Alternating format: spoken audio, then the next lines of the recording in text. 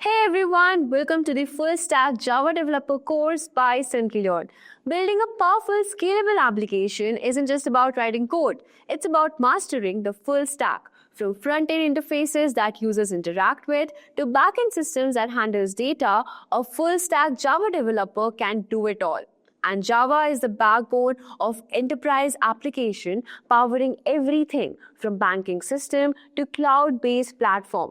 And in this course, we will take you from Java fundamentals to advanced topics like Spring Boot, Hibernate, RESTful APIs, and database management. You'll also learn front-end skills integrating HTML, CSS, JavaScript to create seamless full-stack applications. And by the end, you'll be capable of designing, developing, and deploying complete applications like a pro. And here's the exciting part. Full stack Java developers are in massive demand across the industries finance, IT, e commerce, healthcare, you name it. Companies are looking for professionals who can handle end to end development and deliver business ready solutions. So, if you are ready to geek out on code, build complete applications, and become the developer every team wants, hit that like, subscribe, and let's dive into the full stack Java development together. Also, if you're interested in becoming a full stack developer, Simplilearn's AI powered full stack developer program is the perfect opportunity for you. This 9-month course will help you master essential technologies like React, Node.js, MongoDB, and Java with hands on experience in over 60 projects. You learn how to integrate AI tools to enhance the development process and test your applications. With live interactive classes from industry experts, you will work on real-world projects and gain a Microsoft certification to boost your CV. Plus, Simplilearn offers AI-powered job assistance, including customized resume, LinkedIn profile optimization, and mock interviews. So hurry up and enroll now, and you can find the course link below. The first heading is, what is SDLC? To begin with, we will know some introductory knowledge about SDLC. Moving on with, why do we apply SDLC? Continuing with different phases involved in the development of a software. As for the last, different models used to develop SDLC. Let's begin with the first heading, that is SDLC. The Software Development Lifecycle, or SDLC, refers to the planned designing of software models that are systematically evaluated at each point by different protocols involved in the SDLC phases. The SDLC process is defined using multiple phases that involves different protocols to be acted upon the software development. For example, planning phase, defining, designing phase, building, testing, deploying, and maintenance. These are some of the main phases that leads to development of a software for the client. Moving on, let's take a look at why do we apply the SDLC cycle. The reason to apply the SDLC lifecycle in the development of a software is because it provides a team with a developed lifecycle format or a framework to build a software from scratch. It provides better control over each development phase of the software designing. Where the coding is to be done, what about the errors in the development, and different particular points or attributes that affect the functioning of a software. It also improves client interaction with the multiple development phases of the software. Now let's move on to the next heading, that is different phases that involve the development of a software. The SDLC lifecycle is divided into multiple steps to provide a better end product according to the client's request, which are planning and requirement analysis. At this step, the planning and the requirement of the software is discussed with the client. Moving on with defining the requirements. According to the planned scenario, we will define certain terms for development of the software. Continuing with designing the software, coding or implementing the physical points of the software. Moving on to the testing phase where different scenarios are used to test the overall functioning of a software. As for the last step, we have deployment and maintenance, where the developed software is deployed and is assessed by the users to check for any errors or bugs. Moving on, let's take a look at the individual phases of SDLC. The first phase is planning and requirement analysis. Planning is the most important step for software development. The developer performs the requirement analysis for the software in the team. Moving on, the software development data is obtained from client surveys and information, which are used from consumers or sales team.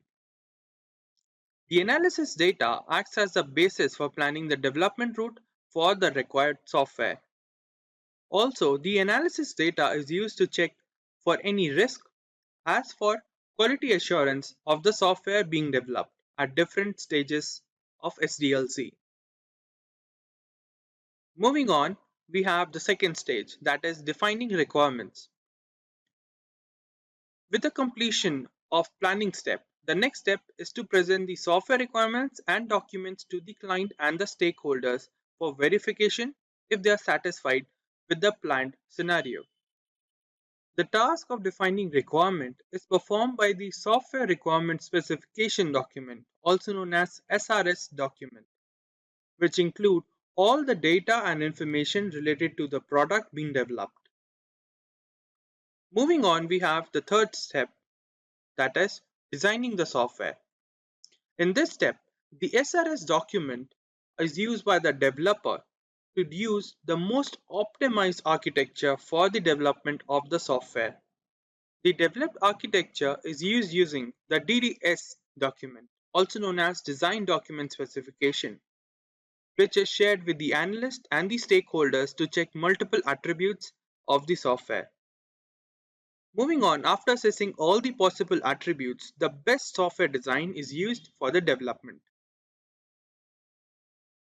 Depending upon the requirements, different designs are used to develop the software. The first one is known as high-level design, and the other one is known as low-level design. Moving on, let's take a look at the fourth step of SDLC, that is developing software. Using the designing outcome from the previous step, the developers begin the coding implementation, which is in accordance with the architecture designed by the developers. Programming tools such as interpreters, compilers, and debuggers are used to design the best and the most organized software design. It is developed using multiple languages, for example, Python, Kotlin, Java, C. Now let's move on to the next stage, that is software testing. In this stage, the developed software is tested with multiple test cases and different scenarios to ensure proper execution of all the functions included in the software. With respect to the testing of a software in SDLC, each phase has multiple case scenarios to assess it. Through all the test cases done, the bugs, errors, or the flaws of the software product are fixed that are to meet the requirement of the client as well as the SRS document. Now let's move on to the last heading in phases of SDLC, that is deployment and maintenance of software. After the completion of testing phase, the last step is to deploy the completed product in the market, which is to be used by the users and check for any issues that may arise using that. With regard to the maintenance of the software, there are generally three formats to be used. The first one known as upgrade, that is upgrading the application to the latest system version. Then we have bug fixing, that is removing errors or any bugs that may arise during the execution of the software. As for the last, we have enhancement, that means installation of new features for the existing product. With this, we are completed with the multiple steps involved in the SDLC processing. Now let's move on to the next heading, that is models used in SDLC. The SDLC models are applied because they provide a pre-designed model for the developer to use. Let's take a look at multiple models that SDLC applies. The first one is waterfall model, incremental model, iterative model, spiral model, V model, and the last agile model. These are some of the most generally used models in SDLC. But the thing is, why do we apply these models in SDLC? Because they provide a base for planning software projects for multiple attributes. It also provides a pre-applied framework for the new software project. As well, it decreases the chances of bugs and errors occurring in the software. So here are the topics that we're going to be discussing. So first we'll see what full stack development is, who is a full stack developer, then we'll move on to the responsibilities, and then we'll dive into the detailed roadmap, and then I'll also let you know about the salaries of full stack developers, and finally how you can get certifications. Alright, now, what exactly is full stack development? Now consider a web application. Let's say Instagram. So every time you refresh the page, new images are loaded. So this is what the user experiences, right? New images are loaded onto his feed.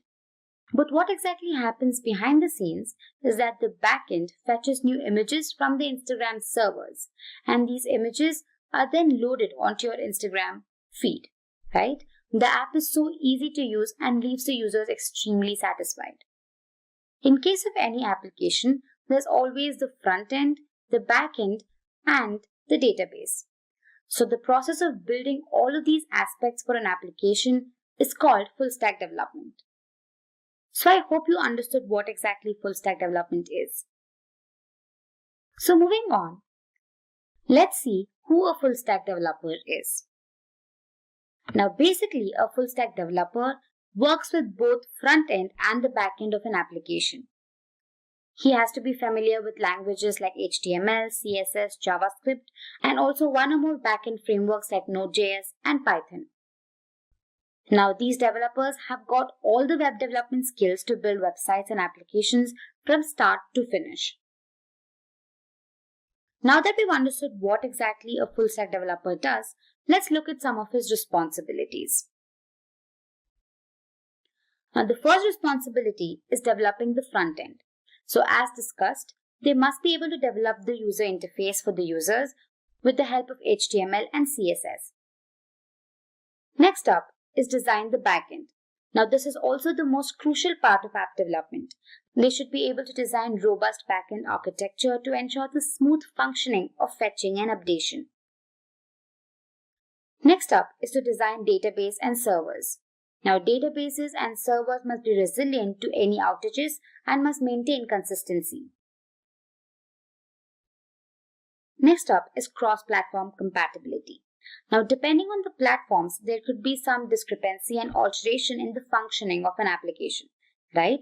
It's crucial to make sure that the applications behave accordingly on all these platforms. Next up is developing APIs. Depending on the planned architecture, the developer must be able to develop APIs. The application must also be responsive and interactive and keep the user completely engaged. And lastly, it should meet all the technical and consumer requirements. So these were the few responsibilities of a full stack developer. Moving on, let me explain to you a simple roadmap of how to go about to become a full stack developer. So this roadmap basically shows you the prerequisites and skills one should have to become a successful full stack developer. Alright, so let's go ahead and begin with tools and software. Now the first and the most rudimentary requirement is a text editor. Now the most widely used editor is VS Code. It is free, open source and can be used to code in different platforms like Windows, macOS and Linux. Next up is a web browser. So you can either use Firefox or Chrome, but Chrome is highly preferred. Now also you could need a few editor extensions and VS Code has a few of them. Some of them could be Live SAS Compiler and Live Server. Moving on, you need to have a good hold on HTML and CSS. So HTML is a markup language that is used to define the content that appear on your web page, right? The developer can incorporate images, text, and videos depending on the requirements. And moving on to CSS, it is basically a style sheet which is used to decorate your entire application. It is used to define the appearance of the content, say in terms of shape, color, size, spacing, etc. Next up is JavaScript. Now this is the most widely used front-end language and enhances the interaction with the web page. Now you might want to brush up your knowledge on simple concepts like arrays, functions, objects, and loops. You can also learn ES6 features like callbacks, promises, async await, DOM manipulation and event, fetch API, and JSON. All of these are required when you're making use of different JavaScript frameworks and libraries. So I'd recommend you brush up your knowledge on all of these topics. React, Angular, Vue, and jQuery are some of the JavaScript libraries and frameworks that one can use. Now, all of these topics that we discussed earlier, be it ES6 features or basic concepts, they come in very handy when you're using these frameworks. Among React, Vue, and Angular, over the last couple of years, React has gained immense popularity, followed by which Vue is also being widely used. Now, Angular has seen a downward curve over the past few years. So depending on your requirements, you can choose one of these frameworks. Next up is version control. Now, Git and GitHub are the most widely used version control systems. Now, Git basically helps you manage project files. Git basically keeps track of the entire history of things that the user is working on, right? So it makes sure that it allows the user to backtrack and see what he's worked on until then. Moving on to GitHub, it is basically a web-based service for version control using Git. Now, the user can also look into other people's code, identify issues or errors, and also even propose changes. Now, this comes in extremely helpful when you're working in a team. Let's move ahead and look at some of the backend environment. Now, the most popularly used environment is Node.js. Now, this is basically an open source cross-platform runtime environment that allows developers to create server-side tools and applications in JavaScript. Now, Node is typically used to create real-time applications with two-way connections, wherein both the client and the servers can communicate and exchange data without any hassle. Now, I really recommend you have a basic knowledge on command line as well. Now, knowledge on basic command line like npm, that is Node Package Manager, is also essential. So this was a simple overview on Node.js. Moving on to other backend languages, there's Python and the most commonly used framework, that is Django. Now, Python is the easiest programming language out there, and I'm sure everybody will agree with me with this. So it also offers many libraries and frameworks for different technologies. So when it comes to backend in full stack development, Django is a clear winner. Now, it is a high-level Python framework that enables rapid development of websites. It is also free and open source and has a huge active community of users. So I'd really suggest you get your hands on Django and work on it extensively. Moving on, let me give you a brief overview on the trends in 2020. First up is blockchain. Now, blockchain is an emerging technology and has seen tremendous growth in the last few years. Now, it has also entered into domains like healthcare and finance. Next up is AI and chatbots. AI is booming, and there is no doubt in that. So languages like Python and JavaScript frameworks like TensorFlow are widely used. Mobile app development. This is one of the top trends you should look out for in 2020. Now, there are mobile applications for practically anything these days. So frameworks like React Native and Flutter can be deployed to develop these applications. Next up is progressive web applications. Now, these are like a hybrid of mobile and web apps. They are faster to load and provide some amazing features like push notifications. Another important feature is their ability to work offline. Lastly, we have IoT. With the increasing number of devices getting connected to the internet every second, development of IoT applications is also on a rise. So these were a few trends that you should look out for in 2020. Moving ahead, let's look at the salary of full stack developers. Now, according to PayScale, The average salary of a full stack developer in India is around 5,90,000 rupees per annum. The average salary of a full stack developer in the US is around 75,000 US dollars per annum. Alright, so moving on to the fun part. Let's go ahead and look at a simple quiz. Now here is the quiz question. Which of the following is not a JavaScript framework or a library? Option A, React. Option B, Angular. Option C, Pandas. Or option D, Vue.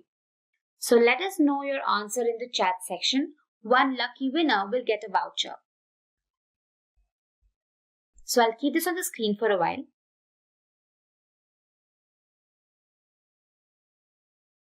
Mind you, which of the following is not a JavaScript framework or a library? So comment your answer immediately. Alright. So moving ahead, let me tell you how Simplilearn can help you. Now there are several online certification courses, but if you're looking for something that is concise and well structured, then head out to the Simplilearn website. And here you can see a few options.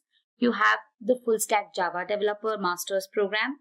You have the Full Stack Developer .NET Master's Program. And you also have Full Stack Web Developer Mean Stack Master's Program. You can also go through the overview, and depending on your requirement, you can choose the appropriate course.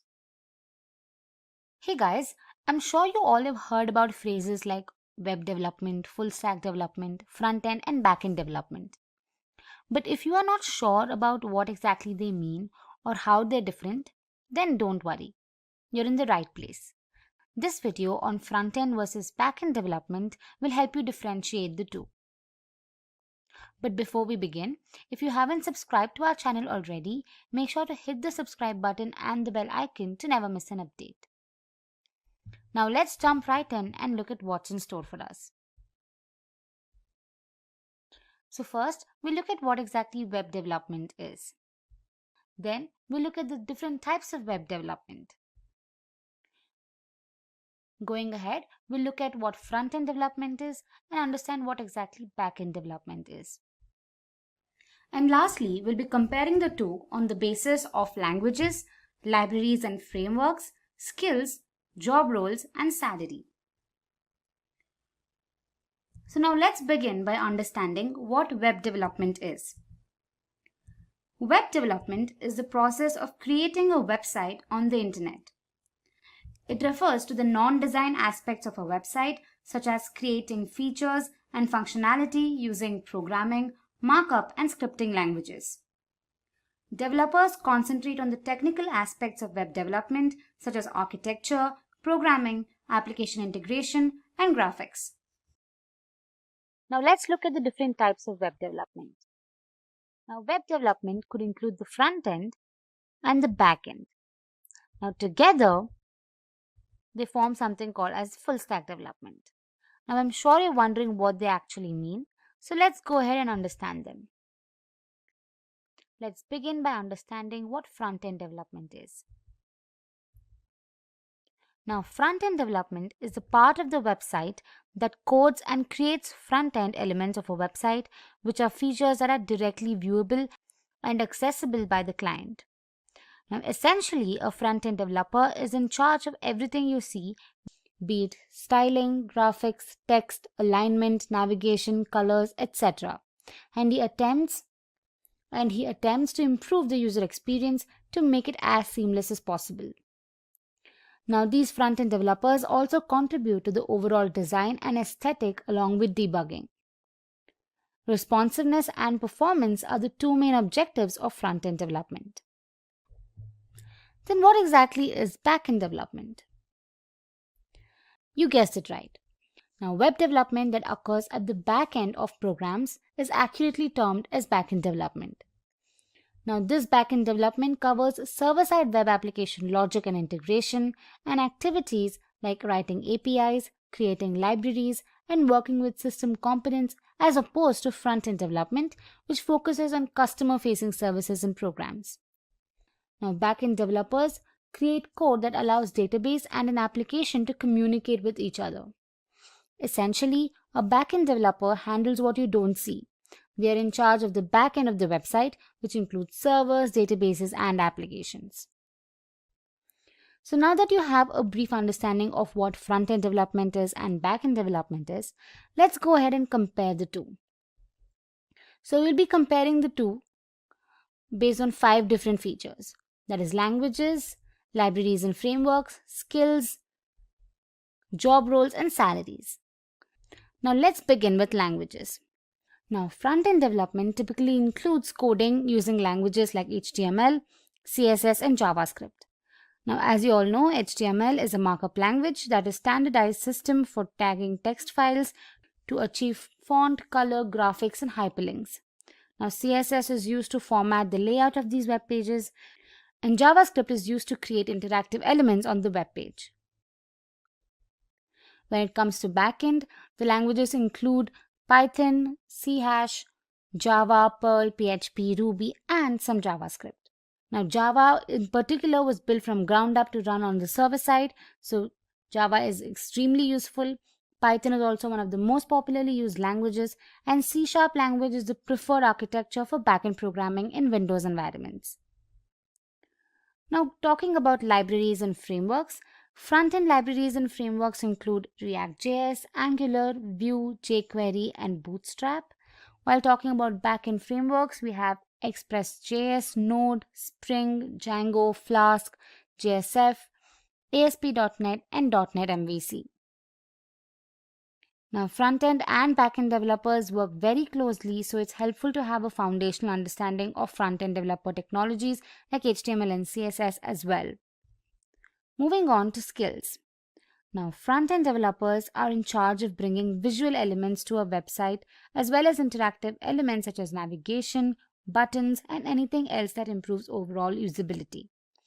HTML, JavaScript, and CSS are frequently used to ensure that a site's visual side operates well.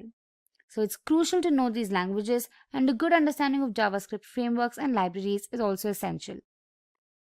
And other general skills include a good grasp of front-end programming languages, the ability to create a responsive design, the knowledge of testing and debugging, and an understanding of front-end development tools like automation, content management, version control systems. Talking about the skills required for backend development. Now, backend developers deal with backend languages and frameworks like Java, Ruby on Rails, etc. Now, backend developers deal with languages like Java, Ruby on Rails, etc. to make web pages and applications operate. Now, it's vital to know commonly used backend languages and frameworks like Django, Node.js, Express.js, and so on. Other important skills include database management, framework utilization, programming, knowledge of accessibility and security compliance, and understanding requirements and ensuring data consistency and integrity. Now, moving ahead, let's look at some of the job roles for front-end and back-end development. Talking about front-end, we have the front-end developer, the CSS or HTML developer, we have front-end web designer, we have front-end SEO expert, full-stack developer, and a UI developer. Talking about back-end, there's back-end developer, Java developer, full-stack developer, DevOps engineer, software engineer, and an iOS developer. And lastly, let's look at the salaries offered to these front-end and back-end developers. In India, the average salary of a front-end developer is around 6 lakh rupees per annum, while a back-end developer earns about 7 lakh rupees per annum. In the US, a front-end developer earns around $100,000 per annum, while a back-end developer earns about $121,000 per annum. Session will be about today's topic, which is become a front-end developer. So let us begin. We are going to discuss the things you need to know to become a web developer. First, we will start with basic skills which every web developer must know before moving into more advanced web frameworks. Then, we will understand what React is and why it is so popular. After that, we will go through another web framework called Angular. Then, we will also get to know about a comparatively new front-end framework called Vue. In the end, we will go through the front-end developer salary trends, which will give you an insight of the job market. So without further ado, let's get started. First, the basic skills. Let us understand what basic skills are required to become a web developer. There are a few recommendations in that you must learn for either path. These are the common things every programmer should know. The first one is the GitHub. So Git is a free open source version control system that enables collaborations in a particular project. It is designed to handle both small and large scale projects. Git is a tool used to save code and create different versions to better manage the feature updates in the product or an application. So followed by the GitHub, the next important thing we have is the data structures and algorithms. A data structure is the location used to store and organize data. An algorithm is a collection of steps to solve a particular problem. Learning data structures and algorithms allow us to write efficient and fast computer programs. So followed by data structures and algorithms, we have the text editor. Get familiar with the text editor of your choice. Visual Studio Code is the top choice for most of the web developers, and my personal choice too, because of the large support of languages and, of course, the speed. The text editor is where you write all your code and the terminal is where you execute it. So followed by the text editor, we have the command line. The command line is an important tool to get familiar with. It is how you run your code after writing it on a text editor. The better you are on the command line, the more efficient you will be as a developer. So followed by the command line, we have the HTTP and HTTPS. The HTTP protocol is the backbone of the internet. It handles requests and responses from a web application. It is mandatory for a web developer to have good knowledge of both HTTP and HTTPS in order to build fast and responsive web applications. Now that we know what basic skills are required to become a front-end developer, let's discuss about the most popular front-end library, that is the React. Now, what exactly React is? So, React is a front-end JavaScript library used for building beautiful user interface components. It is an open source, meaning it can be used in your commercial projects without any restrictions. It is also component-based, and these components can be used again and again, promoting code reusability. It is an MVC or Model View Controller architecture. React is the V responsible for how the application looks and feels for the end user. Now, why should you learn React? React has always been in high performance as it uses virtual DOM rather in real DOM. So basically DOM stands for Document Object Model and is used by every internet browser for rendering a web page or an application. React can also be easily integrated with other JavaScript frameworks like Node.js, resulting in the development of a completely new web application including frontend and the backend. It is comparatively easy to maintain large-scale applications written in React because it highly promotes code reusability and code readability. So followed by React, the next important thing we have is the Angular. We have an idea of what React is, but it is not the only framework used for building user interfaces. So now let us know about Angular. So now what exactly Angular is? Angular, unlike React, is a fully fledged framework for web application development, which usually does not require additional libraries for implementing additional functionalities like routing. It is also open source and backed by Google and is regularly updated, resulting in constantly improved performance and addition of new features. In terms of performance, it was pegged to be much slower than React, but with the recent versions, performance seems to be on par with React. Now, why should you learn Angular? Angular is one of the most stable frameworks out there. It is also the most complete, meaning you don't have the need to integrate with other frameworks since it pretty much includes everything for the web development of a complete web application. Angular, backed by Google, is safe choice for using in long-term projects since it is not going anywhere anytime soon. Angular is obviously used by Google for its web applications and also used by other large-scale companies, creating a lot of job opportunities. Now, followed by Angular, the next one we have is the Vue. Now that we know quite a bit about the two popular front-end frameworks, namely React and Angular, let's now go ahead into Vue and learn a bit more about Vue.js library. Now, what exactly is Vue? Vue is a lightweight and open source progressive JavaScript framework used for developing interactive web user interfaces. It is meant to be integrated with other libraries to develop a complete web application. Like React, Vue.js is mainly focused on the Vue part of the web application, and hence it's a bit faster when compared to Angular, which is a complete web application solution. Vue.js is commonly referred to as Vue and pronounced as Vue.js, or Vue is rightly so.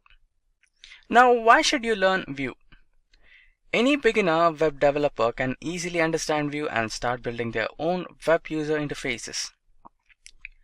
Like React, Vue also uses virtual DOM, resulting in better performance, and it also uses the component-based code design, promoting code reusability and code readability. Vue.js has become popular in recent times, and many companies are starting to use it, owing to its lightweight performance and easy integration with other web libraries and frameworks. Now with this, let's move into the next section where we will discuss about the front-end developer salary trends. Now that we know what skills we need to become a front-end developer, let's now have a look into the salary trends of a front-end developer. Front-end developers are always in high demand since new web applications are launched and managed continuously. There are generally offered generous salaries across the globe. The salaries also depend on the factors like frameworks, skills, and the work experience. The average salary of a front-end developer in India is 5,06,000 rupees per annum. The average salary of a front-end developer in United States is $76,929 per annum. Website architecture. Website architecture basically defines the design and structure of a website. A website contains two important parts, the front end and the back end. The front end of any website is something the user came across. We can also state it as the client side of any website. Whatever the user of the website sees while going through any particular website is considered as front end. HTML, CSS, and JavaScript are the three most popular and mainly used technologies which are responsible for the development of the graphical user interface.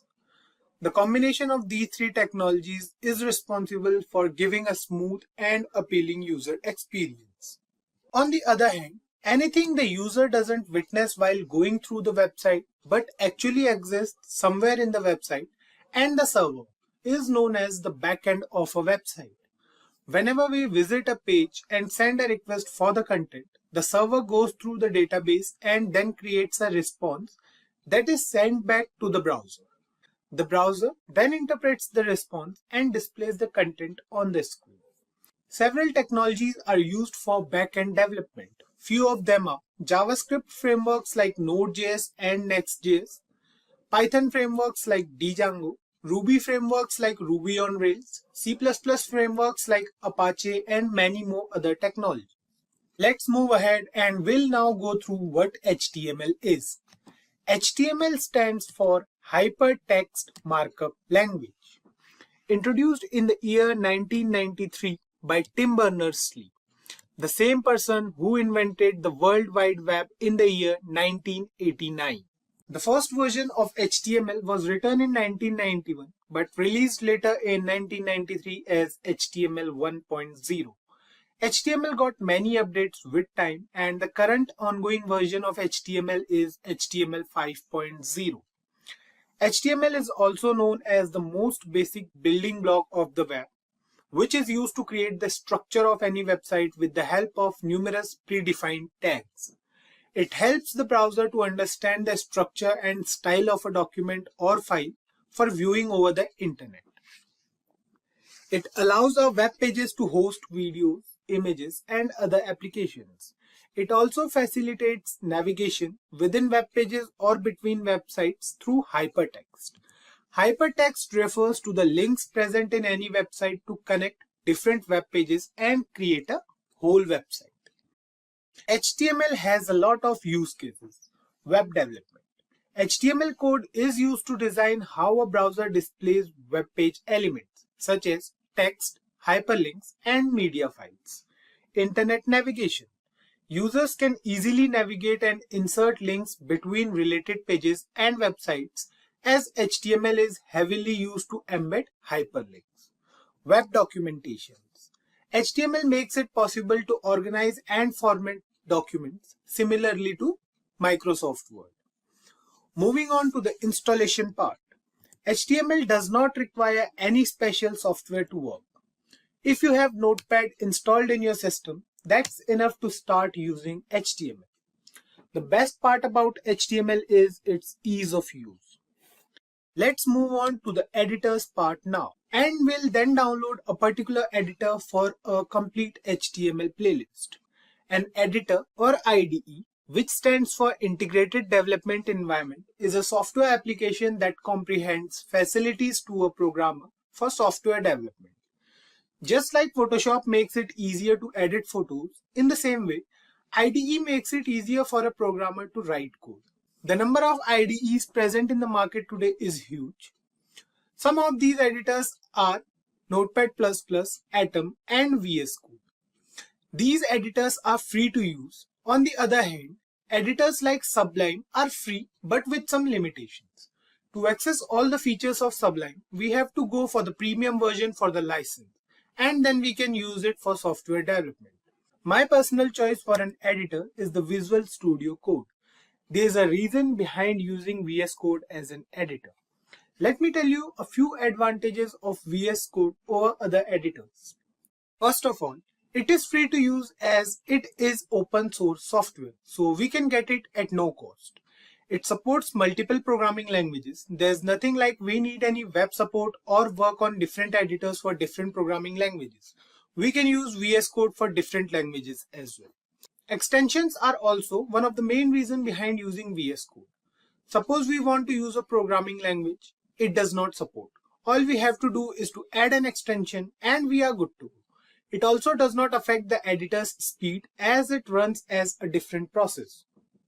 Besides all these properties, one main key factor behind using VS Code is its availability in different platforms, like it is available for Mac, Linux, and Windows. So I think there are enough features we have discussed till now. There are many more features that we'll discuss while installing and working with VS Code. Let's start with the installation part now. The installation process for VS Code is pretty simple. Just go to Google and write here VS Code. Press enter and the next page which will open will show us the results. Click on the first link over here and we are here at the website of VS Code. Right. Now you can see the download button in front of your screen. You can click on it and you can download the stable version for your operating system from here only, or you can go to the other download button present at the top right corner of your screen. Click on the button over here. So you can see here we have all the extensions as well. These are the top extensions. We have to download them inside VS Code once the downloading part overs. So here you can see the download starts. Now sit back and relax until the download finishes. Once the download completes, open the setup file from your downloads and it will take us to the license agreement page. Now agree over here, click on next and it will take us to the browser part. So here what we have to do is we have to choose a location for the VS Code file to locate. So you can choose any location. So for now I'm clicking on next over here. Now you can see we have a different folder, so we can click on browse and then select it and then click on next. So here we can see we have some additional features. So what we'll do is we'll create a desktop icon. Now you can see other options as well, so click on them as well. Click on next and now click on install. The installation will start. Once we are done with the installation part, click on finish and the VS Code will start automatically. Fine. So here you can see we have the welcome page over here. What we can do is we can open a folder from here. So if you have any folder, so what we can do is we can open it from here. Now what we'll do is we'll create a new file. So here you can see we are in a file. What we have to do is we have to save this file now. So click on file, click on save, and now we can save this file at any place or any location we can see. So what we are going to do is we are going to go on desktop. We are going to create a new folder over here. We are going to name it as HTML. Now inside HTML, what we are going to do is we are going to write here the name of our file. So we'll write here first, then we'll write here the extension. So what we have to do is we have to write here first.html, and here you can see we have an HTML file over here, right? So you can see we have 4 options over here. The first one is for opening a folder or any particular location. So click on open folder. Now what we are going to do is we are going to open HTML over here, and you can see we have the HTML folder open. Now we have the file over here as first.html, which we created recently. Then we have the search button over here to search anything or to replace anything. The next button we have over here is for the source control. Then after this we have the debug button as well, and then we have the extensions. So these are the features VS Code provides us, and below here we have the accounts option and the settings option. What we can do from here is we can change the font size and different settings, right? Now, the next button we are going to discuss is the extensions button. Here we can find many extensions given by the VS Code Studio community. They are free to use. So for now, we'll use these 2 or 3 extensions. So what we can do is we'll click on HTML CSS support. So you can see I have already installed these extensions over here. So then we have JavaScript and TypeScript nightly and the live server extension. So this extension is pretty important, the live server one and the HTML CSS support. You can leave the JavaScript and TypeScript nightly for now. So we have to install these 2 extensions for now. So I have already installed it. You can install them in your computer. Now the next thing we have to do is, so we can start writing our code here on. I've already told you that while saving any file, make sure that we are saving that file with a .html extension. So what we have to do here is we have to put an exclamation mark over here and press enter, and you can see we have the basic HTML code which we'll need in almost every project. We can simply start with it if we have basic computer knowledge. We got you covered if you are a newbie to HTML. Please stay connected with us and you guys will understand HTML in a very fun and exciting way. Before we go through the different tags present in HTML, let's discuss what a tag is. A tag refers to a special word wrapped in angular brackets which are used to define a particular type of content on a web page. After using a tag in an HTML file, the browser decides how to render or display the content on the screen. The list of tags present in HTML is pretty huge. We'll go through some basic tags in today's video, and we'll go through the remaining tags while working with them. So let's start with the most basic tag we have in HTML. You can see here we have a basic program written over here. All the tags mentioned over here are mandatory for all HTML programs. The first thing we have here is the doc type as HTML. You can see it over here. We have written doc type HTML. So this is not an HTML tag but an instruction for the system about the type of document. Basically, we are telling the system that this is going to be an HTML document so that all the browsers can know that this particular document is an HTML document and work accordingly. The next tag we have here is the HTML tag. You can see the HTML tag starts from here and goes till end, right? We have ended this HTML tag at the end of our HTML document. Now this tag is necessary for all HTML documents. If we are working on an HTML document, then this tag is what we are going to need. The HTML tag represents the root and the end of the whole document. This is a container tag that contains all the other tags within it. So this tag is pretty mandatory in all HTML documents. Now the next tag we have here is the head tag. You can see the head tag over here and the ending of this head tag is present over here. We have certain tags present inside this particular tag. Now you can see that this head tag contains meta tags and the title tag, right? You can see the meta tag over here. We have 3 meta tags and then we have a title tag as well. Now the meta tags doesn't appear on the page itself, but only in the page's source code. Meta tags are essentially little content descriptors that help search engines what a web page is all about. Now the next tag we have here is the title tag. The title tag is used to define the title of our web page. Basically, we write the name of our web page inside this tag. For example, if we see here, the title of our web page is document for now. If we change the title of this HTML document and write here something like first document. Fine. Now save the program, open it with live server. Now you can see it over here that the window name is changed to first document. There is no change in the web page itself. So what we are going to do is we are going to reduce the size of our VS Code and the browser. We are going to keep them side by side here, so that any changes we made in this HTML document are reflected in the web browser. Other tags we can use inside the head tag are the style tag, the script tag, and the link tag. Now the link tag is used to link any external CSS file to a HTML page. We have to provide the source of that file, and then any styling changes we make in that particular file will get reflected in the web page.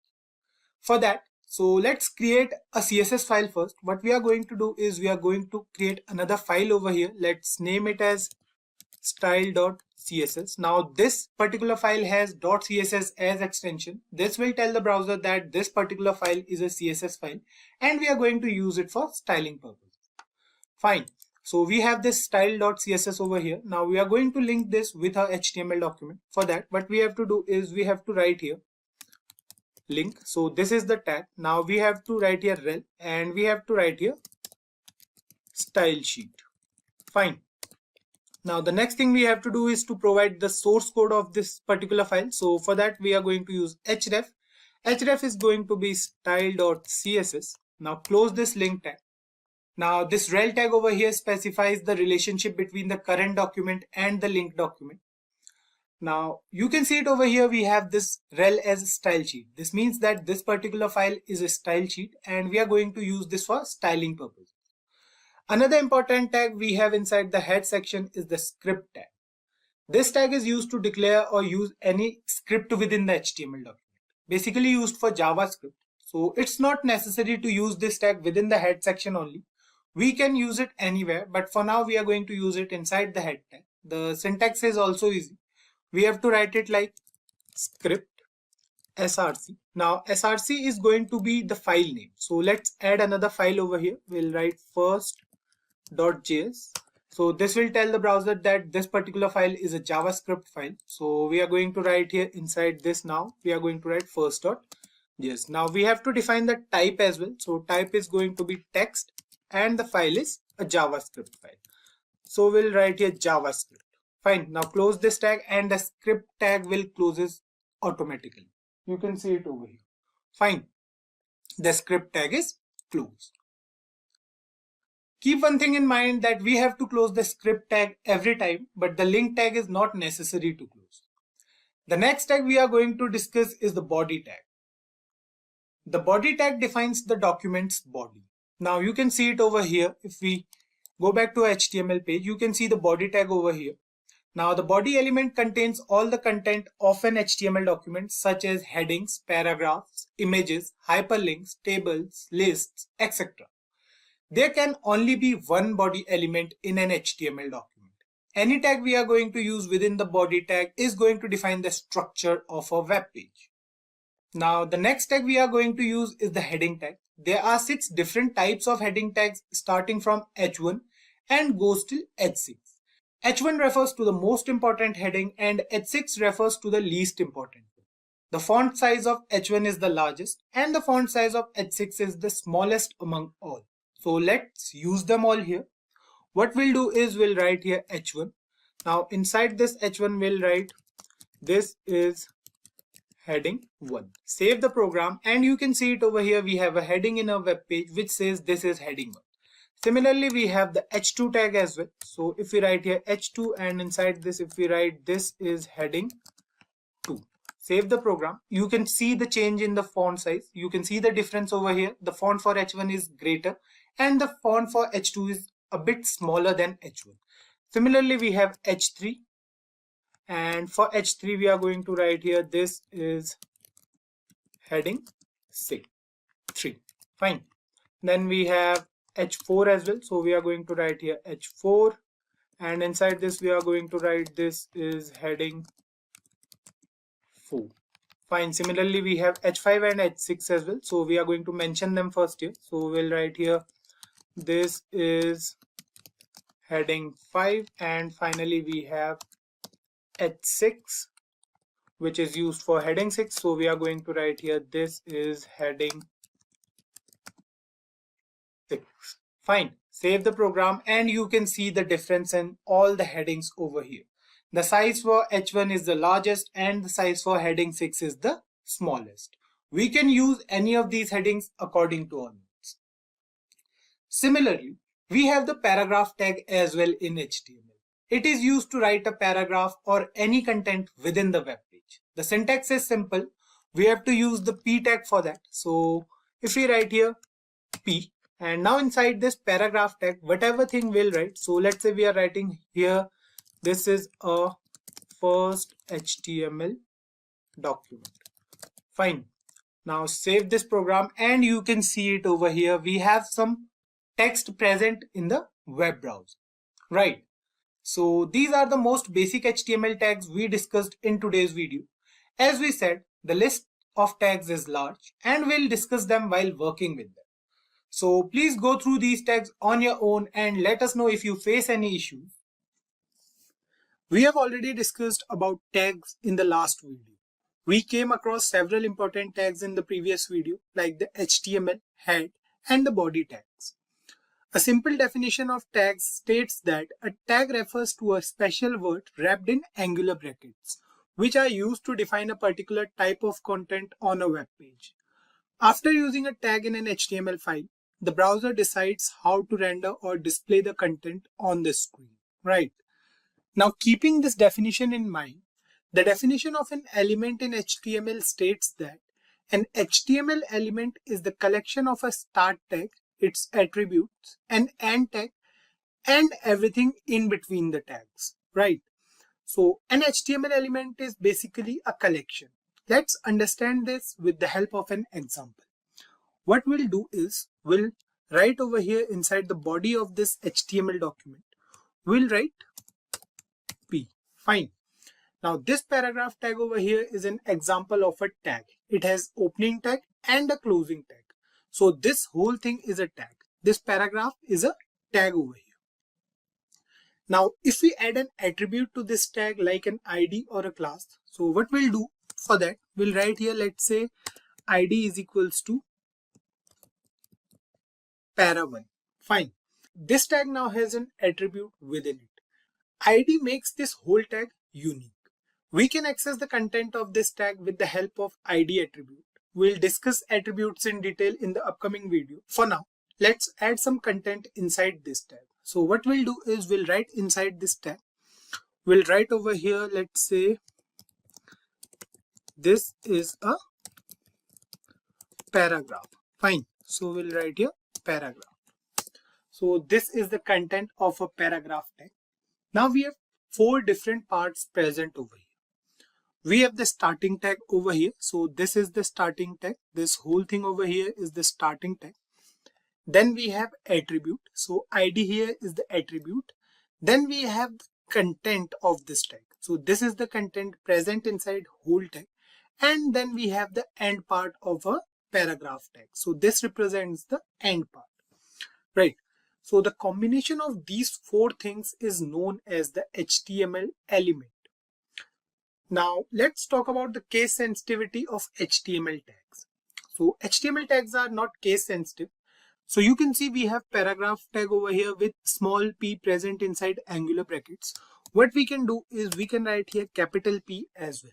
So these 2 things are pretty same. So let's write something inside this as well.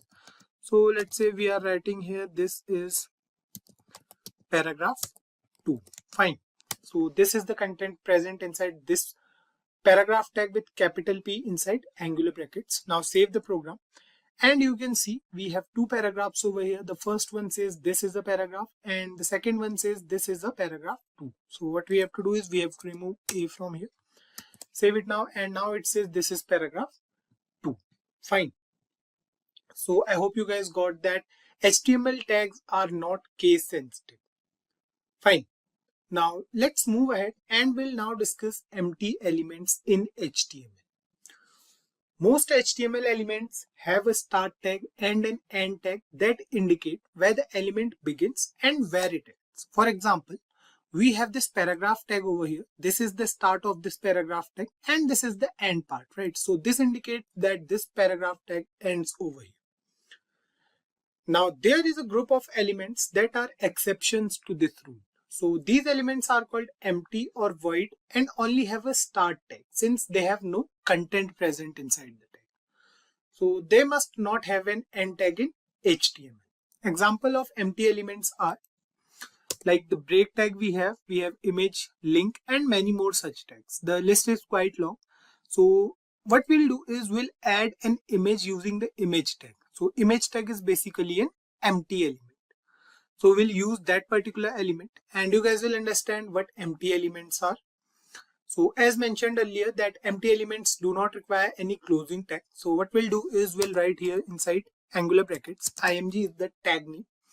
Then we'll write here src. So src over here is attribute. We'll discuss attributes in upcoming videos. So inside this we'll provide the path of our image. So let's say we have this image present inside images folder, which is a folder present in a system, so where we are saving all our HTML programs. So the next thing we'll write here is alt stand for alternate. So if the image is not shown over the browser, then the alternate text will be shown. So let's say we are writing here image1.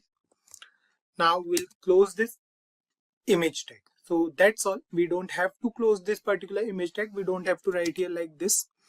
So you can see we don't have to write here like this anything. So if we not write it over here, that's fine because image element is an empty element. So let's save the program and you can see we have an image over here in the browser. So the image size is quite large. What we'll do is we'll reduce the size. So we'll write here this for now. We'll discuss all these things in the upcoming videos, so don't worry about it. For now you can see that we have an image over here. So this is our image. This particular image is what we have added using the image tag.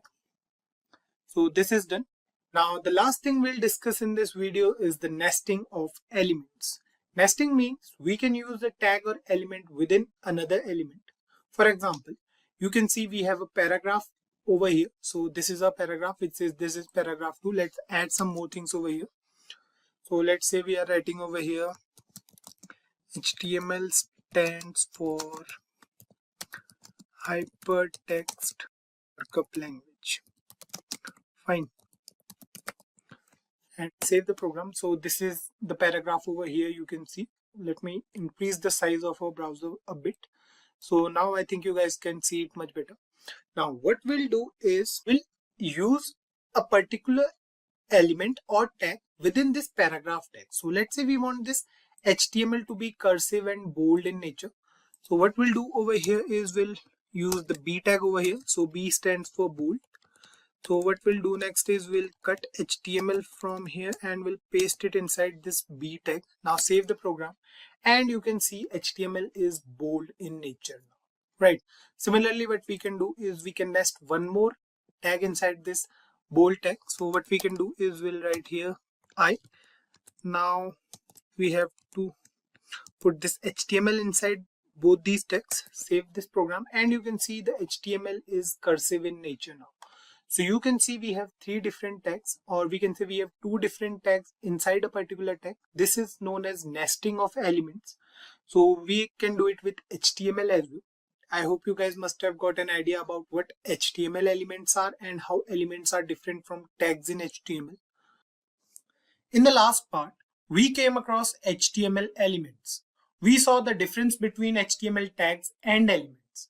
Now that we already have an idea about elements, let's discuss what attributes are. Let me write the basic syntax of an HTML element over here first. So what we'll do is we'll write over here let's use the paragraph tag. So we are writing over here, this is a basic example of elements in HTML. Fine. I hope you guys must have got an idea about what this is. This is actually a basic HTML element. We have nothing else over here, just a simple example of HTML element. An element consists of a start tag, an ending tag, and the content within the tag, right? So this particular thing is an element. Now, attributes in HTML refer to the additional properties or characteristics of an element. For example, if we write here, let's suppose we are writing over here, let's say we are writing over here id as para1. Fine. Now save this program and you can see over here that we have a paragraph which says this is a basic example of elements in HTML. Now we have this whole element with id as para1, or we can give any ID of our choice. Now this ID is unique for this particular element. For now, you don't have to worry much about this ID or any other attribute. Just focus on what attributes are. We are going through the working of attributes basically. So we can use the ID of this attribute to style this particular element. So basically this ID attribute defines what this HTML element is. We have to use the style tag element, or we can say we have to use the style element for styling this particular paragraph. You will understand it once we go through the tag. So let's do it over here. What we'll do is we'll use the style tag over here. So we'll write here style. You can see this is a style element basically. It has start tag, it has ending tag. Now we'll write some content inside this particular tag. So let's say we are writing over here hash para1. Now inside this, what we'll do is we'll define some styling properties. So let's say we are writing over here background color as red, and we'll write here color. So this color here refers to the font color basically. So we'll write here blue. Now save this program and you can see the paragraph in our browser is changed. So what we did here is inside this style element, we access this particular ID. So ID is unique for each element. We'll discuss it later on. So basically this particular paragraph tag has an ID named para1. So we are using that particular ID. Then we have some CSS properties. So these properties are used to style a particular element. So we have used it over here. You can see it over here. If I zoom out a bit in the browser, you can see the background color of this whole paragraph is red and the font color is blue. Fine. What we want to say here is this ID over here is basically an attribute. It is used to identify or change a particular element. We have many attributes present in HTML. So we'll go through some of them. Let's say we are adding an image over here. So let's add an image and you guys will understand about HTML attributes here as well. So we'll write here img. So this is basically an empty element. We have discussed it in the previous part wherein we went through HTML elements. Now what we'll do is we'll write here src. Now src is also an attribute. This attribute is used to provide the system with the source of a image. So if we go back to this particular HTML folder, so here we have a HTML folder. You can see we have a folder here named as images, and we have an image present inside this particular folder, right? So what we have to do is we have to provide this path inside a HTML file. So what we are going to do here is we are going to get back to VS Code, and inside here we'll write images. So this is our folder name, and we have a file name html.png present inside that particular folder. So src is the attribute, and this particular thing is the value of our attribute, right? Now the next thing we are going to do here is we are going to write here alt. Now inside this alt, let's say we are writing HTML over here. Now this alt attribute is used when we add an image on. So basically what happens is when we add an image to a web browser, sometimes what happens is the image is not shown over the browser. So in that case, the alternate text will be shown. So if this particular image is not shown in the browser, then this particular text will be shown. So let's save this program. We'll open a web browser here side by side as well. You can see that this particular image is present over here in a web browser. The size of this image is quite large. We can change the size in two different ways. We can either use the ID attribute here as well and then use that particular attribute in the styling tag or CSS file to change the size of this image, or we can simply use the height and width attribute in the image tag over here. So that's the simple one. So what we are going to do is we are going to write here height. Height is an attribute. We have to define the height in pixels. So we have written over here 300 pixels. Save the program and you can see the height of this image is 300 pixels now. Same thing goes for width as well. If we write here width and if we define the width as 300 pixels as well, save the program and you can see now the height and width of this particular image is 300 pixels, right? So guys, this is all about the basics of attributes in HTML. I hope you guys understood this. We'll go through each attribute while working on those attributes in the upcoming videos. So don't worry about it if we haven't covered all the attributes over here. We'll go through them in the upcoming videos. Before we move on and discuss the different formatting tags in HTML, let's understand what formatting is. Formatting refers to the process of making the text present on a web page more appealing to the user. For example, let's say we want to add a heading in our HTML document, and for that we want a specific font size. Let's say we want to add a heading with a bigger font size.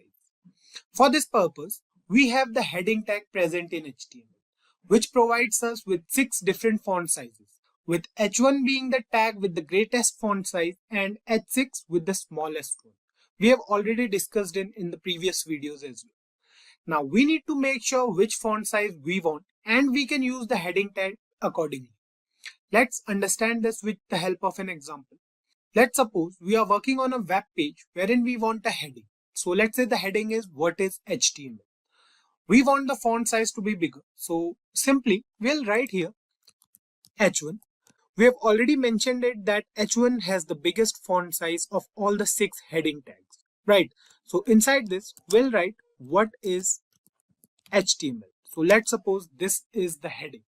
Now on saving the program, you can see here on the browser that we have a heading with larger font size. So what we can do for now is we'll remove this heading from here. Now save it and you can see we have only one heading as of now. We have the heading as what is HTML. We can also write a paragraph after this heading tag that will explain what HTML is using the paragraph. So let's do it over here as well and you guys will understand it much better. So here we are going to use the break element. So this is basically an empty element used in HTML for line break. So what we are going to do is we are going to put it over here. So this is the tag, BR tag or break tag we can say. Now what we are going to do is we are going to write here inside the paragraph tag, HTML stands for, let's write it in capitals. We'll write here hypertext markup language. Fine. So here we have a paragraph that says HTML stands for hypertext markup language. Now what we want to do is we want to add another heading to this web page, which will define the uses of HTML. So basically what we are doing is we are going through the sizes of heading tags. So we want another heading, let's say over here. Now the main heading of our web page was what is HTML and we want it to stand out among all the headings present in our web page. That's why we use the H1 tag for that heading. Now for the next heading or for the new heading, we'll have a little bit smaller size than the main heading. So what we are going to do is we are going to use the H2 tag or the H3 tag for that. So let's use the H3 tag for now. We'll write over here H3. So basically we are going to write it after a BR tag. So we are going to use the BR tag over here or the break tag we can say. Now we are going to write here uses of HTML. Fine. Now save the program and you guys can clearly see the difference in font size of both the headings. Let me zoom in a bit here in the browser. So now you guys can see it much better. There's a difference in the size of heading 1 and heading 3, right? So this difference is what we are talking about till now. There are 6 different sizes for a heading tag in HTML. We can use any of these heading tags according to our need. Figure out which one of these 6 tags is best suitable for your web page and use them. Simple and easy. Let's move ahead and we'll now discuss some more formatting tags present in HTML. Let's move ahead and we'll now discuss some more formatting tags present in HTML. The next tag we are going to discuss is the bold tag. This tag is used to make the text bold or strong. So there are 2 different tags for the same task. For making the text bold, we can either use the bold tag or simple B tag we can say. The other tag we can use is the strong tag. The functionality of both tags is similar. So we'll use them side by side so that you guys can see the difference, or they are basically same. So what we are going to do is we are going to write here after this BR tag, we are going to write here B. So B stand for bold tag. Now we are going to write something in here. So let's say we are writing over here HTML.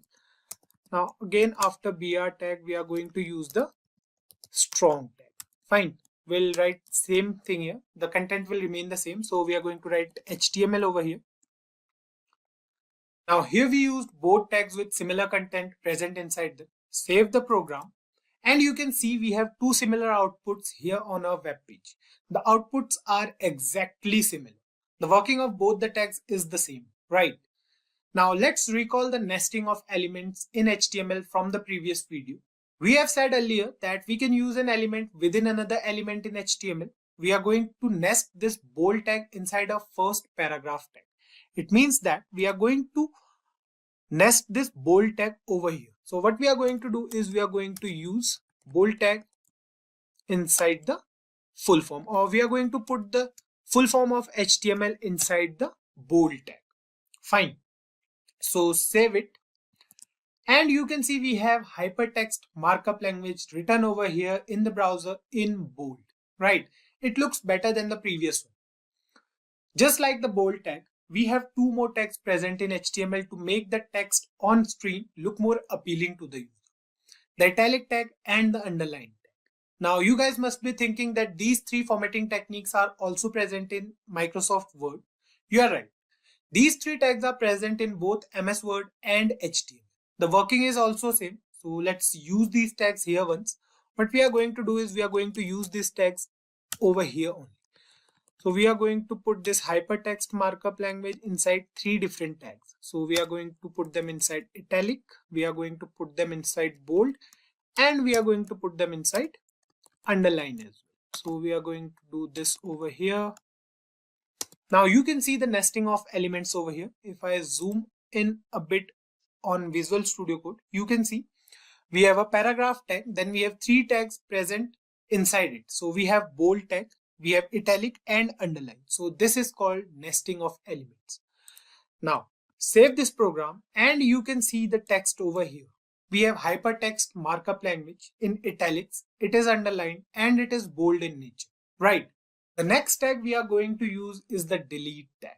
We have two different tags present for this task as well. Let's say we want to put a line through the center of any text, crossing it out basically. Let's say that this text is not relevant. Fine. So let's go through an example first. What we are going to do is we are going to use the break tag over here, and now after this break tag, we are going to use a paragraph tag. We are going to write a paragraph. So let's say we'll write here, I would like to have a cup of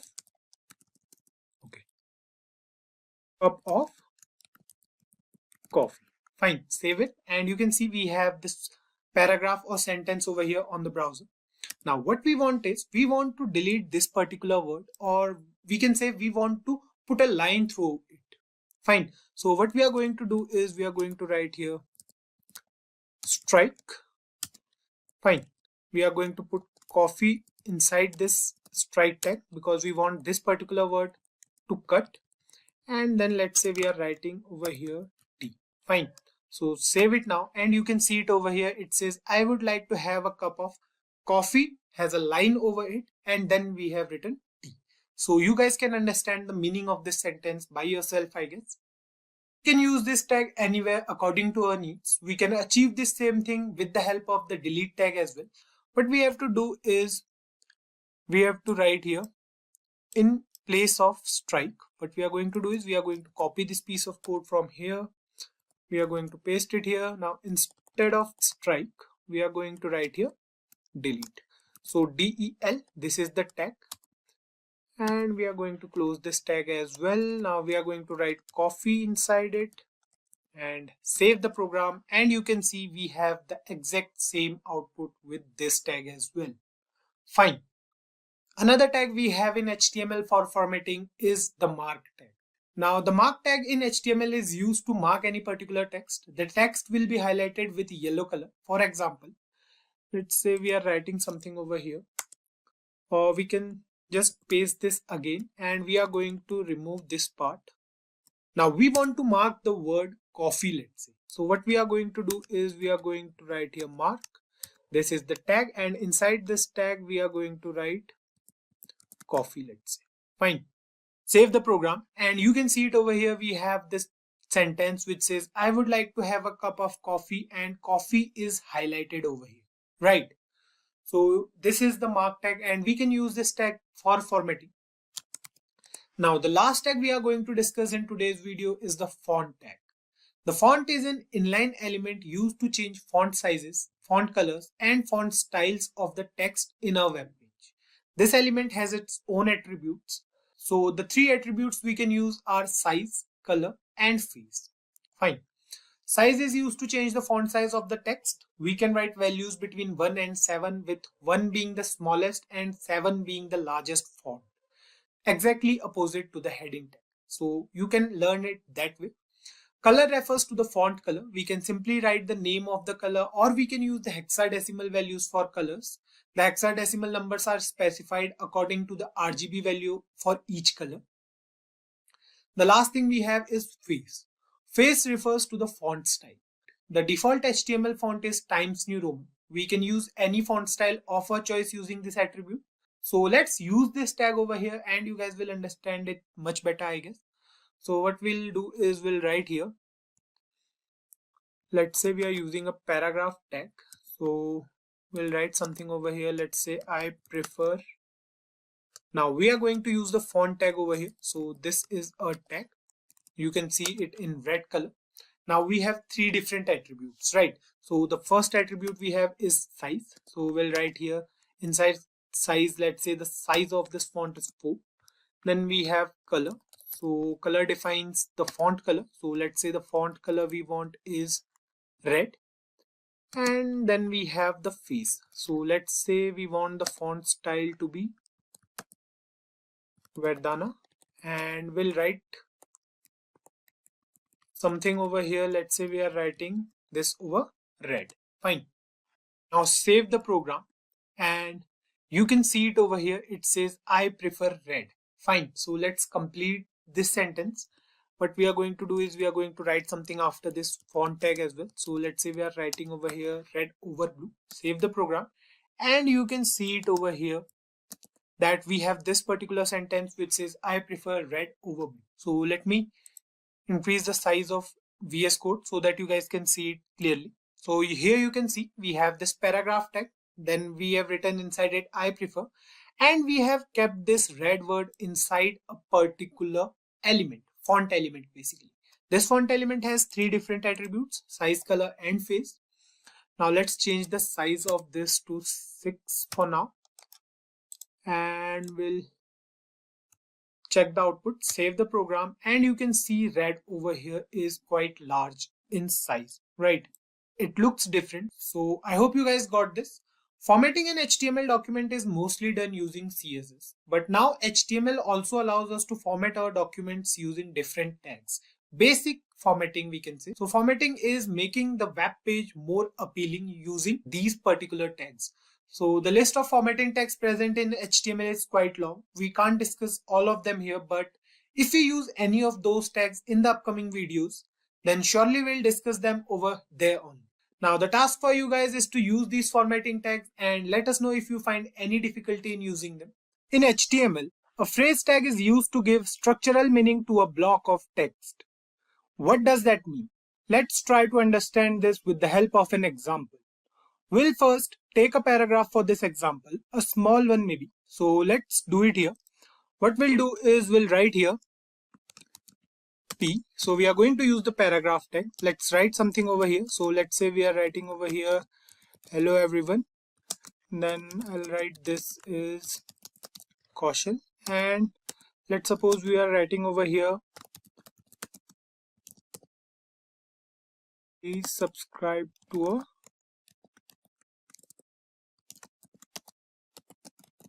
YouTube channel. Fine. Save this, and you can see here that we have the same paragraph here on the browser. Now what we said earlier about the phrase tags is They are used to give structural meaning to a block of text, right? So here we have a paragraph and we want to provide meaning to a block of text. Let's say we want to put some emphasis on the word YouTube over here. Fine. We want this word to stand out differently from the rest of the paragraph. For this task, we have the emphasize tag in HTML. The syntax for this tag goes like this. So what we'll do is we'll cut this sentence into two different parts so that it will be easy for you guys to understand.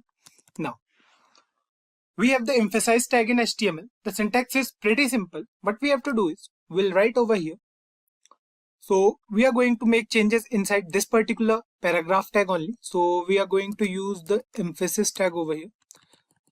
So what we have to do is we have to cut the word YouTube from here and we have to paste it here. Now the syntax is so simple. We have a two-word tag. So it says EM. It stands for emphasis. Now save the program. And you can see here in the browser, you can see the difference basically. The word YouTube stands out from the rest of the words present in the paragraph. To lay some more emphasis on the word YouTube, we can use the title attribute. Now title attribute will be used inside the emphasis tag. So let's do it here once. So what we are going to do is we are going to use the title attribute over here. So let's say the title says check a YouTube channel.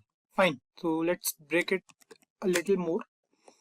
So here you can see we have these three lines. So inside this paragraph tag, what we are doing is we are using the emphasis tag, and inside that emphasis tag, we are using the title attribute. Fine. On saving the program, you can see nothing changes over here on the browser. To witness the change here, we have to take our mouse cursor over YouTube. And you can see we have a small pop-up here that contains the value of a title attribute. Let me zoom in a bit here. So here you can see on taking the mouse cursor, we have this small pop-up with the value of a title attribute, right? Another thing we can do for this task is we can add a link over here on the word YouTube. We'll discuss it in the upcoming videos when we'll go through text links in HTML. So you guys will understand it much better then. Now, you guys may have a question in your mind that we can do this exact same thing with formatting tags as well, right? Yes, of course we can do that, but formatting refers to the process of molding the text for a better look and feel of the text, while phrase tags are used to provide meaning to a block of text. It's not necessary that if a tag falls under the category of formatting tags, then it can't be a phrase tag. The difference lies in the purpose of using that particular tag. I hope you guys are getting it.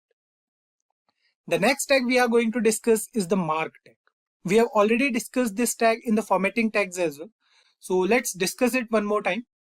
The mark tag in HTML is used to mark any particular text. The text will be highlighted with yellow color. So we have discussed it previously. Now what we are going to do is we are going to copy this piece of code.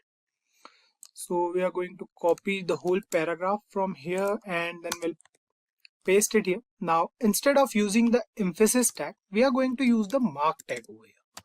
Fine. So we are going to change the tag name from emphasis to mark for the opening and closing tag. Save it now. And you can see we have another paragraph over here which is almost the same, or which is exactly the same. It says, hello everyone, this is Kaushal.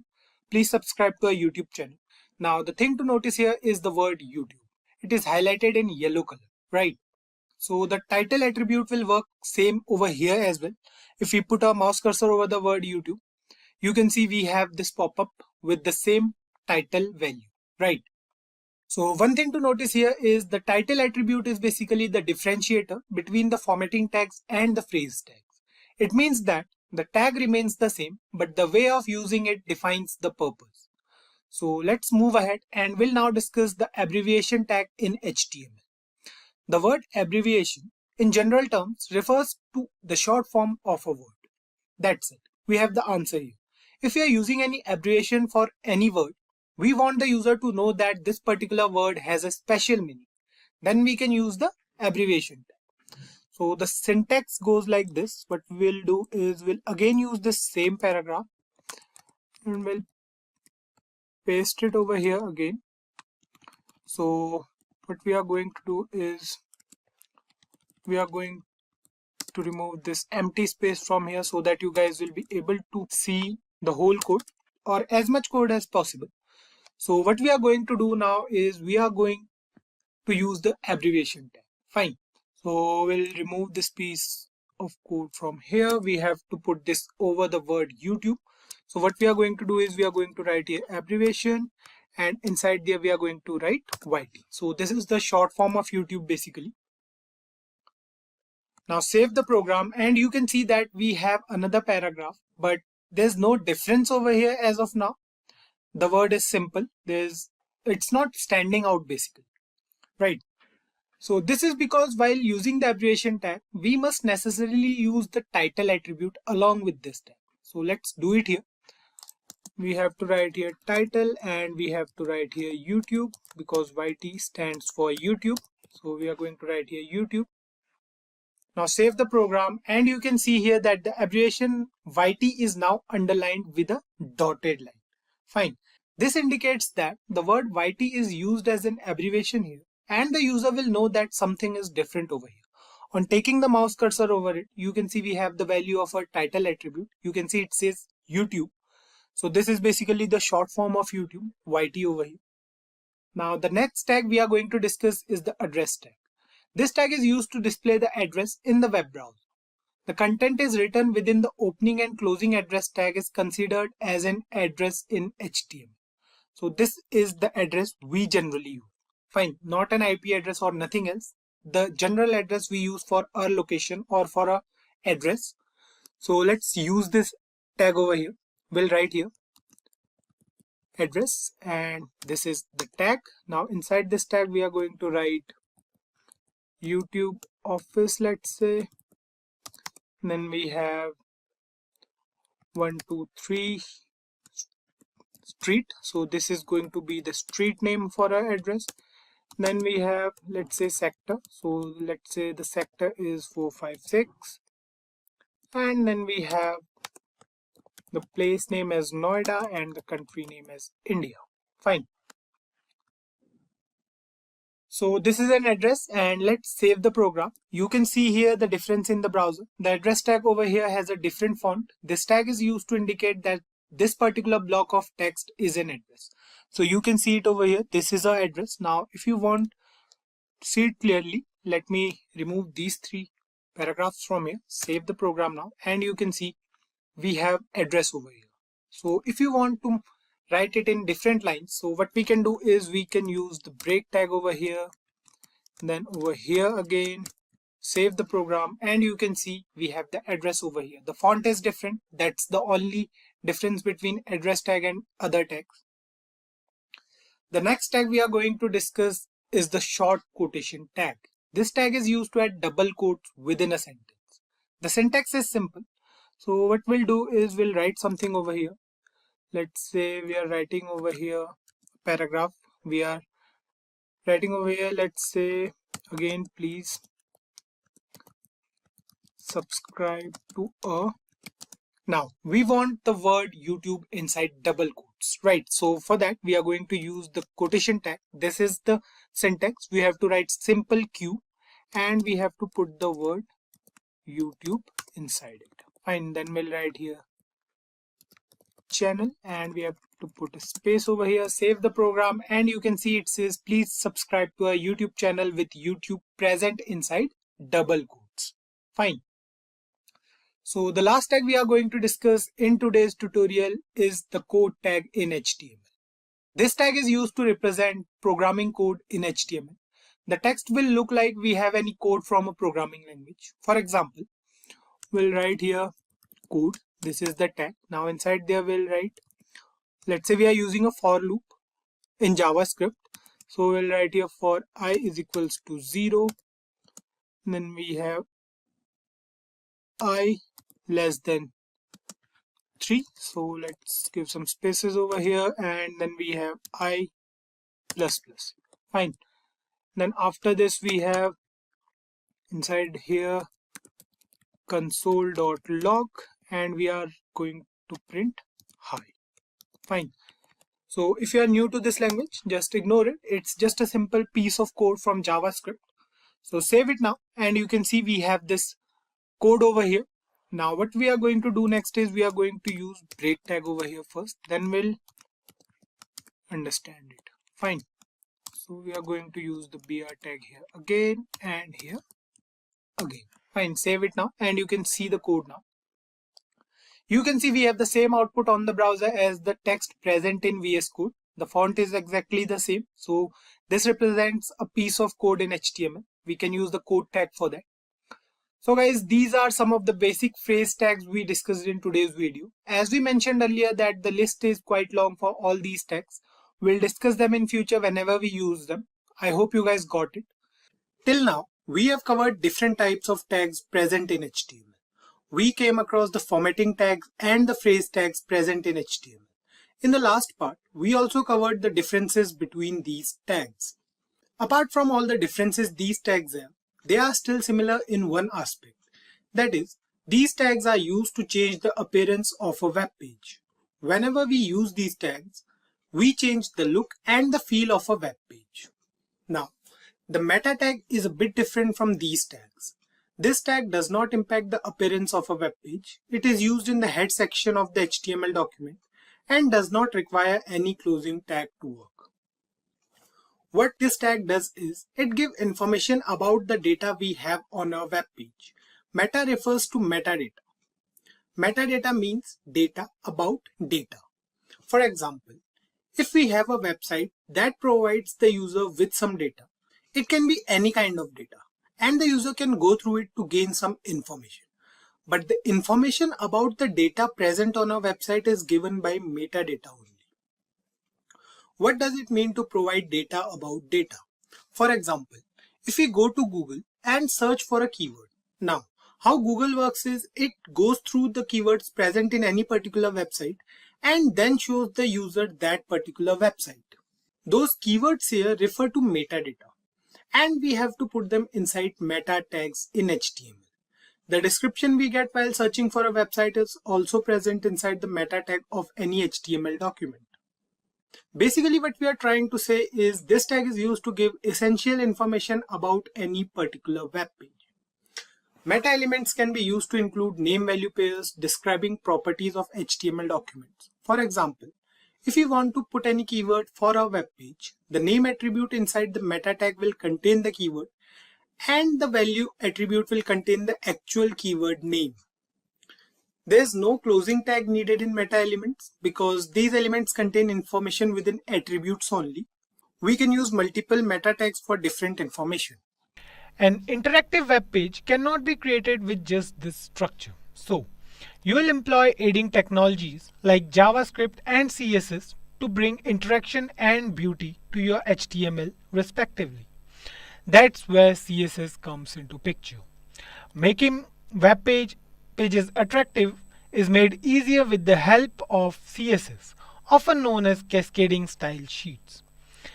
The style and experience of a web page are handled by CSS. The color of the text, the font style, the spacing between paragraphs, the size and arrangement of columns, the background pictures or colors used, layout designs, differences in display for various devices and screen sizes, and a variety of other effects can all be controlled using one single language, which is CSS. Although CSS is simple to grasp and learn, it offers strong control over how an HTML document is presented to the user.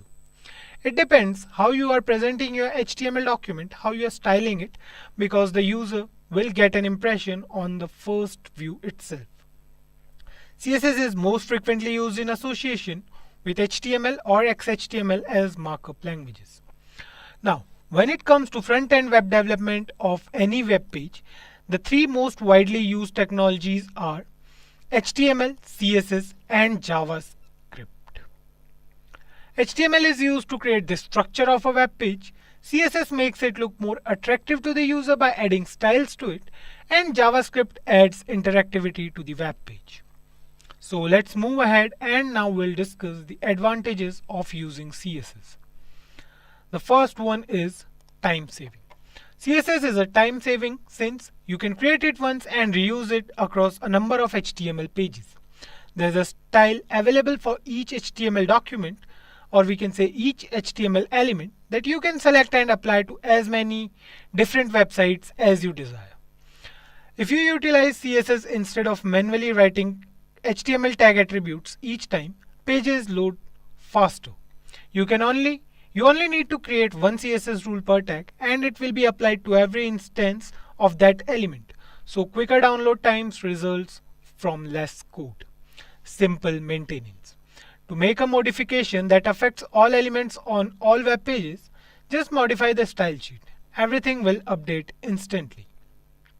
Also, CSS provides a great range of characteristics than HTML so that you can provide a considerably better styling experience. CSS provides a considerably wider range of properties as well than HTML. So you can give your HTML page a much better look than you can use using HTML attributes.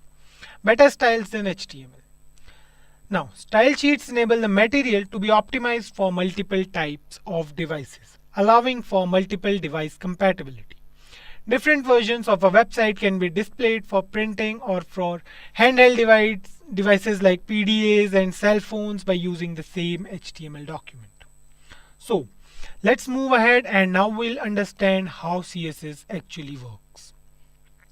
A browser must merge the content of a document with its style information before displaying it. It goes through several steps to process the document, which we have outlined here. Remember that this is a greatly simplified explanation because different browsers will perform the procedure differently when a browser loads a web page. But this is what usually takes place in a browser. The browser starts loading HTML. Example, it receives it from the network. It transforms the HTML into a document object model. In the computer's memory, the document is represented by the document object model. In the same time, it also loads CSS as well. Most of the resources that the HTML document links to, including embedded images, videos, and even connected CSS, are subsequently fetched by the browser because it is handled a little later in the process. We are not discussing JavaScript here to make things easier for you guys. The browser parses the CSS that was fetched and groups the various rules according to the type of selectors they use, such as element, class, ID, and so on. It determines which rules should be applied to which document object model nodes. Based on the selectors, it discovers and applies the appropriate styles to each node as needed. This immediate step is called render tree. So this is the creation of DOM tree. After the rules have been applied to it, the render tree is organized in the manner in which it should look. The screen displays the page's visual representation. This stage is called painting. So guys, this is how CSS actually works on a web page. I hope you guys must have got an idea about what CSS is and why one should use CSS on a web page. We'll dive deeper into all CSS concepts in the upcoming videos, so we'll go through all the CSS aspects one by one. CSS uses the color values to specify the colors on a page. They can be specified using predefined color names, hex or RGB format. There are nearly 140 standard color names. Hexadecimal is a 6-digit representation of a color. The first 2 digits represents the red value, the next 2 are green value, and the last is the blue value. All the other colors can be created using the combination of these 3 colors. There are several websites available where you can know the hex value of the different shades of color. As you can see, the black color is signified by hashtag and the 6 zeros. The red is hashtag FF and the 4 zeros followed by it. The RGB color value is specified using the RGB property. This property takes 3 values, one for red, green and blue. The value can be the integer between 0 to 225 or a percentage. As you can see, the black color is signified by 000, the red by 25500, the blue by 00255 and the green by 02550.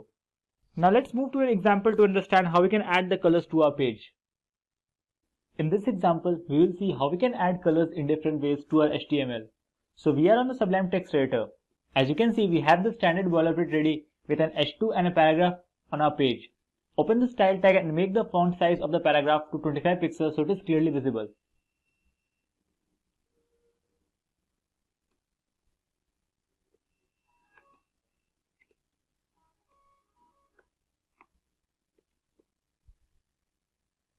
Let's start by adding colors to our text just by color names. HTML supports nearly 140 standard color names. We'll make the color of the paragraph green. For that, just type color and set the color to green.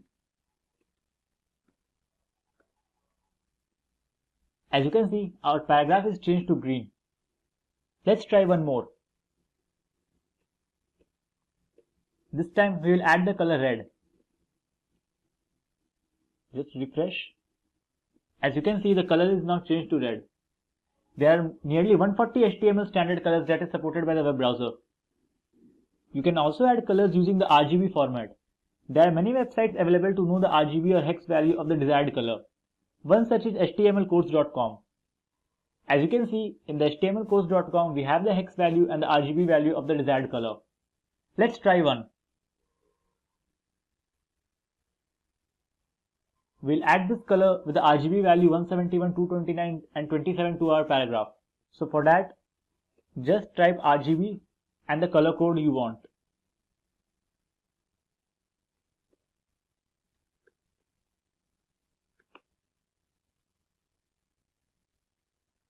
As you can see, the color is now changed to our RGB value. Let's try one more.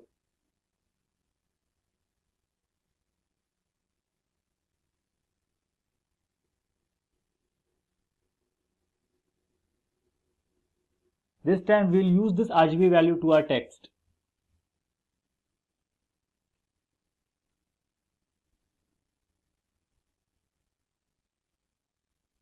You can see the color is changed to our desired value. In this way, you can use the RGB format to change the colors. The next way is using the hex values. Hexadecimal is a 6-digit representation of a color. The first 2 digits are red, next one 2 are green, and the last are the blue value. Let's see how you can use the hex values. As you can see, the hex value for this color is #31787F. We'll use this value to our text.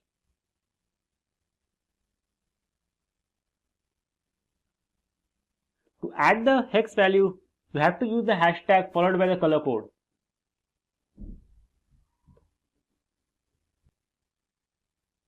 You can see that color is changed to our hex value. Let's try one more.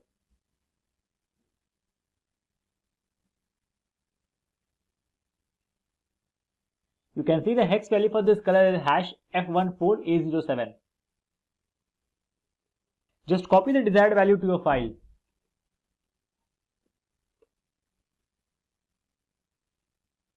You can see the color changes.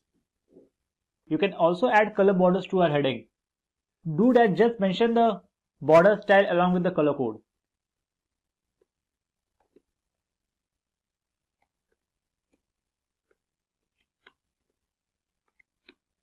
We'll add the border color red to our H2.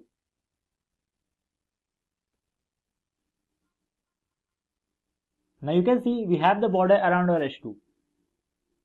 I hope you have understood how to use the color values to a web page. There are mainly 3 ways by which you can add the colors to a web page. They are hex, RGB values and the color names.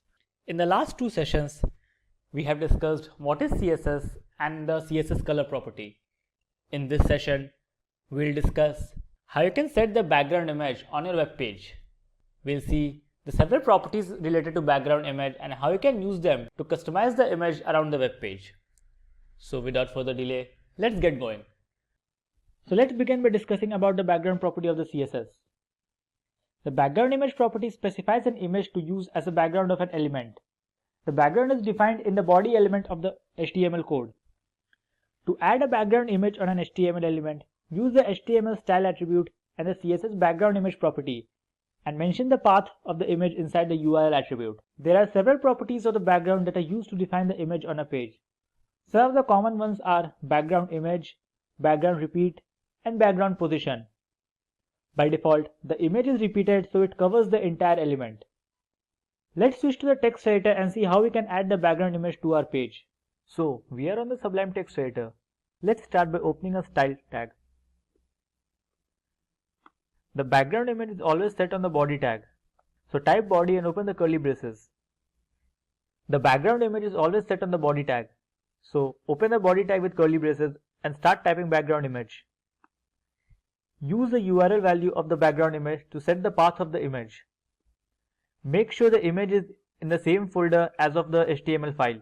Here we have our file nature3.jpg. So mention the path inside the double quotes.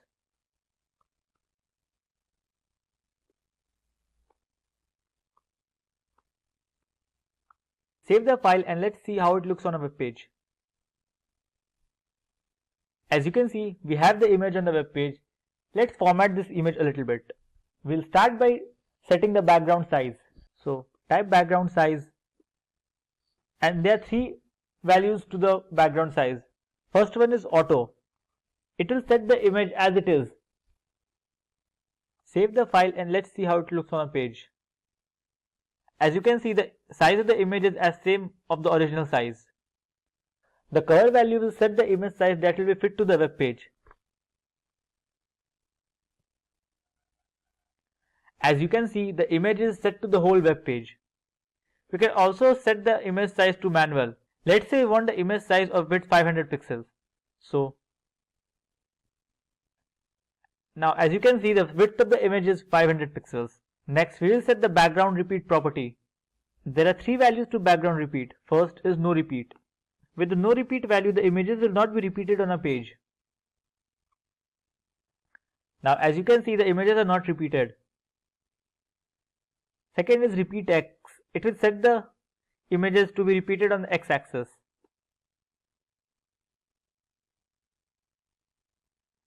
As you can see, the images are now repeated on the X axis.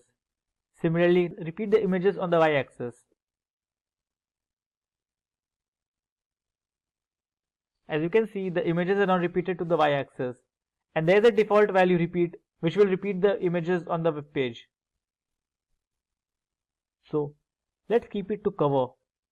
So let's keep the background size to cover and set the background repeat to no repeat. Let's save the file and look it on a web page. Now as you can see, the image is fully fit to the web page.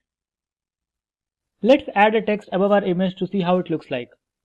So I'll add a paragraph tag and type some random text here.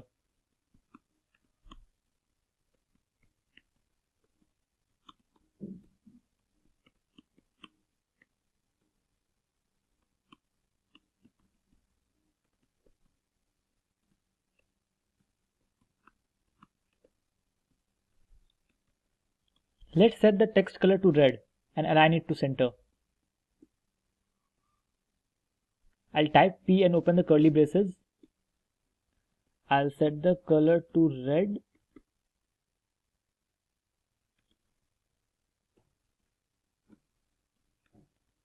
And I'll set the text align to center. Let's save the file and see how it looks on a page. As you can see, we have a text above our image which is centrally aligned and the text color is red. In this video, you will learn what are CSS selectors and what are their different types. So let's start by discussing the agenda for this tutorial. So in this tutorial, we will learn what are CSS selectors and what are their different types. We will also look at an examples to how to work with CSS selectors. So what are CSS selectors? CSS selectors allow you to select and style HTML elements. Selectors are used to find elements based on their ID, classes, types, attributes, value of attributes, and much more. Let's discuss the most common selectors. There are several different types of CSS selectors. The most common of them are CSS element selectors, CSS ID selector, CSS class selector, CSS universal selector, and CSS group selectors. So, what is a CSS element selector? The element selector selects element based on the element name. This is a CSS selector. It means it will select all the P elements on the page. It will style all the P elements to the central aligned having blue color. This is a CSS selector. It is set to P. This means it will select all the P elements on the page. It will style all the P elements to be center aligned having blue color. Let's look at what it looks on a page. So as you can see, all the elements are centrally aligned with a text color blue. CSS ID selector. The ID selector uses the ID attribute of an HTML element to find a specific element. An ID should be unique within the page. So you should use the ID selector to find a single unique element. To find an element within a specific ID, use a hash character followed by the ID of the element. So here we have used the hash para1. So all the rules will be applied to the HTML element with ID equal to para1. So this is an ID selector. It will be applied to all the HTML element with ID is equal to para1. As you can see, it is applied to the element having the ID para1 and all the other elements are defaultly styled. CSS class selector. The class selector finds the element with a specific class set by the HTML class attribute. To select an HTML with a specific class, use the period character followed by the name of the class. So this style will be applied to all the elements having the class name class1. This is a class selector. It is denoted by a period symbol. All the elements having a class name class1 will be styled with centrally aligned and color blue. As you can see, the element having the class name class1 is styled and all the other elements are set to default. CSS universal selector. The universal selector selects all the elements on a page. The universal selector is assigned by a star character. The universal selector selects all the elements on a style sheet. As you can see, it is denoted by a star mark. All the elements inside our web page will be centrally aligned and the color will be set to blue. As you can see, all the elements are centrally aligned and the colors are set to blue. CSS group selector. In style sheets, there are often elements using the same style. To minimize the code, you can group selectors. To group the selectors, separate each selectors with a comma. Here, we have group selectors for H1, H2 and P. So, style is applied to H1, H2 and P elements only. It is better to group the selectors to minimize the code. Here we have group selectors P, H2 and H3. So style will be applied to only elements having P, H2 and H3. As you can see, so all the elements of P, H2 and H3 are centrally aligned and colored to red. Every element that can be displayed on a web page is comprised of one or more rectangular boxes. CSS box model typically describes how these rectangular boxes are laid out on a web page. These boxes can have different properties and can interact with each other in different ways.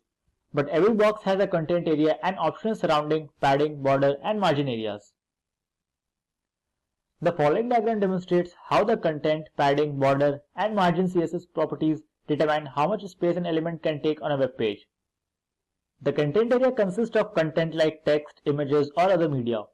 It is bounded by the content edge and its dimensions are given by the content box width and height. The border area is the area between the box padding and margin. Its dimensions are given by the width and height of the border. The margin area consists of spaces between the border and the margin. The dimensions of the margin area are the margin box width and margin box height. It is useful to separate the element from its neighbors.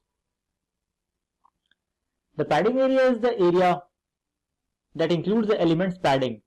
This area is actually the space around the content area and within the border box.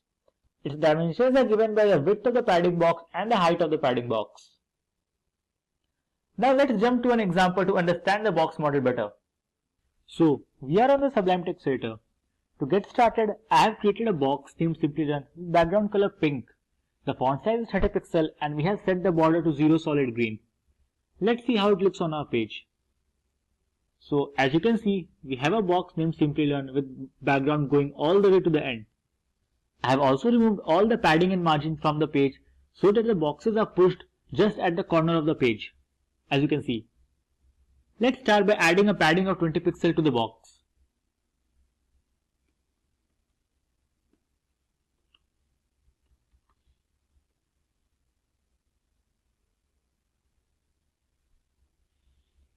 If you save the file, you can see the box increased by 20 pixels from all the sides. Padding occurs inside the background of an element. It goes around the content of the element. Most of the buttons inside the CSS is designed using padding so that the background of the button becomes wider than the actual text. The next thing we can do is change the border of the element. If we change this border size to 15 pixels, we will get a nice solid background of color green.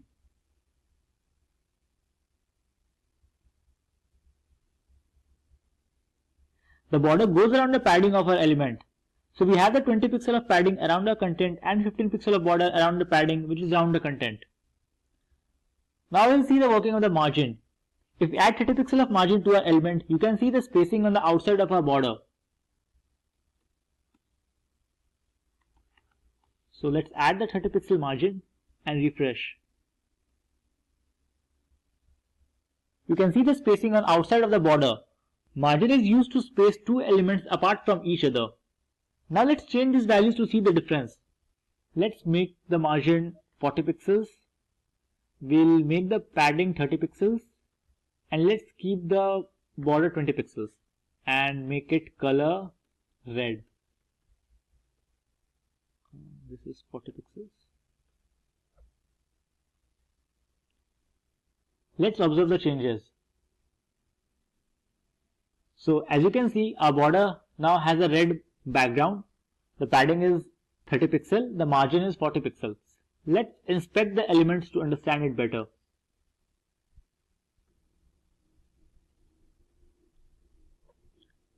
By clicking on inspect, you can see the different styles. Here in the computer tab, you can see the box model. This is the content area, this is the padding area, this is the border, and this is the margin area. We have the margin of 40 pixels around the border. So you can, when you click on this area, you can see the margin gets highlighted. The border area gets highlighted of 20 pixels. This is the padding and this is the content. You can change the size of the content by adding the height and width. So let's try adding height and width. We'll give the height 50 pixels and we'll give the width also 50 pixels. Just save the file. Now when you refresh, you can see the content area 15 to 50. What is a flexbox?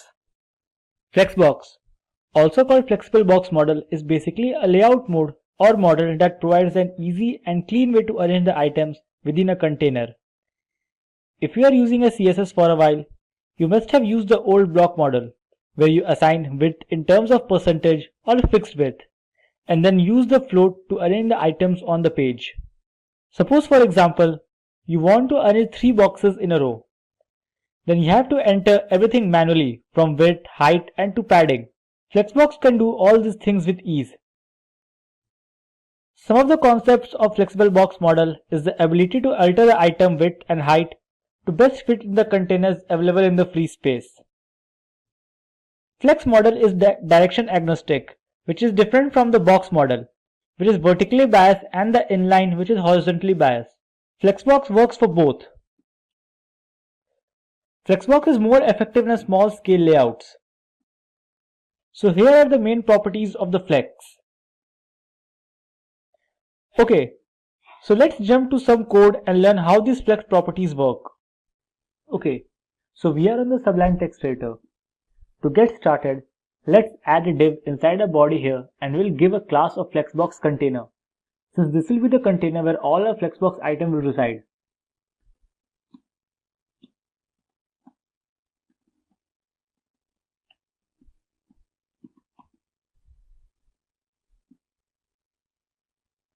Then inside this container, we will add another div and give it a class flexbox item and one more class flexbox item 1, which will help us to understand which items we are referring to when we style our elements individually.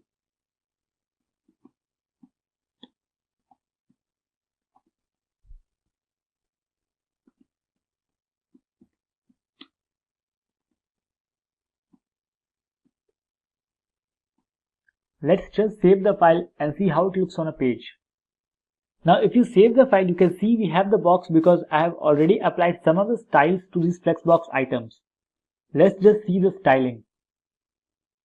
So you can see we have the items styled, just a basic styling, so that we get the box on the web page. Now let's just copy these and add 2 more flexbox items, and you will see we have 2 more boxes on our page. Just copy and paste them below. Give them the class name flexbox item 2 and flexbox item 3. Just save the file.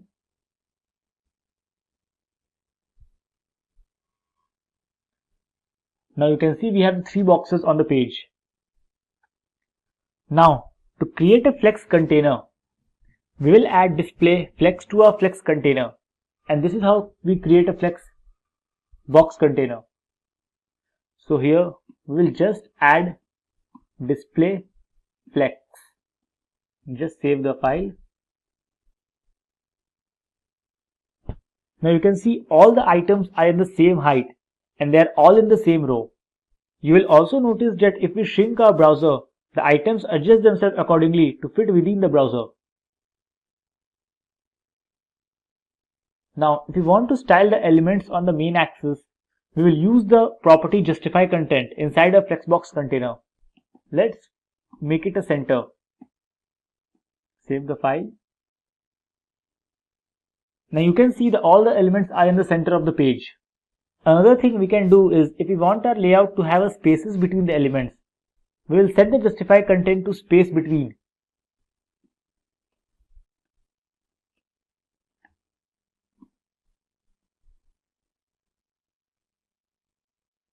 You can see all the items are now evenly spaced. If you want to lay out your items on the cross axis, we would use the align items property. The default value for this is stretch. If we want to keep the size of our items, we will use the center, and then all our items will be center vertically. Before Flexbox, aligning the items vertically inside the container was nearly impossible. With Flexbox, you can do it easily. Now you can see the items are aligned vertically inside the container. Now let's just delete everything and we'll just keep the display flex. Now if we want to have a column layout instead, we will use the flex direction and change it to column. Flex direction, column. Now if you refresh the page, you will see all the items are shown up in a column. Now we can start talking about the different properties that can be applied to our different Flexbox items as opposed to the Flexbox container items. The Flexbox container is only for laying out and spacing between your items as well as the positioning of your item inside the container. The actual Flexbox item properties are used to override those item properties or to apply different sizing to these elements. Now, if we want our first item that it does not shrink when we shrink our browser, we'll set the flex shrink to 0 to our first item. So, we'll set the flex shrink to 0. Now, if you go back to the page and try to shrink this, you'll see the first item remains the same. It does not shrink. Now, in the same way, you can set the items to grow in proportion with the web browser. Suppose we want our Flexbox item to grow with as the page grow and cover all the empty spaces. So we'll set this flex grow to 1. Now you will see all the empty spaces are taken by the second item. Let's say we want our second box to be the center of the container instead of stretching to full height. We can use the align self property and set it to center.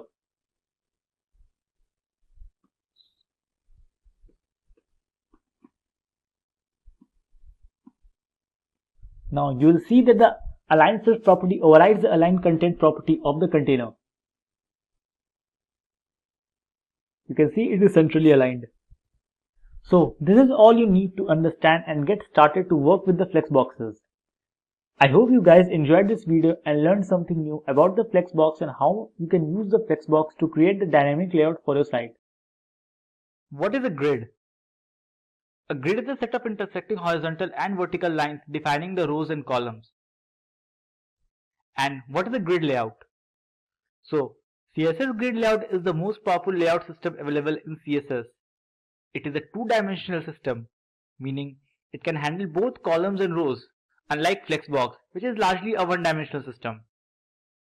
You work with grid layout by applying the CSS rules to both the parent element, which became the grid container, and the element's children, which become the grid items.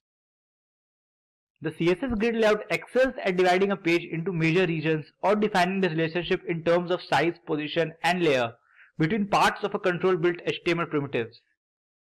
You can see this is the basic layout of a grid system. Like tables, grid layout enables an author to align elements into columns and rows. However, many more regular layouts are either possible or easier with CSS grid than they were with tables. For example, a grid container's child element could position themselves so they actually overlap and layer, similar to the CSS positioned elements. So here are the features of the CSS grid layout. They are fixed and have flexible track sizes. You can create a grid with fixed track sizes using pixels. For example, this sets the grid to the specified pixel which fits to the layout you desire. You can also create a grid using flexible sizes with percentages or with the new FR unit designed for this purpose. You can place the items into a precise location using the grid line numbers, names, or by targeting an area of the grid. The grid also contains an algorithm to control the placement of items not given an explicit position on the grid. You can define an explicit grid with a grid layout. The grid layout specification is flexible enough to add additional rows and columns when needed. Features such as adding as many columns that will fit into a container are included. It also gives you control of overlapping content. More than one item can be placed into a grid cell or area, and they can partially overlap each other. This layering may then be controlled with the z-index property. So, here are the basic terminologies you should know to work with the grid system better. The grid line is the dividing line that make up the structure of the grid. They can either be vertical or horizontal and resides on either side of rows and columns. A grid column is a space between two adjacent vertical grid lines. The size of a grid column is determined by the grid template columns property. On the other hand, a grid row is a space between two adjacent horizontal grid lines. Its size is determined by the grid template rows property. The grid cell is the single unit of a CSS grid. And in grid design, a gutter is basically the width of the space between columns. A gutter margin is the white space formed by the adjoining inside margins of two facing pages in a book, or a space between columns on a page. So, with this, let's now move on to the hands-on demo and see how the grid system works in actual world. If getting your learning started is half the battle, what if you could do that for free? Visit SkillUp by Simplilearn. Click on the link in the description to know more.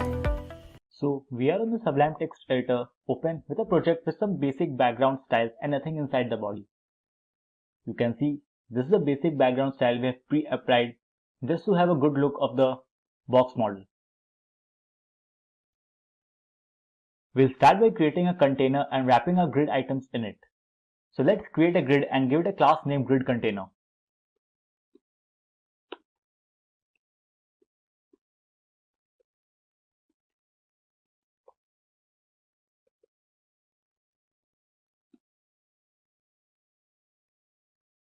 And inside of it, we'll put our different grid items.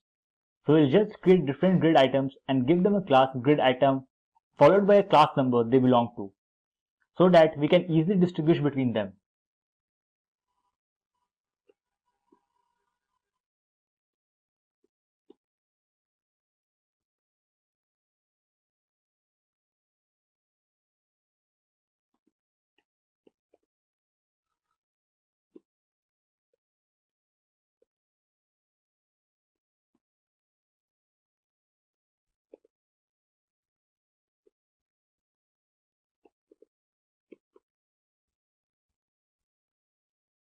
Just copy paste this 5 times.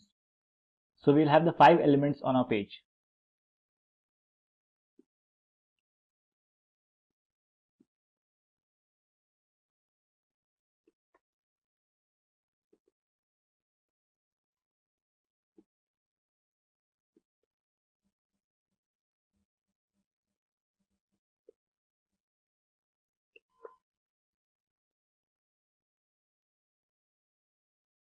Let's save the file and see how it looks on the page. So you can see we have the different grid items on the screen, so that it's easy for us to visualize. We have not applied any styles to them other than the visual styles. So we'll go back to our code. Let's go back to the CSS styling sheet. So to create the grid, we'll open our style sheet. We need to display grid on our grid container. So we'll select our grid container and set the display to grid. If you save now, you will see nothing changes. This is because the grid itself doesn't define any rows and columns for us to work with. It just, they give it the alignment properly. Therefore, by default, it looks just exactly the same. To make the grid look actually grid, what you need to do is define columns and rows for a grid. So to do this, you will use a set grid template and set the column if you want to set the size of the column. We'll set the size to 100 pixel and 150 pixel.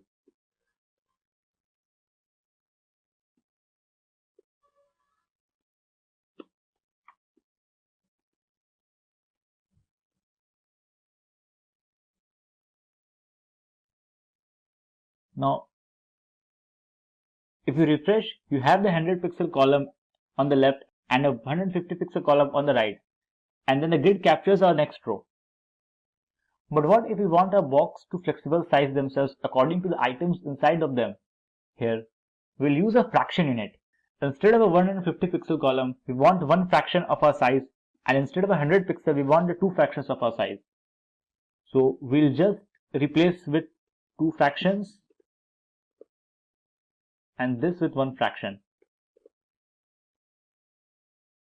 Now, if you save the file and go back to the page, you will see that the items on our left here in our first column are twice as large as the item on the second column. And that's because of the FR units we have defined. You can see the difference in the sizes. The item 1 is the twice of the size of the item 2. Another thing you can do is with columns is use repeat. Suppose you want 4 columns of a size 100 pixel wide. You can just write repeat command and inside of it how many times you want to repeat the size. So we'll just delete this and use the repeat. We'll set the number of times we want to repeat and the size of the columns. Now if you save the file, you will see we have a 4 columns of 100 pixel wide. We can do the same things for row. Just set the grid template rows and define the size you want.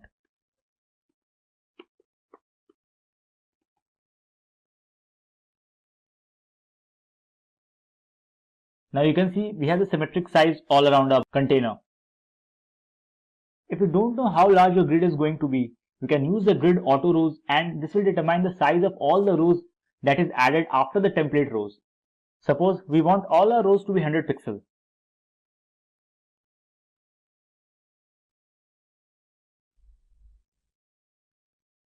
So we'll just delete the grid template rows and set the grid auto rows to 100 pixels.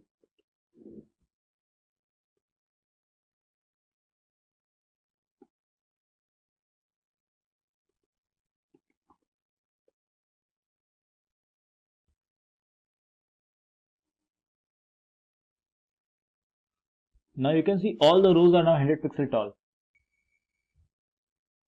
Let's change our column back to 100 pixel and 150 pixels so that it will be easier for us further.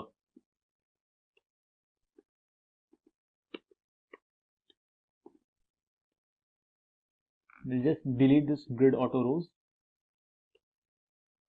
Now we'll talk about the spacing of the rows and columns apart from each other. We can do this with the help of the grid gap property. Grid row gap will give some spaces between the rows. Similarly, the grid column will give you the spaces between the columns.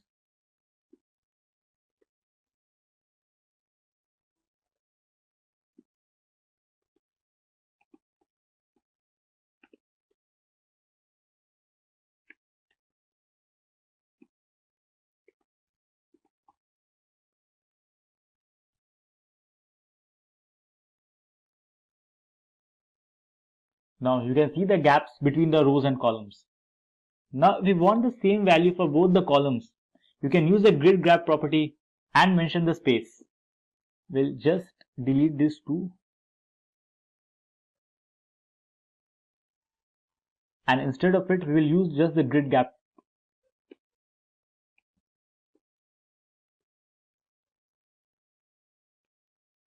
And set the size to 20 pixels.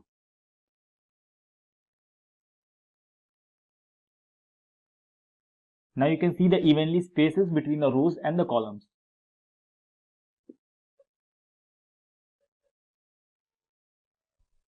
This is all you need to know about the sizing of the different columns and rows. Now let's talk about the positioning items within its grid cells. So for horizontal positioning, we could use the justify items and we can set that to center.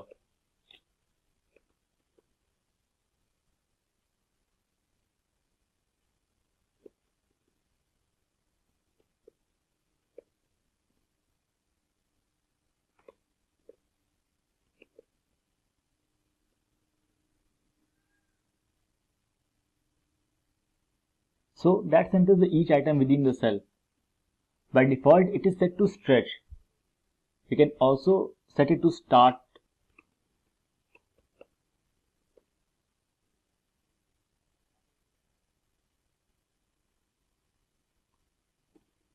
or end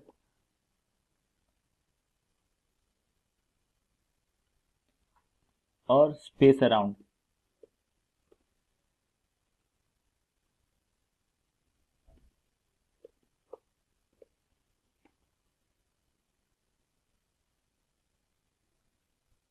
We will leave this to center.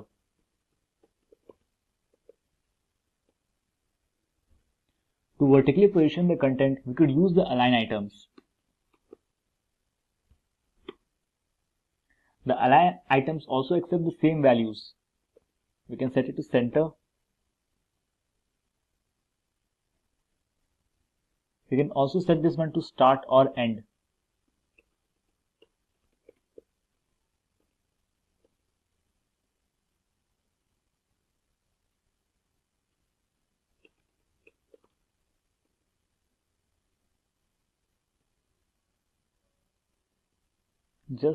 We'll keep this to center as well. You can also align the entire grid within the container. So let's get rid of these to just demonstrate them in a proper manner. We could use the justify content, and that will align the content horizontally within the container.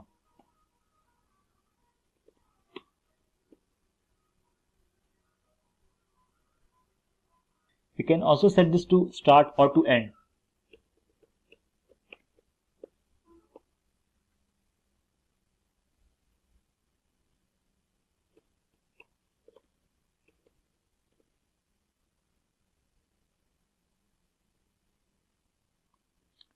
Just set this back to center.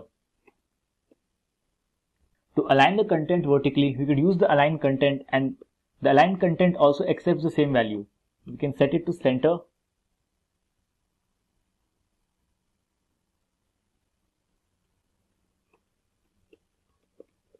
or start.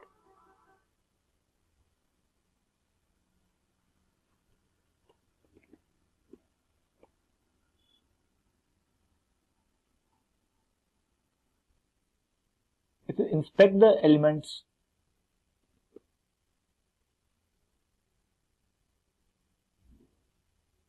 you can see they are aligned centrally between the container. We'll just close this. Okay, so this is everything you need to know to get started with the grid layout. Grid works very similar to the Flexbox, but it allows you too much in terms of laying your elements because of its 2D nature. Here you can see we already have the HTML file with us. In this video tutorial, we are going to create the structure of a form with the help of HTML, and then we are going to style it with the help of CSS. So before we begin with the programming part, let's discuss what is a form. Basically, forms are very essential part of any website. It is a way to take users' input and process the data acquired from the user.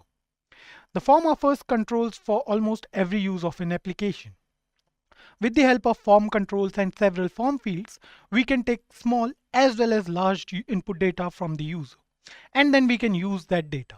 You guys must have seen it in different websites where we have login and sign up forms. So in login form, what we usually do is we enter an email and a password, or a mobile number and a password, a combination of any of them, and then the website allows us to open an account for that particular website. On the other hand, on a sign up form, we need different type of data. We need name, then we have to put a age and several other form of data, right?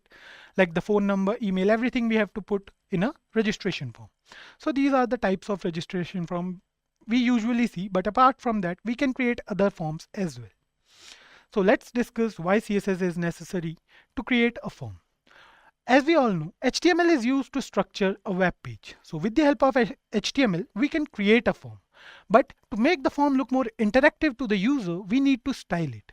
That's where CSS comes into picture. CSS is used to style a form, and it will make a form look more interactive to the user as well. So without any further delay, let's start with the programming part, and we'll create a basic form with the help of HTML and CSS in this video. So don't worry, we'll create some more forms in the upcoming videos. So in this particular video, we'll see how CSS is used along with the form. So here you can see we are in the HTML part of a form. So we'll create a form first. So the most basic element, HTML element to create a form is the form element. Now we are going to take some unordered list or the UL element. Now we are going to take the li. So as you guys all know, UL and li, both the elements are used in combination always. So let's label the form. So we'll write label for. We'll take certain parameters and we'll write here name. Fine. This is going to be the name. We'll write here name, save it, and just refresh the page. So here you can see we have the name present on a web browser. So the next thing we are going to do is we are going to create some more input fields, right? So to create an input field, we have to use the input element always. So we'll write here input.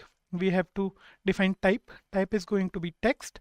And then we have to put a name. Name is going to be ID. So ID is going to be the name. And then we'll write here user name. Fine. So here you can see we have an input box. Let me just increase the size a bit. So here you can see we have an input box with name as the label, and then we have an input box. So similarly, we'll create some more input elements first. So we'll just paste them here for 4 times. So here you can see we have 4 different placeholders. So let's just remove this one, and we are going to keep it simple for this particular video. So we'll write here label for mail. Then we are going to take email from the user. So we'll write here email, and input type is equals to, we'll write here email. ID will also mention as mail, let's say, and name we are going to write here user email. Fine. So save it. Here you can see. Now we are going to do the same for another one. So here what we'll do is we'll write here message. So we are going to label this as message. We are creating another input field. So we'll write here input type is equals to, okay, let's just do one thing. Let's just remove this input tag from here, and we are going to use the text area in place of it. So we'll write here text area, ID as, let's say, message, and then we have to write here name user underscore message. Fine. Close it, and the text area is done. So here you can see we have a text area as well. We have 2 input fields and a text area. So we are going to create a form out of it. Fine. So we have all the HTML elements. Now what we are going to do is we are going to style this form basically. So before that, let me just create a button as well. Okay, so we'll write here button type is equals to submit, and we'll write here submit. Fine. Save it, and here you can see we have a button as well. So let's move to the CSS part of this form now. So what we are going to do is we are going to style this form with the help of CSS. Now we already have the structure of a form. So to style this form, we are going to use certain IDs, or we can say elements name, or whatever we want to use, we can just use them. So first of all, we are going to center the form on the web page. So we are going to, let me just show you in this way. So here you can see we have all the HTML elements present on the left side of our web page. So we are going to center them first. So we are going to put them here. For that, we are going to use basic CSS. So we'll write over here margin. Margin is going to be 0 and auto.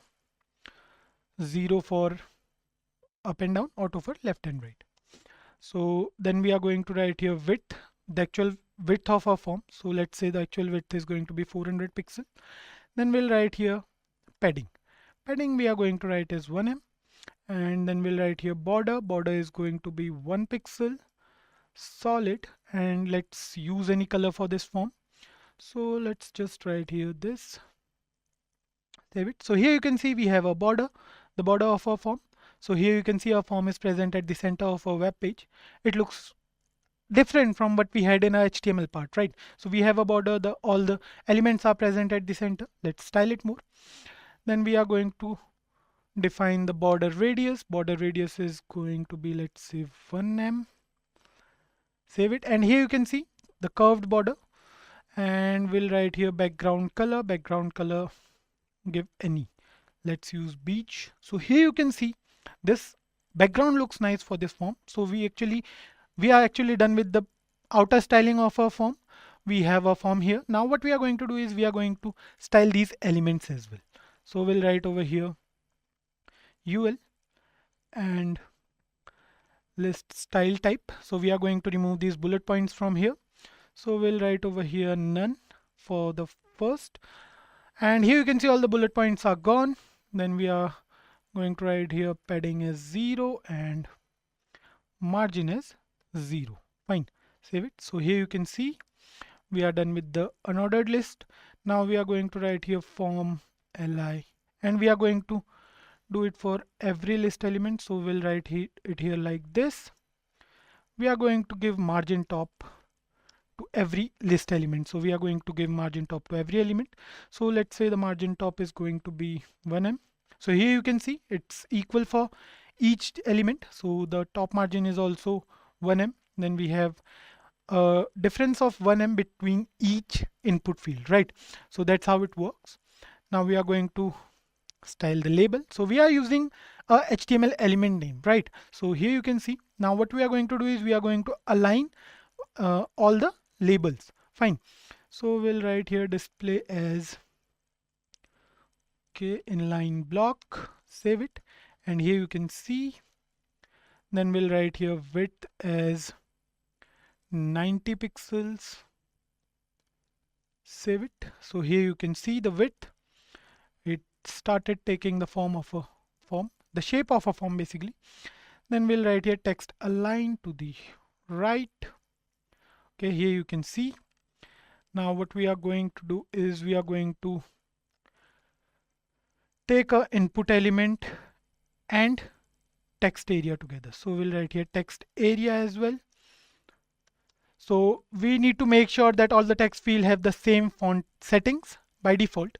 So what we'll do is we'll write here font 1em, and we are going to use sans serif here. Fine. Let's just write something over here and now save the program. And here you can see, so the font size is changed. And the next thing we are going to do is we are going to give uniform text field size as well. So we are going to write here width as 300 pixels, and then we have box sizing property. Box sizing, we are going to write here border box. So here you can see all the boxes are of same width. So here you can see the form looks nice now. And the next thing we are going to do is we are going to write here border as 1 pixel solid, and let's use this color, save it, and here you can see the border changed. Now what we can do is we can also use the focus property of CSS to focus on every input box, but we are not going to do it right now. So the next thing we are going to do is we are going to write some code for the text area, and we are going to align it vertically. So we are going to write here vertical align as top, and here you can see the message is now present at the top. It looks nice. And we are going to give height as well to the text area as 5em, and here you can see the text area is a little bigger in size when compared to name and email. Now what we are going to do is we are going to write here dot button. We are going to align the button with within the text field. So we'll write over here padding left. Basically we are going to declare it as 90 pixels, and here you can see it looks nice. And let's just use 95 pixels here, maybe, or we can use 93. Yeah, it looks aligned, right? So the button is done, and we are going to just use the button element here, margin left 0.5em, save it, and yeah, the form is, we are done with the form. So this is the basic CSS form. So we used HTML to create the structure, and then we use CSS to make it look a bit more interactive than it was with the help of CSS. So don't worry guys, we can do a lot of things with CSS. We can make a web, we can say form look more interactive, way more interactive than we can even think. CSS is actually interesting. We can do a lot of things with this form as well. But this time what we are doing is we are going to see how CSS is basically applied to a form to make it look more attractive to the user. So the background color and all plays a vital role in making a form look attractive to the user. So talking about how actually a form works. So here you can see we have 3 different input fields. We have name, email, and message. Just write name over here. Okay. And just let's write here Kaushal and a message, submit it. And here you can see it says please include an @ in the email address, because here in HTML, we have used the type as email for this input box. So how actually a form works. We create the structure of a form with the help of HTML, then we use CSS to style and make it look more attractive to the user, and then at the end JavaScript is used to validate that particular form. But now HTML also provides some sort of validation to any form with the help of type and some other attributes. So here we haven't used JavaScript till now. So what will happen if we are going to create a full-fledged form with backend and frontend both? We'll take input from the user, we'll submit it, and the data will be sent to the server, and then we can retrieve any data from the server, or we can submit the user data to the server as well. So HTML, CSS and JavaScript comes together to actually create a form. This time we are done with the HTML and CSS part. We have created a form and we have styled it with the help of CSS. JavaScript was developed in the year 1995 by a person named Brendan Eich. Brendan was working for Netscape Communications while he developed JavaScript in 10 days. There were a few changes in the name of JavaScript. Initially it was Mocha, which was later changed to LiveScript, and then it finally became JavaScript. The start of JavaScript wasn't that good, as so many developers who were using Java at that time. They considered JavaScript as a language for designers and non-engineers. No one ever knew that this small side scripting language would have a great future. Today, more than 90% of the websites out there, they are using JavaScript somehow. Many of you guys gets confused with Java and JavaScript. Let me clear it for you that both Java and JavaScript, they are different languages. They have almost nothing in common. Many people say that JavaScript was named after Java as a part of a marketing strategy to gain wider acceptance and recognition. In 1995, Java was a buzzword when JavaScript was developed. That's why they renamed JavaScript after Java. Let's move on to what is JavaScript. Have you guys ever been through a website where you can see images that slides automatically? One such website is Amazon. The home page of Amazon, where we can see different types of ongoing sales, is an example of JavaScript. In layman language, JavaScript is a lightweight scripting language used to make web pages more interactive and more lively. Earlier, when JavaScript was developed, it was only a side scripting language to do basic tasks, like you can add pop-ups in your web page or you can make your web page more interactive. Nothing more than that. But now, the whole scenario has changed. With the help of JavaScript, we can create applications as well. If we talk about applications, let's take an example. Let's suppose we want to create an app. We can create it in Android or in iOS. But we have to learn few different languages to create those apps. For Android, we have to learn Java and XML, and Swift we have to learn for iOS. But with the help of JavaScript, you can create hybrid applications which can work on any platform without any problem. Tech giants like Google, PayPal, Amazon and YouTube, they are using JavaScript these days. The evolution of JavaScript in the past few years was unbelievable. Suppose you want to create a single page website. Every one of us is familiar with Gmail, let's suppose. So Gmail is a single page website which looks more like a desktop software than a website. So Gmail is based on Angular.js. It is a popular framework by Google which is free of cost, and it is totally based on JavaScript. Now let's go over some of the features of JavaScript. These features are actually why it is considered that using JavaScript is advantageous over other languages. So let's start with some of these points. JavaScript is not a proper programming language. Indeed, it is a scripting language which works in the runtime environment just like Python. So there are few other languages like C++ and Java. They need a compiler to work. But with JavaScript, you don't need a compiler. Once you are done with the script, it will interpret and show you the output in the browser directly. Next up is lightweighted. JavaScript can provide programming facility to some extent. In JavaScript, you don't need to specify any data type or return type, which helps in making development more quicker. That's why it is known as lightweighted. JavaScript is both client-side as well as server-side technology. Client-side technology runs on the user's computer, whereas the server-side technology runs on the web browser. Initially, when JavaScript was introduced, it was introduced as a client-side technology. But with the introduction of Node.js in 2009, one can now work in the backend as well.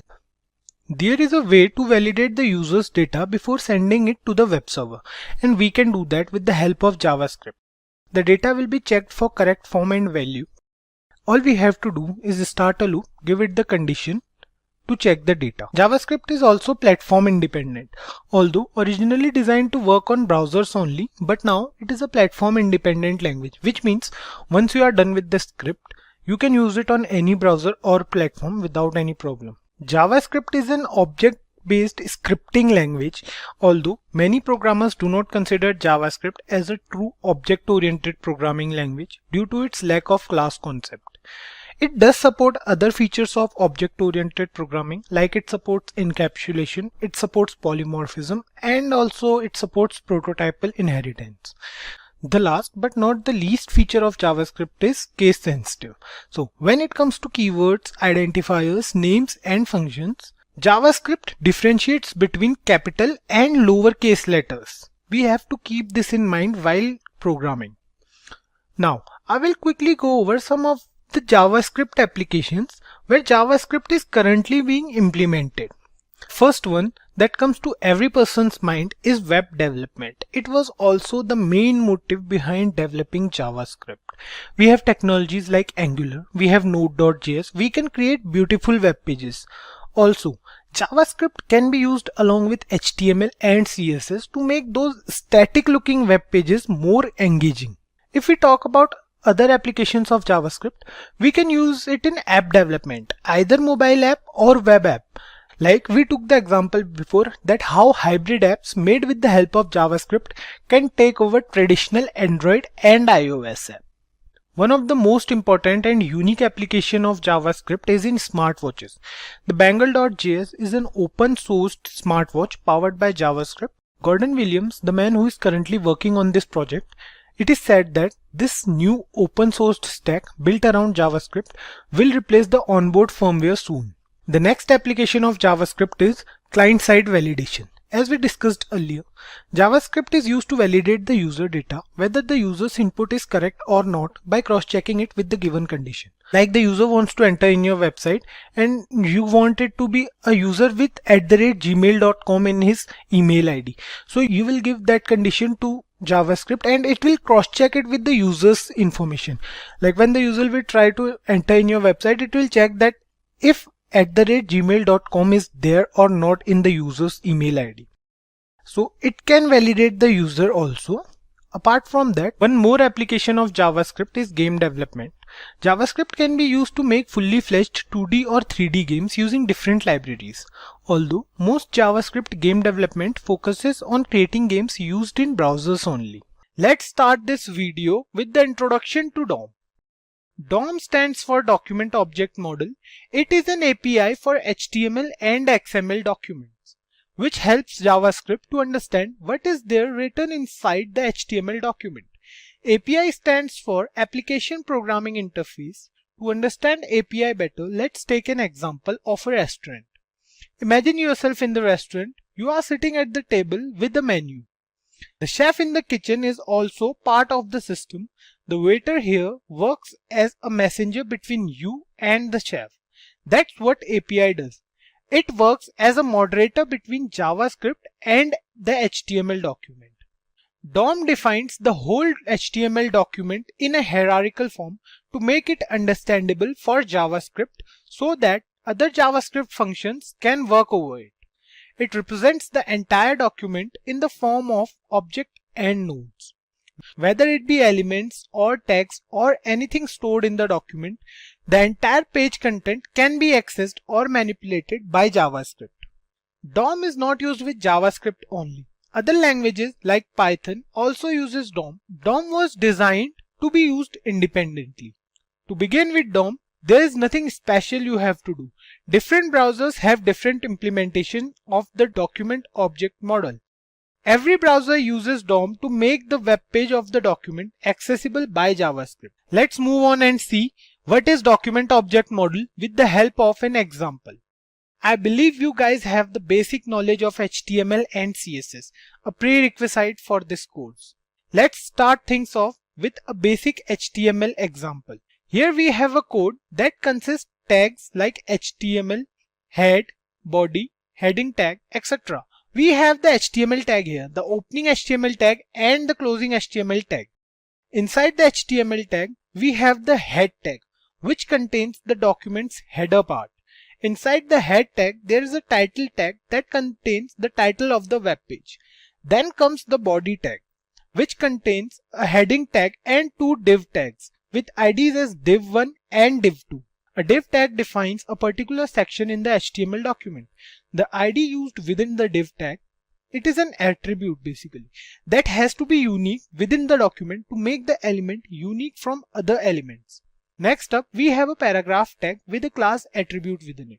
CSS and JavaScript uses classes to select and access specific elements. Don't worry guys if you have no idea about it.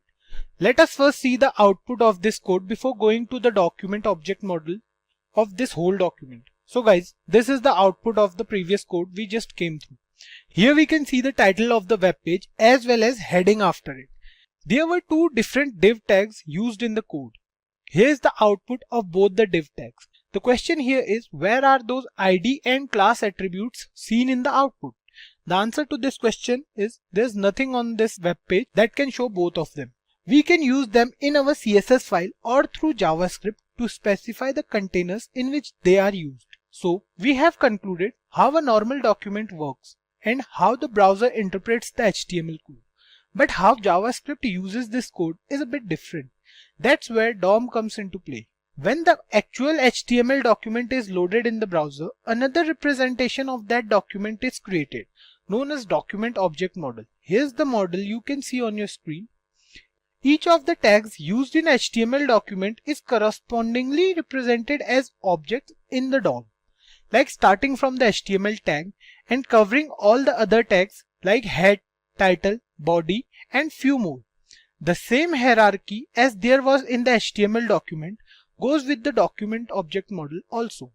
Document object model is simply the same HTML document with different representation. The reason behind this different representation is that it's easy for JavaScript to interpret this format. JavaScript can't understand tags, but it can understand these objects. JavaScript can easily manipulate these objects using different functions, which we will see in future while working on these functions. For example, if you want to access the text present inside the heading tag, you can do it by accessing the heading tag with JavaScript.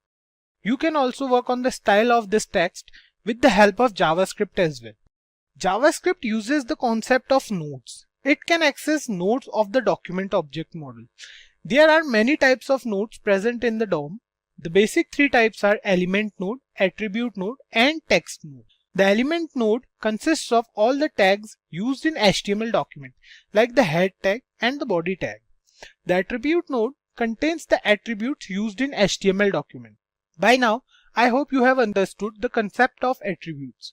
So JavaScript can access these attributes as well, and the user can work upon them as per requirements. The text here in the HTML document, that is simply. It can also be accessed with the help of JavaScript. It is the value of that particular element. Variables are named storage that a program can manipulate. As the name suggests, a variable is a value that can change according to conditions. Variables refers to those memory blocks inside the computer where we can store information. Let's suppose you want to store any value inside your computer. So variable will represent the location of that value.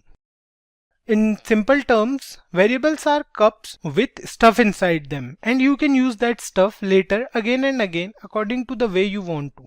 Before the introduction of ES6 or ECMAScript we can say, which is the updated version of JavaScript, variables were declared using a single keyword only, which is where. We'll try to declare a few variables here. We'll see how where keyword works. So let's comment this thing first. So let's declare a few variables. Let's suppose where a equals to 15. We will declare where b, and the value of b will be 6. We will declare where c, and the value of c would be a plus b. So here we have defined three variables a, b and c.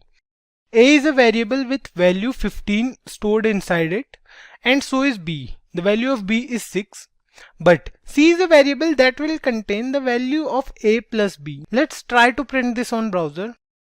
Document.write, and we will print the value of c.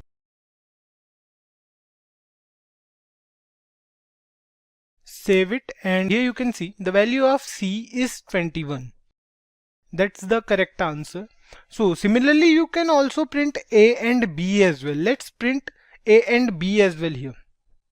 What we will do, we'll copy this line, we'll paste it for a, and we'll update this here as well so it won't create any confusion.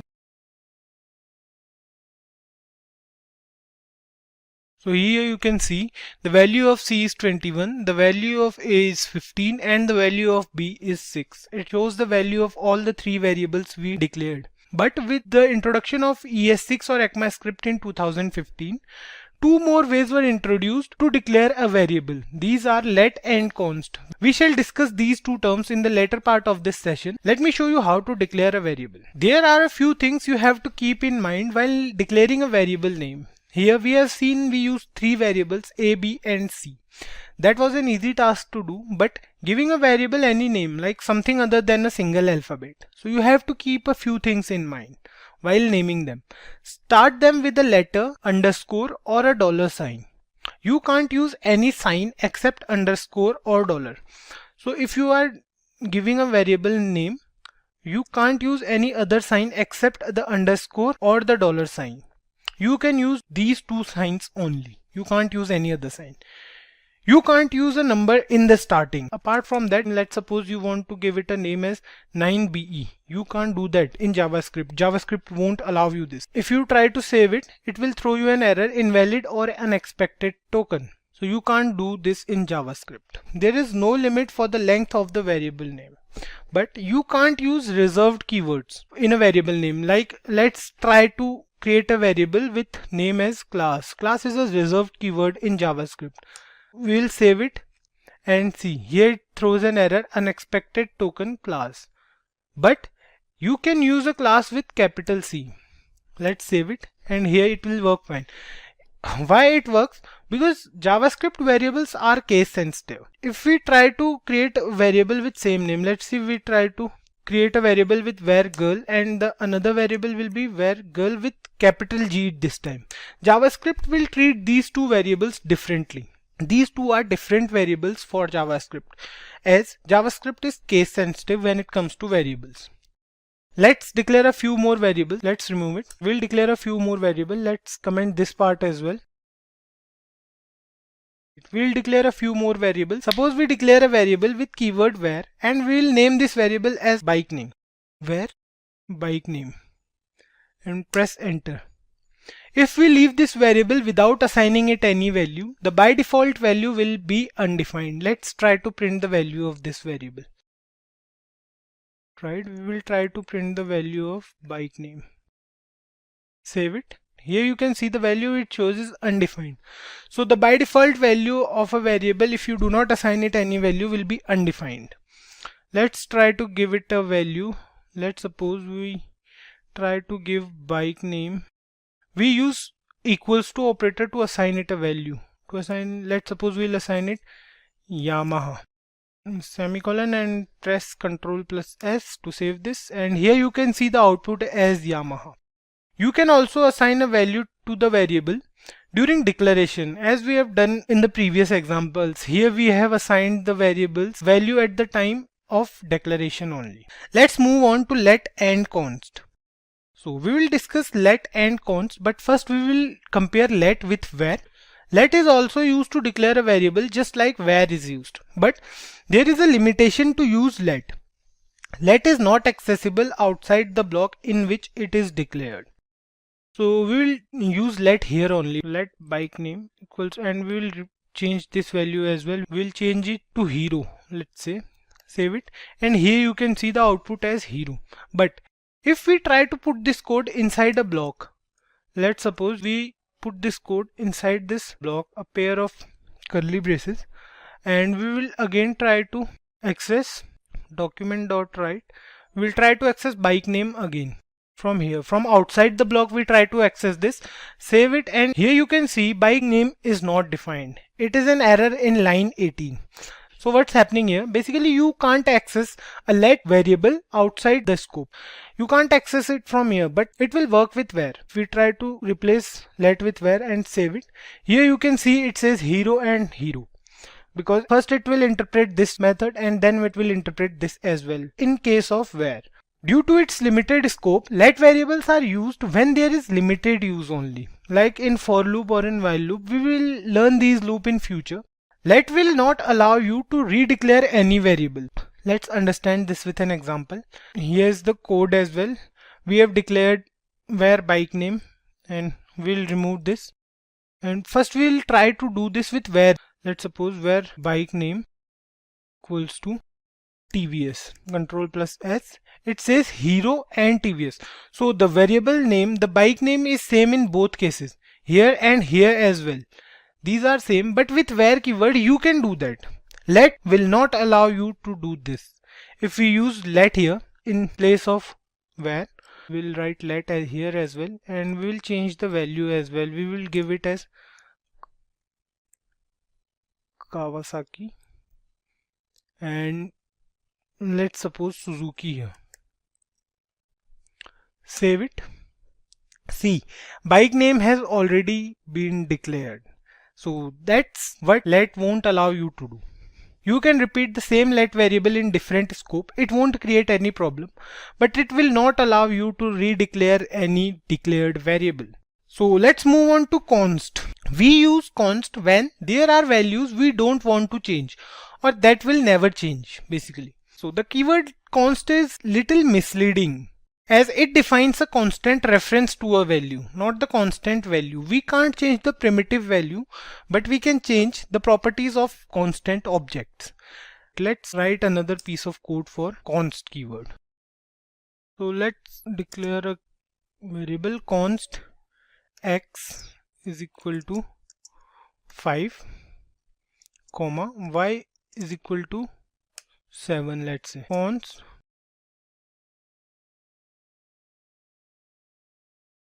So here what we have done, we declared a variable x and a variable y with value as 5 and 7. We declared this time with const keyword, and a variable z which is x plus y.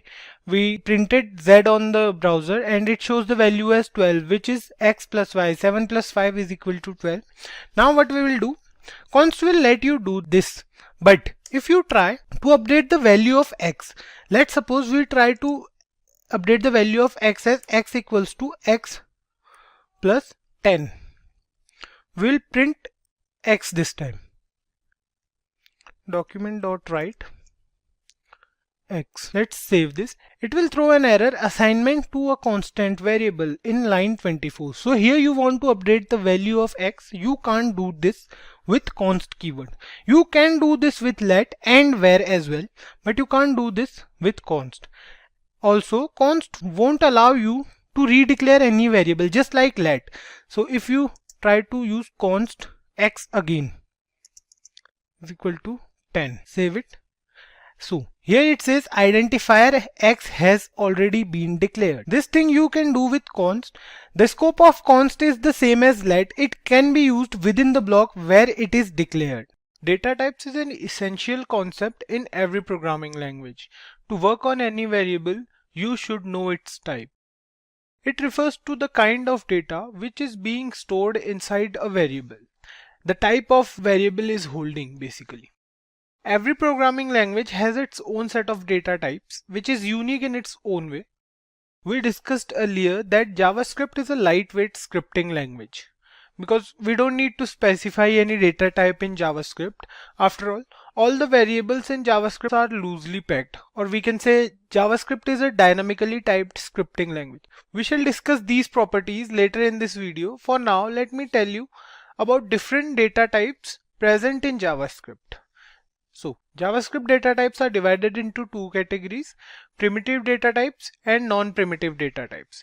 Primitive data types are stored in stack, whereas non-primitive data types, they are stored in heap. I don't want you to go deep in these two terms as if you are new to programming, so we'll leave it. Just keep one thing in mind, that primitive data types are base data types, whereas non-primitive data types are objects, or we can say they are derived. Primitive data types, they are further divided into 5 categories. They are divided as numbers, strings, boolean, undefined and null. Non-primitive data types or complex data types, we can say, on the other hand, they are divided into two parts: arrays and objects. We'll have separate videos on these topics. For now, let's discuss primitive data types. To understand primitive data types much better, let's declare a few variables here. Let's say we declare var x and give it the value as 16. We'll declare var y and we'll give it value hello world. We'll declare one more. Let's say var flag and the value will be true. Here we can talk about those properties of JavaScript which I mentioned earlier. JavaScript variables are loosely packed and JavaScript is a dynamically typed scripting language. These 2 points refer to the same thing. Here you can see we have defined 3 variables: x, we have defined variable x, we have defined variable y, and flag as well. The values for all 3 variables is different from one another. See, variable x is holding a value that is 16, variable y is holding a value hello world, which is a string. So 16 is a number, hello world is a string, and variable flag is holding a value that refers to a boolean value. In place of true, we can also write false here. So what's happening here? Here you can see there is no data type. If you are coming from a C++ background or a Java background, this will be a little bit weird for you guys, because in C++ and Java, we used to do it like we'll define an integer. Let me show you. So how we will define an integer in C++ or Java? What we'll say, we'll use int x equals to 5 or something like that. We already had a data type. For string as well, we have char in C++, but here in JavaScript, we have no data type. We are only using the var keyword. That's what we call as loosely typed. This line means that you don't have to define the data type of the variable. What happens in JavaScript is whatever the type of value you will pass to the variable, the data type will change accordingly. So you don't need to worry about if you are passing a number or if you are passing a string. Just relax. Just when you pass the value to the variable, it will be determined automatically. So these are the 3 basic primitive data types present in JavaScript, which are number, boolean value, and string. So let's move on to the next one, which is undefined. We'll define a variable p and we'll leave it as it is. So this variable p has an undefined data type. It means that any variable which is already declared but has no value inside it, it has an undefined data type. I'll tell you a basic operator, the type of operator. We'll go through the operators in later videos, but just try to understand the basic need and use it with me. For now, this operator will help you know the type of value a variable is holding. See, let's use it here. We have declared a variable p. We'll check the type of p. So to use this operator, you have to use it with document.writeNow. So we'll do document.write and we'll use two brackets, and inside it we'll write type of, and whatever, like if you want to know the type of variable x, let's suppose we'll write here x semicolon, save it, and you can see here it says number. This means that this variable has a value which is a number. Similarly, we will check for all the variables present here. We'll check for every variable. We'll check for y, we'll check for flag, and we'll check for p as well. Let's copy this and paste it 3 times, and let's change the value here from x to y in this line, and from x to flag here, and here we'll change it to p. So we have done it. We'll save it and see. Here it says number first. Variable y, it says it's a string, because you know hello world is a string, it's a sequence of character. For variable flag, it says boolean, so it's defined as true or false. And for variable p, it's written here undefined. With this, we are left with only one primitive data type, the null data type. There's a difference between a null value and an undefined value. Undefined means lack of value, whereas null means the absence of any value. Suppose you are using null as the value for any variable, the type of operator will return this variable as an object. But if you are not giving any value to this variable, you are leaving it after declaration, the type of operator will return undefined. Here's an example for this. See, we'll declare one more variable here. We'll declare var num. Let's name this variable num, and we will give it the value as null. We'll use document.write type of, and we will check with the help of type of operator that what type of value the variable num is holding. So let's give here num. We are good to go. Press Ctrl plus S and see. Here it says it's an object. So a null value will always be shown as an object. We'll talk about the complex types or composite types in further videos. We'll have separate videos for each of these types. Don't worry about it. The term control statement is pretty self-explanatory and straightforward, right? We came across JavaScript statements in previous videos. JavaScript statements are the instructions that tells the browser to perform specific actions. Control statements are also instructions, and they govern the flow of control in a program. So let's take a look at control statements with the help of an example. Let's suppose we have a piece of code that has n number of statements. Here, let's say we have this code, and so the conventional workflow will be, it will first execute the first statement, then second, then third, and so on till statement n, right? So this is the basic flow, right? From statement 1 till statement n, and it will execute each statement in between. However, in real world, the scenario is different. Like, we don't write the code in same manner every time. For example, let's suppose you are in line 5 and you want to print this line 10 times. So what should you do? You can write this line 10 times, or you can copy paste it, right? Okay, let's forget about 10 times. Let's suppose you have to use this code, or we can say, let's suppose you have to print this statement 100 times. Doing this, like copy pasting it for 100 times or writing this statement for 100 times, that's useless and unnecessary, right? So that's where control statements comes into picture. We'll discuss them in a while. Let's assume another situation. This time you want to make a choice based on certain conditions. You can use conditional operators, but then it has limitations, right? To tackle this problem, we have control statements in JavaScript. So these are the very basic reasons why we need control statements for performing a certain activity. Like if we want to perform a certain activity n number of times, or if you want to make a certain decision making kind of scenarios in your program, that's where we need control statements in JavaScript. In JavaScript, we have two different types of control statements depending upon what action we are performing. So we have the conditional control statements and we have the iterative, or we can say looping control statements. Talking about conditional statements, as the name suggests, we use conditional statements when we have to make decisions based on conditions.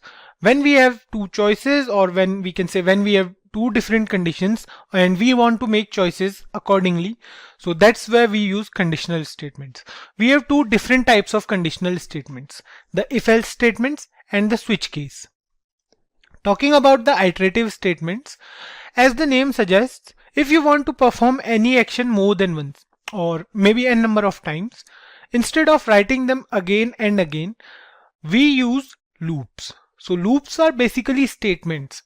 We use loops to perform any activity n number of times with specific conditions. So in JavaScript, we have four different type of loops. We have for loop, while loop, do while loop and foreign loop. So the for loop, while loop and do while loop, you might have heard about them earlier because they are also present in other programming languages. But this foreign loop, this is a new type of loop present in JavaScript. We use foreign loop with objects. We'll go through objects in upcoming videos, and of course we'll be looking at each of these control statements in detail. We'll have a particular video for each of these topics. Now let me introduce to you the break and the continue statement. They are not the types of control statements, but they do assist in other control statements. The break is used to exit a switch statement or loop. Like when used in a loop, it breaks the loop and continues executing the code after it. And on the other hand, the continue statement breaks a single iteration.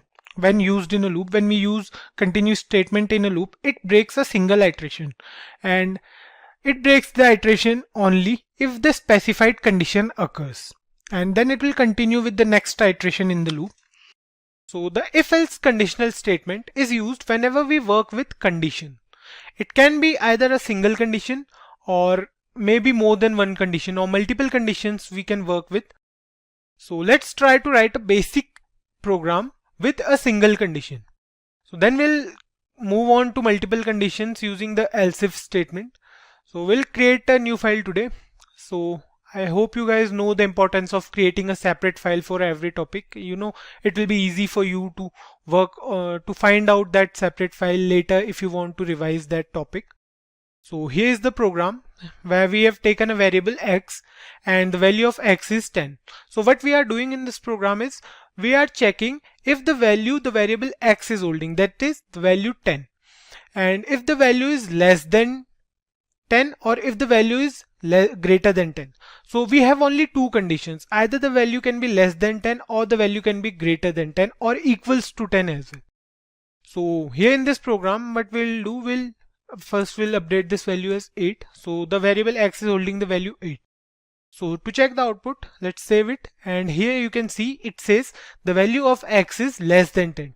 Of course the value 8 is always less than 10, right? So for 8, that's fine, it will say the value is less than 10. And similarly, if we do the same for, let's say 11, save it now and see, it says the value of x is greater than 10.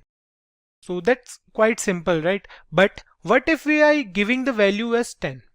We know 10 is equals to 10. So save it now and see, here you can see it says the value of x is greater than 10. This is happening because what we did, as we told the interpreter to check the value if the value of x is less than 10. We didn't mention that what to do if the value is equals to 10. So it will check for only x is less than 10, not for equals to 10 or greater than 10. So here what it is doing, it is checking if the value is less than 10. So that it says okay, let's print this statement if the value is less than 10, or if the value is not less than 10, or if the value is equals to or greater than 10, it will print the value of x is greater than 10. To avoid this type of misunderstanding, we use an else if statement. So the concept of else if statement is the same as if statement. What we are doing, we are using multiple conditions, right? We are giving it more than one condition. So how to use else if? It's quite easy, and the syntax is also similar to the if statement. The only difference is that it contains an else before if. So it's an else if. So what we are doing is we are giving it a condition that else if x equals to 10. So now what it will do, it will check for two conditions, that if the value x is holding is less than 10 or equals to 10. And what we'll do, we'll update it as. So let's check the output now. Save and see. Here it says the value of x is equals to 10, right? So I hope you guys are getting this. The execution flow for this program will be like, it will check for the first condition if x is less than 10. If yes, it will print the value of x is less than 10. If no, it will move on to the following condition. Like under the else if statement, it finds a condition that if x is equals to 10, it will check for it. If yes, if x is equals to 10, then it will print the value of x is equals to 10. Or if not, then otherwise it will move to else statement and print the value of x is greater than 10. We don't need to specify any particular condition for this, because we have already specified the two conditions, that if x is less than 10 or if x is equals to 10. Now we'll take a look at some basic programs. Other than this one, we'll take a look at a few more basic programs. So here's the another program. What we are doing here is we are taking a variable x and the value of x is 5. So what we are doing is we are checking if the number is an even number or an odd number. The thing you have to keep in mind is the logic to find whether a number is even or an odd number. So to check whether a number is even, what we do, we'll divide that number with 2, right? What basically we want is we want the remainder as 0 when we use the modulus operator. So what we'll do, here we have written x mod 2 equals to 0. So if the remainder is 0, then the number will be an even number because it is divisible by 2. Else it will be an odd number. So that's quite simple, right? Let's save it and check the output. For 5 it says odd number. Yeah, 5 is of course an odd number, right? So that's for even and odd number. So here we are with another program. Here it says we have a variable y and the value of y is, let's say, 8.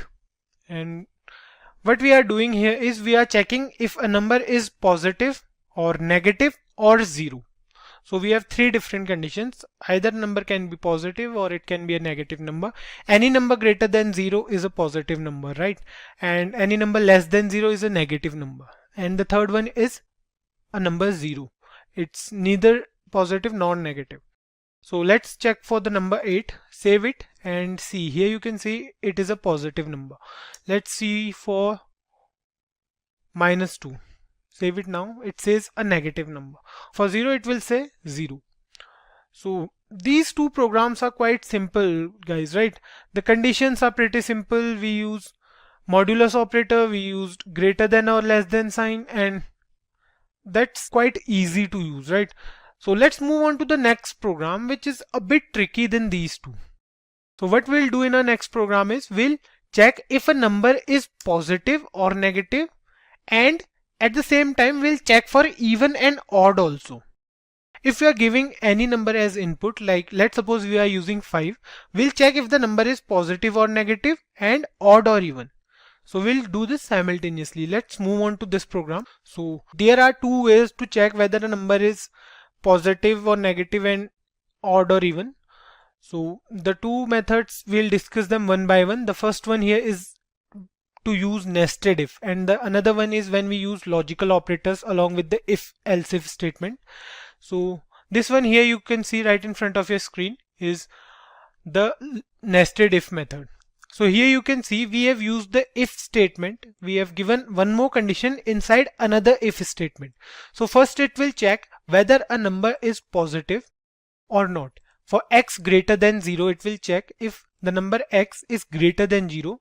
Then if yes, if it will find it that yes, this number is greater than 0, then it will move on to the nested if and it will check for odd or even. For odd number and even number, it will check if it finds that the number is even, it will print that the number is positive and even. If the number is not even, it will print the number is positive and odd. So here you can see the difference. What the interpreter is doing is it will check for the number as positive, and if the number is positive, then it will move on to the nested if and check for the even or odd. So if it finds that the number is even, it will print positive and even, otherwise it will print positive and odd. then it will move on to the next condition, which is for negative number. If x is less than 0, then it will again move to the nested if and it will check for even and odd. So if it finds that the number is even, it will print negative and even, otherwise it will print negative and odd. And the last condition is for the number 0. Let's try to find out the output of this, and what we'll do, we'll update the value of x as 8. So save it now. Here it says the positive and even. So 8 is a positive number and even as well. Let's update the value of x as -5. Save it now. It says negative and odd number. -5 is a negative odd number, right? So that's how it will check for positive or negative and odd or even. So we are doing both the things simultaneously in a program. We have an alternate method as well. Here you can see on your screen we have written a program, and here we have taken a variable x. The functioning of both the programs is same. Both of these programs will check for positive or negative and odd or even. So here you can see I have taken a variable x. Let's say the value of x is 7.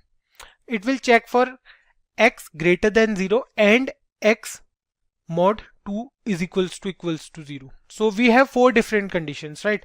A number is greater than 0, that means a number is positive and even. A number is positive and odd. A number is negative and even. A number is negative and odd. And the final one is a number is 0. Okay, we have 5 conditions and we have to specify these 4 conditions here. So here you can see we are using the logical AND operator. This means it will print this statement. Let's suppose for this statement, it will print this only if both the conditions are true, right? If the value x is holding is both greater than 0 and an even number. So if you try to find out the output now, save it and see, here it says number is positive and odd. So the number 7 is greater than 0, but the number 7 is not an even number. That's why this line is not there on the browser. It will print this line because the number is positive and odd, right? The switch case is another conditional control statement, and just like the if-else control statement. There's a difference between the usage of if-else and switch case statement. Now both if-else and switch case works with conditions, and we have to choose when to use switch case over if-else. Switch case is generally preferred over the if-else when there is n number of test cases present, or we can say when we are working with a lot of conditions. Let's say we are working on a program and you ask the user for an input between 50 and 100, a numeric input basically. And in the output, we have to print the textual form of that number. Suppose if the user enters 75, right? The output will be like this. So what we are doing, we are taking a number from the user as an input and we are printing the textual form of that number, right? So we can use the if else, or we can say else if control statement, but the program will be so lengthy and not so clean. Also, switch case is much more efficient than if else when it comes to execution time. Like if we have n number of conditions, then using switch case is a better option. We'll get to know why in a bit. So let's move on to the programming part, and today we'll write a program where we have to find the month in a year by accepting its number. So we have 12 months in a year. For example, if we enter 4, then the output will be April. And if we enter 8, then the output will be August, because August is the 8th month of the year, right? So I hope you guys are clear with the question. Of course, we can do this program with the help of if-else statement, but we discussed earlier that using if-else in such cases is not efficient, right? We can use switch case in this scenario. So let's create a variable first. Let's say we are creating a variable where month, and you can give any value to this variable from 1 to 12. You can provide it with any initial value. So let's create a variable first. Let's say we are creating a variable where month, and the value we are providing it 1 as the hardcore initial value. For simplicity, again we are not taking the input from the user or from the browser. To do so, we have to first go through the DOM manipulations and we'll go through it in later videos. So let's start with the switch case now. The syntax for switch case is quite simple. Just write down switch and pass the variable month. So we have to check in this round bracket for the variable month, because any value you are providing to month, the switch will check the program accordingly. So for now we have taken the value as 1 for month. We can take any value, like we can take 3, we can take 11, 12 or any value other than 1 to 12 as well.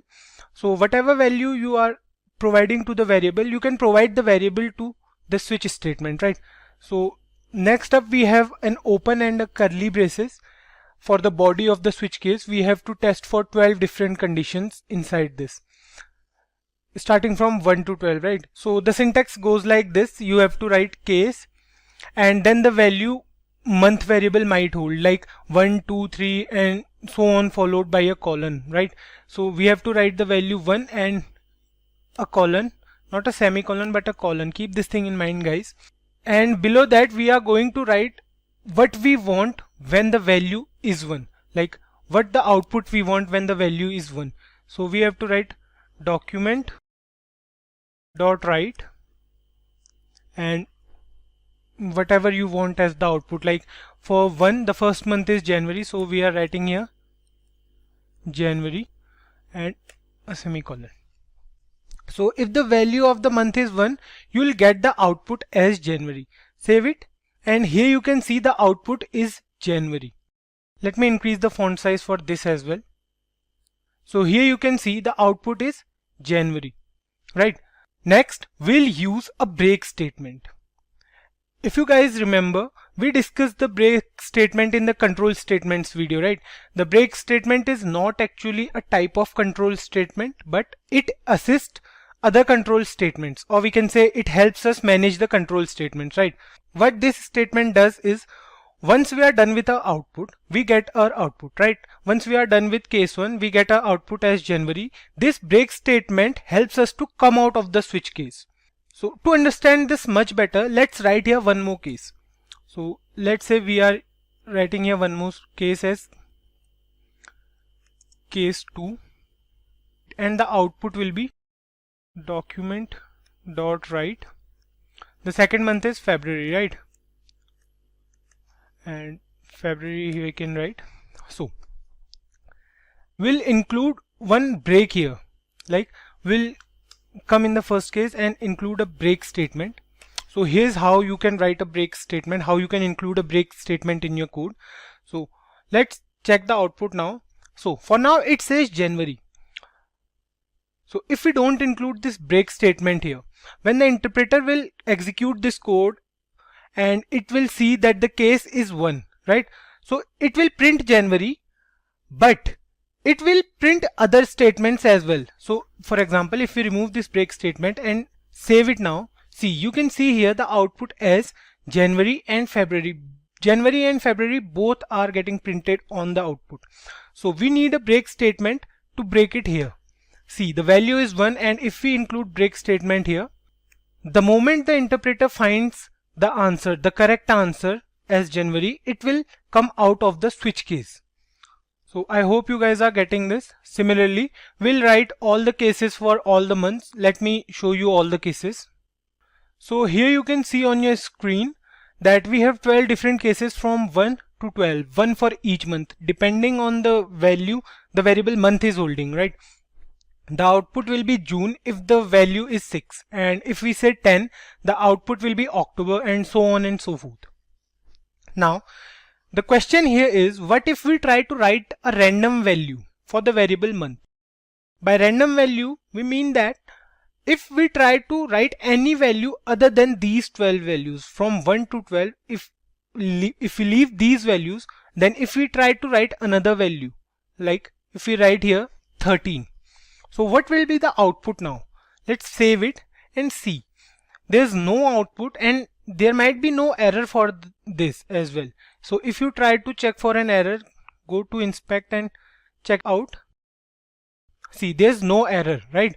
So in that case, we have one more case, like we have default case.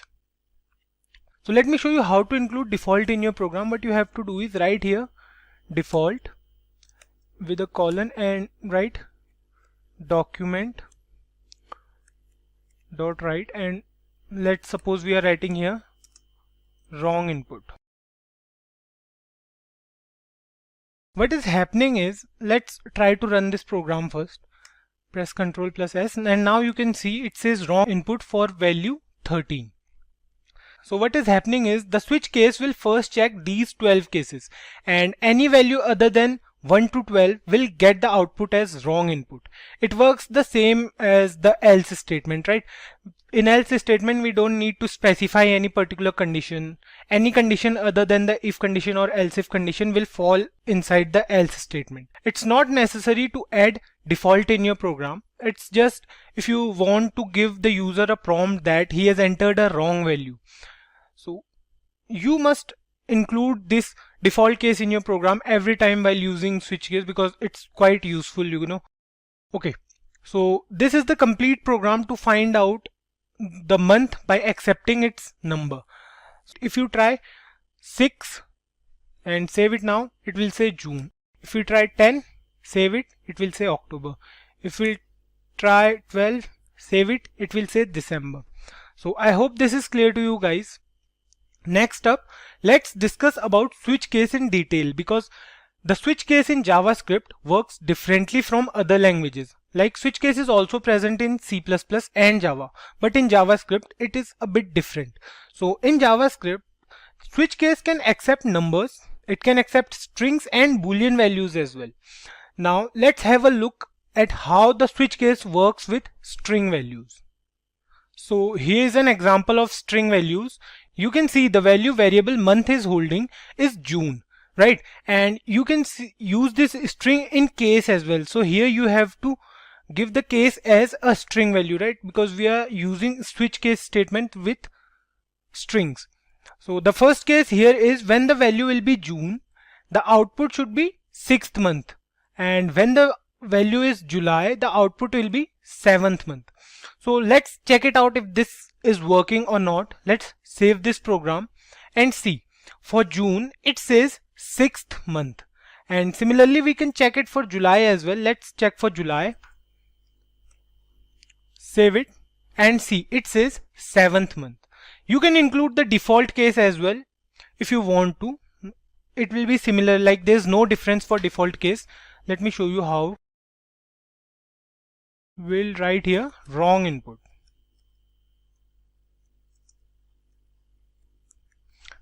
And save it, and now let's try to change the value here. Let's say we are using May. Save it and see, it says wrong input. What if we use a numerical value here? Let's try to use 2. Save it now, it says wrong input for 2 as well. It will give you the output when the value is either June or July. So any other value you try to use here, it will give the output as wrong input. In the same way, it works for Boolean values as well. Let me show you how it works for Boolean values. So what you have to do, instead of 2, you have to give here a Boolean value. Let's suppose you are writing here true. And for true, you have to change the case as well. For true, you have to change the output as, let's say for true, the output will be 1.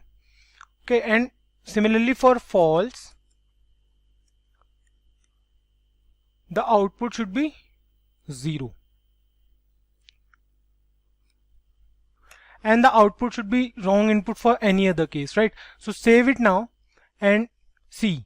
Here for true, it says 1. The output you can see here is 1. And if you try to do the same for false, like let's write here false, and now try to check the output. See, here it says 0. You can see the output is correct, right? We will discuss our first iterative control statement, that is the for loop in JavaScript. So iterative statements or looping statements, we can say, are used when we want to perform an activity multiple times or n number of times. So we don't have to copy paste that code every time, but we can use iterative statements. Using iterative statements will make our code clean and definitely more efficient. So we have 4 different types of iterative control statements, right? We discussed it in the previous video. Let's move on to for loop. which is a first iterative control statement, and we'll move on to the programming part directly. So before we start, one thing to keep in mind guys is that we use for loop when we are clear with the number of iterations in advance. So let's start with our first program. In this program, we will print the multiplication table of 10 from 10 into 1 to 10 into 10. Let's start with coding. First we write the for keyword, and then we have three different parts. We have the initialization, which is separated by a semicolon. Next up we have the condition, and finally we have the increment or decrement. So this is the syntax for loop. Next up we have the open and the closed curly braces for the body of for loop. We'll change these three values, as these are not the actual values, right? Our parameters for these three different parts of the loop are going to be different. So let me comment this one. So what we'll do, we'll leave it here only. We'll change it from here. So in the initialization part, what we are going to do is we'll create a variable. Let's say we are creating a variable where a and the initial value of a will be 1. This initialization happens only one time, when the for loop begins. We have to be careful about the condition we are going to use, because sometimes what happens is the loop runs forever because of a wrong condition, which will ultimately crash our program. So in the condition, what we have to do is we have to give a value as in for how long our for loop should execute. Here in this case, we want to print the table of 10, right? We want to have 10 iterations.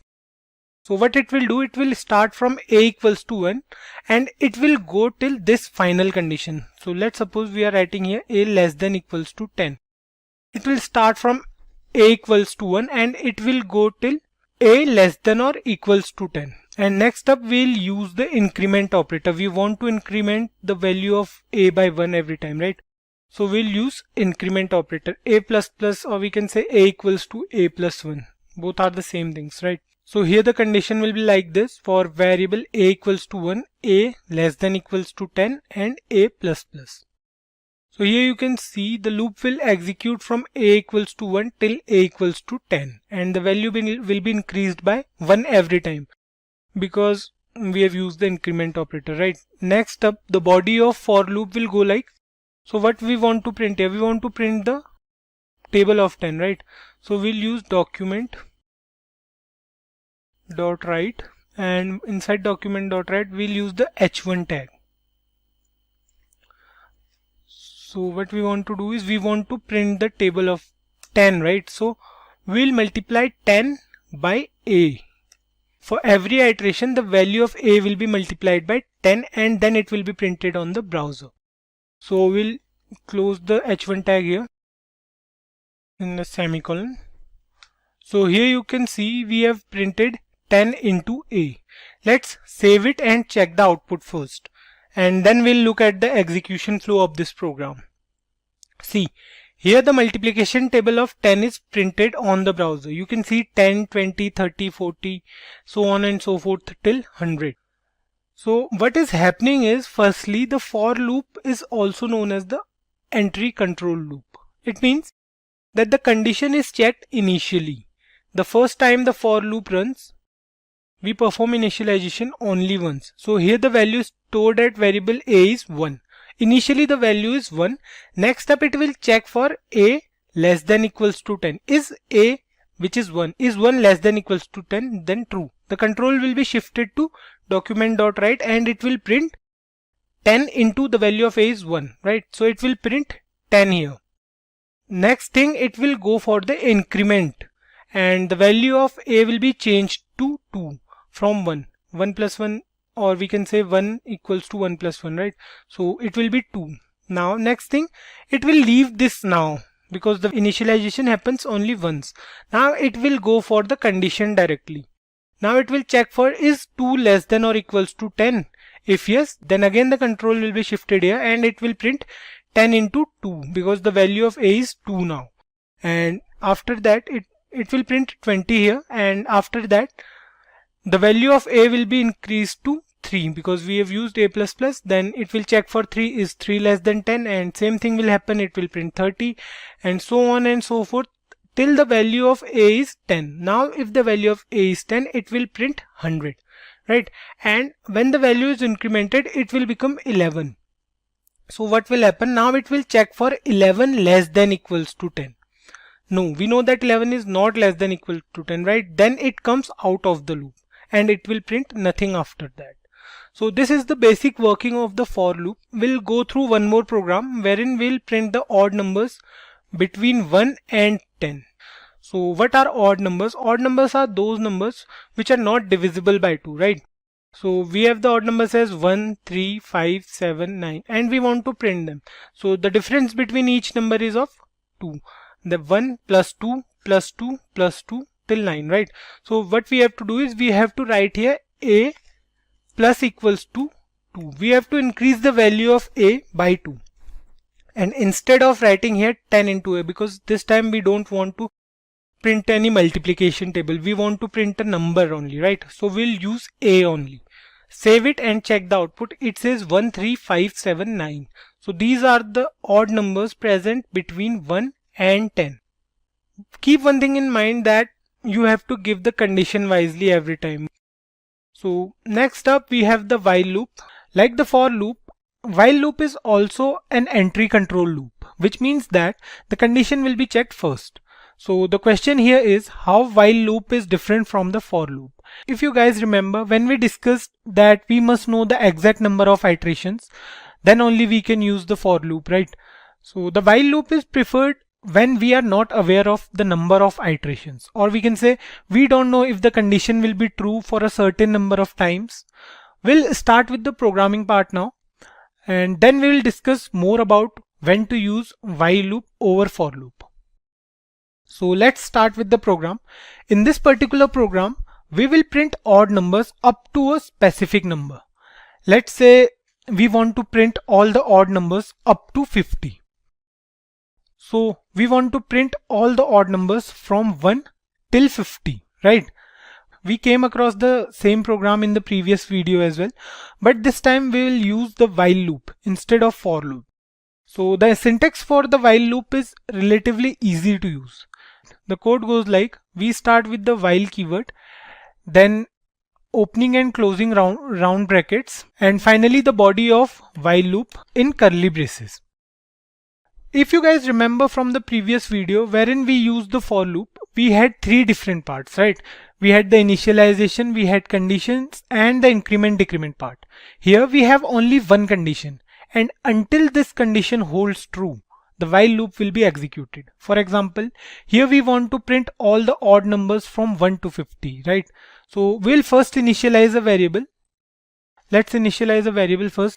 Let's say we have a variable x and the value of x will be 1. We used here 1 because 1 is the very first odd number, right? After that, inside the condition, what we want to do is we want to print the odd numbers up to 50. So while the condition will be like while x less than equals to 50. So the loop will go till x is less than or equals to 50.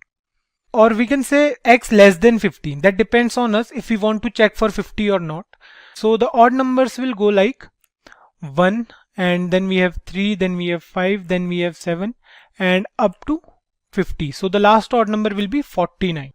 So inside the while loop, we will print the value of x. So here we will print the value of x. Let's print it.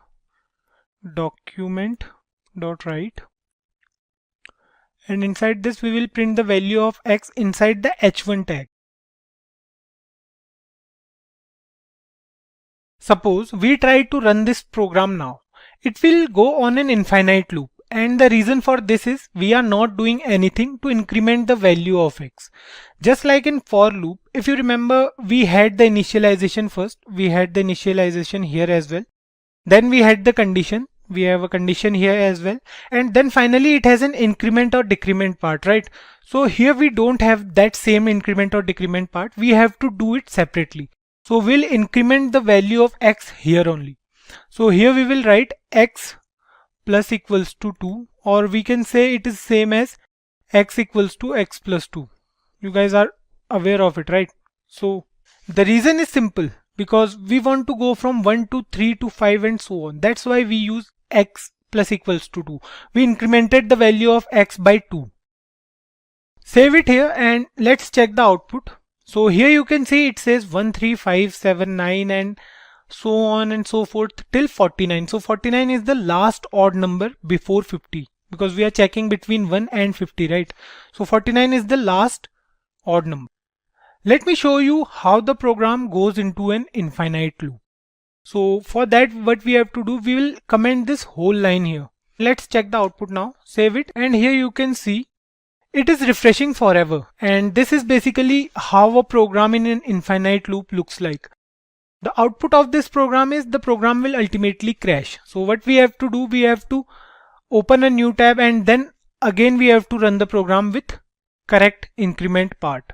So here you can see, you can wait for it to become responsive or exit the page. So here you can see we have all the odd numbers from 1 up to 50 and the last one is 49. Coming back to the difference between the while loop and the for loop. We did the same program previously, right? Using the for loop. So where to use while loop over for loop? So consider a scenario where we are taking input from the user and the input from the user is y. We want to do something. Let's say we want to print something on the screen. Or if the input from the user is n, we want the process to be stopped. We can give the condition in the while loop, which will go like when the character y becomes n, the process will be stopped. We'll go through one such program once we are done with the DOM manipulation part, wherein we take the input from the user. Let's move on to the do while loop in JavaScript. In the previous videos, we have already discussed that both for loop and the while loop are entry control loop. That means the conditions are checked first, right? But the do while loop is a bit different, or we can say it is an exit control loop, wherein the condition is checked after the execution of the loop's body. Thus, an exit control loop executes at least once. Even if the test condition fails, or we can say the condition is wrong, the loop will execute once. Using the do while loop is relatively easy. It seems like we are giving the system a command to do something while the condition is something. So let's start with the syntax now. The syntax goes like this. We write the keyword do and we have a pair of curly braces for the body of the loop. And after that we have the while keyword and here we will write the condition. Make sure you are using the semicolon after the while loop. It's necessary while using do while loop. Keep this thing in mind. So we have two parts in the do while loop, the do part and the while part, or we can say the condition part. While part is the part where we write the condition. So let's define a variable first. Let's say we are using a variable. We are using a variable x and the value of x will be 5. So here we have taken 5 as a random value. You can take 1 as well. Now inside the condition part of the do while loop, this is the condition part where we are using the while keyword. So we'll give a condition. Let's say we are using while x greater than 5.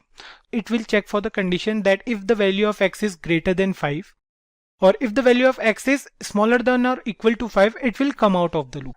In the do part, we will write what we want to do. Let's say we want to print a single sentence here. We write document.write and whatever sentence we want to write. Let's say we are using welcome to Simplicode. So here you might be thinking that the condition is false, but the condition will be checked after the first iteration in the do while loop. So no matter what the condition is, the first iteration will happen always. So if we try to save this program and let's try to run this. Here you can see the output is welcome to Simplicode. A single line is printed. What is happening here is, although the condition we used was wrong, but the condition will be checked only after the first iteration. When the do while loop will perform this particular statement, when the document.write will be performed, after that it will check for the condition if x is greater than 5 or not. If we use here 6 instead of 5, let's try to write here 6 instead of 5, and if we run this program now, it will go into an infinite loop because we are not performing the increment decrement operator here, right? As we have discussed in the previous videos, the importance of increment decrement part. So we need to do it here after the document.write part. So what we'll do here, we'll write x minus minus. Today we are using x minus minus, and for the other two loops we use the plus increment operator, right? So the x minus minus is the same as x equals to x minus 1. Let's check the output now. Save it. Here you can see the output is still welcome to Simplicode. The execution flow of this program will be like, it will first perform the iteration before checking the condition, and it will print here welcome to Simplicode for the first time. When the loop will start executing, it will first perform this statement and it will write here welcome to Simplicode. So then it will perform x minus minus, means the value of x is now 5 because we are decrementing the value by 1. So when the value of x is 5, then it will check for the condition if x is greater than 5 or not. So here we can see clearly x is not greater than 5 because x equals to 5 and it is equals to 5, right? So it will come out of the loop.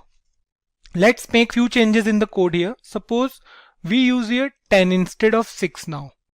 And let's print the value of x as well. It will be easy for you to understand. So we'll print here x and we'll use a space so that it will be clear for you. We'll use here the br tag, and now let's try to run this program. Here you can see the output goes from 10 to 6 and it prints welcome to Simplicode every time. Right? If you guys are wondering where we use the do while loop, sometimes it may happen that even though the condition is false, but we have to execute that command. We use the do while loop when we want the code to output some sort of menu to the user or to generate the menu at least once. We'll get to know about the do while loop in future videos when we create a program specifically for the do while loop. This video is just a syntax demonstration. We'll go through the examples of all the 3 loops present in JavaScript. So today we have 3 different problems for 3 separate loops. Right? We'll go through each of the problems and we'll discuss the execution flow for each loop we'll go through. So let's start this session with the first problem statement. So the first problem statement goes like this. So here we have to write a program to check whether a number is prime or not. I hope you guys are aware of what prime numbers are, right? So a prime number is a positive number that is only divisible by 1 and itself. For example, 2, 3, 5, and we have 7 and 11. These are the first few prime numbers, right? If we take an example, let's say we are taking an example of 7. So 7 is a number which is divisible by 1 and 7 only. No other number can divide 7, right? So here in this code, we have to check whether a number is prime or not. So let me take you through the code. So here is the code to check whether a number is a prime number or not. Let me take you through this first. So we have a variable number, and the value of variable number can be any random value, like any number you want to check if the number is prime number or not. You can give that value to the variable number. So here we have taken 83. Next up we have a variable is prime, whose value is a boolean value, right? It can be true for a prime number or it can be false for a non-prime number. So we have used comments in this program to make it easier for you guys to understand. So here we have used the if statement to check if the number is 1, because we know that 1 is neither a prime number nor a composite number, right? So we have to check if the user enters the value 1, or if we are giving the value 1, we have to check for it. So if user enters the value 1, it will print this statement that 1 is neither prime nor composite. Here in else if, we are checking if the value of number is greater than 1 or not. So if the value of number is greater than 1, the control will be shifted to for loop present inside the else if statement, right? Here you can see we have the for loop here. The control will be shifted to this for loop. So here you can see we have initialized a variable I, and the initial value is set to 2. That's because any prime number is divisible by 1 as well, right? So it won't make any sense to include 1 here. We'll start from 2 and we'll check until the value of I becomes half of the value of number. So if we take an example of 10, we'll check until 5, because you know any number greater than 5 won't divide 10, right? It's practically not possible. So we'll check for number by 2, or we can say we'll check till 5 only. And the value will be increased by 1 every time. Till now I hope you guys are aware of how to use for loop and why we are using for loop here. We can do the same program using while loop as well, but to make it more clear how to use for loop, we are doing this program with the help of for loop. So then we have the I++, or we can say we have increased the value of I by 1 after every iteration until the value of I becomes half of the number.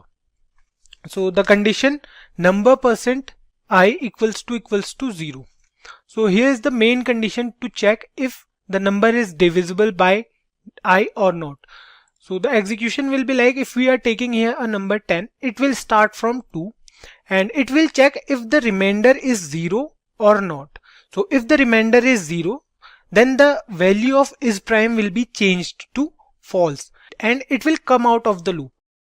Next, it will check for the value of is prime if the value of is prime is true or not. Here you can see if the value of is prime is true, then it will print n, or we can say then it will print that the number is a prime number, else it will print that the number is not a prime number if the value of is prime is false. For example, when we took the example of number as 10, so the value of is prime will be changed to false because 10 divides by 2 is equals to 0, or we can say the remainder will be 0. So the value of is prime will be changed to false, and for false it will print number is not a prime number.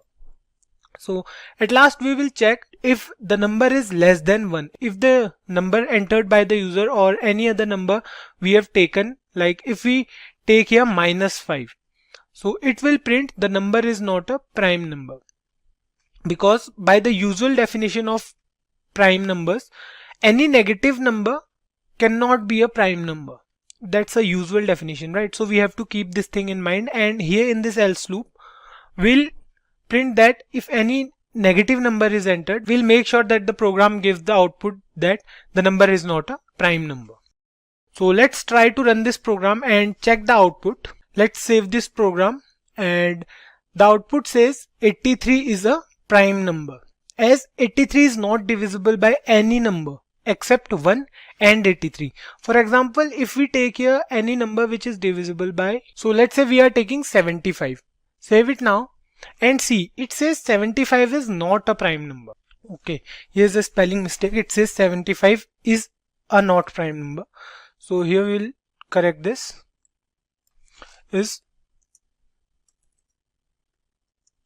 So we are done with it and save it now. Now it says 75 is not a prime number, as 75 is divisible by numbers other than 1 and itself, right?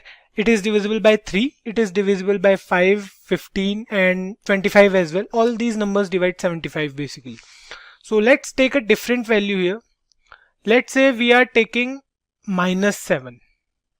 Let's change the value here as, or we can take it as -75. Let's save it now.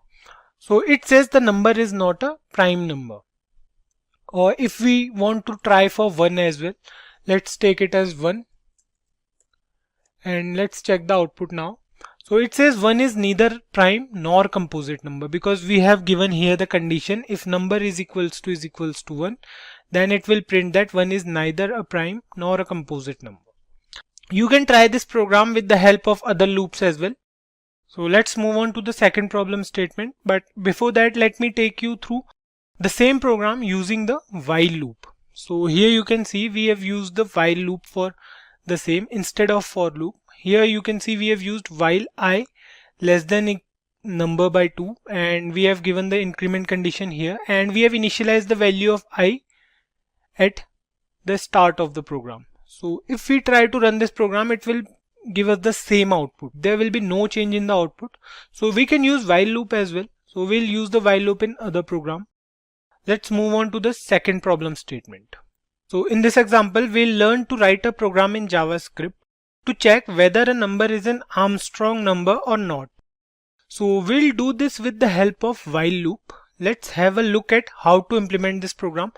Before proceeding to the coding part, let's have a look at what is an Armstrong number. So an Armstrong number of 3 digits is an integer such that the sum of the cubes of its digits is equal to the number itself.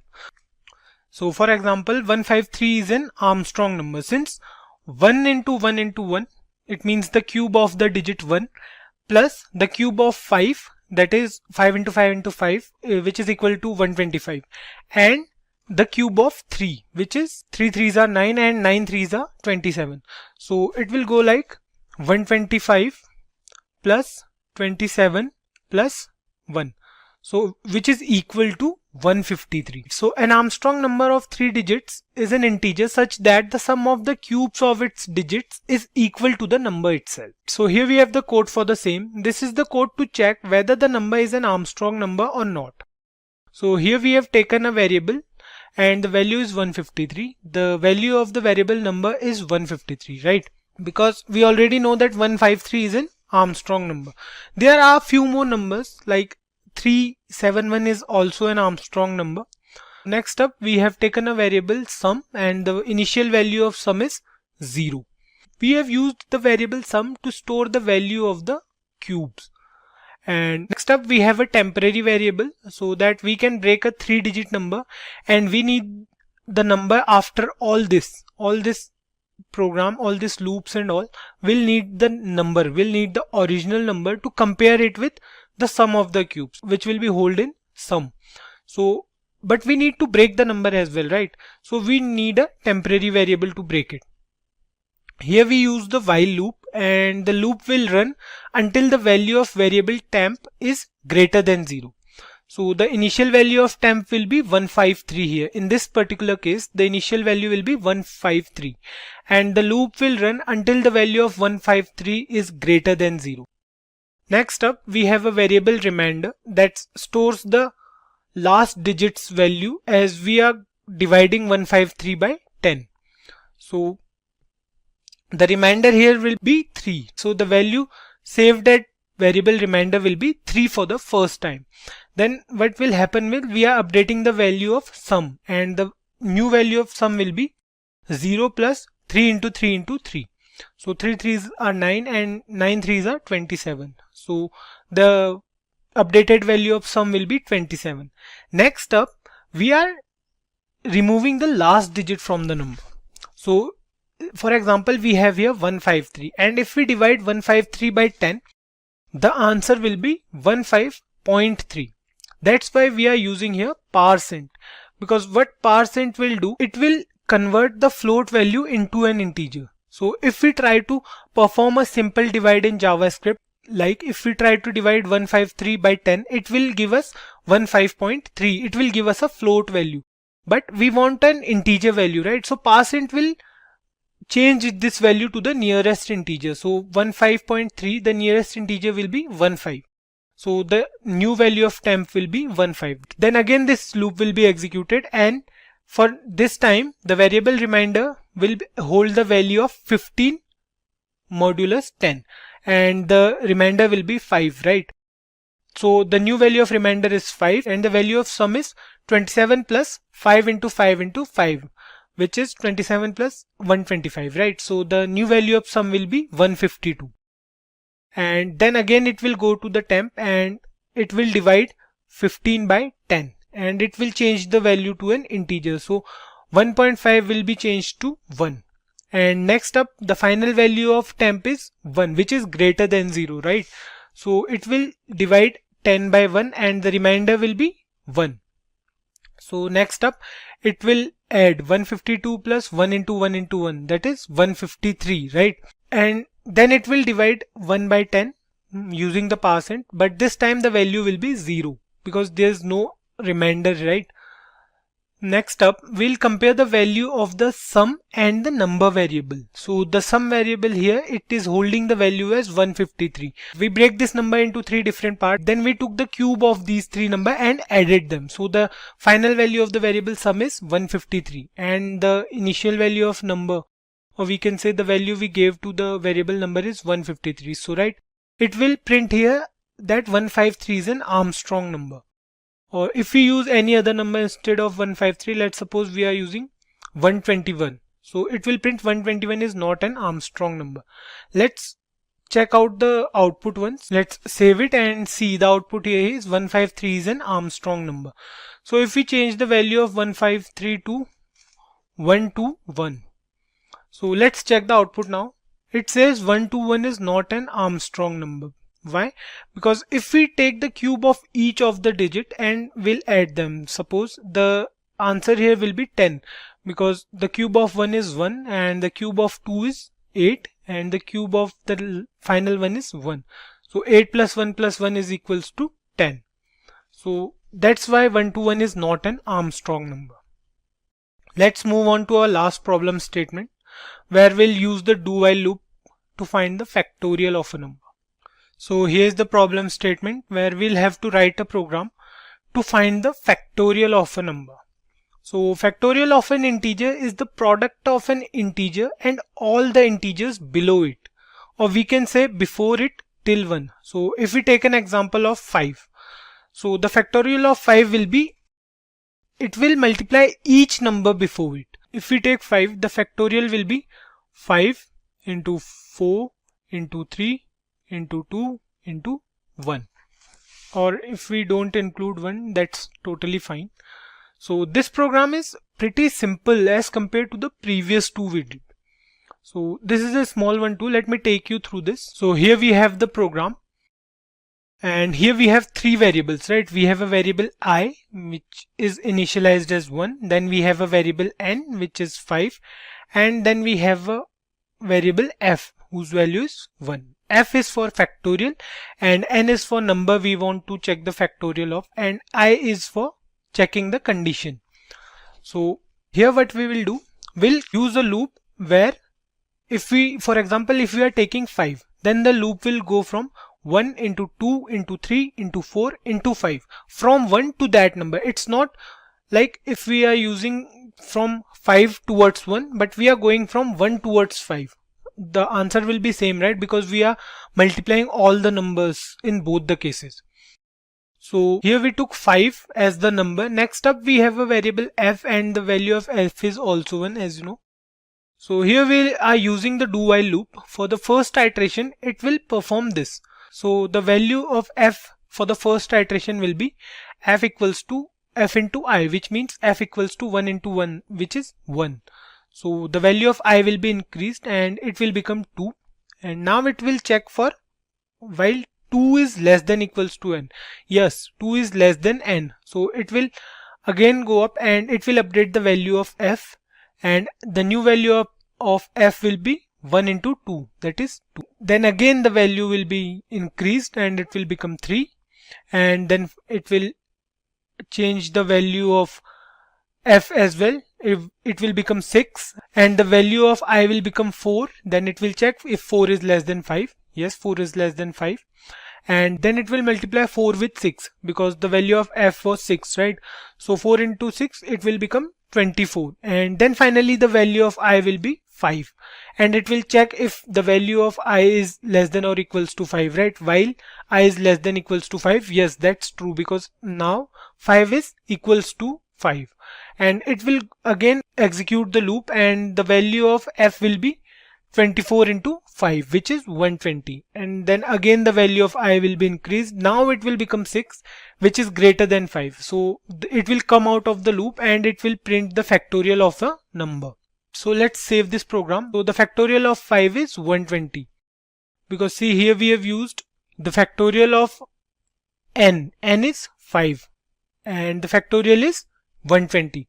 So if we try to give any other number here other than 5, let's say we are using here 10. Save it. It says the factorial is 3628800, or it's 36,28,800. So if you try to multiply 10 into 9 into 8 into 7 so on till 2, or we can say 1, the answer will be this. You can check it, you can Google it, or you can go through it in your calculator. For today's session, the topic of discussion is how to become a backend developer. So if you're wondering how to become a backend developer, what skills are required and what the responsibilities are, then you're in the right place. But let's wait for a while for more people to tune in.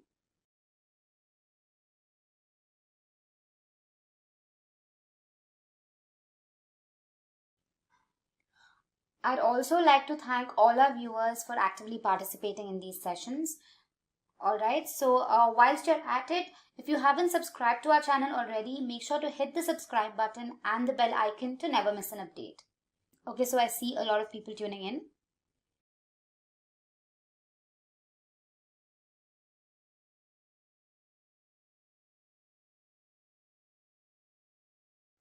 Alright, so I think we're good to begin. Now, I'm sure all of you use social media applications. Now, every time you click on a video, scroll through a feed, perhaps search for something, the corresponding information is displayed on your screen. Now, these applications provide an excellent user experience. But how is this achieved? You must know that every application comprises of two parts. There's the front end and then there's the back end. The front end is what the user deals with and the back end is what makes this happen. In other words, the back end includes an application, a server and a database. The back end application fetches the data from the database and processes all client requests. The result of this is made visible to the user. So now the question arises, who is a backend developer? A backend developer's role is to focus on details like building an effective website architecture, scripting and writing code that serves as a means of communication between the website's database and the browser, and lastly, to ensure data integrity and consistency. So now, let's look at the skills required to become a backend developer. It is vital for you to have good understanding of programming concepts like data structures and algorithms. This includes stacks, queues, linked lists, trees and graphs, sorting algorithms, and search algorithms. Next up is programming languages and frameworks. One of the most critical skills of a backend developer is a depth of knowledge in backend programming languages.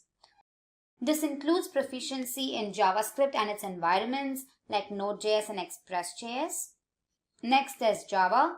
This language was particularly built from the ground up to be run on server side. Popular frameworks include Spring and Java Server Faces. Next up is Python, which is the most popularly used language today. It is flexible and easy to use. Python frameworks like Django and Flask are used for backend development. And lastly, there's C# and its frameworks like ASP.NET Core and ASP.NET MVC. Other languages include Perl, PHP, and Ruby. Now, because backend and frontend developers work so closely together, it is also helpful to have a foundational understanding of front-end web languages like HTML and CSS. Now, proficiency is essential not only for performing daily tasks, but also for working alongside front-end developers for developing solutions. Next, we have database management systems. A backend developer writes code that is used to perform relational mapping to fetch data from the database. Some popularly used DBMS are MySQL, SQL Server, and PostgreSQL. Next up is version control. Again, popular ones are Git and Subversion. They help manage the project files and keep track of the entire history of things that the developer is working on. And lastly, there's cloud hosting platforms. These platforms allow you to deploy your product on the cloud service provider so that it can be accessed from the World Wide Web. Most popular ones are Amazon Web Services, Google Cloud Platform, Heroku, and Microsoft Azure. Of course, there are non-technical skills that are required of backend developers. Those who choose this profession should be comfortable with analytical processes, have well-developed problem-solving capabilities, be interested in emerging technologies, have good communication skills, and be able to work independently and sometimes as a part of a collaborative team. Now that you're familiar with the skills, let's have a look at the responsibilities of a backend developer. First up is forming an understanding of the performance needs and goals of the website to develop effective, successful solutions. Development and management of application programming interfaces. Development of systems for websites to accept and securely store data, such as those required for payment processing systems. Then there's writing code, testing and development solutions for code-related issues. Then there's organization of system logic. Other responsibilities also include development of site architecture using proper methodologies like Agile Scrum framework, and also providing solutions to system problems. Lastly, let's have a look at the salaries of a backend developer. The average salary of a backend developer in the United States is around 102,000 US dollars per year. The average salary of a backend developer in India is around 7,23,000 Indian rupees per annum. In this session, we're going to cover the topic of what is Angular. I'm sure all of you use mobile and web applications. Be it from social media to healthcare, e-commerce and net banking, these apps are used by billions of people across the globe. Now, the main reason we use these apps is that they offer seamless user experience and interface. But how are they developed to provide such reliability? One of the frameworks that is widely used to build such robust apps is Angular. So let's dive into the session now. So here is a list of topics that we're going to be covering. First up, we'll see why Angular was introduced. Then what is Angular? Features of Angular, Angular architecture, advantages and limitations of Angular, the learning curve of Angular, and finally we'll look at some of the companies that deploy Angular. So without further delay, let's begin. Why Angular? Now, JavaScript is the most commonly used client-side scripting language. It is written into HTML documents, enabling interactions with web pages in many unique ways. So, as a relatively easy to learn language with almost pervasive support, it is exceptionally well suited to develop modern applications. But the question arises, is JavaScript ideal for developing single-page applications that require modularity, testability, and other features? Perhaps not. However, we have a variety of frameworks and libraries designed to help us with such things. With respect to front-end development, Angular and JavaScript together bring in structure and consistency to your web applications and also provide scalability and maintainability. Now, Angular is specifically developed for single-page applications. So now the question arises, what exactly is Angular? Angular is an open-source JavaScript framework written completely in TypeScript. Now, it was primarily aimed to develop single-page applications and is maintained by Google. Angular as a framework provides a few advantages while also providing a standard structure for developers. It is designed for web, desktop, and mobile platforms. Now, if you have a doubt here as to what exactly single-page applications are, let me help you with that. Now, these single-page applications are basically applications that get loaded just once. So the main page gets loaded onto your browser. So any further interactions does not lead to loading of subsequent pages. Anything that has to be done further is just an addition to the already loaded page. So these single-page applications are primarily developed using Angular. Moving ahead, let's look at the features of Angular. We have 4 features that we're going to be discussing. We have the document object model, TypeScript, data binding, and testing. Now let's look at them one by one. Now the document object model treats an XML or an HTML document as a tree structure. Now here every node in the tree structure defines an object representing a part of your document. Angular uses the regular DOM. Now let's suppose you've made 10 updates on a single HTML page. So every time you make a change, the corresponding DOM or the tree structure needs to be updated. Now Angular updates the entire tree structure of HTML tags. Moving on to our next feature, we have TypeScript. Now TypeScript defines a set of types to JavaScript, which helps you write JavaScript that is easier to understand. Now all the TypeScript code compiles down to basic JavaScript that can run smoothly on any platform. Now TypeScript is not mandatory for developing an Angular application, but it is highly recommended. The main reason it's highly recommended is that it offers better syntactic structure while making the code base easier to understand and maintain. Now TypeScript can be installed as an npm package. Now to do that, you just have to run the command npm install -g TypeScript on your command prompt. Next up is data binding. Now data binding is a process that allows you to manipulate web page elements using the web browser. Now, it mainly employs dynamic HTML and does not require complex scripting or programming. It is used in web pages that include interactive components like calculators, tutorials, games, etc. Now, incremental display of a web page makes data binding extremely convenient when pages contain a large amount of data. When it comes to Angular, it uses two-way data binding. So any changes made in the UI element is reflected in the corresponding model state. And conversely, any changes made in the model state are reflected onto the UI state. Now, this allows the framework to connect the DOM to the model data via the controller. The last feature we're discussing is testing. Angular uses Jasmine to run its various tests. The Jasmine framework allows various functionalities to write different kinds of test cases. Karma is a task runner for the tests that use a configuration file to set the startup, reporters, and testing framework. So with that, we've covered the features of Angular. So let's go ahead and understand the architecture of Angular. Now, Angular is a full-fledged MVC framework. It provides a strong opinion on how the application should be structured and offers bidirectional data flow and updates the real DOM. MVC, short for Model View Controller, is an architectural pattern that separates the application layer into model, view, and controller. Now, model here relates to all the data-related logic. View, on the other hand, is used for UI logic of the application.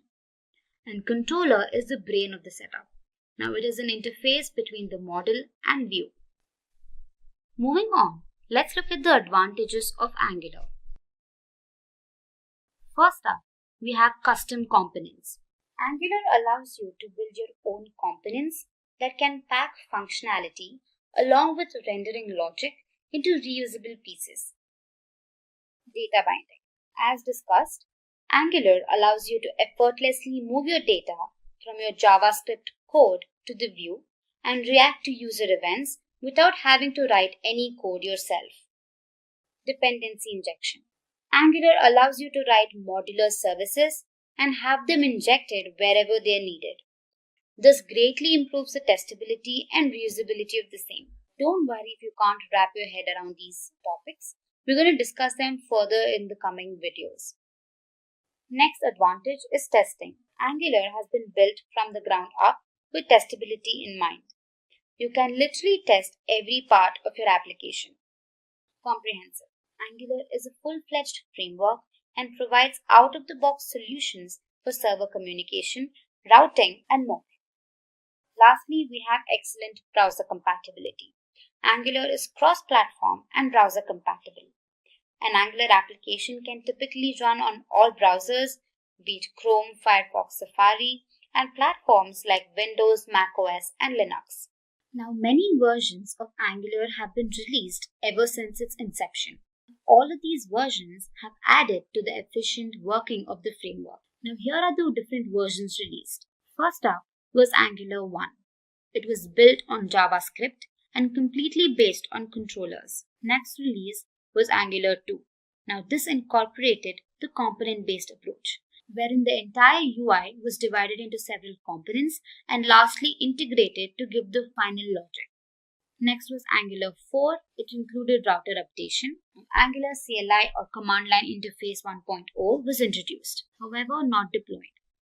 In this release, the Angular CLI was optimized and commands like ng-update and ng-add were added. In the Angular 7 release, prompts were introduced which provided tips in CLI about the functions being used.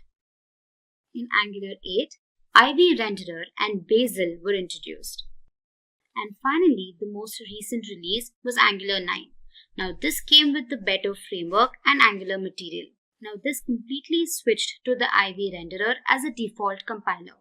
Now that we've learned about the pros of using Angular, let's look at some of the limitations of Angular. First up is a steep learning curve.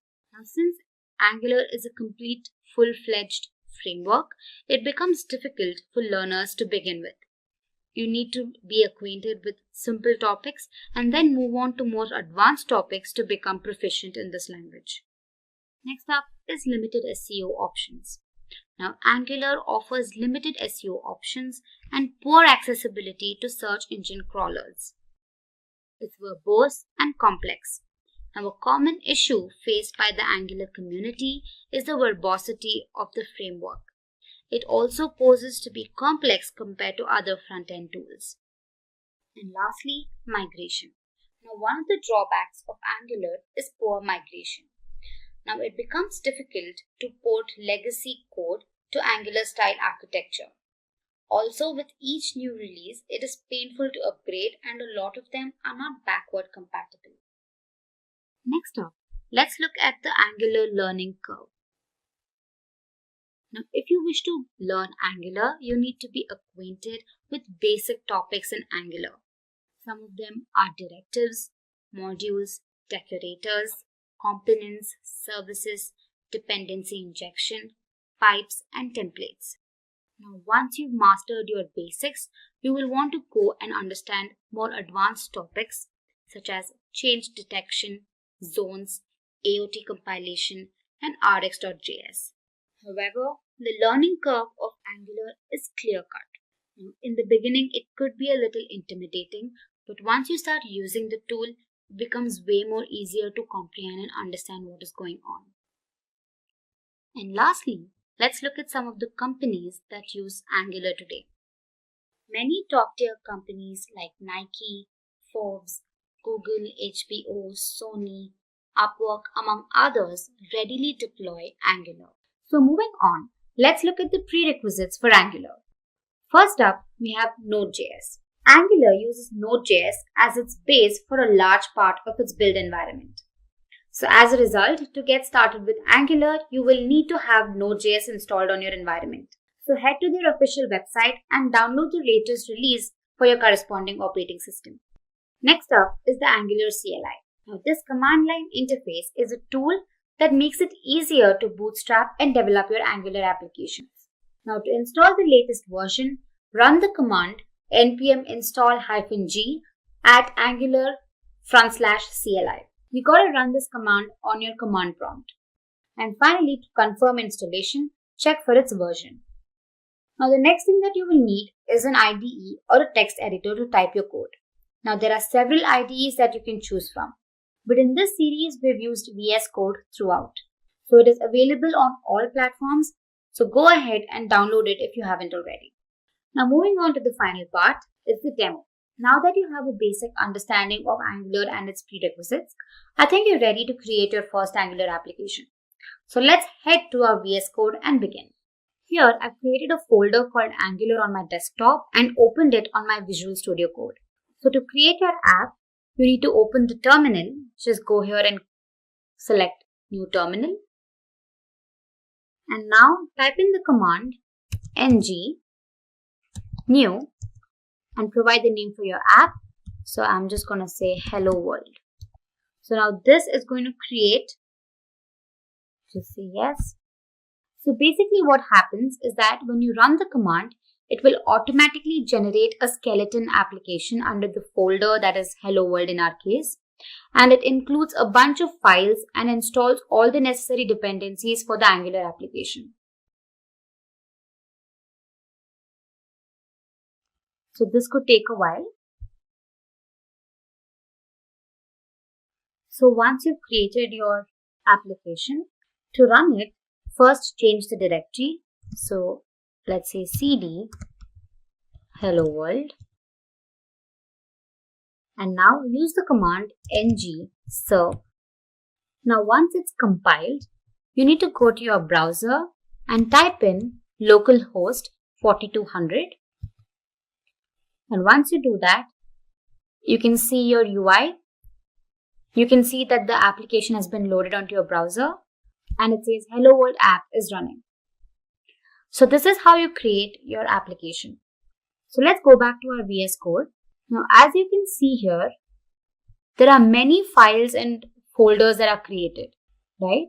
So let's look at a few of them. Of course, we can't explain everything, but I'll brush through a few of them. So the first main component is basically the root component. Now the root component here is the index.html. So here if you open the file and see, it's a very small, crisp code, right? But the most important thing in the file is this app root element. So what this does is it's basically the marker for loading your application code. So this is extremely important. So the next important file is the main.ts. Now this is a part of the bootstrapping piece. Alright, so the index.html file is responsible for deciding which files are to be loaded, correct? The main.ts file, on the other hand, identifies which Angular module is to be loaded when the application starts. So this is just a brief explanation as to what they are doing. Next, we have the app folder. Now here, we have the app.module.ts file. Now this application module file can be thought of as the core configuration of your application. So here's where the source code starts from. And moving on, we have the app.component.ts. So these are all TypeScript files, hence the extension TS. Now this file basically is the root component of your application. And then we have the HTML file for the same, which defines the appearance of what you can see on your browser. So let me just change the message that is being displayed. So I'll say, hey, welcome to this Angular tutorial. So let's save this, and when we go back to our browser, we can see the message, hey, welcome to this Angular tutorial being displayed. So like this, we can make a simple change and then it gets rendered onto your browser. So this was just a brief explanation of what happens in the background of your application. First, we'll get acquainted to what exactly Angular components are. Then I'll help you create an Angular component by showing a quick demo. And lastly, we'll learn about component decorator metadata. But before we begin, make sure to subscribe to our channel if you love watching new and interesting technology videos. Also, hit the bell icon to never miss an update. So what exactly are Angular components? Now, I'm sure everybody uses web applications. And one of the most widely used applications is Gmail, correct? Now, to help you understand what components are, consider them as Lego blocks. Now, they basically are combined together to form the final application. So in this case, here we have the logo component, then you have a sign-in component, an image component, and then a create account component. Now, all of these components generally don't affect the working of each other. But however, when embedded, they define the UI of your application. So I hope you understood what components are. So to go ahead, let's discuss some of its common features. Now, firstly, they are the building blocks of an application. Generally, you have a root component, which is basically the app component, and then it branches out into other components, creating a hierarchy. And these components are a subset of directives. Now, don't worry about what directives are because we'll cover them later on in the series. But to give you an idea, there are three types of directives. You have the structural directives, the attribute directives, and the component directives. Only one component can be instantiated per element in a template. Now, components are typically custom HTML elements, and each of these elements can instantiate only one component. Now, don't worry, you'll understand this better when I show you the demo. Nextly, a TypeScript class is used to create a component. Now, this class is then decorated with the @component decorator.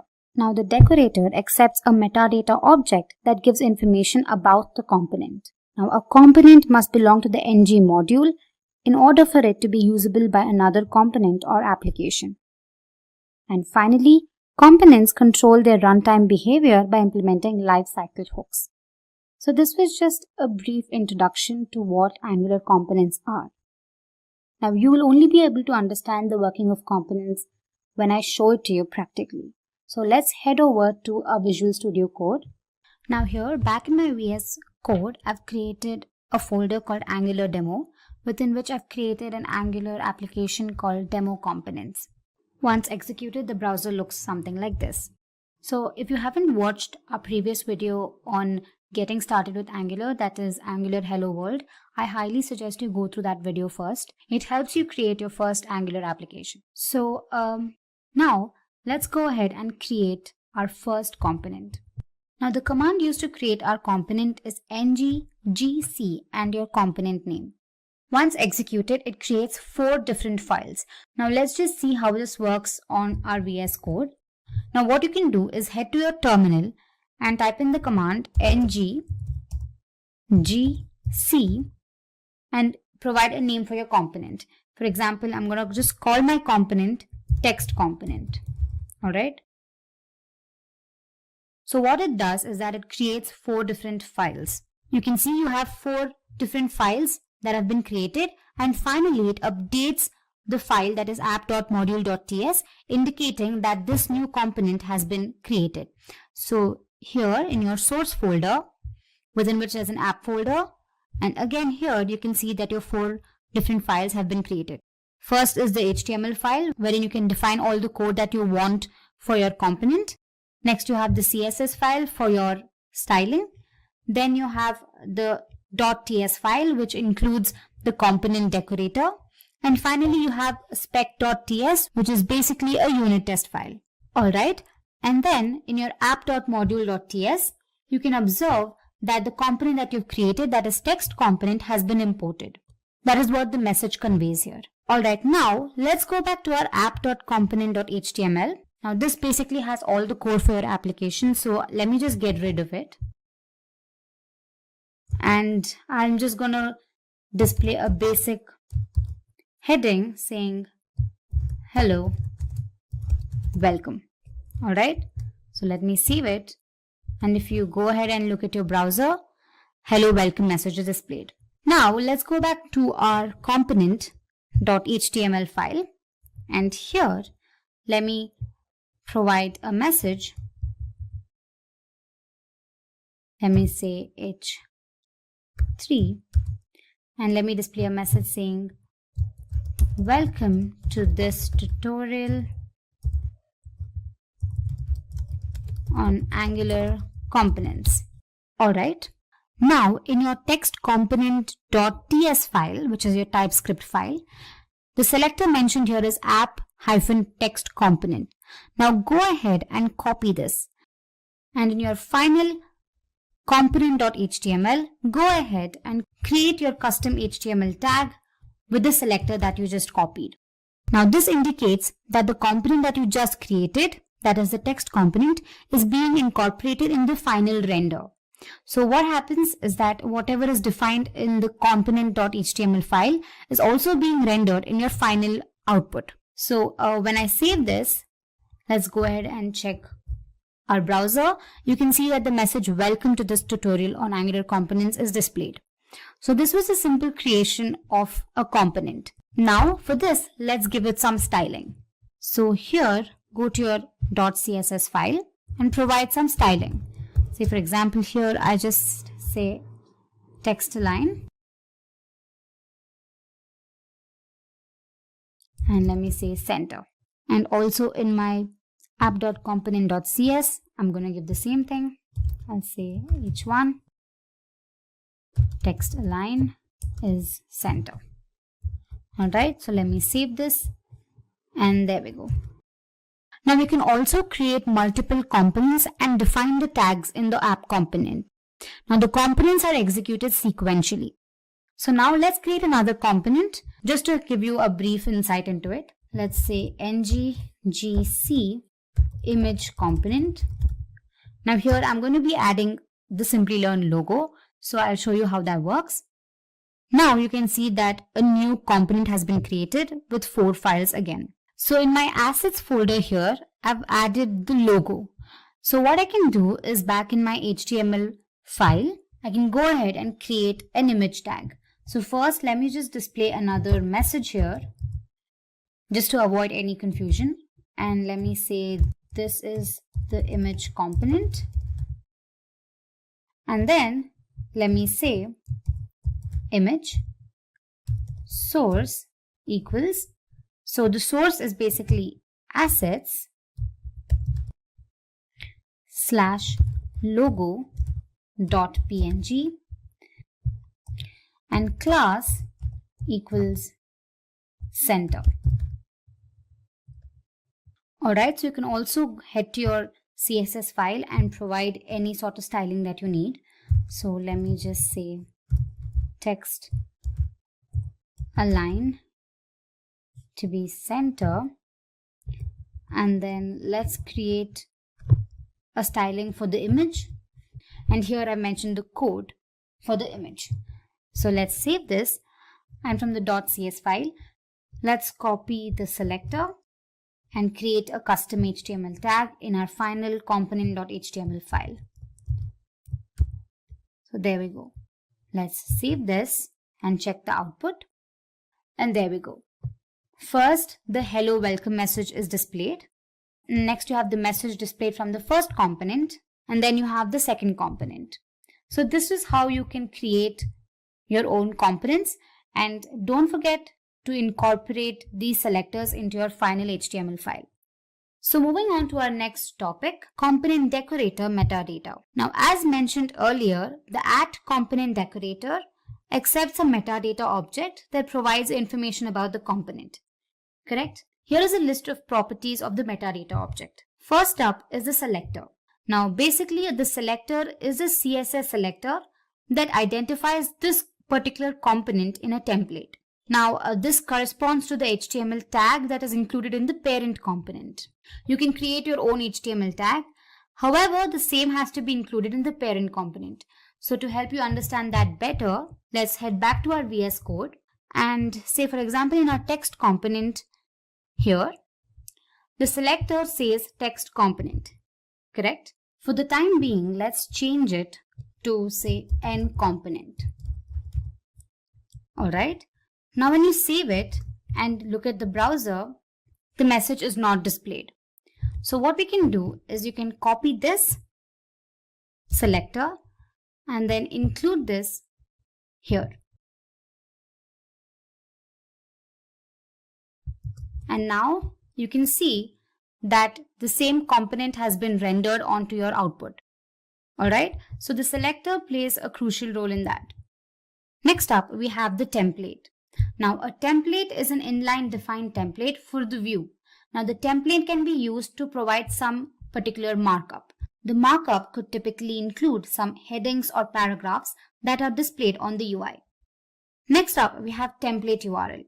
Now, it is the URL for the external file containing the template for the view. So here you can see, this is basically the external file that contains the template for the view. Next up, you have styles. Now, these are also inline defined styles that can be applied to the components view. So any code that you provide in the .css file can also be included here. Next, you have the style URLs. Now, this is a list of URLs to your style sheets that are applied on your components view. Next up, you have providers. Now, this is again an array where certain services can be registered for your component. Lastly, we have animations. As the name suggests, these are animations that can be listed for your components. First, we'll understand what exactly dependency injection is. Then we'll understand the demerit or the drawback of not using dependency injection. Then we'll understand dependency injection as a design pattern. And finally, I'll help you understand the entire concept with the help of a demo. So let's begin. What exactly is dependency injection? So let's consider this. I'm sure you're aware that Angular uses the concept of components. The entire UI of the application is divided into several components. Now, what if all of these components perform similar tasks, be it accessing the database, rendering images, etc.? Now, instead of writing the same piece of code for every component, you could write the code once and then perhaps inject the same code into every component. Now, this is supported by dependency injection. Now, to give you a better example, consider two classes A and B. Now, let's assume that A uses the objects of class B, and normally in object-oriented programming, an instance of class B is created so that A can access its objects. But using dependency injection, we move the creation and binding of dependent objects outside of the class that depend on them. So dependency injection or DI keeps the code more flexible, testable, and mutable. Also, classes can inherit external logic without having to create on its own. And lastly, DI benefits directives, pipes, and components. Next up, let's have a look at the drawback of not using dependency injection. Now let's consider class postal details that is dependent on the number and the address class. In the postal details class, the constructor creates copies of the number and address. So when you instantiate a new postal details class, the constructor instantiates a unique number and address. Now, although this looks simple, there's a problem with this code. Let's assume that the number and address class constructors now accept parameters. When we change the numbers class, the postal details class gets broken. Now, to overcome this, what we need to do is we need to pass parameter to the number constructor. So this applies to address as well. The first drawback of using this traditional method is that the code is not very flexible. Anytime the dependencies change, the postal details class needs to be changed as well. And the second drawback is that the code is not suitable for testing. Once you instantiate the new postal details class, you get the same number and address. Even if you change the number and address classes every time, what if these classes are in turn dependent on other classes? Then it's going to be a chain reaction. So to overcome this, we make use of dependency injection. Now let's look at DI as a pattern. Dependency injection, as you all know, is a coding pattern where a class receives its dependencies from an external source rather than creating them on its own. So here in the above example, we have moved the definition of dependencies from inside the constructor to the constructor's parameters. So the postal details class doesn't create the dependencies anymore. It just consumes them. So the postal dependencies class doesn't create the dependencies anymore. So with that, we overcome the drawbacks of not using DI. So now that you know what exactly dependency injection is and how vital it is, let's look at a simple demonstration to understand the concept better. Now, services, classes, modules, components, all of these are benefactors of dependency injection. So in the demo, I'm going to be showing how dependency injection can be used with the help of services and injecting these services into classes. So the main thought behind this is normally components are used to ensure just a good user experience. These components do not generally execute tasks. So to execute these tasks, we make use of services. So a component can delegate tasks like fetching data from the server, any network related issues, etc. to a particular service. And these services can be made available to components. With the same thought, what I'm going to be doing is I'll be creating a service that performs the task of displaying an employee list. Later, we're going to inject this service into the class using dependency injection. So let's head to our Visual Studio Code for the demonstration. Alright, so as discussed, I'll have to first create a component that displays a button for the employee, and then I have to create a service class and inject it into my component. Now this service holds the employee details such as name, employee ID, email ID, etc. So first, let's go ahead and create a component. So here, let me just type ngGC, and the name of the component I'm providing is empinfo. If getting your learning started is half the battle, what if you could do that for free? Visit SkillUp by Simplilearn. Click on the link in the description to know more. Alright, so as you can see here in my app folder, I have the component with 4 different files. Alright, so the next thing we have to do is we have to create a service. So to create that, we make use of the command ngGS. You can either give S or service, and the service name I'm providing is records. So let me just say records here. Alright, here you can see 2 files are created. There is a spec.ts file and the .ts file. Alright, so now the service contains all the employee data that needs to be displayed. Right, so let's go ahead and write the data. So first we're going to make use of 3 arrays. I'm going to be displaying employee records for 3 employees. So I'll have to create 3 arrays and provide certain information. So let's go ahead and do that. Alright, so the array I'm creating is called info1 for the first employee. And I'm going to be passing information like name, employee ID, and the email ID. So the array is of type string, and within which, let me just mention the details. I'm giving random information. I'm just saying Adam Taylor and some random employee ID, and let's say at@abc.net. Alright, so I'm going to be creating 3 records, so I'll just copy the same thing and paste for the rest too.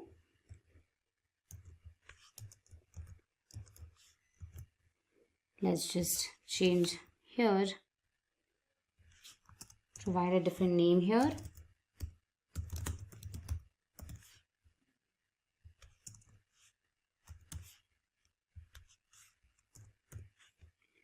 And same for the last one.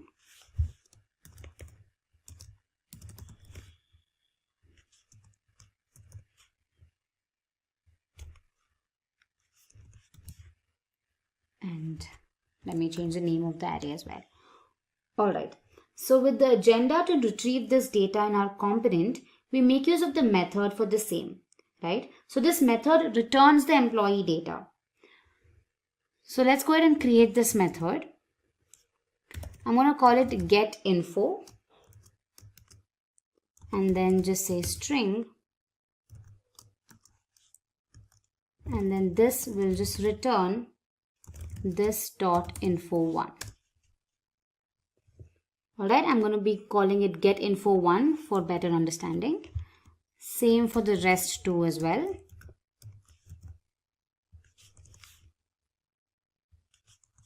I'm just going to return different arrays here.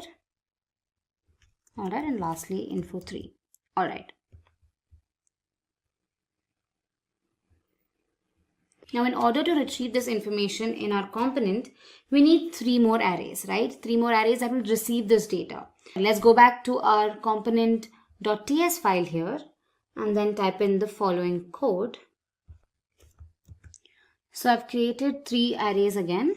Info received 1, 2 and 3. Now what we need to do is we have to accept the information that is being sent from the service, correct? Now as I mentioned, services are implemented with the help of dependency injection. So what we need to do is we'll have to first import the service into the component.ts file. The key reason behind doing this is that when Angular creates this component, an instance of the service class is also made to perform the necessary tasks. Correct? So let's go ahead and just import it here. So I'll say import records service from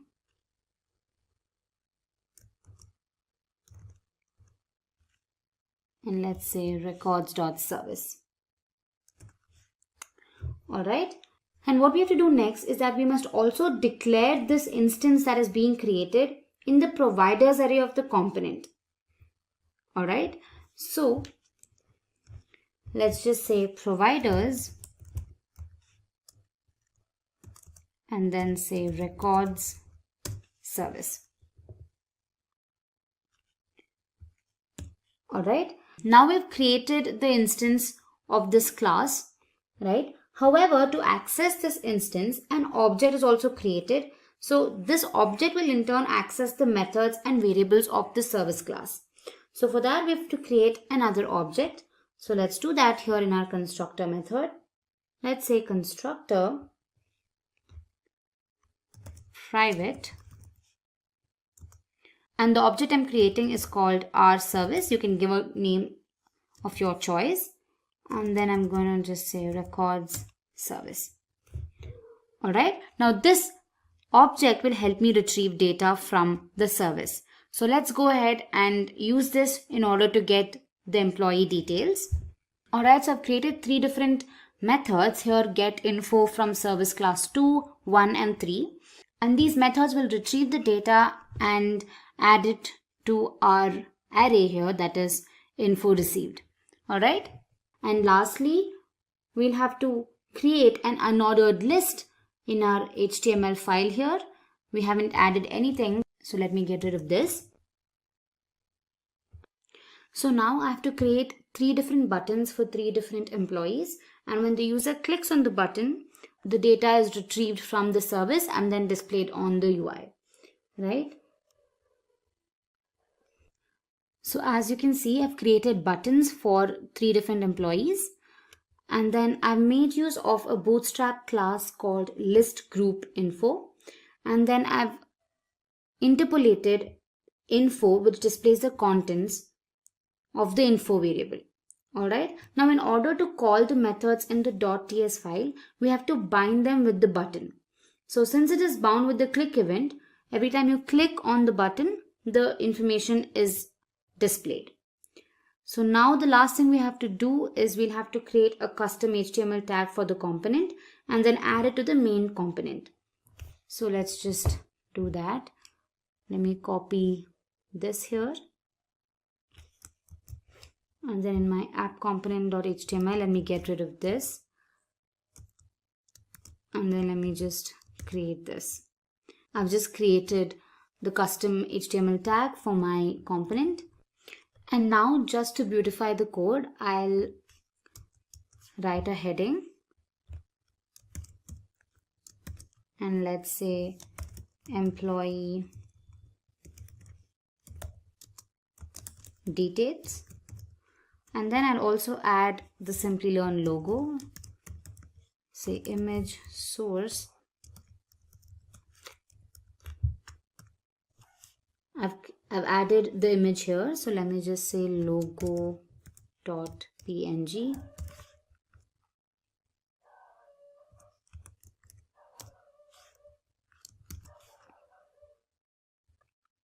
I've also added some styling to it. All right.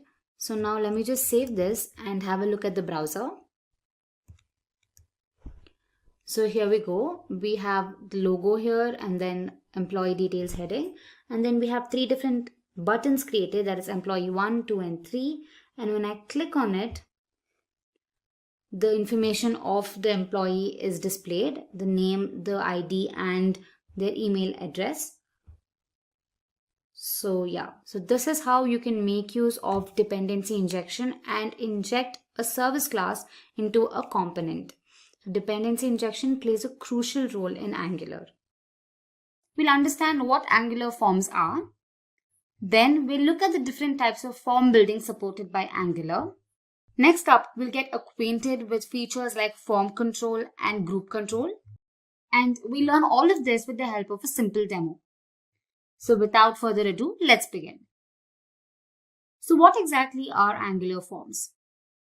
Now I'm sure every application that you use comes with certain amount of form filling, correct? Be it your login credentials or your sign up forms or any sort of registration forms, etc. So forms are an integral part of a web application. You need forms to update your profile or to enter sensitive information, or also to perform any sort of data related tasks. So now let's look at the different types of form building supported by Angular. First up, Angular supports 2 types of form building. First, you have the template driven approach, and second, you have the reactive approach. Now let's look at them one by one. So talking about template driven approach, in this method, the conventional form tag is used to create forms. So Angular automatically interprets and creates a form object with the help of the directives. Now controls can be added to the form using the ng model tag. Now multiple controls can be grouped using the ng control group module. So it basically uses several module classes to provide controls. Now if you don't get this, don't worry, you'll understand better when I'm showing you the demo. Next up is JSON values. So form value can be generated using the form.value object. Form data is exported as JSON values when the submit method is called. Lastly, basic HTML validations can be used to validate the form fields. In the case of custom validations, directives can be used. So arguably, this method is the simplest way to create an Angular form. So moving on to reactive approach. Now this approach is the programming paradigm revolving around data flows and propagation of change. Now with reactive forms, the component directly manages the data flows between the form controls and the data models. Now reactive forms are code driven unlike template driven approach. Reactive forms eliminate the anti-pattern of updating the data model via two-way data binding. So it does not use two-way data binding. And typically, a reactive form control creation is synchronous and can be unit tested with synchronous programming techniques. So now, let's go ahead and look at form control and form group. So consider a typical form consisting of fields like name, age, and location. Now, a form control is basically a class that enables validation of these fields. For each input field, an instance of this class is created. Now, these instances help check the values of the field and see if they're either touched, untouched, dirty, pristine, valid, invalid, and so on. So this allows you to check every field for the value. It makes it easier to understand which field's value is invalid or which field has not been entered, etc.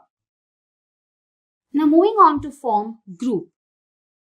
So a form group class represents a group of controls.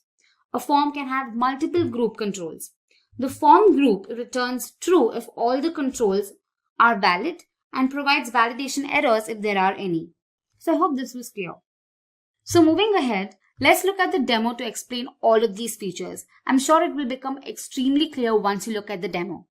So for that, let's head to our VS Code. So back in my VS Code, I've created a component called form component, and I've also included the Simplilearn logo just to beautify the appearance. So once you execute the code, this is what you're going to see on your browser. So you just have the logo at the moment. The first thing we need to do is we'll have to import the forms module. All right. So, but before we begin, let me tell you what the use case is. So we're going to be creating a user registration form, which is going to include 4 fields. That is the first name, last name, email ID, and a password. All right. So now let me show you how to import the forms module. So in your main app.module.ts file, you'll have to import forms module from Angular Forms. All right. And then in your imports, you'll have to just call it here. All right. So this is just a simple step. And now once you're done with that, let's go ahead and start our form creation. So here in my component.html, let's enclose the entire form within a div tag. So here, let me say div class is a container within which let me just have one heading which says user registration. All right. And now let's go ahead and create our form. So first, let me just say form. Now I'm going to create a div class for every field. So say div class equals form group. I'll explain it to you a little later. Now first let's create a label. So label tag for, basically it's the first name. So let me just say first name. And the tag will basically have first name again.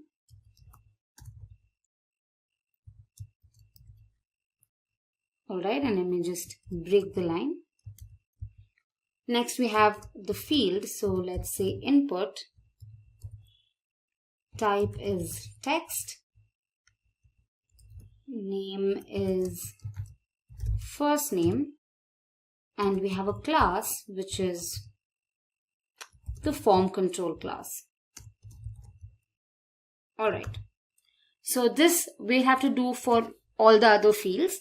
So let me just copy this and paste it like 4 times. I'll also add the tag pre for spacing. Let's do that here. And finally, we'll have the button. So let's just add that here with a type submit, and let's just say submit on the button. So now let's go ahead and change these values here. So here let me just change it to last name. Here as well. And here as well. And in this case it is going to be email. So let me just change it here.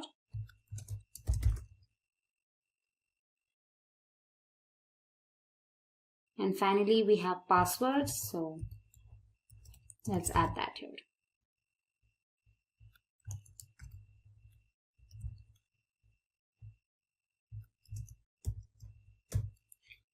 Alright, so let's save this and just have a look at our browser.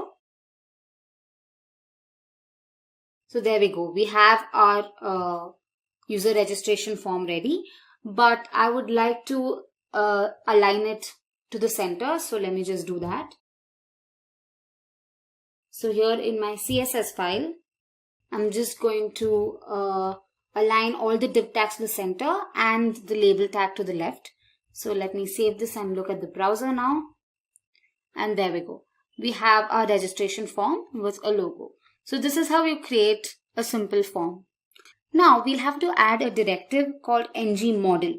Now this directive, when added into the input tag, will provide form controls to every input field. Alright, so here let's just go ahead and say ngModel. That is it. So let me just copy this and paste it for every other field. Alright, let me save this. And back in my browser, let me inspect. And here you can see different types of classes like ngUntouched, ngPristine, ngValid are added. Right? So this indicates that Angular has recognized the form tag and it has added these classes to the form as well as all the fields. So this is achieved when you add the ngModel directive in your input tag. Now, back in my VS Code. Now every form has an output property attached to it called ngSubmit. Alright, so this property can be bound within a method called the submit method. So once submitted, this method is called. Right, so once we click on the submit button, this method has to be called. So to include that, we'll have to just say form ngSubmit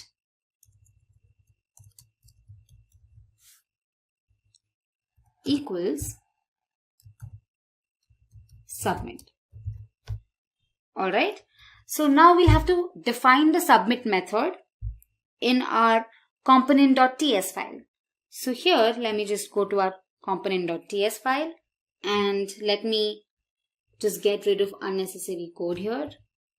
And let's define a function called submit. And then here, let me just console log form submitted. Alright, so let me just get rid of this as well. It's unnecessary here.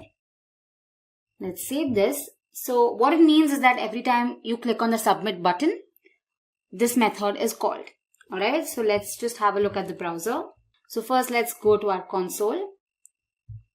And when I click on submit, it says form submitted. Alright. So the next crucial step is to generate JavaScript representation. Now we'll have to make use of another directive called ngForm that is assigned to a template variable. Okay, so this JavaScript representation helps with validating all the fields. So I'll help you understand that better. So back in our HTML file, let's just create a variable first. Let's call it login. Alright, and say ngForm. Okay, now the ngForm object includes the JavaScript representation. So now while you're calling the submit method, you're going to pass login as a parameter. So let's just say login here. And in my TS file, again, let's just say login.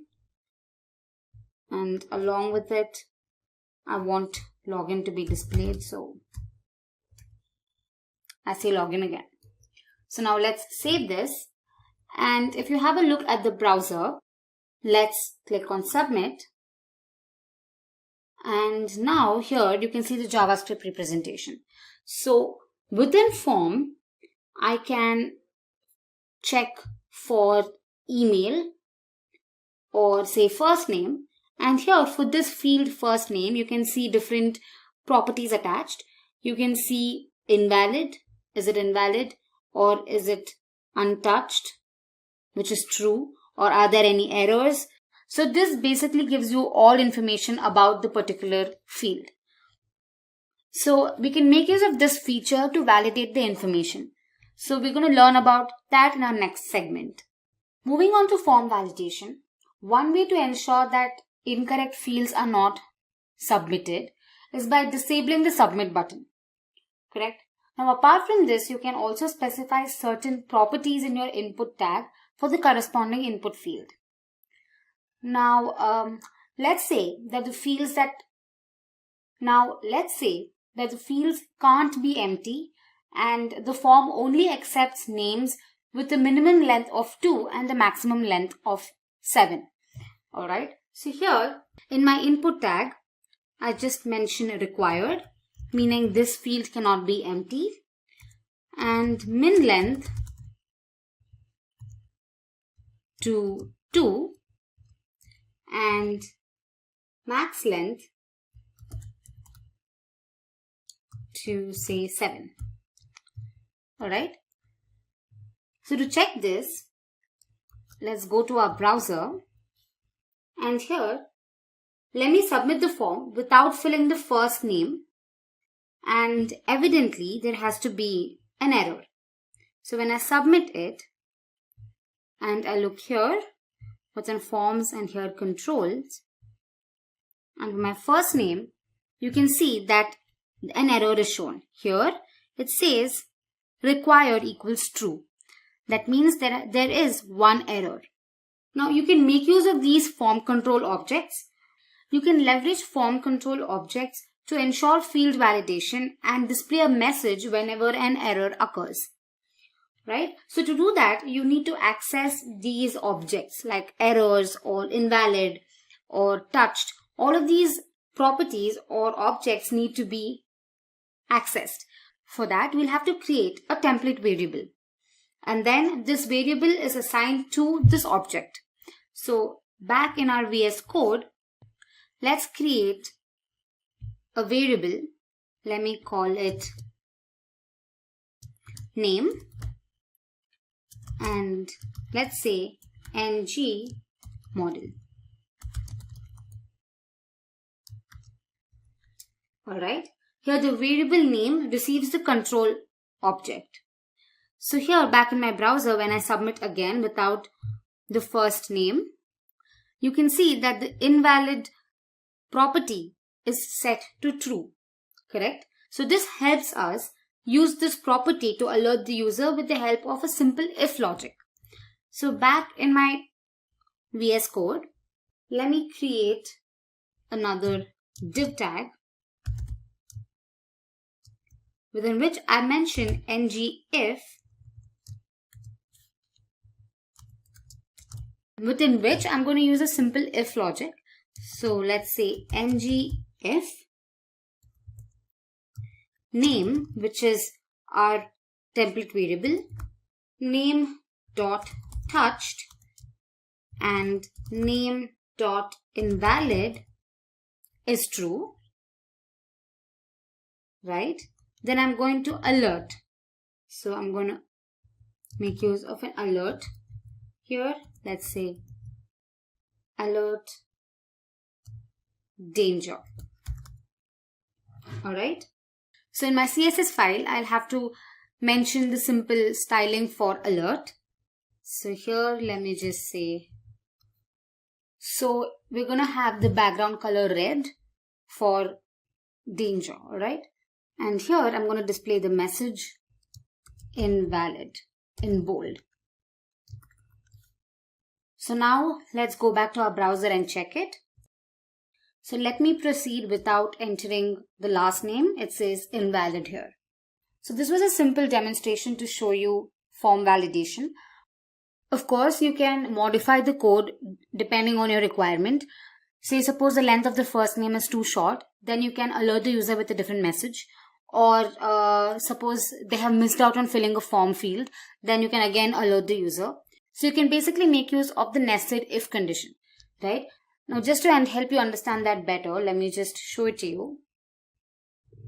Now back in my HTML file, instead of invalid, let me have another tag, a paragraph tag, within which I make use of ngIf again. Now ngIf name.errors.required is true. Then I display the message first name required. Alright. And if the length of the first name is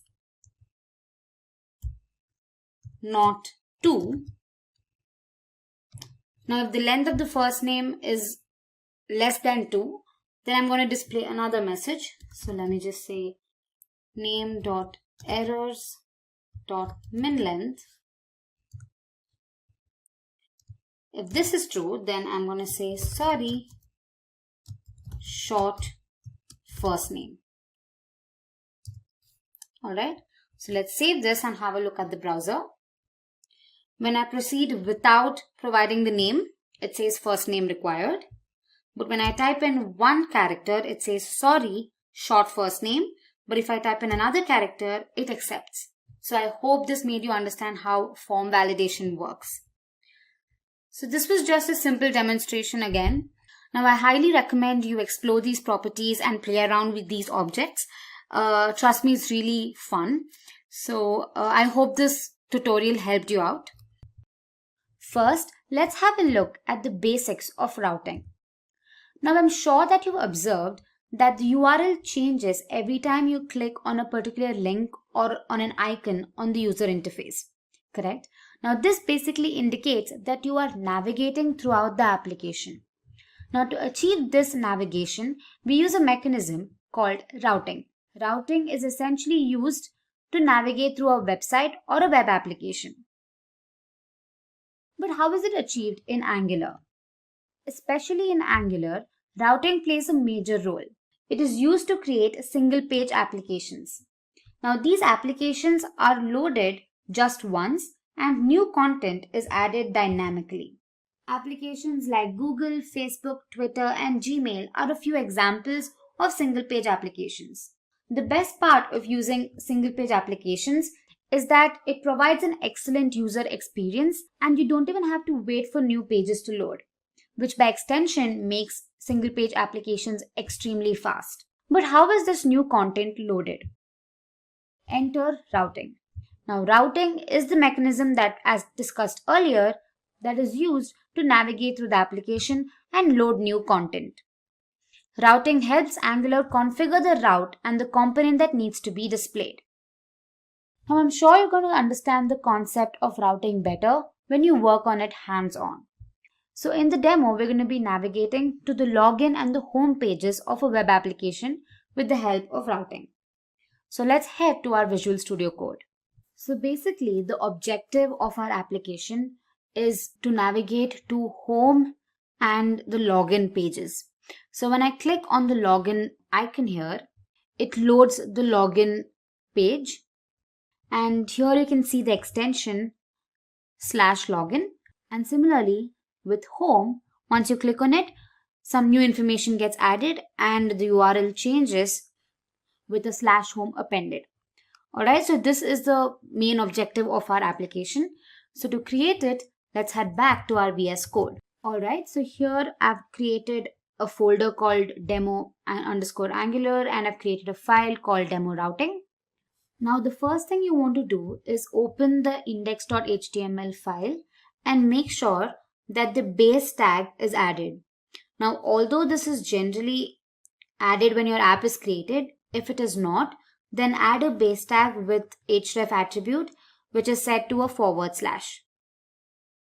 Alright, now this is generally done to tell Angular to construct the URL while navigating with a /. Alright, and the next thing you want to do is open your app.module.ts file and check if the app routing module has been imported. If not, go ahead and import it and then also mention it in your imports array. With that, the initial setup is done. Now to create the nav bar, the code that I'm going to be using is already explained in the previous video, that is Angular Bootstrap. I highly suggest you go through that video before watching this. So the code is already available. I'm just going to create a component and write the code for it and paste the code in it. So let's do that. Let me say ngGC navbar.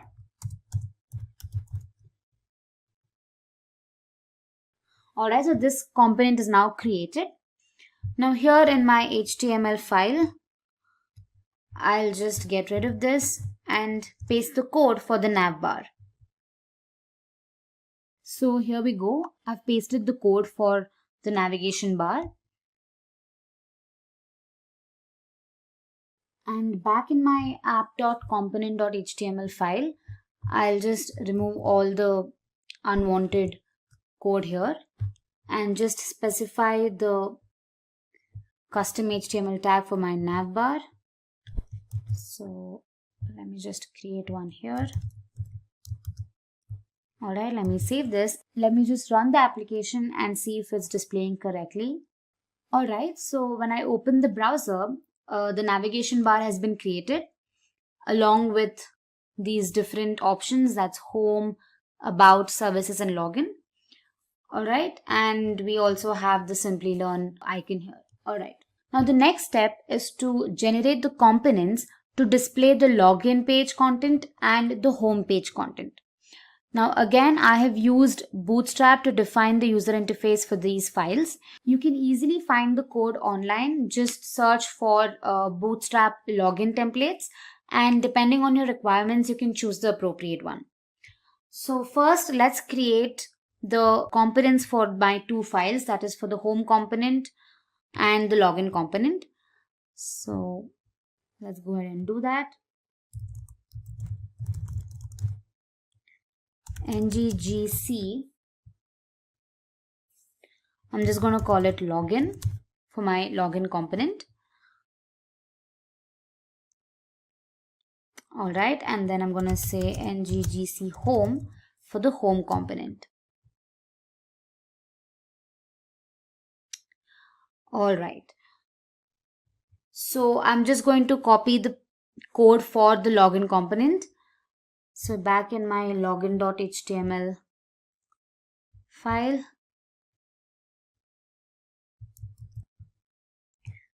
I'll just paste the code here.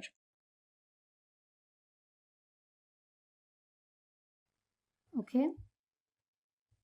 Also note that I've added the Simplilearn logo in my assets folder and then just provided the source for it here in my login component.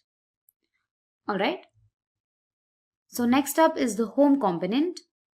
And if you've seen the previous video, that is Angular Bootstrap, you might have seen that we created three different components, that is intro, courses and footer, which included the content for the intro message, for the courses and the footer message, correct? So here we're going to just paste the code for all of these three and then just display it when the home button is clicked. Alright, so what I'm going to do is I'll just paste it here. So this basically has all the content. One thing I want to tell you is that in the previous video, we made sure that the code was written in three different components. However, for this, I've just added all the code in the same component. Now, I agree that this is not the best practice. So if you want, you can go ahead and create three different components and separate the code into these three components and just add the custom HTML tags in your home component.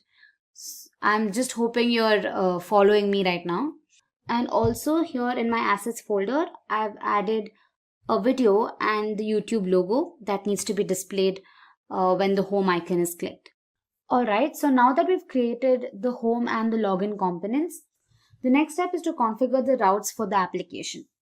Right? So here you can see that we have a file called app-routing-module.ts file. So here we have the routes and the router module that is imported, and we also have a constant called routes, which is strongly typed to routes from the router package. Alright, now this array is used to define all the possible routes in the application. Now each route is basically an object with a path. So here in my routes array, I'm just going to go ahead and create the paths. That is, we have two different routes, right? One is for login and one is for home. So I'm just going to create a path object. So let's say path. Within curly braces, I say path. And then the path that I'm going to give is login. This is basically what will appear on the URL. Alright. And the component that needs to be navigated to is nothing but the login component. So let me just say login component. As you can see, the login component has been automatically imported.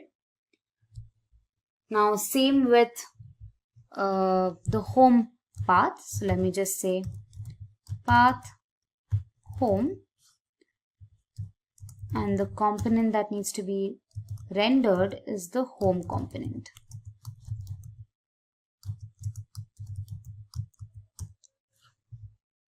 Alright. Now the next step is to link these routes to a button in the nav bar, that is the home and the login button, right? So we're going to make use of the nav tag and an anchor tag for this. You can see that we have a nav tag and an anchor tag which encloses the login and the home components. Alright. Now we're going to make use of two directives from the router package called router link and router link active. Now these are specified within the anchor tag.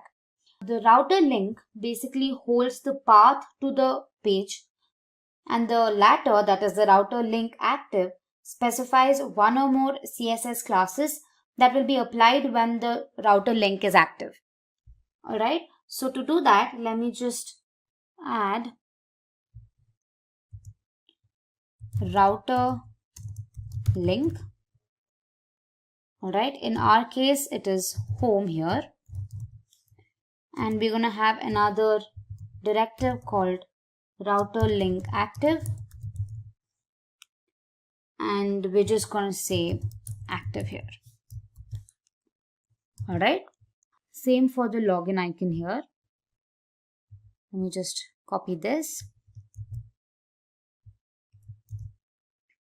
and instead of home, the path we created for this was login.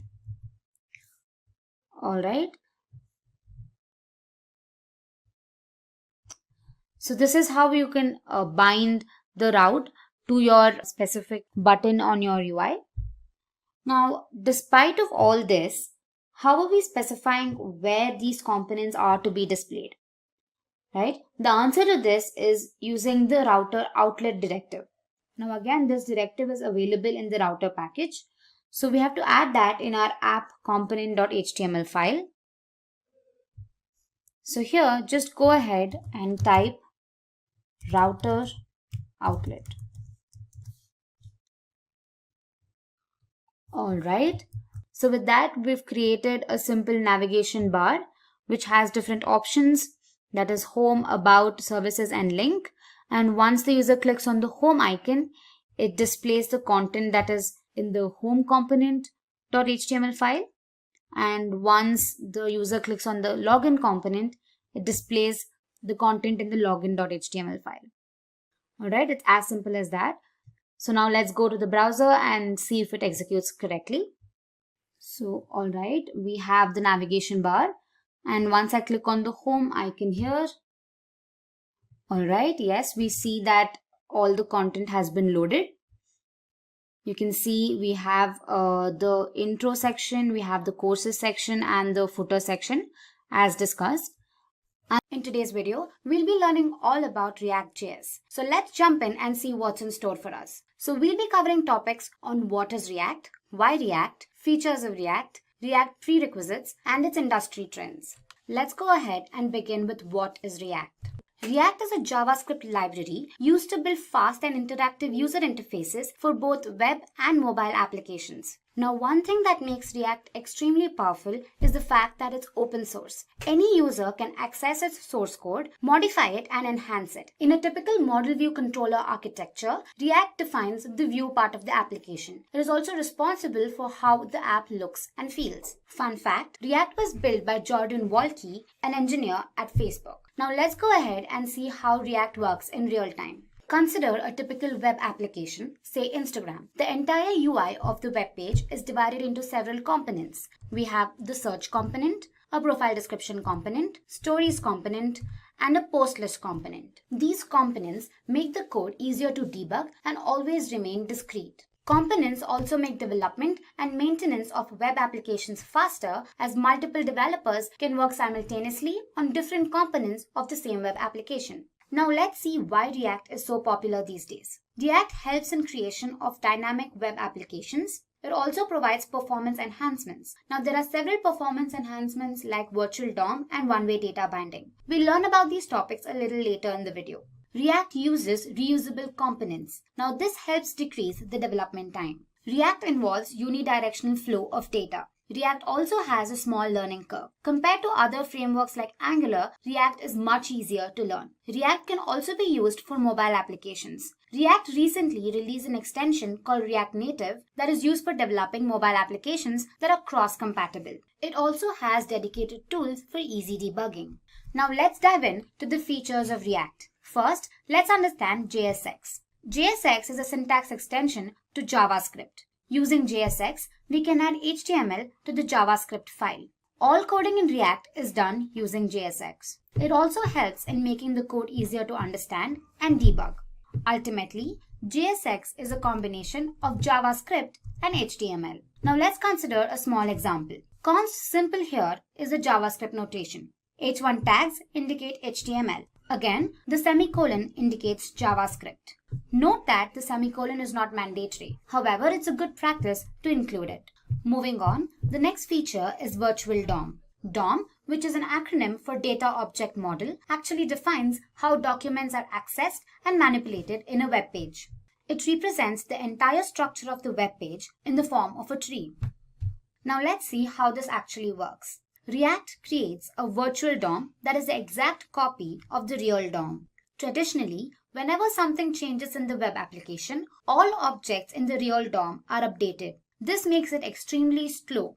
Let's see how React counters this. Now consider two objects whose states have been changed. React now compares the virtual DOM with the virtual DOM snapshot that was taken right before the update. By comparing the new virtual DOM with the pre-update version, React figures out exactly which virtual DOM objects have changed. Now React only updates those objects on the virtual DOM. This makes a big difference when it comes to speed. Coming to the next feature, performance. React uses virtual DOM. As discussed earlier, virtual DOM impacts the speed of the web applications. We also took an example of Instagram and learned how multiple components can affect the development time. They help improve performance drastically. The next feature is one-way data binding. This means information flows in only one direction. One-way data binding is specifically used when information is displayed and not updated. Remember that the components of React are functional in nature. That is, they receive information through arguments and pass information via their return values. The next important feature is extensions. React has many extensions that we can use to create full-fledged front-end applications. It provides server-side rendering, which means that the application is rendered on the server rather than in the browser.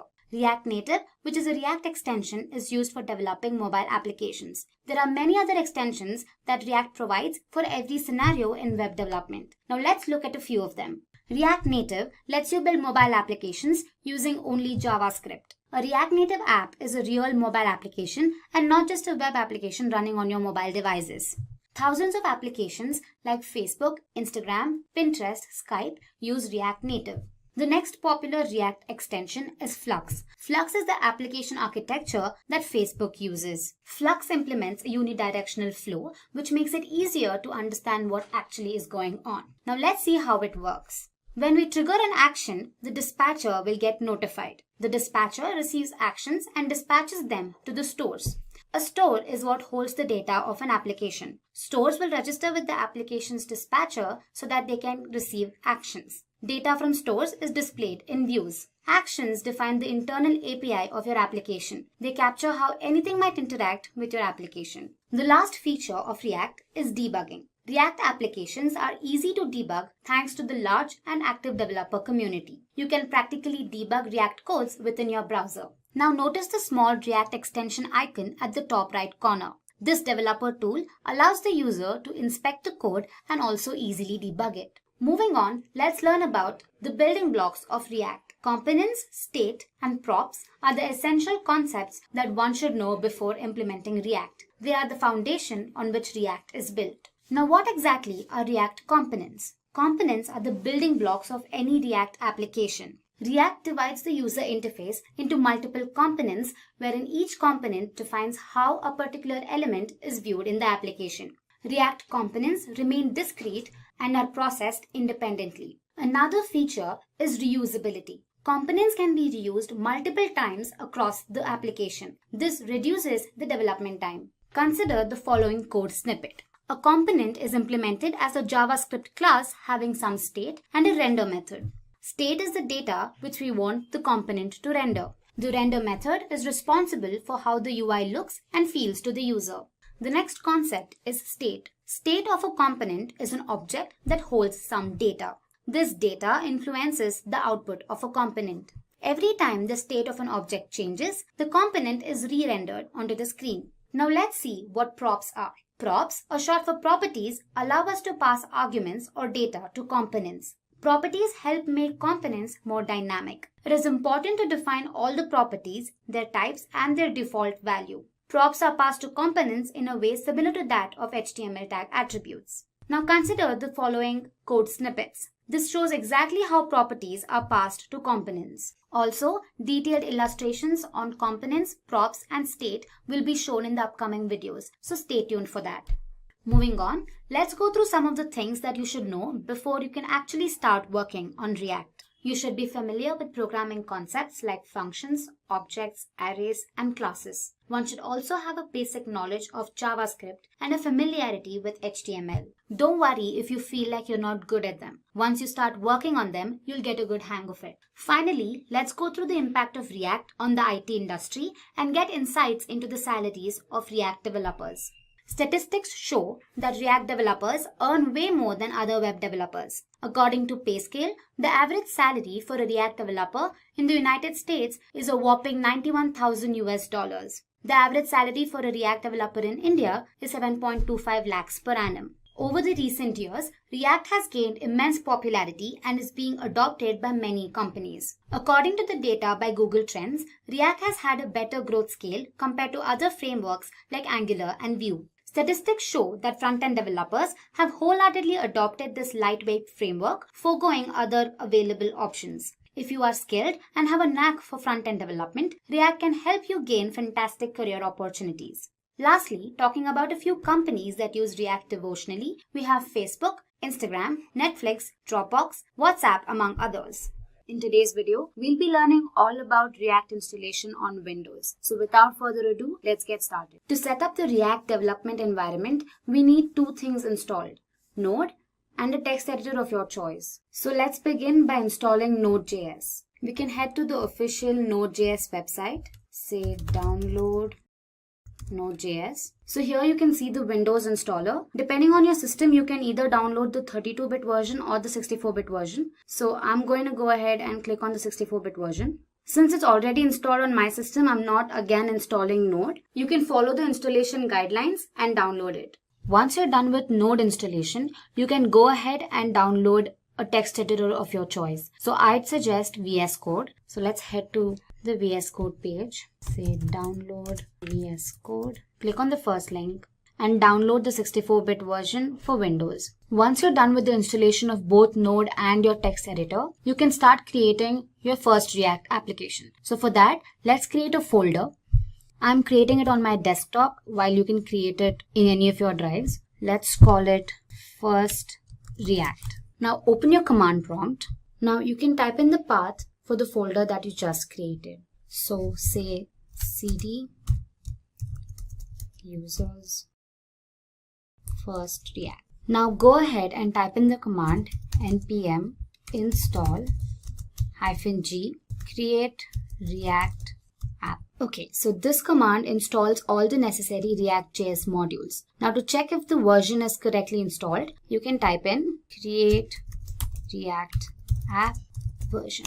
So you can see the version here. Now let's continue and develop your React application. Type in the command create React app, and you can give a name to your application. So I say my app.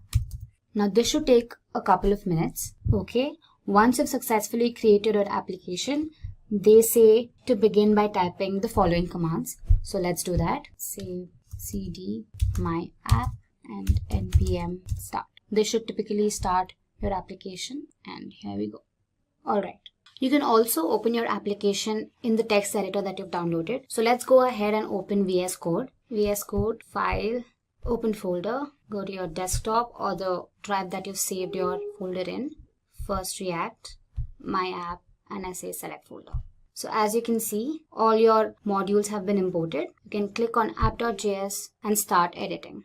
In today's video, we'll be learning all about the most basic infrastructure of React.js called components. Without delay, let's begin and look at what's in store for us. So we'll be touching on topics like what are components, types of components, nesting components, higher order and pure components, and a brief description about component lifecycle. Alright, to begin with, what exactly are components? Components are the building blocks of a React application, wherein each component represents a part of the user interface. Now to make it more understandable, consider the Facebook homepage. The entire UI can be broken down into several elements. Say we have the credentials component, the sign up component, the image component, and the logo component. Notice that each component adds something to how the homepage looks.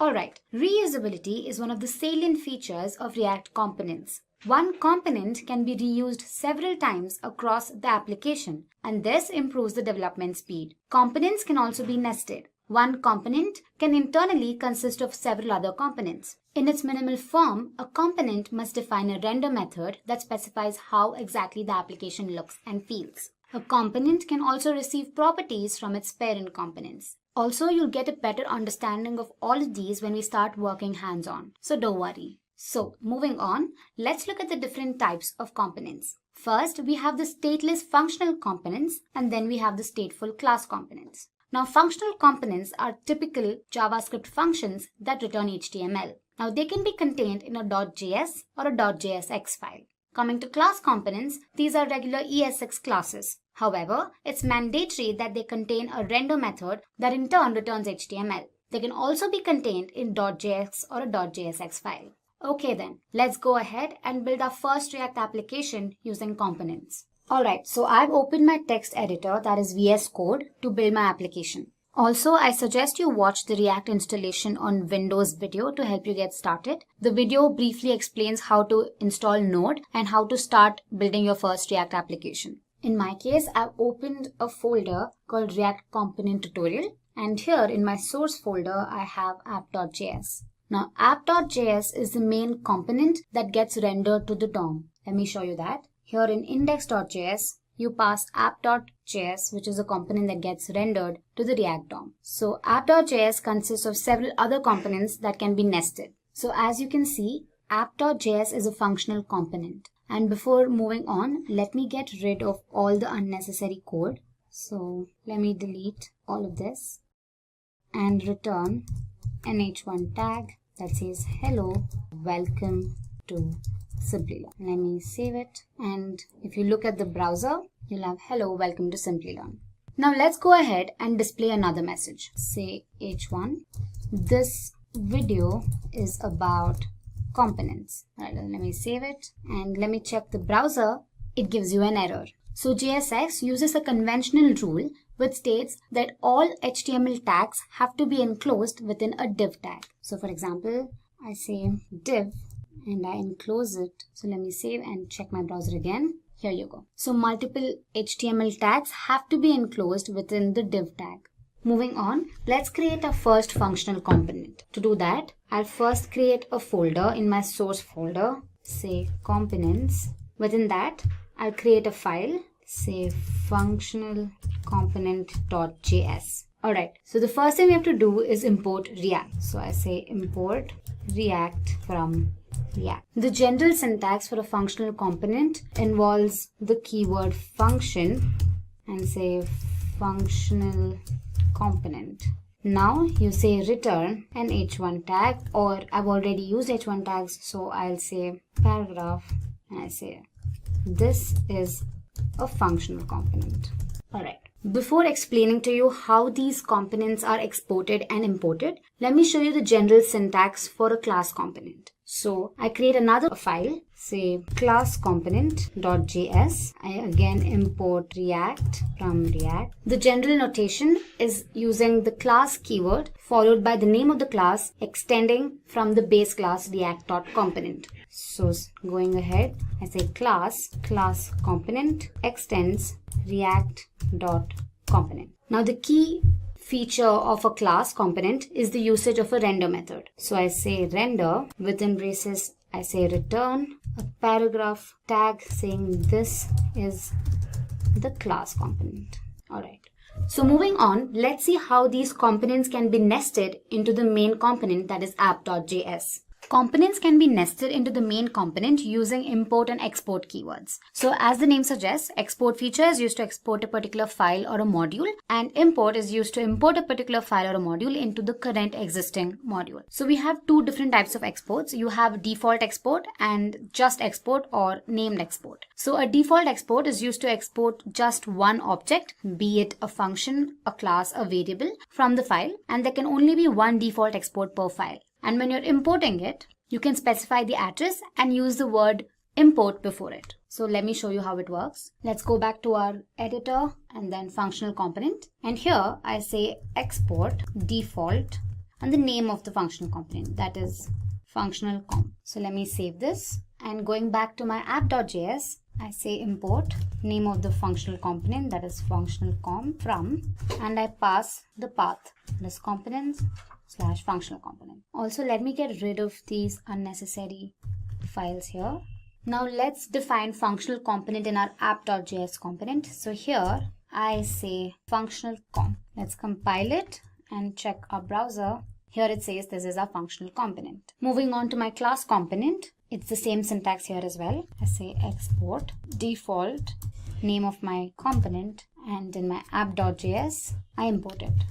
Import class comp from the path, and again I'll have to define it in my return method. I say, so let me compile it and check my browser.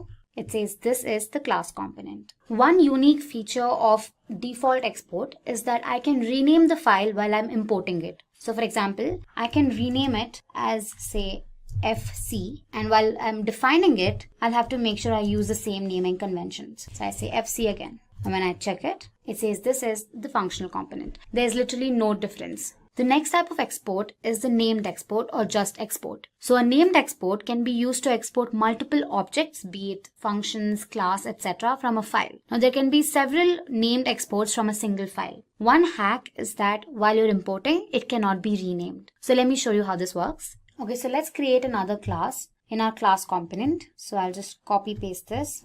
Let me give it another name, say class comp1. And the message that I want to display is, hey, I'm another class. Alright, so when I'm exporting it, I don't want default. So let me take it off and say export here. Alright. In my app.js, while importing it, I want to import both the classes. So I'll include them within curly braces here. I say class comp, comma, class comp1. And then again, I define it here, class comp1. Let's compile it and run it, and here we go. Here you can see, hey, I'm another class. So we've successfully exported both the classes from the class component and imported it back in our app.js component. One advantage of using named export is the fact that I can choose to import the classes that I want to. Now say for example, I do not want to import class component here. So let me take it off. And here, let me comment this. Now let's compile and see. Hey, I'm another class. The second class got imported while the first class I was defined earlier is not imported here. Alright, so next up we have higher order and pure components. Now I won't get into the nitty-gritties of it because they're advanced topics, but to give you a brief insight, higher order components are basically functions that take in a component and return a new component. The whole ideology behind higher order components is to facilitate the reusability of component logic. Okay, so let's see how this works. Let's go back to our code editor. Let's create a component in our components folder. Let's call the component click.js. Alright, so here we define a class. I use the snippet RCE. Here we go. We get the entire format using the small snippet RCE. And here I'm going to make use of a button. Now say I use the tag button and I'll say clicked one time. Every time the user clicks on the button, the value gets incremented. So for this, I'm going to use a variable say count, and I'm going to use the concept of states. So let's go ahead and define our variable count and initialize it to 0. So for that, I'm going to use another snippet called rconst. And here, this dot state equals my variable count, initializing it to 0. So let's define the count variable in our render method. So I say const count equals this dot state. So every time we click on the button, the count value has to get incremented, right? So we make use of an event called onClick equals this dot update click. Now update click is going to be another method that we have to define now. So every time the button gets clicked, this method is called. So let's go ahead and define the function.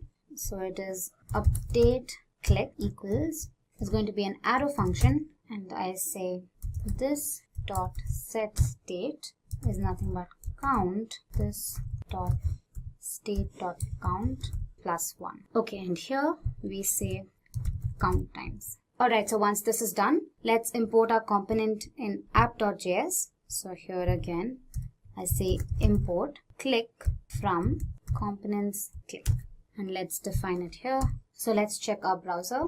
Every time we click on the button, the value gets incremented. Alright, so let's go ahead and create another component, say counter.js, wherein every time the user hovers the mouse on the button, the count value increases. So let's go ahead and do that. I say counter.js. I'm again going to use the snippet RCE to create a class component. And here in my div tag, I define a button and say incremented to, for now I say X. So now let's go ahead and add the event. Say button on mouse enter. I'm going to call the method this dot increment count.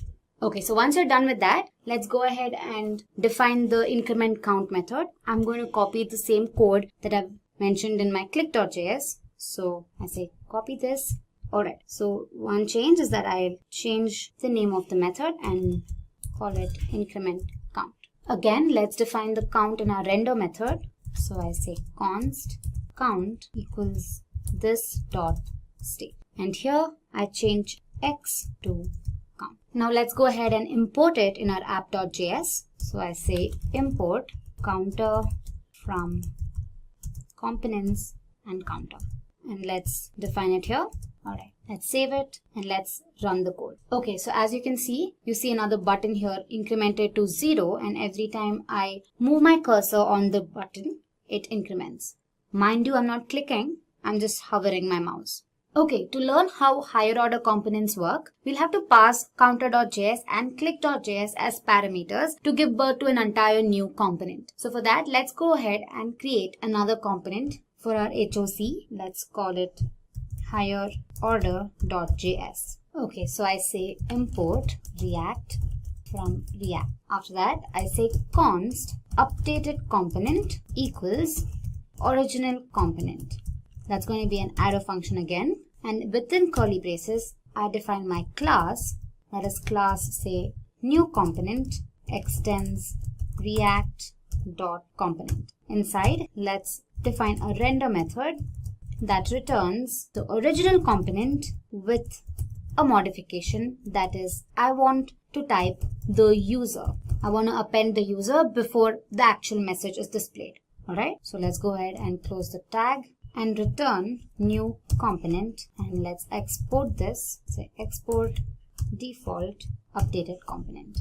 Now we import higherorder.js in our counter.js and click.js and pass these components as parameters. So let's do that. Let's go to our counter.js, and here I say import updated component from ./higherorder component. And here, while exporting, I say updated comp and pass this as my parameter. Let's do the same to click.js. Here I import updated comp from higherorder component, and here I pass this as a parameter. Now here in our higher order component, we've defined a property name and initialized it to the user. So we'll have to include this in our other components, that's counter and click. So let's do that. And here, right before incremented to, I say this dot props dot name. Let me save it. Let me do the same thing here and say this dot props dot name. So if you go back to our browser, here you can see it says the user clicked 0 times and the user incremented to 0. Okay. So this basically shows how React implements reusability of components. Moving on, our next topic is pure components. Now, another way to create class component is by extending pure component from React. A pure component avoids unnecessary re-renders. Now, how does it do it? It does not implement the should component update method. Now, you'll learn about this method a little later in the video. Now, this method enables re-rendering of components to the DOM. But a pure component, on the other hand, ensures a shallow comparison of states and props and checks if a re-render is actually necessary. Only then does it render to the DOM. A React component can be considered pure if it renders the same output for the same state and props. So let's take an example to explain pure components. So let's go back to our VS Code and create two component classes, one for a regular component and the other for a pure component. Now using this example, I'll show you exactly how pure component is more helpful. Okay, so let's create a pure component.js file. I say pure comp.js. So here I'm going to use a snippet rpce that is going to create a pure component class. Let me get rid of this export. And here in my div tag, I'll display the text, say I'm the pure component. Alright, now let's go ahead and create a regular component. I may call it regular component.js. And here I'm going to use the snippet rce. And the message that I'd want to display is I'm the regular component. So to draw a comparison between the regular component and the pure component, let's create a parent component for the two. So let me create one here. I'll call it parent component.js. And this is again going to be a regular class component. And here I display the message, I am the parent component. To change the state of the component, we're going to make use of a constructor. So let's use the snippet rconst. And here let me create name, you can give anything, and I say Simplilearn. Now we make use of the component didMount lifecycle method to set a time interval. Now don't worry about this, we're going to learn about it a little later in the video. So moving ahead, I'm going to make use of the method and say component didMount. And here I say set interval. And the first argument is going to be an arrow function and the second will be the time interval. And I'm going to be setting it to 3 seconds. Now within the arrow function, I'll make use of the setState function to set the state of my property. However, I do not change the name. I keep it Simplilearn itself. Moving on, let's import pure component and the regular component into our parent component and then pass name as a property. So to do that, first import pure comp from pure component and then I say import regular comp from regular comp.js. And here let's say regular comp name equals this dot state dot name and I say pure component name equals this dot state dot name. Now let's include the property name in both our regular and pure components. So to do that, let's just say this dot prop dot name and here I again say this dot prop dot name. And finally, let's import parent component into our app.js component. So here I say import parent comp from, okay, and here let me define parent comp. So now if you look at the browser, we have I'm the parent, I'm regular component Simplilearn, and I'm the pure component Simplilearn. We've got the result as expected. Now to check if the pure component is actually re-rendering or not, let's include simple console.log statements. So here I say CLG snippet, and here I say pure component render. And in my regular component, I do the same thing. I say console.log regular component render. Now let's do the same in our parent component as well. Here I say parent component render. Alright, so let's go back to our browser and inspect it in our console. First the parent component gets rendered, then the regular component, and then the pure component. After that, for every 3 seconds, only the parent component and the regular component is rendered. For the same state and prop, the pure component is not re-rendered. So in conclusion, pure components optimize React codes and also improves performance. So coming to the last topic, component lifecycle. So basically, component lifecycle explains the stages the component goes through. The entire lifecycle of a component can be divided into 3 parts. We have mounting, updation, and unmounting. So the first thing that gets invoked in the lifecycle is component will mount. It is invoked right before the initial rendering occurs. Then we have the rendering method. Now once a component is inserted into the DOM, component did mount gets invoked. Coming to the next phase, we have updation. When a component receives props, component will receive props gets invoked. Set state is called when the state of the property changes. So every time there is a change, React decides whether the next component's state should trigger a re-render or not. To do that, should component update method is called. Component will update is invoked right before re-rendering. After re-rendering, component did update is called that makes updates to the DOM. And the last phase is unmounting. Component will unmount method does all the necessary cleanup and erases all the allocated memory and cycles.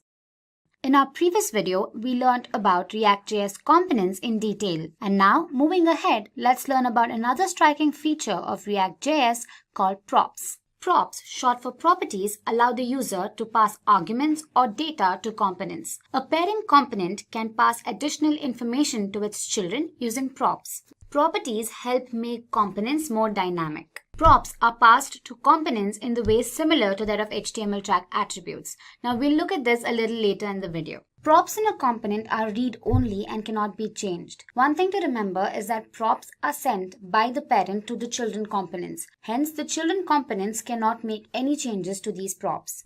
Now that we've learned about props in brief, let's go ahead and create our application using props. If you're new to this tutorial, I suggest you go to the React installation and React components video on our channel.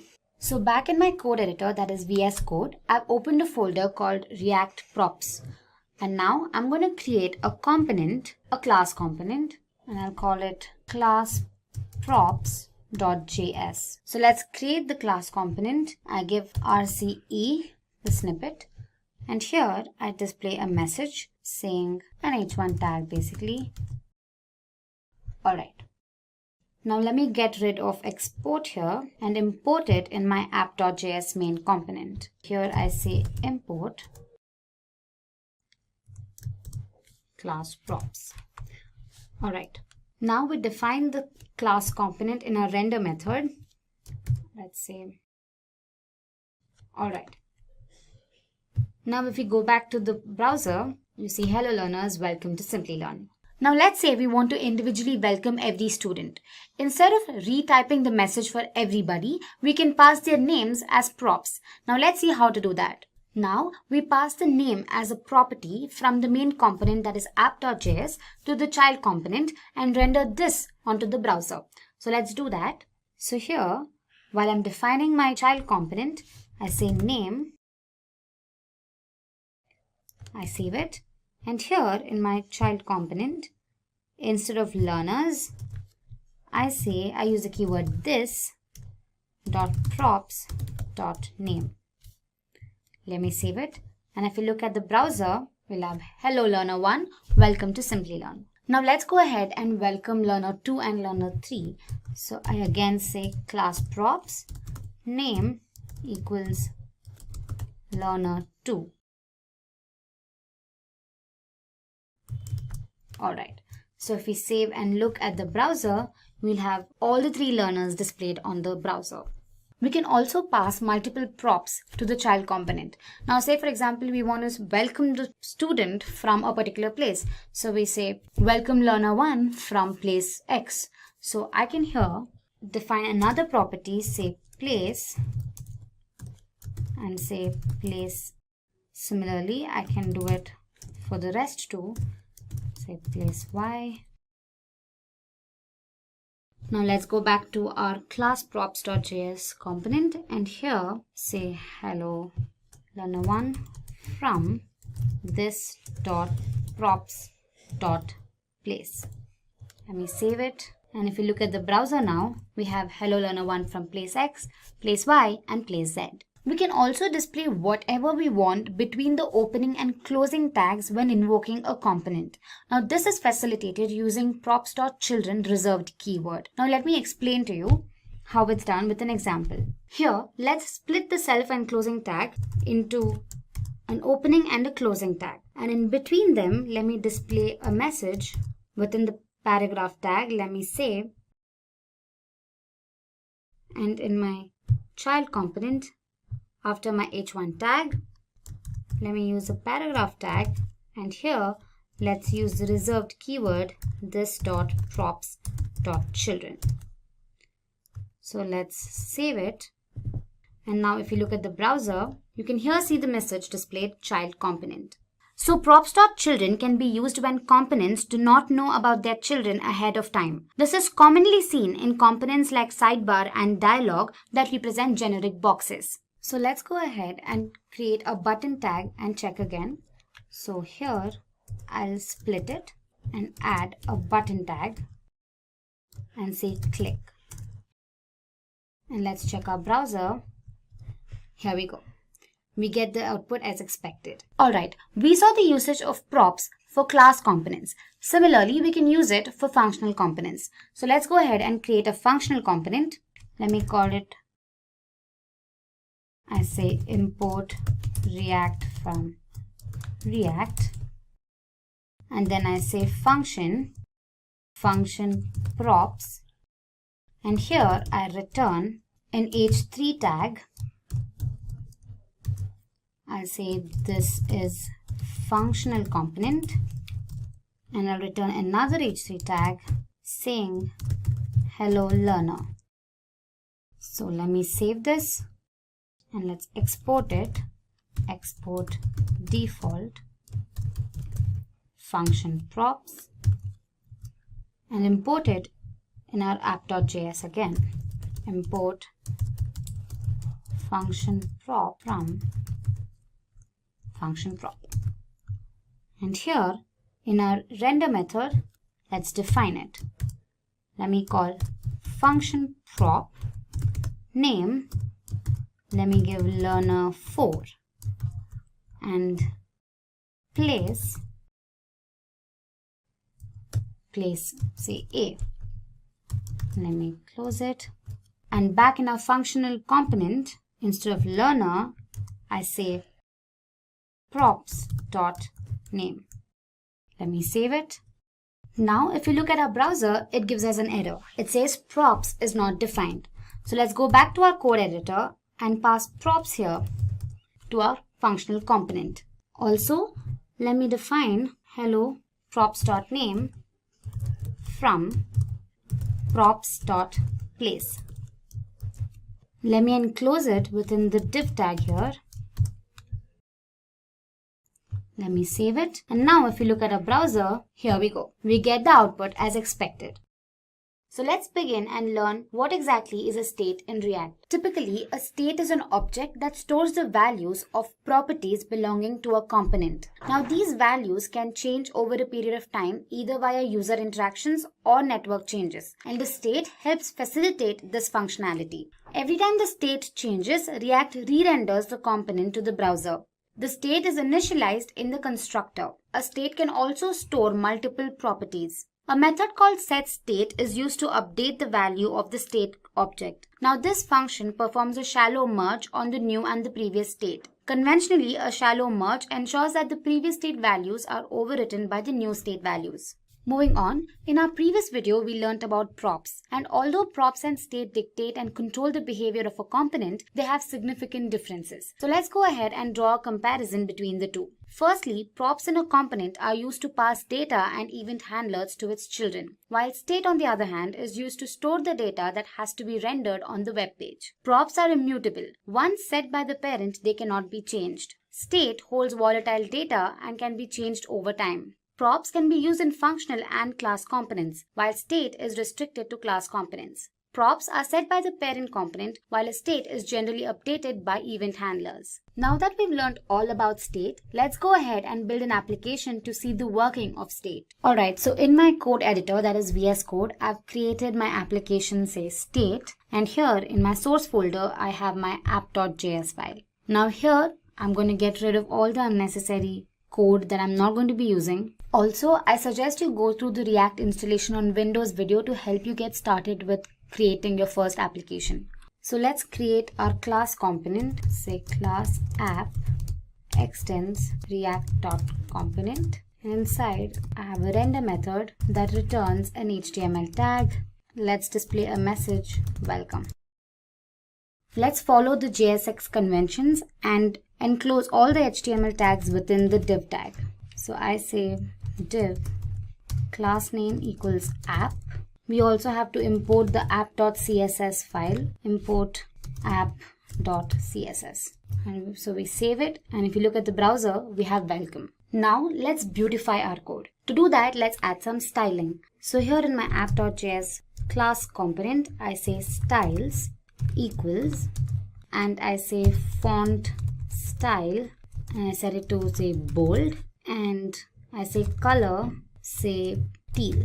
And here in my h1 tag, I say style equals this dot styles. So let me save it. And if we look at the browser now, we have welcome in teal and it's bold. Now let's go ahead and create a class component to understand state. So first I create a folder and I call it components. And inside this folder, I create a class component and I call it new comp.js. And I use the snippet RCE to create the class component. To give you an insight into what we're doing today, we'll display a message asking the user to subscribe to Simplilearn. Once the user clicks on the subscribe button, we instruct them to click on the bell icon. And finally, we display a thank you message. Now to do all of this, we're going to make use of state. And as mentioned earlier, we initialize the state object in a constructor.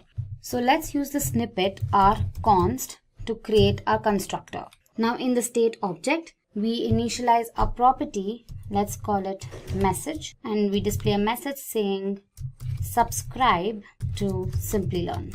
Let's save it. And here in our render method, let's say class name equals app, and let's create an h3 tag, and within the tag, I display the message. So I say this dot state dot message. Let's save it, and now let's import it in our app.js component. So I get rid of export here, and here I say import new comp from components and new comp, and let's define it here and say new. So we save it and look at the browser, it says subscribe to Simplilearn. Alright. Again, to make our code look more presentable, let's add in styles.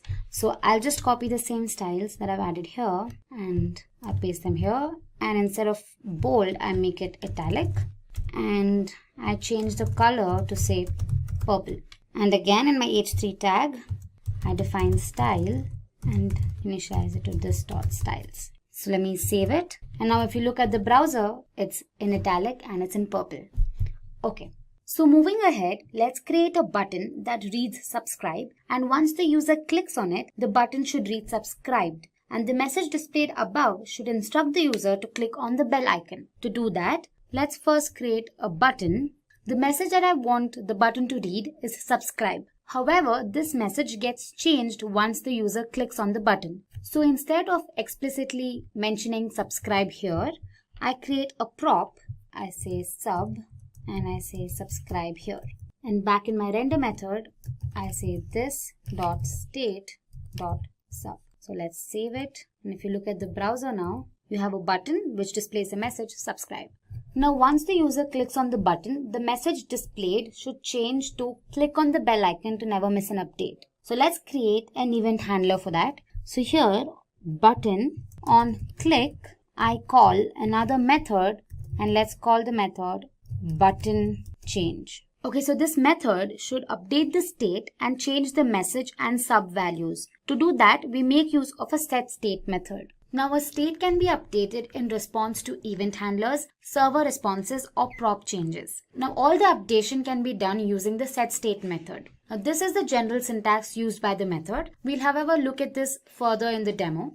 Now the setState method conventionally enqueues all the updates made to the component state and instructs React to re-render the component and its children with the updated state. Now let's go back to our code editor and look at the working of this method. Now here I define the arrow function button change. If you are not familiar with arrow functions, I suggest you read up on them. And this is the general syntax. And here I say this dot set state. And inside I change my message to hit the bell icon to never miss an update.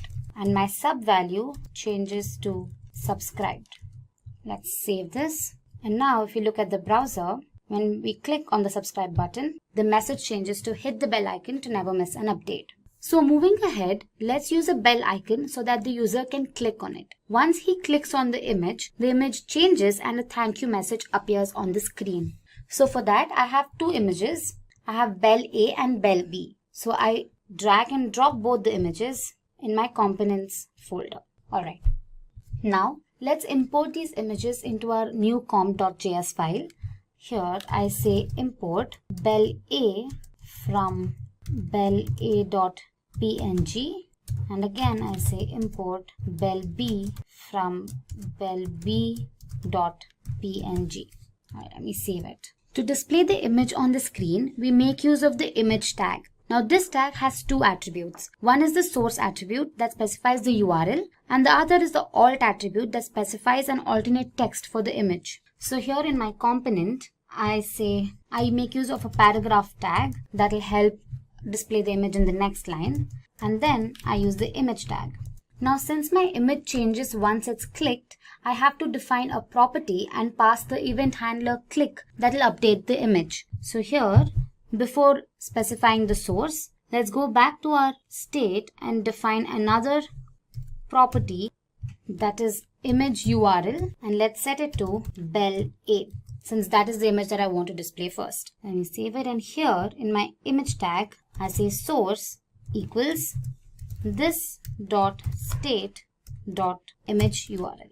And then we have the alt tag, and I do not want to display any message, so I leave it as it is. Now let's save it, and if you look at the browser, we have a bell displayed. However, now let's change the dimensions of the bell. I do not want such a huge bell. So back in my VS Code, I define style with width, say 30 pixels, and a height with again 30 pixels. Let me save this. And now if you look at the browser, we have a smaller icon. So once the user clicks on this image, the image changes and the message displayed here gets updated. To do that, we'll have to define an event. So let's go back to our VS Code, and here in my image tag, let's say on click, I define a method, say this dot image change. And now we define this method here.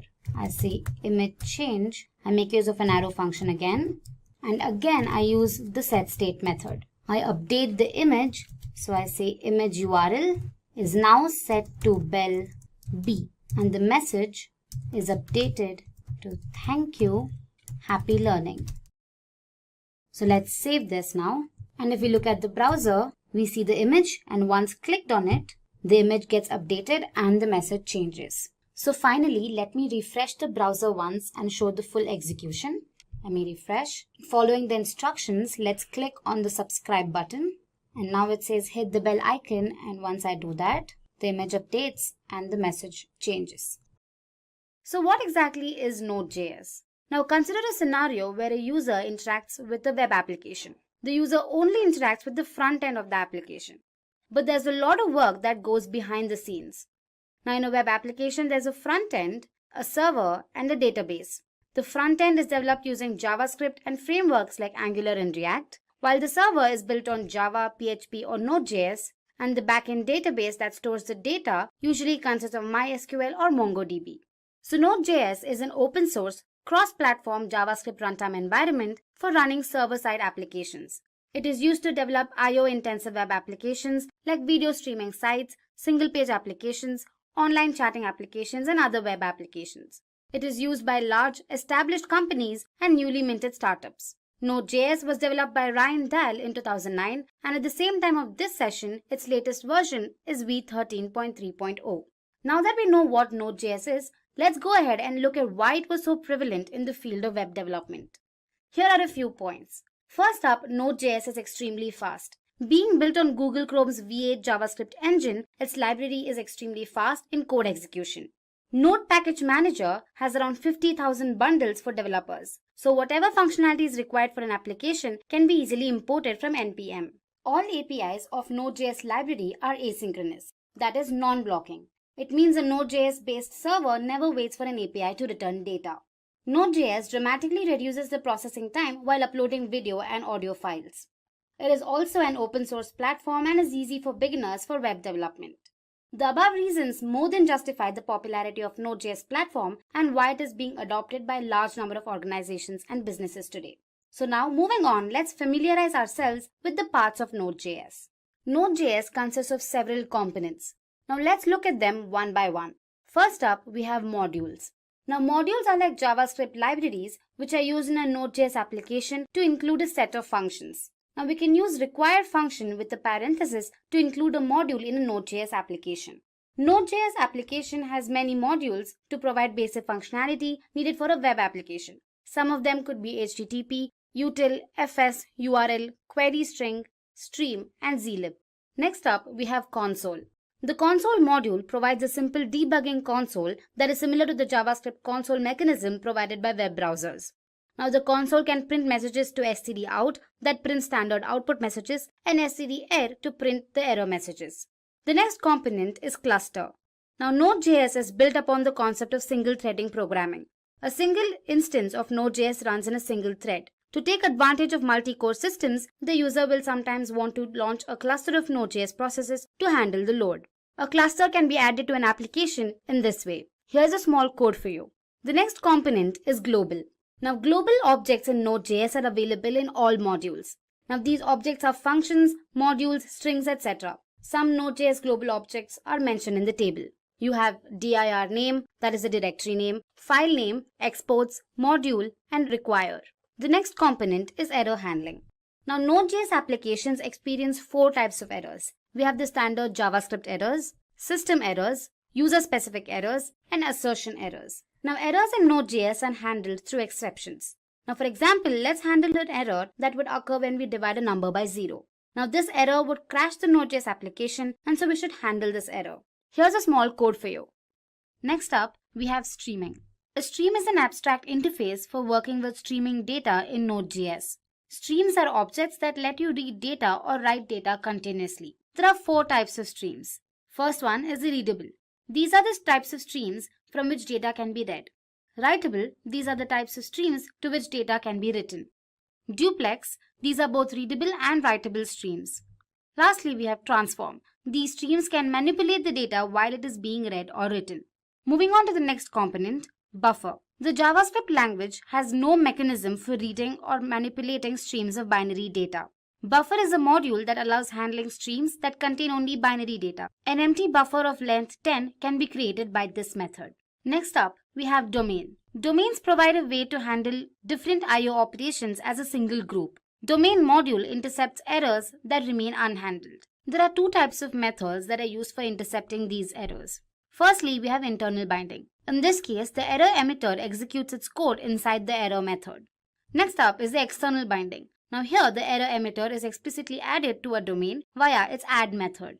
The next component is the DNS. The DNS module enables name resolution. For example, it is used to look up the IP addresses of host names. DNS module is used to connect to a DNS server and perform name resolution by using the method dns.resolve. The DNS module is also used for performing name resolution without a network communication by using the method dns.lookup. The next component is the debugger. Node.js includes an out-of-process debugging utility accessible via a V8 inspector and built-in debugging client. This Node.js debugger is not feature-packed but supports simple inspection of code. It can be used in the terminal by using the inspect keyword before the name of the JavaScript file. In order to inspect a file, say myscript.js, you can use the following method. Now that we are familiar with all the major parts of Node.js, let's go ahead and learn about the Node.js Express framework. Express is a flexible Node.js web application framework that provides a wide set of features to develop both web and mobile applications. You can assume Express as a layer built on top of the Node.js that helps manage the server and the routes. Now let's have a quick look at some of the core features of Express framework.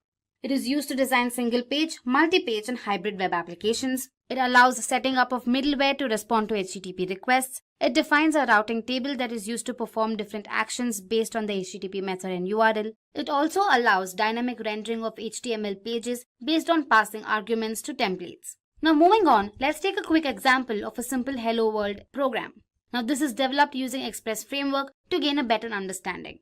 Alright, first up we have the where express. Now this is used to import Express framework into our Node.js application. Now the app.get method is a callback function with parameters request and response. The request object represents the HTTP request and has properties for the request query string, parameters, body, HTTP headers, etc. The response object represents the HTTP response that an Express app sends when it gets an HTTP request.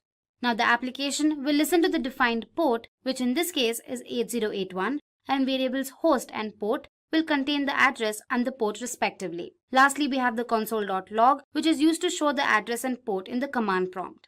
So this is what the command prompt would look like. And finally, the output is displayed on the web browser.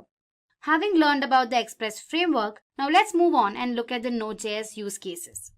Now it is no doubt that Node stands out for its speed and intensive data exchange. So top industry leaders like NASA, PayPal, Netflix among others incorporate Node.js. First up, we have Netflix. The world's leading internet television network with over 117 million users is one of the top companies that trusted their services to Node.js. The reasons why the company chose to use Node.js were application scalability and data-intensive application. Now you must be wondering what application scalability is. It's basically the potential of an application to grow in time, being able to efficiently handle more and more requests per minute. And data-intensive application allows millions of people to stream Netflix simultaneously. Next up is Walmart. Now Walmart is the world's largest company by revenue with around $514 billion according to the Fortune Global 500 list in 2019. Again, the reasons why the company chose Node.js were asynchronous I/O and efficient handling of concurrent requests. Now asynchronous I/O, which is a form of input-output processing, allows other processing to continue before the transmission has finished. Node.js is able to efficiently handle concurrent requests with the use of thread pool and event queues. Uber. Uber is an American multinational ride-hailing company offering services that include peer-to-peer ride-sharing, ride service hailing, and food delivery. The reasons why the company chose Node.js were asynchronous I/O, quick iterations, and active open source community. As mentioned earlier, asynchronous I/O permits other processing to continue before the transmission has finished. Now quick iterations. Now Node.js is continually being updated and added new features that help in further improvement in the performance of web servers. And finally, active open source community resolves many problems that an organization may face in a particular scenario. Next up, we have NASA. Now NASA is an independent agency of the United States federal government responsible for the civilian space program as well as aeronautics and aerospace research. The reasons why the company chose Node.js were reduced access times, handling of data-intensive tasks, and the fact that the servers are active 24/7. Now NASA has lots and lots of data and using Node.js has really helped them in reducing the access times. It is also continuously handling and working with large streams of data. Node.js is highly stable, which helps in keeping the server active 24/7. Next up, we have PayPal. Now, PayPal is an American company operating a worldwide online payment system that supports online money transfers as opposed to traditional methods like checks and money orders. The reasons why the company chose to use Node.js were the fact that Node.js has extremely fast build times. It allows tasks to be carried out with fewer lines of code when compared to other server technologies like Java and PHP. And Node.js, being data intensive, efficiently handles a large amount of data. Next up is Medium. Medium is a popular online publishing platform developed by Evan Williams and launched in August 2012. The main reasons why the company chose to use Node.js were A. Data-driven applications. Now these applications are ideal for being interfaced with Node.js servers. B. To run A/B tests. Now A/B testing is essentially an experiment where two or more variants of a page are shown to users at random, and statistical analysis is used to determine which variation performs better. Lastly, Node.js server maintenance is simpler than its counterparts. Moving on to the last topic of this session, industry trends. Now, Node.js developers are in demand across the globe since many companies are adopting JavaScript libraries. According to Forbes, it is one of the top 10 most in-demand jobs. According to NodeSource, the total number of Node.js downloads increased by 40% in the last 1 year. The use of Node.js in production has increased dramatically since its release in 2010. With early adopters such as LinkedIn, PayPal, and Netflix, among others, Node.js has seen an exponential increase in its use in web development. The popularity of Node.js is also accounted to JavaScript. Now, since JavaScript is the most popular language, as evident from a survey conducted by Stack Overflow in 2019, many developers can start working on Node.js library with not much of a learning curve. Node.js developers are being offered better salary options than other web technology developers. According to PayScale, the average salary of a Node.js developer in India is around 6,13,000 rupees per year. The average salary of a Node.js developer across the United States is around $105,000 per year. In this video, we'll help you install Node.js on your Windows system. So without further ado, let's begin. The first thing you need to do is download Node.js from their official website. So go ahead and type download Node.js. Navigate to their official website, and here you can see the 64-bit version. So go ahead and download that. Once the download is done, go ahead and run the downloaded Node.js installer. Accept the license agreement. Keep the default settings as it is. And then say install. So with that, we finish the installation process. Once Node has been successfully installed, the next crucial step is verification. Now this process ensures that Node has been properly installed. To do so, we first open the command prompt and then type in a few commands. To verify the successful installation, we type in this command, node-v. Now this command returns the version, and if it returns the version, it means it has been successfully installed. So here we go, it returns the latest version. Now the final step is to update the Node package manager. Now this npm is bundled with Node.js, which consists of all the repositories and packages required for development purposes. So to do that, type in the command npm install npm -- global. Now that we're done with the installation of Node, let's go ahead and implement a small program. For that, we make use of a text editor. In our case, we've installed VS Code. So go ahead and download VS Code. Once you're done with the installation, this is what VS Code looks like. So go ahead and click on File and create a new file. It's going to be a simple program where you're going to print a hello world message on the web browser. To do that, we make use of HTTP modules. So Node comes with built-in HTTP modules to transfer data across it. So for that, we make use of a require method. We create a variable first, say var HTTP equals require, and just say HTTP within single quotes. Now the HTTP module can create an HTTP server that listens to the server ports and gives a response back to the client. To do that, we make use of the create server method. So let's go ahead and type the code. Say http.create server, and internally it consists of a function. Now the parameters to this function are request and response. Now the response is basically used to write to the client. So we say response.write, and here we type in the message. Say hello world, welcome to this tutorial. Once you're done with that, you end the response. So the server listens to a port number to display the message.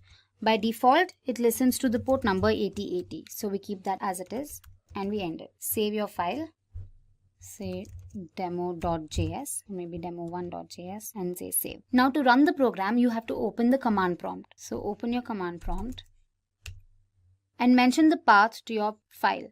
So in our case, it's our saved on the desktop. So cd desktop. And now to run it, say node demo1.js. Now you navigate to your browser and say localhost 8080. And here we go. Our message is successfully displayed. So let's talk about the Node.js architecture and understand why it's so good. So to begin with, Node.js has what's called a single-threaded event loop architecture, and this allows you to be able to handle many concurrent clients at the same time. It's just a very flexible way of being able to scale up your support for many clients. And then in addition to that, we have the JavaScript event-based model along with the JavaScript callback mechanism that allows you to have this standard approach to being able to connect with and talk and discuss interactions between the client and the server. It's good to have these kind of standards where you're not using something that's unique to a specific framework or a specific technology. This just makes it so it's more accessible for everybody. So if we look at the actual Node.js server itself, everything centers around the concept of the event loop. And the event loop has an event queue, an operation completed via requests, threaded pull, and then it'll actually do the actual computation or the file system interaction. All of this interconnects in a nice seamless loop. The great thing again with Node.js is that it's not new technology. It's been around for almost a decade. It's very well tried out. Many of the largest websites out there are running Node.js.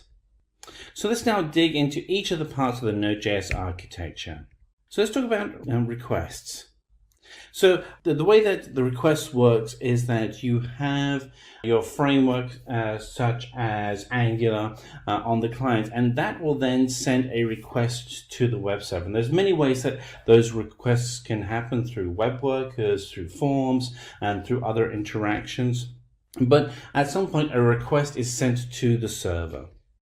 And so these requests can be for data, they can be for deleting data, they can be for updating data, they can be for interacting with services as mentioned before, but the goal is to have some kind of request. Now, once that request actually hits the server, and then we start actually getting into the queuing and threading process that centers around the event loop.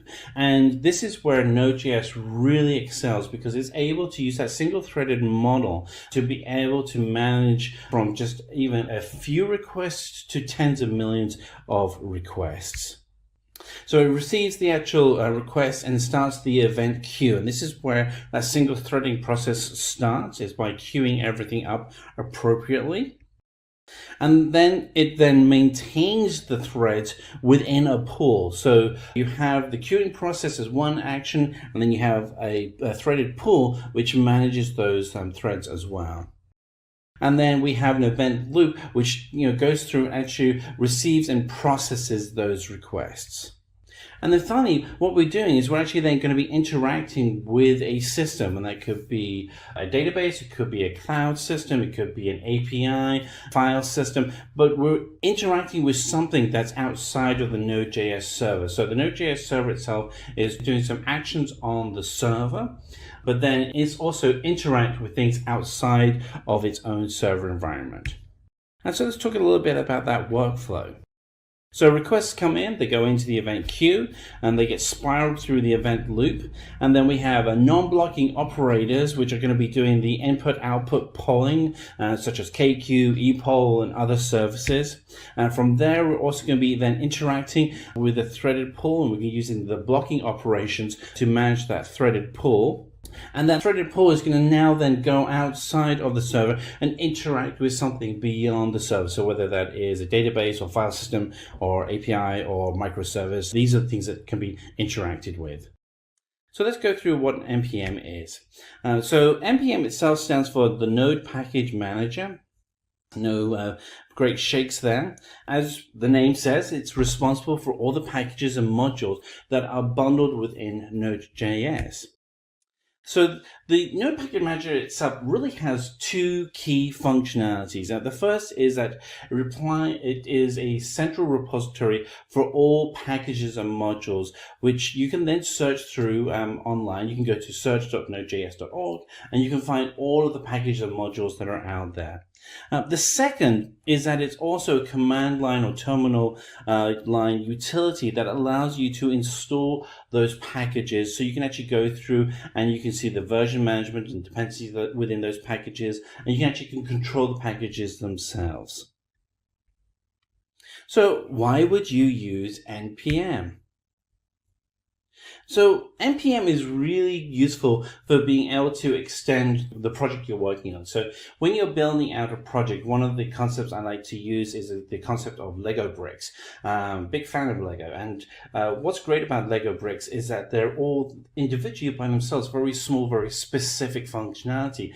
But if you actually get a whole collection of Lego bricks together, you can build like crazy cool things. So think of when you're working with the Node Package Manager itself, is that each of those individual pieces that you're working with, each of those individual packages are their own Lego bricks, and by themselves you can then edit and update and maintain that piece separately from the whole environment. As long as your inputs and outputs, really the piece where you snap the Lego in or when you connect the Lego to something else, are interacted and open and well documented, then you can actually then use those modules effectively throughout your project. So you can actually then be able to do that. You can do version control on your codes and dependencies. You can do testing very easily. And then once you actually get to the point where you go, yes, I want to release a new module, you can do that effectively using NPM, and it will actually go through and do the actual deployment for you. So let's go through the NPM installation. So the actual package manager itself is included with the installation of Node.js. So if you've installed and you're running Node.js locally, then you've already installed the package manager. But you can also access it through command line or terminal window on your data server or in your surf farm or via the cloud. If you haven't now downloaded Node.js, here's the website where you can go down to install it, and there's Windows and Mac versions of that code as well with the installers, which allow you to get up and going very quickly. You want to be able to run the installer and accept all the default settings. To begin with, you want to kind of have the standard setup so that you are most familiar with the normal settings before you start getting to the point where you're a master and you're tweaking things. There is a way that you can open up the command window or the terminal window. And once you've actually installed Node.js, to verify that it's actually installed, you can write the command node-version, and it'll actually then pull out the version of Node.js that you have installed, and then you'll be able to see that you've got it actually up and running. And then you can also do the same thing for NPM. You can do npm-version, and it actually will then show you which version of the Node Package Manager you have running, so you can actually take full advantage of that program and verify that it's actually up and running. Now, so we're actually going to go ahead and actually run a demo of using NPM. And to do that, I've got three windows in front of me right now. So I have this window here, which is my terminal window, where I'll be doing all of my instructions. Then I also have a folder, which shows where I'll be putting all of the files. And then finally, I'll actually have a text editor. In this case, I'm using VS Code because it's free, but you can use any text editor you like to be able to go in and show what the code that's been created by npm in the JSON file, so you can actually see what it looks like. And then we'll modify it a little bit. So first thing we want to do is we want to go ahead and create a new project folder. So I'm going to go in, I'm just going to move into, I'm going to do change directory, and go into the project folder, and we'll see down here that we have an empty project folder. But for this one, I'm actually going to go ahead and I'm going to create a new directory in this one, and I'm going to call this one Simplilearn.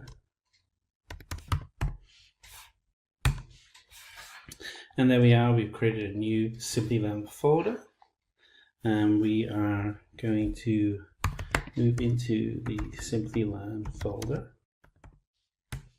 And so we're now in the Simplilearn folder. There's nothing in there right now. So the first thing we want to do is we want to go ahead and initialize this folder as a project folder for working with npm. Now to do this, you will have to have already installed npm. If you have Node.js, npm comes with it. And if you want to see whether or not you have npm installed, so you can just do npm-version. And that will actually tell you what the version of npm you have installed is, and it also verifies that npm is installed. So I've gone ahead and I've been able to validate that I have npm installed. So what I'm now going to go ahead and do is I'm going to initialize this folder. So to do that, just do npm init, and you'll see that the path is that we're already in the Simplilearn folder. And then when you do that, it's going to ask you some questions. So what is the package name? We're going to go with the defaults for right now, and then I can show you how we can edit those in a little bit. We're going to go with just say yes to all of these just by hitting return. And you'll see here that we're going to create a new folder called a package.json folder. This is the instructions that we have in the folder. Do we want to go ahead and create this? We want to. And it's going to go ahead and do that. And we can see now in our folder here that we actually have package.json. So we go ahead and open this up with VS Code. Here we are. We can actually see what all of the information is. We can go ahead and we can actually go and update this metadata if we want to. I'm going to leave it as is for right now because I want to show you a couple of other things. So a lot of times when you're actually working with npm, and the reason why you're using npm is that you want to take advantage of packages that are freely available in the open source community that are supported by Node.js. And one of those is a package called Express. And Express is a lightweight framework for building out web applications, similar in concept to Angular or React.js. I like using it, and it's also a great way to be able to show how we can install this using npm.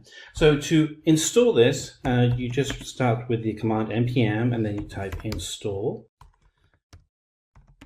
And then we type the name of the package. And we hit enter. And it goes ahead. And what you'll actually see is a couple of things. One is we have a dependency in our package path. We also have, so this is in our JSON package, that it's now a dependency that's written in there. We can also go in and under our node modules, we actually see that we have, we scroll down, we should see Express. There it is, Express. Now, if we decide that we don't want to use Express, we can actually just come in and we can write command npm uninstall. I can type Express. Oops, I did a typo there, so let's try that again. npm uninstall Express. And a couple of things can happen. One is in our JSON file, the dependency for the Express file has now been removed. And we can also see that under our node modules, there are no extensions there. So this is kind of cool. This allows us to be able to see that we can easily add and remove packages. So let's just go ahead and I'm going to install Express again. So install Express. Oops. npm install Express. All right, so it's gone ahead and it's installed Express. Now, one of the things that will often happen is that when you're working with a package, the actual JSON package, so you'll receive this file, and you want to be able to go ahead and install all the sub-modules that come with it. So you can go through and you can manually install them like this, or you can actually run an install command so you can actually install all of them at once. I can just show you what that looks like, because we're going to actually go ahead and simulate as if we're going to install Bootstrap, which is another popular framework. Bootstrap. And we're actually going to go with, and then we'll save that. And what we'll see is under the packages that Bootstrap isn't listed in there. We do have Express. There it is right there. So if we now come over to our new commands, we can actually write the command npm install.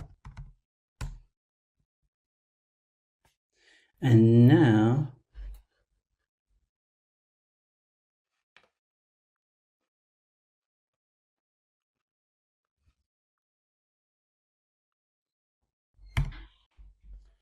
slight typo, let's try that again. Let's do npm install.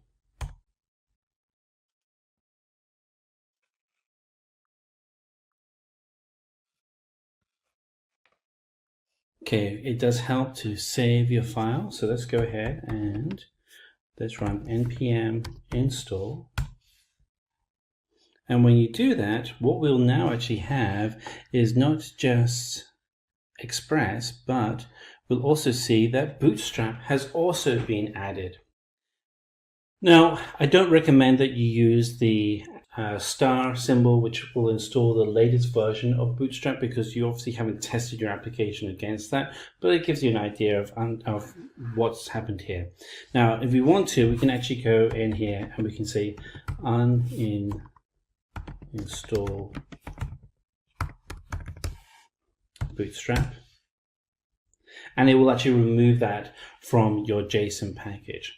So there we are. That's how you work with using npm, from getting started with a setup for a base initialization of your package, going through to creating the first package, being able to set up and control the naming convention for each of the items within the metadata that provides the instruction for the package, how you can then put in dependencies such as Express and Bootstrap, how you can install them and remove them, and actually do all of this through command line. If you have any questions, please let us know. Django is a popular framework nowadays, and you must have heard it. Almost every website and web applications uses Django in some way or other for their web development. So in today's session, we'll discuss what is Django framework. Let's start by discussing what is a web framework. A web framework is a software framework that is created to support the development of dynamic sites, web services, and web applications. It supports creation, development, and publishing of the web applications and websites. What if I told you you could create an entire software application without writing a single line of code? Sounds unbelievable, right? But it's actually possible. Imagine you're painting a picture, so instead of learning how to mix colors and use brushes, you simply describe the image you want and a smart robot does the painting for you. This is exactly what vibe coding is like in the world of programming. Vibe coding means that you don't need to know how to code at all. You just need to know what you want to create and give clear instructions. The AI tools take care of the rest. And that's where prompt engineering comes in. It's like giving your painting robot a perfect description of what you want. The clearer your instruction, the better the results. The better the prompt and the better the AI can generate the exact code you need. It's like talking to a super smart assistant who does all the coding for you. But then you have to give it to the right instructions. So if you have an idea but don't know how to code, don't worry. Vibe coding is here to make that happen. In this video, I'll show you how AI tools like GitHub Copilot and Cursor AI are making this possible. And I'll also walk you through a demo of creating a simple to-do list application from scratch using GitHub Copilot agent mode. So why is vibe coding gaining popularity? Now you might be thinking, why is vibe coding becoming so popular? Well, imagine how the world has evolved with new technologies. In the past, only experienced chefs could bake complex cakes. But now, with the help of AI, even someone who doesn't know how to cook can make a delicious meal. Similarly, in the world of programming, AI is making coding accessible to everyone.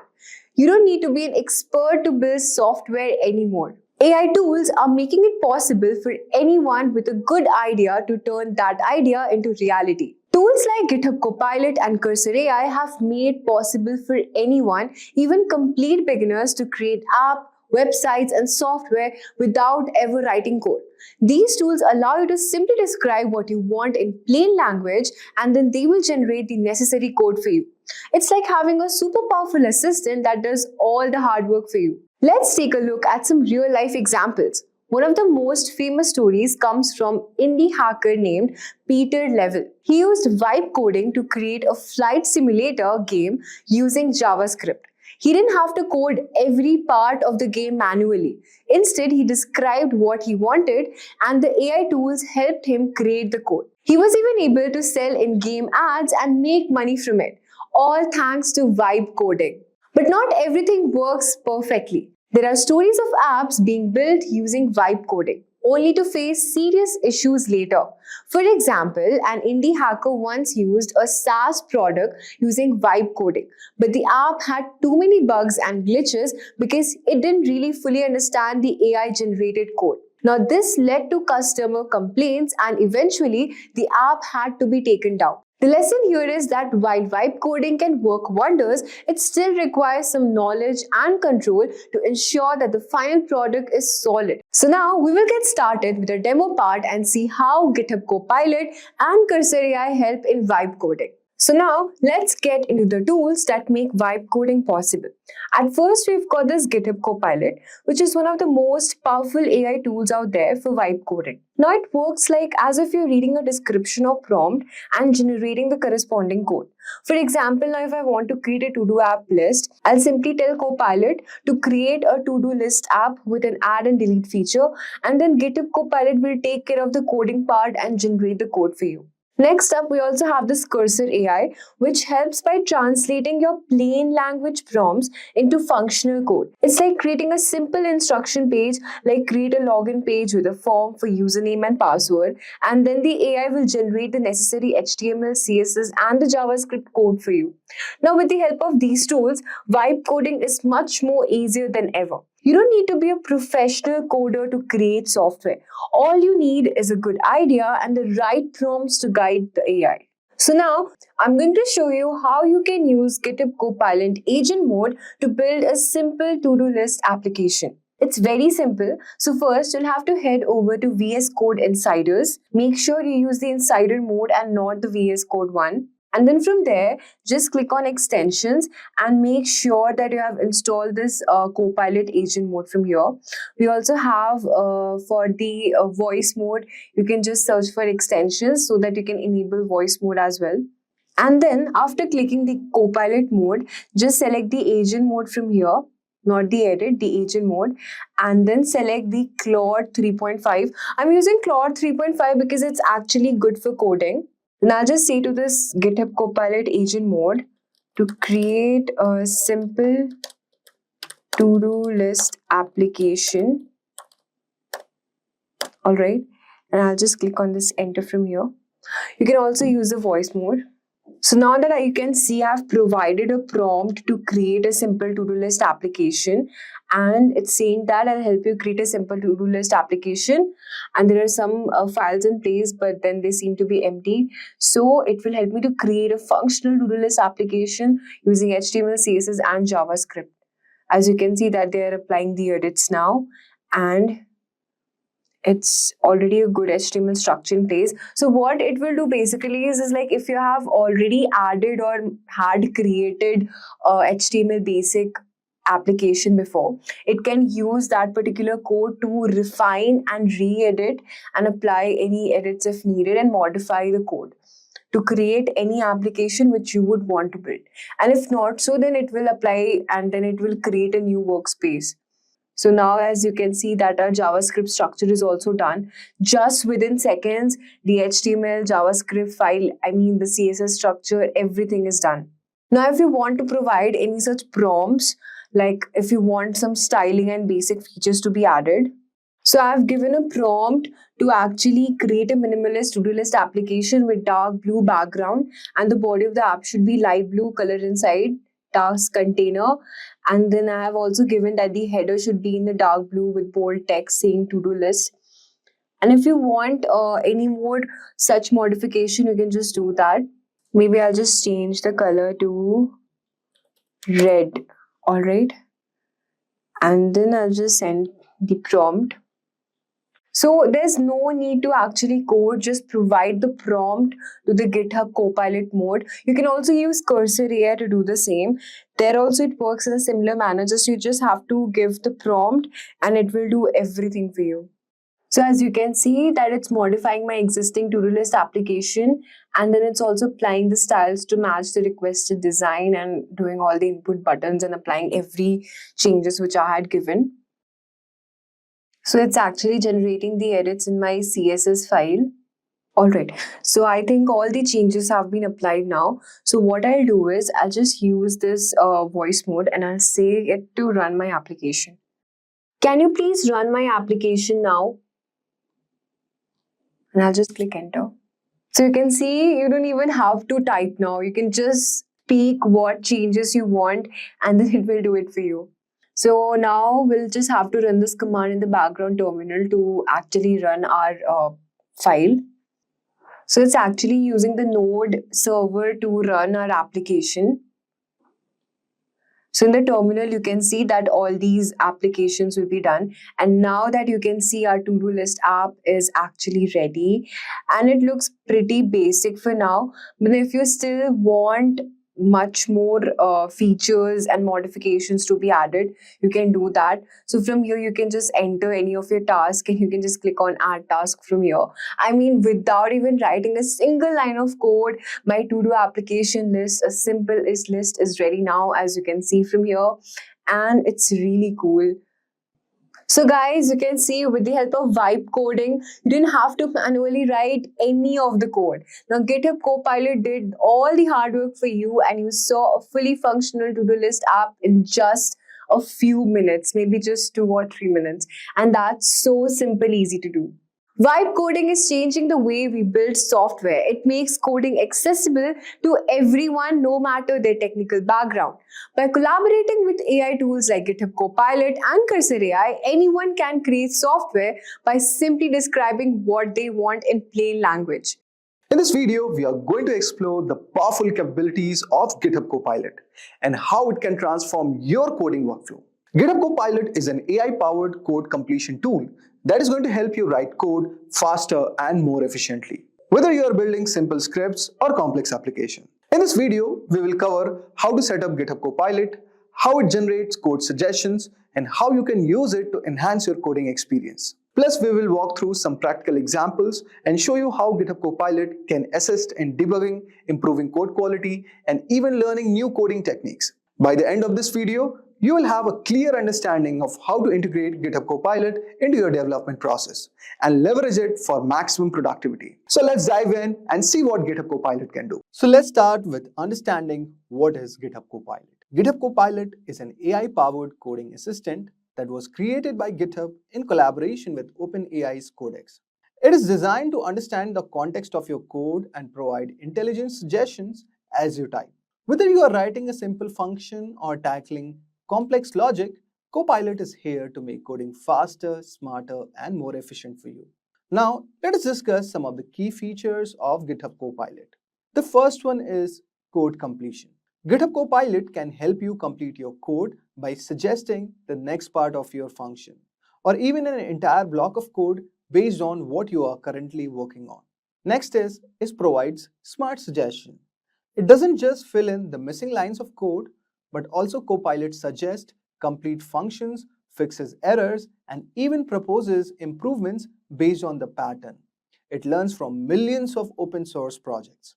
Next, it provides multilingual support. It works across many popular programming languages including Python, JavaScript, TypeScript, Java, Ruby, and many more. No matter the language, Copilot is just ready to assist you. And finally, Copilot is context aware, meaning Copilot understands the context of the code you are writing, meaning the suggestions it makes are tailored to your current task. It doesn't just suggest random snippets, but provides relevant solutions based on your code. Now let me show you a small demo. So I have given the prompt, write the code for Fibonacci series. And as soon you press enter after this, you could see all over here, it has started giving the suggestions. And finally, it has given me the code. So you can see how easily it is able to complete the given code. Now let me show you the next one. Suppose I'm creating a function to add, okay?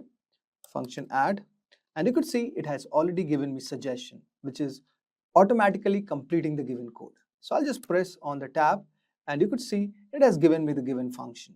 Now in order to subtract, this is also showing. So I'll just click on tab and press enter, then again tab, and you could see it has given me two functions, one for addition, one for subtraction. Let us see, does it has any more suggestions? So you could see it has already given me the multiplication one. Now similarly for division, it has given me. So based on what you are trying to do in your given project or what is your task, if you are interacting with GitHub Copilot, it will make your work a lot more easier.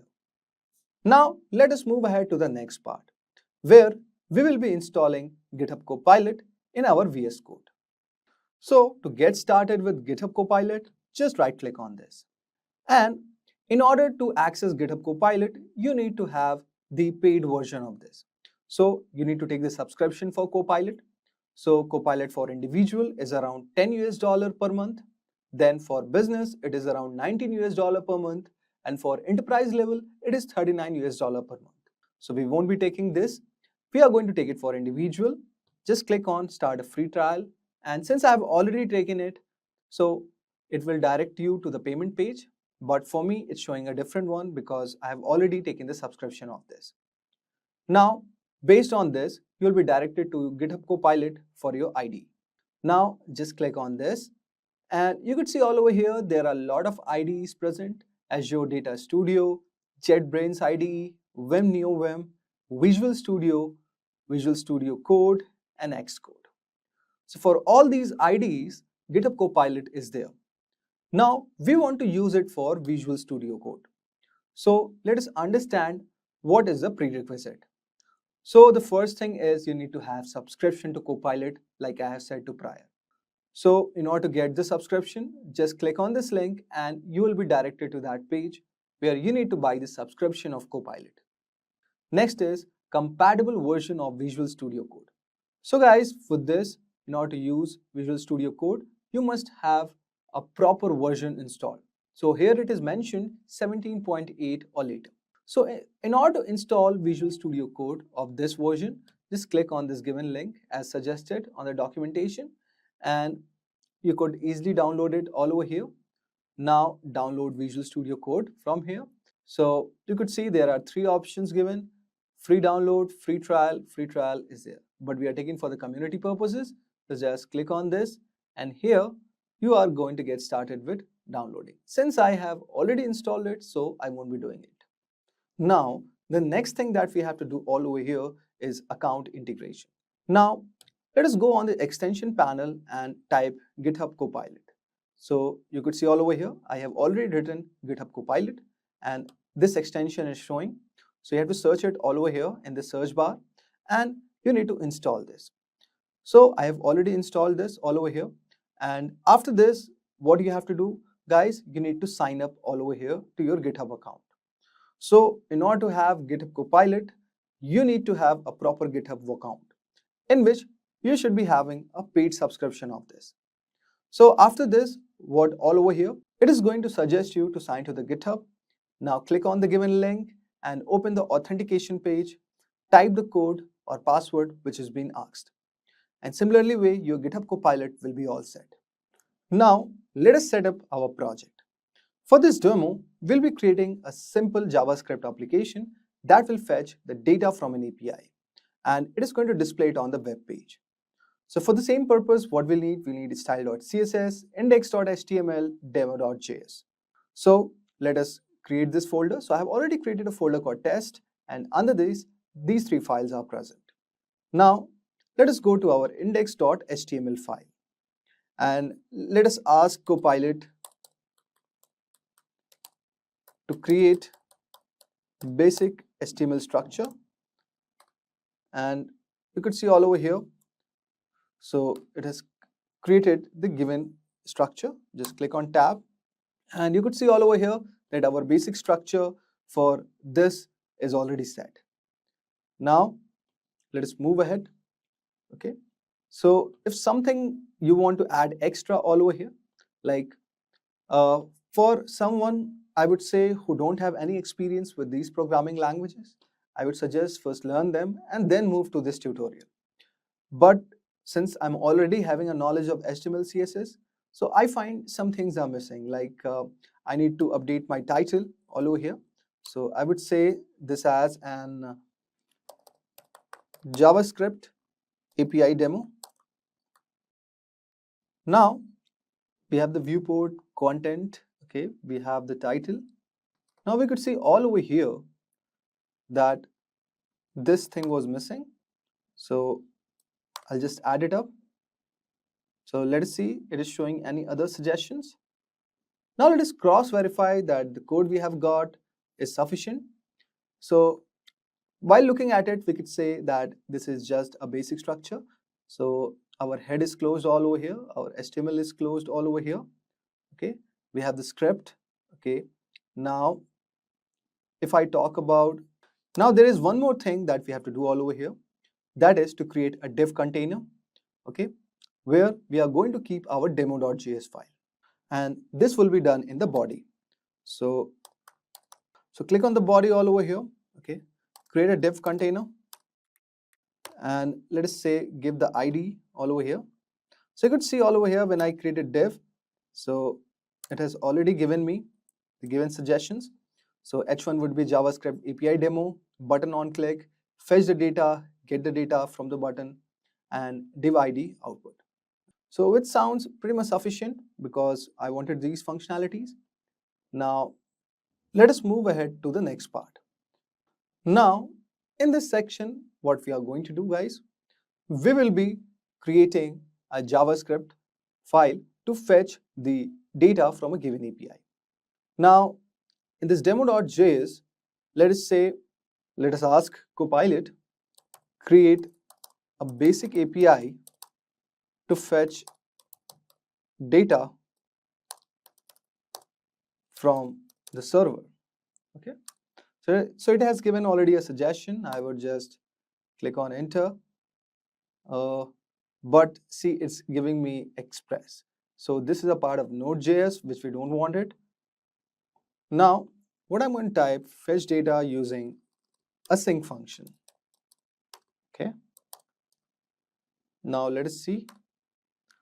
So you can see all over here, it has created the function where the function name is fetch data, and it is given for the response equals to await fetch, and then it's giving the JSON file all over here, await fetch https JSON placeholder typecode.com, then the data it is awaiting from this API, and finally it is printing the log data. Now with the help of fetch function, we are trying to fetch the data. So you could see all over here that as we typed the function name fetch data, okay, and it has suggested the entire function body based on the knowledge of common API fetch patterns. This actually shows that how Copilot can help you suggesting commonly used code snippets. Now let's process the data we fetch and display it on our web page. So in our fetch data function, what I want to do, we want to loop through the data and display the titles all over here. Okay. So now first, before doing what we need to do next, let us follow this page. Okay. So you could see all over here. So we have the user ID, ID1, title, something is there, completed false. Now let us replace this with something else. Okay.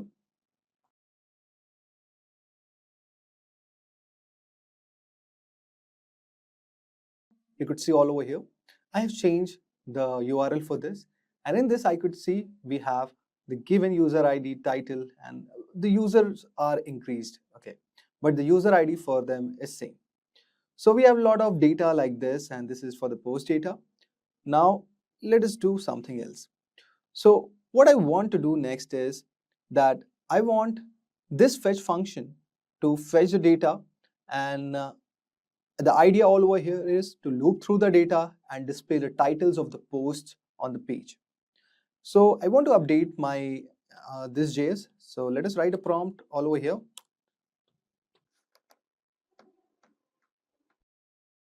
So we are going to update the Copilot. Now I want to update demo.js file, and I want you to loop through the data given by the URL and display the titles of the post.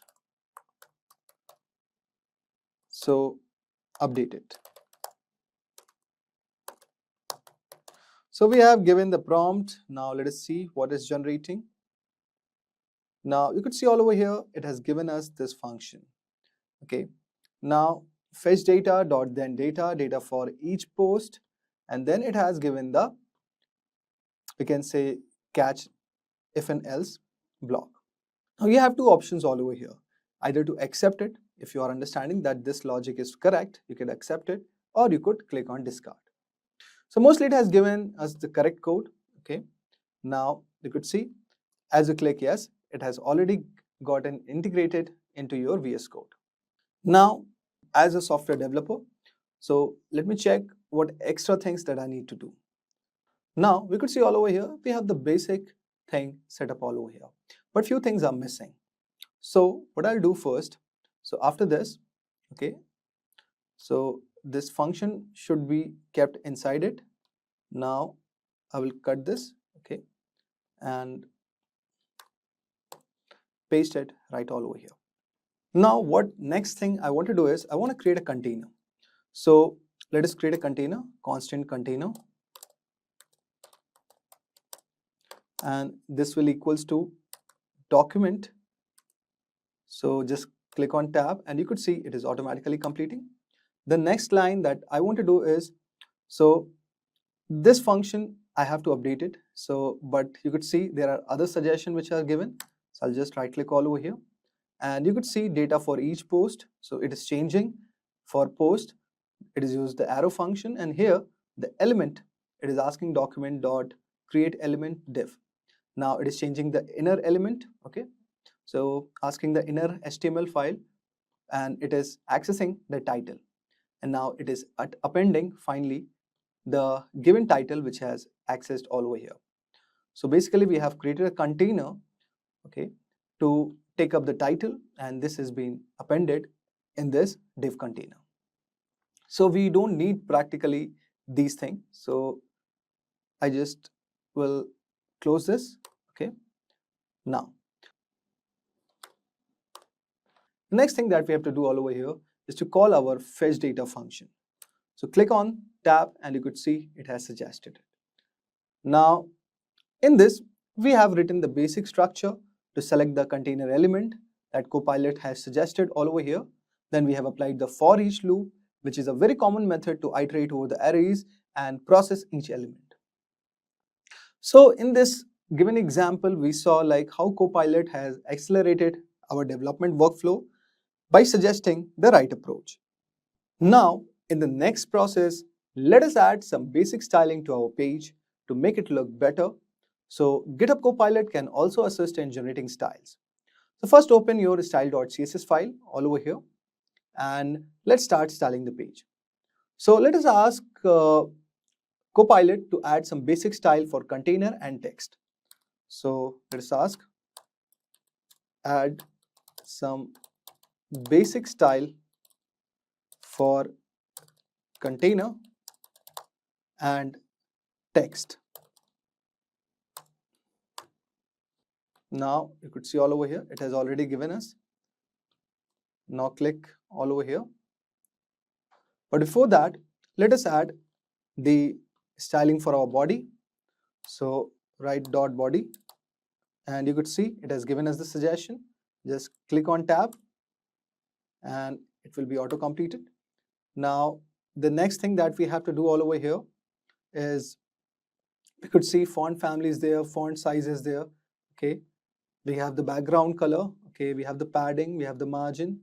Okay, now let us change a bit all over here. Let it be 20 pixels. Okay, so and margin we could say this will be around say 10. Okay, background color is white, color is black. Okay, what we can do with the color all over here, we could change the color. So let us take another color from this. Let's say it is some sort of this color. Okay, so okay, just add it up. Now next thing for this color, we'll also change this. Let us move to the whitish color.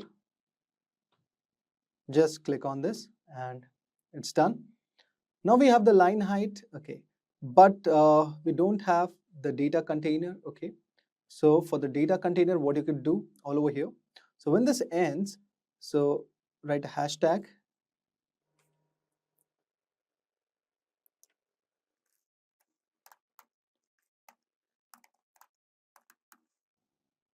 and click on tab. So we have width. Okay, but here I want to also add display. So add the display all over here. Say we'll keep the display as flex. Okay, now and we could keep the flex wrap as wrap. Then do we have the gap all over here? No, we don't have the gap. So just add gap and we could give gap as around say 10 pixels. So edit this around 10. So guys, one word of caution, like you don't have to blindly accept the suggestions which Copilot is giving. It is going to give you basically a template, and after that you need to keep improvising it, because ultimately you have to interact with this tool. And the core idea all over here is that you don't have to write this, you don't have to hard code this. Ultimately you have to adjust it and you need to see it like, is it on the right range? So those are the important things to note of. Now let us add the data container div. So click on hashtag data div. Okay, sorry, it will be data container and click on tab, and it has given us a certain blueprint of this. So here what I actually want is to keep display, okay, flex wrap and gap as 10 pixels. Pretty much fine for this. Now after this, all over here, this is our data container, okay, div. And okay, for this we will keep only display, flex and gap. And for this container one, we can add the background color and also we could add the padding. So let us add the background color and say our color could be this. Okay, we could change the color based on this. So I want this color to be bit, okay, let us keep the background color as black. Okay, now here the next thing is padding. So let us add the padding all over here. So padding, you could see around 10 pixels. Okay, now we have done rightly all over here. Now I want to give the border radius. Okay, so add the border radius all over here. and we could keep the border radius around 5 pixels. Then moving ahead, we need to have the box shadow. Okay, that's another CSS, and we could keep it around 0 pixels, 10 pixels. Okay, so it has giving me this suggestion, but I actually want to go with different one. So 0, and here I want to add 2 pixels. In next one, I would keep it as 5 pixels. Okay, then I could use RGB. Okay, and similarly, let's keep it for the trial. Okay, later on, if we want to adjust it, we could adjust it. So our box shadow is done. Okay, now finally, we'll add the width. So if I talk about the width, you could see I need 200 pixels for this. So let us keep this. So our data container is done. Data container div is done. Okay. Now, since we have not added any image, okay, so that's not required. So for body, we have done. Now, by mistakenly, I wrote this also. So, but this is not needed because this is covered in both of them. So, in this, we have added some basic styling. So, after repeat. So, after adding some basic styling to the body and creating a responsive container for displaying our post, we notice that how Copilot is providing the right CSS suggestions, making it easier to get a clean and modern layout. Now, it is a time for a test. Now, let us see if the test app is working as expected. If there are any errors, then GitHub Copilot can help us debug by suggesting the fixes. Now, let us try to run this. So, and I'm very much sure that there are some errors happened in this code, which I might have deliberately done, but let us see how it works. Now, just click on F5 and you could use web via Chrome.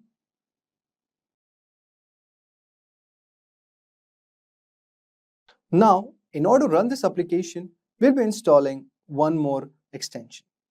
So, just click right on extension and type live server. So, just right click on this and install it. Now, after this, open your HTML index.html file and just open with live server. Now you could see all over here that Copilot has created a basic HTML structure and it has given us a title. Now let us see if we are really getting the data. So based on our CSS, we could see our CSS didn't get applied here, but our logic is right all over here. Now after clicking this button, it's also not working. Now let us see if Copilot can really help us in deducting the errors that we have committed. Now, as you can see all over here that let us first verify what is the CSS. So we have body, data container div. Okay. Now what we have used, so we have used body div h1, okay, and there is nothing mentioned as div container or data div. So let us ask Copilot. So let us ask Copilot for the same.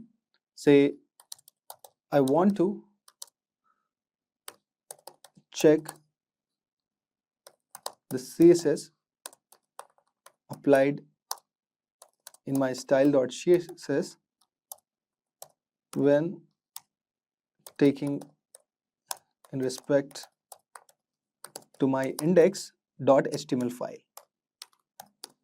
Also, after clicking the button, it's not giving me the title. Please resolve. Now you could see all over here that it is showing that the body tag should be placed outside the head tag. Okay. Now the fetch data function should be defined in the script.js file, which is missing. Okay. So we have not defined the fetch data function properly. So it has given us the proper code. Let us copy and paste this. Now you can see all over here that I have copied this, okay, and I've updated my index.html file. Now the next task, it is saying to rename it. So let us rename it with scripts or .js. So let's type, okay. So this file has become script.js, and you could see all over here that with the respective script.js file, we have, particularly done all this thing. Now, if you could see all over here that I have created the same functionality, but it's time to finally update our style.css. So let us see what suggestions it is given by our style.css. Let us copy this. Let us delete this and let us paste this. Now finally click on autosave. Okay. Now right click all over here, and you could see our CSS has been modified a bit. But still, clicking on get data, our function is not returning the given output. So what we can do for the same, so we will again interact with GitHub Copilot, and you can ask, after entering the, okay, so after clicking on get data, it's not displaying the output. So you could see all over here, it has given me the basic demo.js file. So now we will again rectify it. So go to your script.js, okay, and okay, just paste it all over here. Now, next thing, what it has told us that to update it. Now it is telling us that this is correctly linked. But right now, as you can see all over here, the name has changed. So we'll update the name. So for the same purpose, just copy all over here and go to your index.html file. Okay, click on everything, delete it and paste it. Now see where demo.js is written, just replace script.js. Now what is the next advice it has given? Okay, so as you can see all over here, let us see whether it's working or not. So since our VS Code is still in autosave, so we don't need to save it manually. So we can go again. And as you can see all over here, when I'm trying to refresh it, it is already giving me the title of the respective thing. Now, if you want to play with the CSS, you can still interact with the GitHub Copilot like I was doing. But actually, now I want to do some modification. So whenever I'm refreshing it, I don't want this title to be displayed. Whenever I click the button, then only it displays me. So let us type to the GitHub Copilot and ask that what suggestion it could give us. So go to your Copilot and say the issues which you are facing, and make your prompt much more clear, okay, because it's a generative AI tool, and here we have to interact with the tool as much as you can.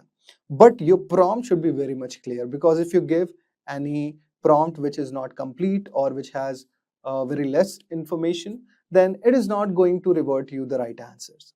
So keep that in mind, keep your prompts. So how you can make your prompt efficiency very good is by creating an applications or creating small mini project and see like how you are interacting with it. So let us ask Copilot now, like I don't want the titles to be displayed whenever server is live. I want click the get data button, then only it displays the title. So you can see all over here, I have given the prompt, and let us see what it has given me. So you can see all over here, it has given me the updated index.html file. So let us update this. Let us click everything.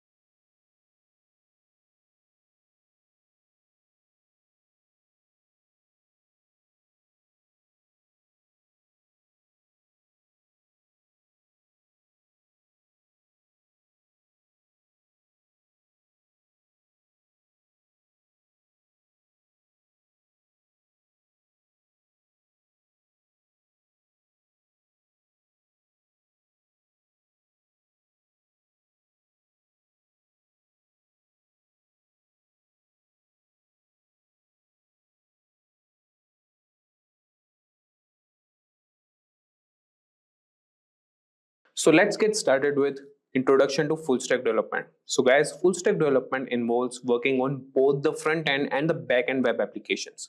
As a full stack developer, you will handle everything from user interfaces to server management, making you a versatile asset in the tech industry. And if we talk about front end development, so it focuses on the part of the application that users interact with directly. This includes the layout, design, and interactive elements of a website or app. You will use languages like HTML, CSS, and JavaScript to create a seamless and engaging user experience. On the other hand, backend development deals with the server side of the application, and this includes managing databases, server logic, and application architecture. And you will work with server-side languages such as Node.js, Python, or Ruby and handle data storage with databases like MySQL or MongoDB.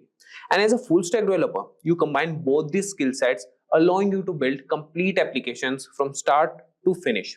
And this versatility makes you a valuable asset because you can understand and manage both the client side and server side of applications, ensuring they work together smoothly. Now we'll start with the roadmap, and the first thing to learn to become a full stack developer is learn the basics of web development. So to start your journey as a full stack developer, you need to learn the basics of web development, and this includes understanding the core technologies that form the foundation of web applications. So the topics to cover are: number one is HTML, that is hypertext markup language. And this is the standard markup language used to create web pages. It structures the content on the web page, that is, you can learn HTML with understanding the basic tags and how they structure a web page. And for the HTML project, you can create a simple web page with headings, paragraphs, links, and images. Now moving to the next technology, that is CSS, that is cascading style sheets. So this language is used to describe the presentation of a document written in HTML. It controls the layout, colors, fonts, and overall style of the web page. And to learning that, you can explore how to style your HTML using CSS, learn about selectors, properties, and values. And you can style your HTML page by adding colors, fonts, and layout adjustments. And then comes the JavaScript. So it's a programming language that allows you to create dynamically updating content. And you can control multimedia, animate images, and much more. And you can understand the basics of JavaScript such as variables, functions, loops, and events. And you can add interactivity to your HTML pages such as form validation for a simple image gallery. And with a solid foundation in these basics of web development, that is HTML, CSS, and JavaScript, you can now move on to mastering front-end frameworks and libraries that will enable you to build more dynamic and responsive applications. So now you have got the basics of web development. It's time to dive deeper into front-end frameworks, and these tools help you build more complex, interactive, and efficient web applications. So you can cover the number one, that is React. So it's a JavaScript library for building user interfaces, particularly single page applications where you need a fast and interactive user experience. And then comes Angular, that is a platform and framework for building single page client applications using HTML and TypeScript. And then we have Vue.js, that's a progressive JavaScript framework used for building user interfaces and single page applications. If we talk about how you can learn them, so you can learn React. You can start by understanding the core concepts of React such as components, JSX, state, and props. And you can build a simple application like a to-do list or a weather app to get hands-on experience. And if we talk about Angular, you can explore Angular's core features such as modules, components, services, and dependency injection. And you can create a simple project like a task manager or a data dashboard to practice these concepts. Now talking about Vue.js, you can get familiar with Vue.js reactivity system, directives, and components. And you can develop a small application like a note-taking app to apply what you have learned. And you could have another examples and use cases, that is for React, you can build a dynamic user interface that updates in real time. And similarly, you can go with Angular and Vue.js. Now with a strong grasp of front-end frameworks and libraries, you have now equipped to create engaging and dynamic user interfaces. Next, we will explore the backend development to understand how to manage server-side operations and databases. So understanding backend development. So after mastering the front end, it's essential to understand backend development. And this involves handling server-side operations, databases, and application logic, which are crucial to building fully functional web applications. And we can cover number one is server-side languages. So you can learn languages such as Node.js, Python, or Ruby. So these languages allow you to write the logic that runs on the server. And after that, we can learn the frameworks. And you can explore frameworks that simplify backend development like Express.js or Node.js, Django for Python, and Ruby on Rails for Ruby. And then comes the databases. So you can understand both SQL, that is MySQL or PostgreSQL, and NoSQL, that is MongoDB databases, which are used to store and manage data. Now we talk about learning server-side languages. Here comes the Node.js, that's a JavaScript runtime built in Chrome. So you can enable JavaScript to be used for server-side scripting. And you can start by building simple server-side scripts. For example, create a server that responds with hello world when accessed. And if we talk about Python, you could have a versatile language known for its readability and efficiency. You can explore basic scripting and automation tasks. And talking about SQL databases, you can learn to interact with relational databases using SQL and create and manage tables and write queries to fetch data. So with a solid understanding of backend development, you are now equipped to handle server-side logic, manage databases, and build complete web applications. Next, we will look into the how to manage databases more efficiently and integrate them with your applications. So now we'll learn database management. So to become a proficient full stack developer, understanding database management is essential, and databases are critical for storing and retrieving the data that your application uses. You can start with SQL databases like MySQL and PostgreSQL, which use structured query language to manage data in a structured format like table, rows, and columns, and learn how to create and manage databases and write queries to insert, update, delete, and retrieve data. Designing relational databases for various applications is crucial for managing structured data efficiently. For instance, you can design a database for an online bookstore with tables for books, authors, and orders. This will help you understand how to structure data and perform operations like joins and aggregations to retrieve complex data sets. Now coming to NoSQL databases. So on the other hand, we can explore NoSQL databases like MongoDB, which store data in a flexible JSON-like format, making them suitable for unstructured data. You can gain skills in creating and managing collections and documents and perform CRUD operations to handle data efficiently. For example, building a database for a blogging platform where each blog post is a document in a collection will give you hands-on experience in managing unstructured data. This is particularly useful for applications requiring flexible schemas and high scalability. And you can integrate databases with applications. That is a third option. So integrating databases with your application is also crucial. You can learn how to connect your backend server to the database using ORM, that is Object Relational Mapping tools like SQLize for Node.js, SQL Alchemy for Python, or Active Record for Ruby on Rails. So these tools help simplify database interactions and allow you to work with database records as if they were objects in your programming language. For example, creating a RESTful API that interacts with your database to manage your user data for a web application will give you practical experience in building full-fledged applications that can handle dynamic content and user interactions. Now that you have a good understanding of database management system with learning all three formats, that is SQL, NoSQL, and integrating database with applications, the next step is to get comfortable with version control, which is essential for managing and tracking changes in your code. So version control is essential for managing and tracking changes in your code.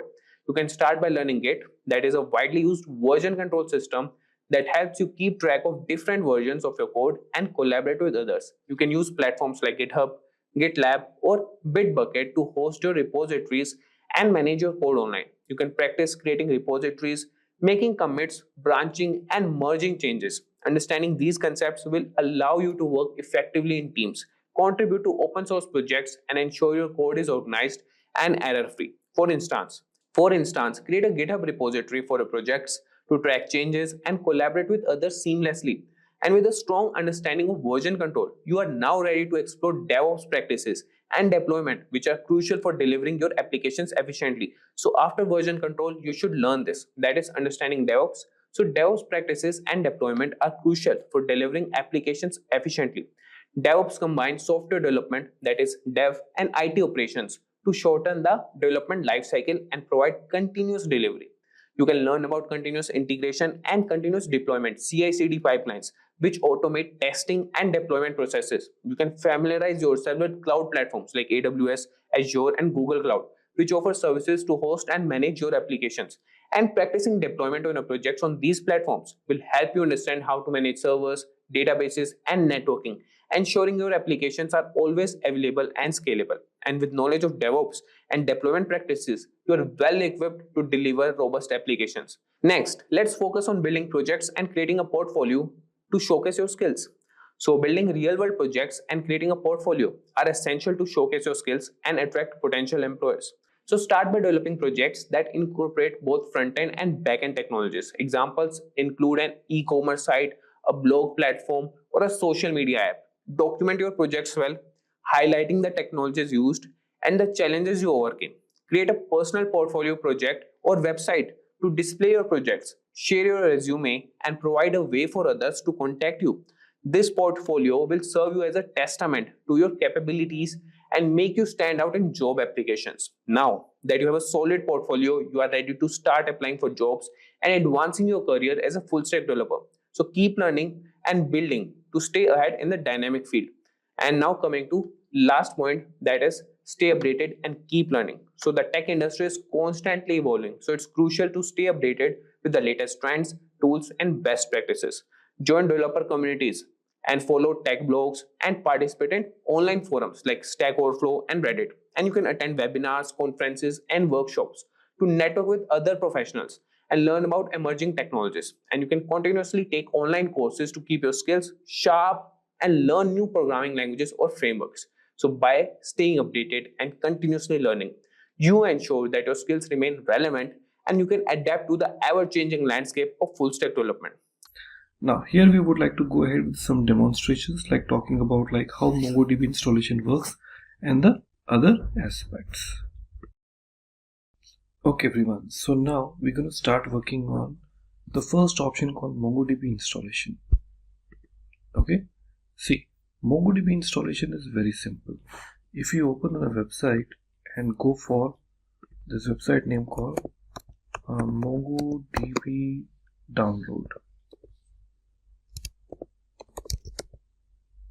If we talk about MongoDB download, you're going to see the official website called MongoDB community download is available.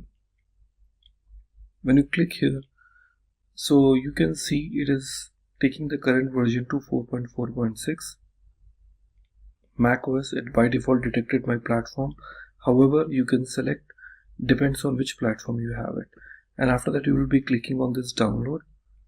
Okay, so it will get ready for. If you are from Windows, I would say in this Windows you can select appropriate option. Like two options are available. You can talk about MSI or talk about zip. My recommendation is you can stick to the zip portion because it won't start any MongoDB services behind the scene. That is really helpful because you really do not want the MongoDB to be there running unnecessary, even if it is not required. My suggestion is to stick to the zip file. So here, once the MongoDB is there, so you will be seeing there are two files available inside the MongoDB folder inside the bin. So once you download the zip, you will find two different type of files are available. Let me mention those. So inside the bin folder, you will see two files. One is called MongoD. Okay, the other file which is available called Mongo. MongoD is to basically start the MongoD server, and the Mongo is actually the client which will connect with the MongoD. Clear? So if you are in Windows environment, so once you are inside this bin folder of your zip file, you will get the MongoD. So you have to double click on this. It will start a new command prompt. So you do not need to do anything further. Just minimize this command prompt and go inside the bin folder again and click on the another binary file called Mongo. So it will get start as a client. Okay, since I am using the MacBook, here the concept is little different about how MongoDB can be used. Okay, so this is just a basic way of how the Mongo is being used into your code.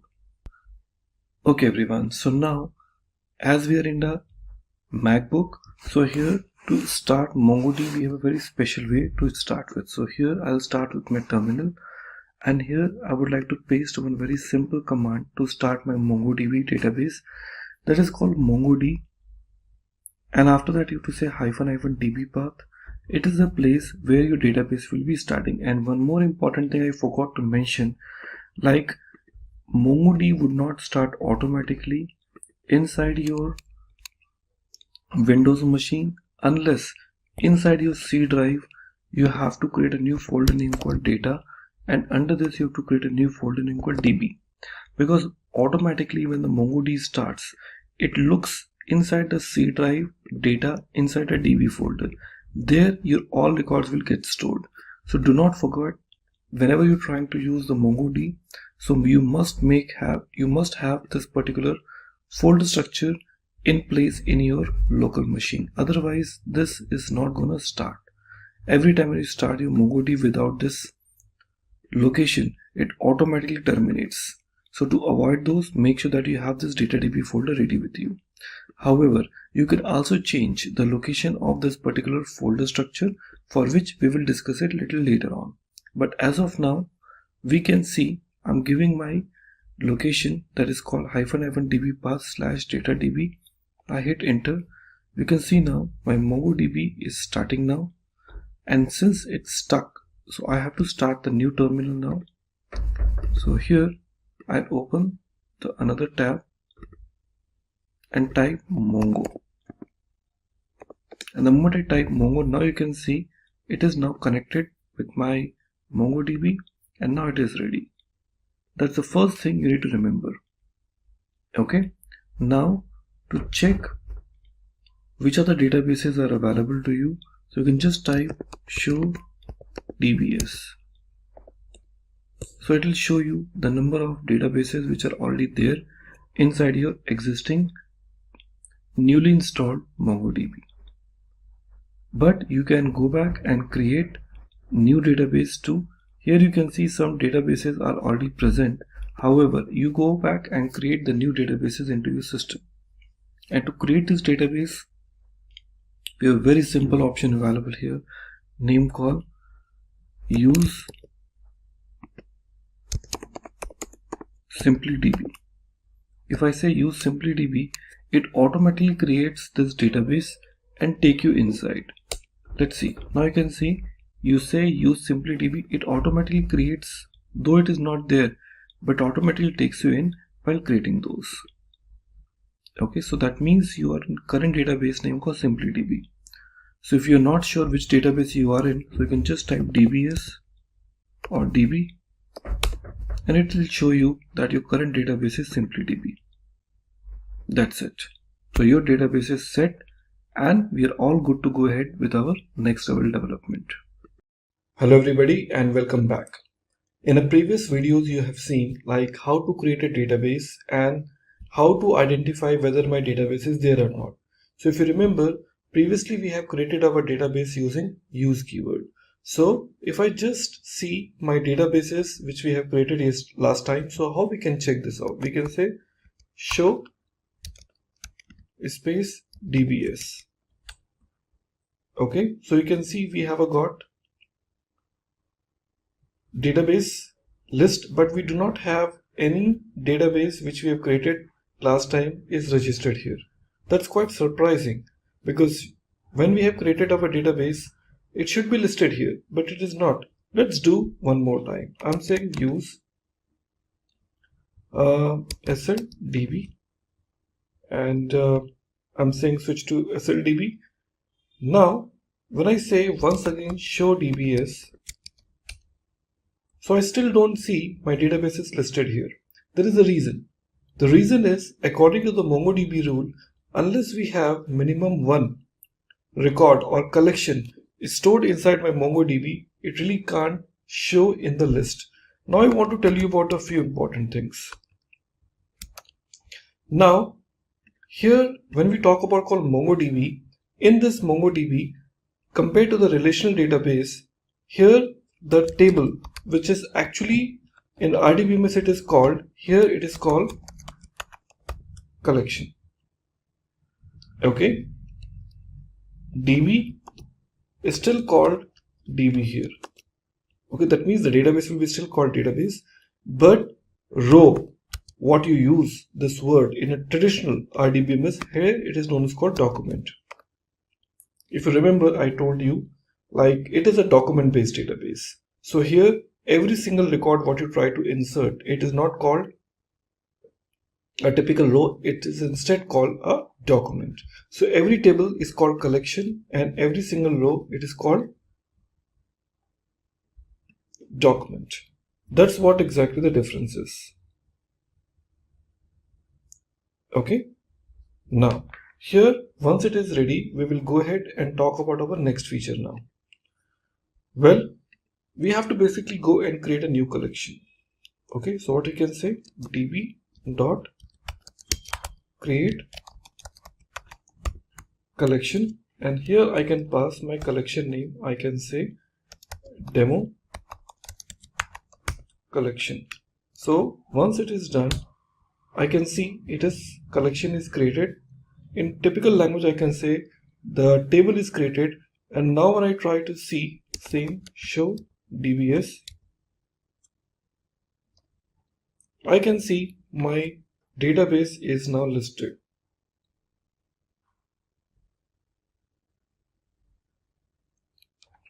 Okay, that's how exactly it works. So the very simplest way of how we use in my code. Well, in our previous examples we have seen like how we can create a collection and we can give the name, and I can see the details are listed when I say show DBS. But there's again another alternative option available where you can just do that without even saying db.createCollection. Well, if I want to create a collection, I really don't need this particular functionality called create collection. I can directly use this statement name called db.sl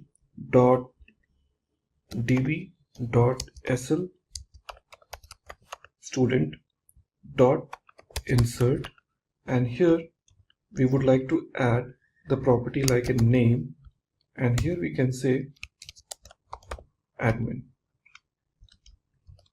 Now what is that meaning is, when you say db.sl student.insert and I hit enter, you can see this n inserted one, and surprisingly when you try to say press enter, you will see this SL student is not a collection which we have created earlier.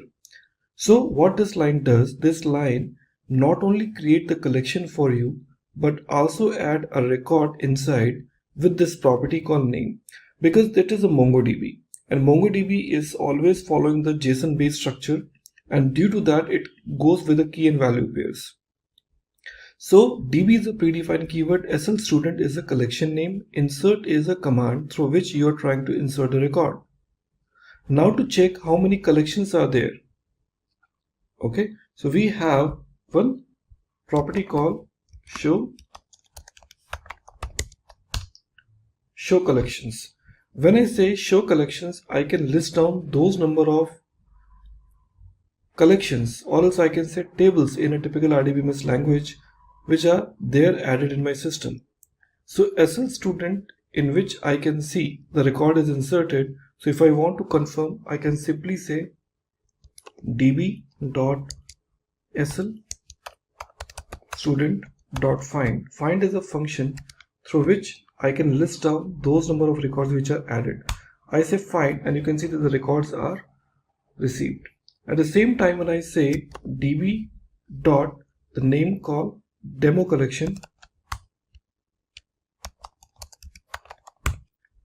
okay, db.democollection.find, I'll find no record. Reason because this collection was created but there was no record which was inserted in. But you will see when I write this command called slstudent.insert, it not only create a new collection for me but also insert the record into my table, also called a collection. That's where exactly it is giving you the advantage when you want the collections to be created along with the data. This is the way how you can really do this. Clear? But whenever you talk about db.createCollection, many people always think about what is the significance of having this db.createCollection. Look, db.createCollection is having its own significance. We never recommend this technique, okay, to create a collection, because when you create a collection, you always bring some restrictions, some terminology which missed out whenever you talk about this line. So having this db.createCollection, you can also offer some additional capping which is not possible when you use db.collectionName.insert. So you might be thinking what those cappings you're talking about. Let me try to brief you. When I say db.createCollection, and here we are providing the first name called suppose student. Okay, when I say student, so after this is student, additional parameters what we can pass is this. When I say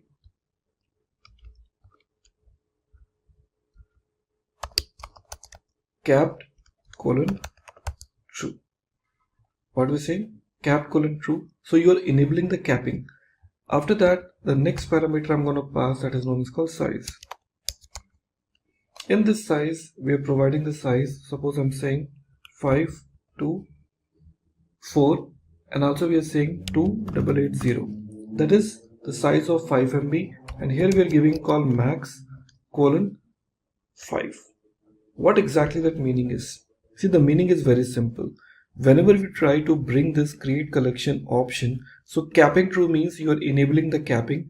So what does that meaning is? It is trying to say in this particular collection name called student, maximum number of documents can be either 5 or less than 5.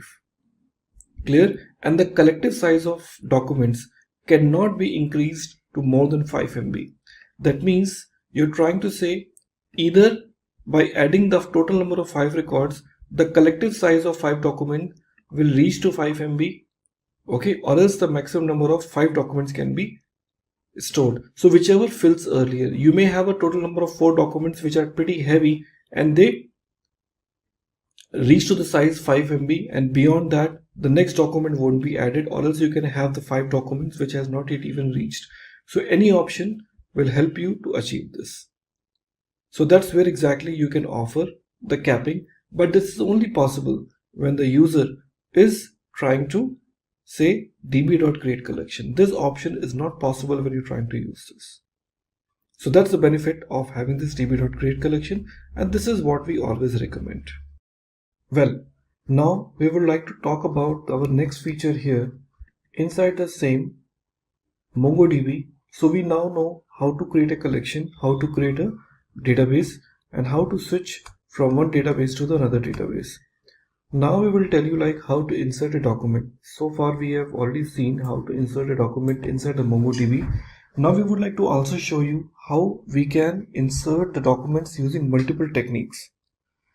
So remember one thing, MongoDB comes with 2 different types of documents. One is called relational document and second is called embedded document. Mostly while working with MongoDB, we always recommend you to use embedded documents because that helps you to scale up your application without any hurdle. Okay, the embedded documents means what? That means the I would say the parent record as well as the child records both stores in the same location. Fine. So how exactly that is? Let's take a look about this example. Here we would like to insert some records by saying db.student. I do not have a student collection, but I'm just telling you db.student.insert. Here we would like to add some records. What I'm trying to say, the registration number. I'm just saying 1, 2, 3, 4. You can give anything. Now the next one we will talk about called name.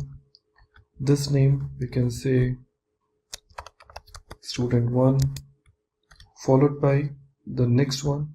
I'm talking about which course the student has registered, so we can say course. Inside this course we would like to say the course name. So let's say course name. We are giving the course name called MCA. Okay, followed by another property called duration. Okay, I'm giving this duration is called 3 years, like that. After that, this curly braces is closing. That means, see, the idea is like you see the course is an embedded document because from course you have got few more properties like in course name and duration. I'm closing this and starting the another property, and that is called address.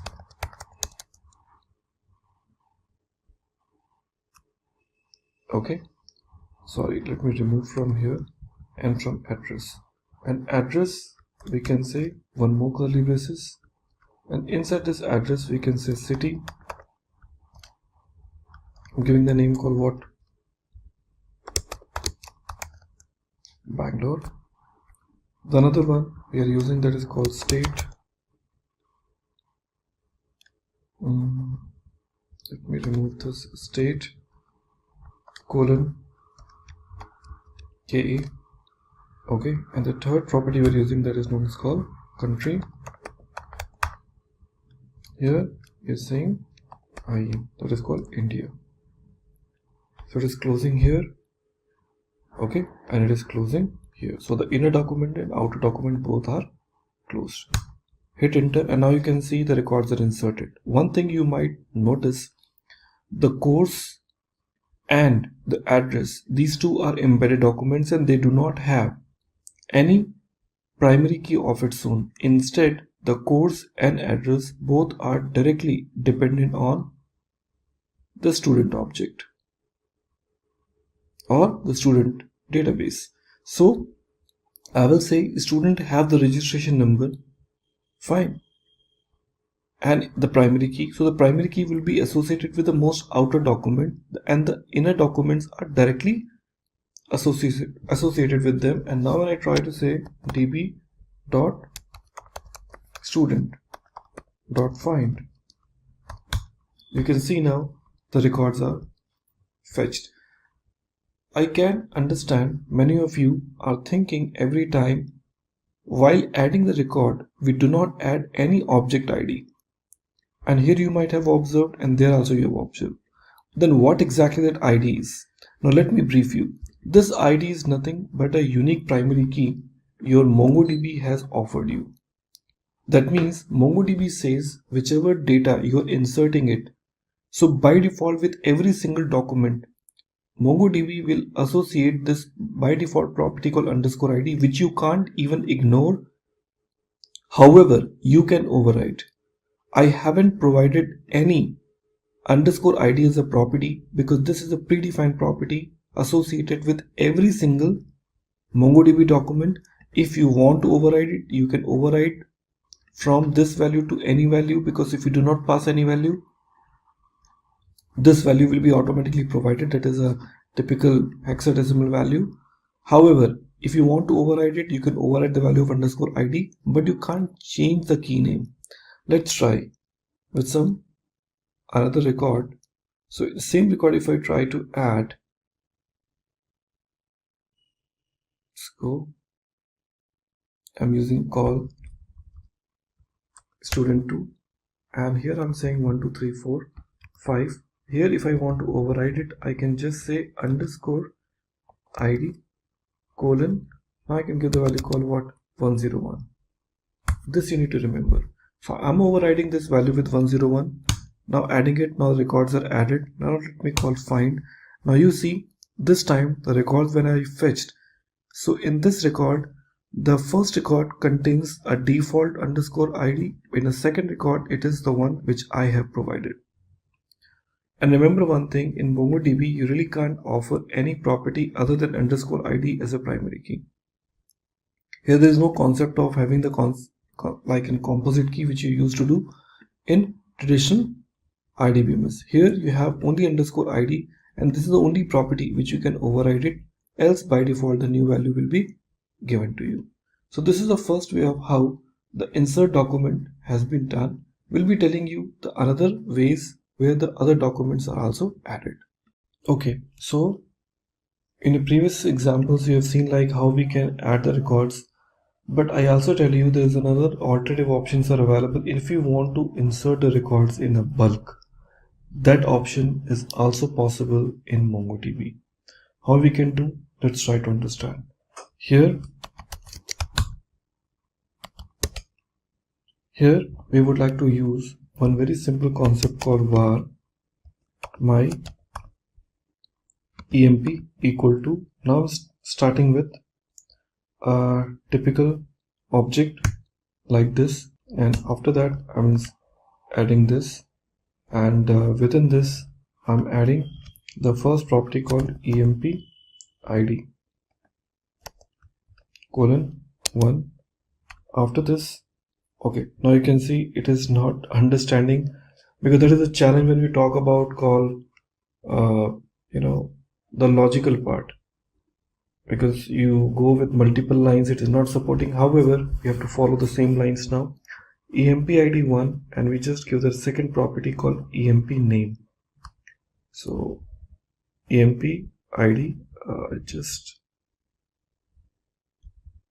remove this, I just say emp id and I say emp name colon admin.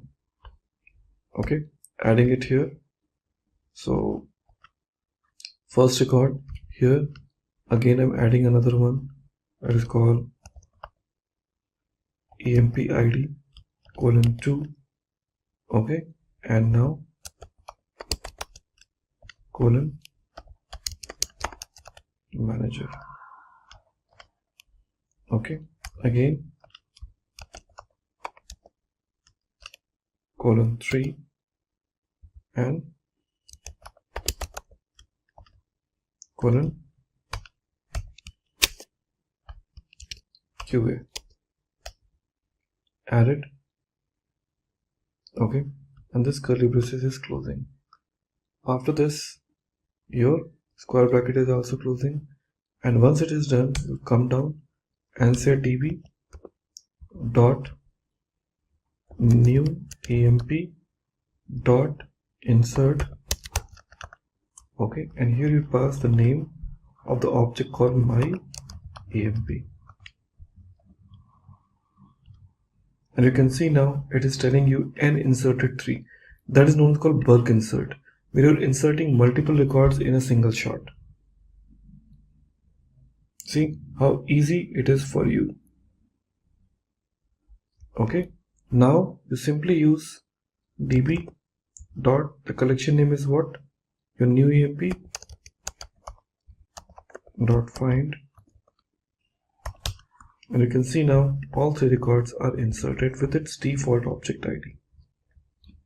Okay, so that is a really nice idea to have the ID to be provided. Okay, remember this statement. So you understood finally how we can add the records in a bulk. Going forward, we will also talk about which is related to your update as well as delete in your upcoming demos. Okay, but here that is the first thing which you realize it, how we can perform those kind of operations in very simple and straightforward manner. Okay everyone, so now we have got 3 records with us, and in case if I'm planning to perform update on any of my records, how will I do this now? So we have a predefined functions available name called update function. Let's see how this update function can really work. So we use this statement name called db dot, what is my collection name, which is known as called a new emp. Okay, dot update. Okay, so what I will do, I will say db dot new emp dot update here. Okay, now when we talk about called update, we have a statement available. Okay, what is that? That is called emp id. We have called emp name. So we say wherever the emp id is this, I want to change what? The name. How can I do this now? Very simple. To perform this, what I would like to do now, I want to basically add few more records to give you some more better idea. You can see now here we have a call admin id name. So I just do one thing, I just change the IDs 1 2 3, I just say 4, I say 5, I say 6. Okay, and I call this. Again the 3 records are inserted. Now let me try to call find. Now we have total number of 6 records are available, where admin is repeated, manager is repeated, QA is repeated. Now let me try to update the record. Okay, now I want to say db dot new emp dot update. Here I would like to perform the property like in what? Name, I say emp name colon, I say admin. Okay, so I just close that and I use another curly braces with $set. Set means you want to set the new value Here we are giving emp name. Okay, what I want to do, I say wherever the name is admin, change to what? Admin new. That name I want to change it. Close this, and run. Now you can see it is saying n matched 1 and the record fields are updated like this. Let me check. Well, here I will see the value called admin new is updated, but I have one more admin called admin. It is not changed, and that is something which you need to notice. What you need to notice is like when you try to perform update. So what MongoDB does, it starts from the top, find the first record, change the value or modify the value, and come out from the loop. It doesn't carry forward its search process for the next level of results. And that is something which is, I really want to do that. So in case if you are planning to change those values multiple times, so what you need to do, let's take a look. Here in the similar example, here we have a call name admin, second property we have a call manager. Let's try to say managers are repeated twice, so we just want to change to new underscore manager, and I want to update multiple values. So what I will do here, I will put comma and say multi colon true. Okay, saying multi-colon true, that you want to say, hey, I want to update multiple search or multiple repetitions. Hit enter. This time you can say it is saying and match to and modify to. That means 2 records found and 2 records are modified. Let's check. There we go. We have got new manager is updated in both the location. That's something which is really awesome, because this is how you try to perform the multiple changes. Well, in our previous examples, you see like how we can perform the update part, but we have one more beautiful feature available inside the MongoDB, and that is called how exactly we can perform upsert. Clear? Let's talk about upsert. Upsert is a combination of update and insert. Let me try to show you one magic here. Here, when we talk about called update part, you see now, here we are trying to say this point. Yeah, you see about multi-true we have used. Now here, this multi-true is we're trying to update, but let's talk about something called manager2. Enter. Now you can see it is saying no records found. Clear now, no records found. But there's one concept available named called upsert. Upsert means if I try to perform upsert, it means if the records are not available, it will insert the record. I want to show you one simple example now. Here we are using multi-true. Okay, so as I can see, we are using something called name, and we are performing this update part. So in this update part, we are using this $set new manager. So here, rather than using multi-true, we are saying upsert true. When I say upsert true, so what happened now? They say n matched 0 and up inserted 2 and modified with id this. That means when I try to call this find function, you will be seeing now we have got the another record has been added. Are we clear now? As a new record. So upsert does what? Upsert says like if the records are found, I will update it. If it is not, I will insert it. That means if I try to call the same thing, manager2, fine, it is added as a new manager. Now if I just try to say not manager2, I will call QA, and here we are saying emp equal to new underscore QA. And now you can see it is saying n matched 1, n upserted 0, and modified 1. So it is clearly telling you like, hey, I did not find any inserted part, but yes, I matched one record, I found one record, and the one record is updated now. That is very, very beneficial feature when you really want to perform upsert. So that is the advantage of upsert. That is also called update plus insert. Very important feature that depends on the requirement. If you want to add, you can certainly add this. So the way we have tried to add this upserted part, we can also try to perform the delete part also. Okay, so MongoDB also helps you to perform the delete part. And how you'll be trying to add it now? Let's try to understand. Here in my code, if I want to perform any delete part, I have this statement name called db dot, the option we are using it, that is now called collection name emp, new emp, sorry,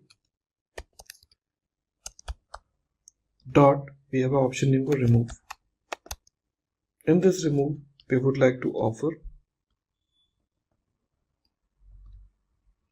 the property. Okay, and what we're talking about now here, let's try to add the ID here or the name which you would like to import. So I want to say like emp name admin new. So we just say p name. Okay, and then name is called what? Admin new. Okay, emp name admin new. When I say remove, you can see it is removing the first record. So you can see now the records are removed. Fine, because there is only one admin new is available. Okay, now in a similar way, if I try to remove the property called new underscore manager, new underscore manager, hit enter, now you can see the 3 records are removed. So it's not like update which removes update only one record. It can also eliminate more than one records at the same time. That's the benefit of remove. So now you can see we have already implemented some records.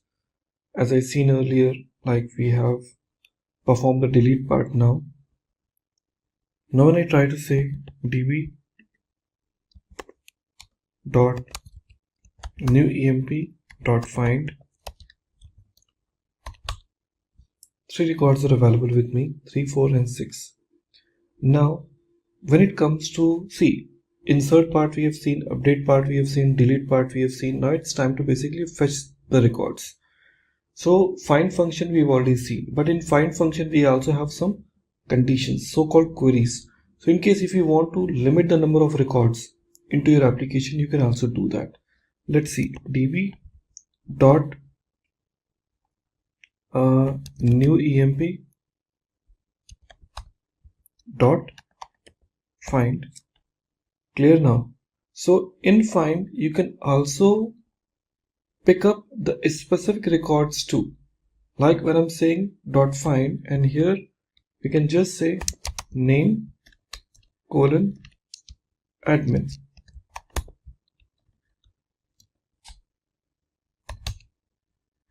Sorry, here to put curly braces.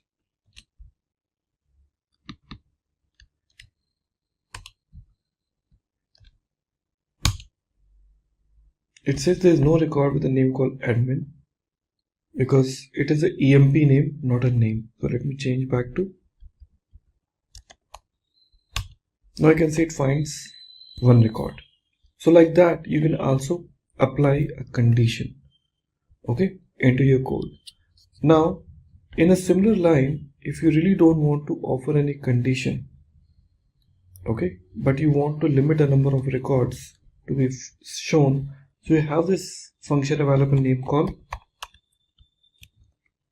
limit 2. 2 means only 2 records. Now you can see, though I have 3 records, but it is only showing me 2 records because I have limit those number of records into my code. Also, we can perform sorting in case if you want to perform the sorting in ascending and descending order. That also you can also do. So here, rather than saying limit, we just put this option name called sort, and in this sort, on which property you want to sort it, that also you can mention. So we can just say emp name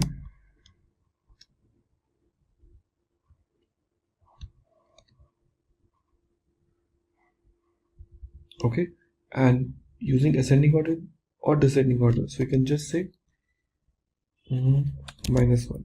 That is called descending order. Hit. Now you can see it is showing in a descending order. Now if I just say -1, if I just say 1, now it is showing you in an ascending order.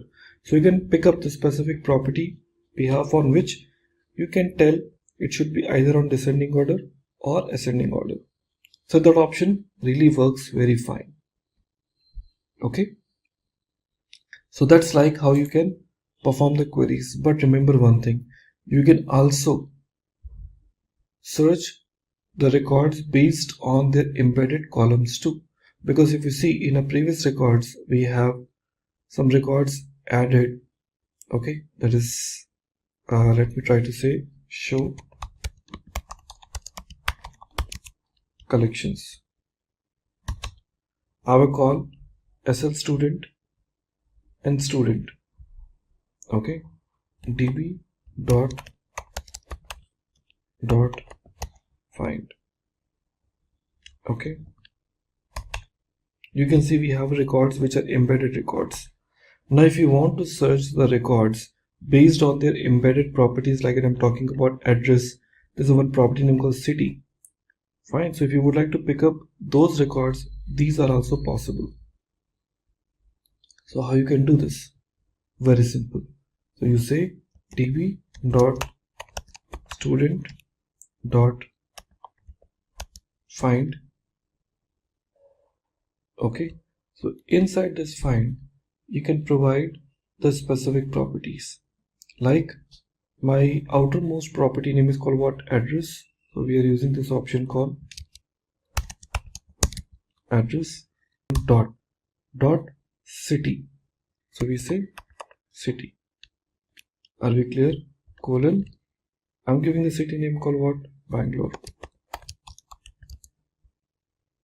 Clear? Let me close this. And that's it. Okay. So we have to start passing another curly braces here. Hit enter and you can see now I find 2 records. Because both the records belong to what? Bangalore. So I'm getting this city Bangalore with me. That's really awesome.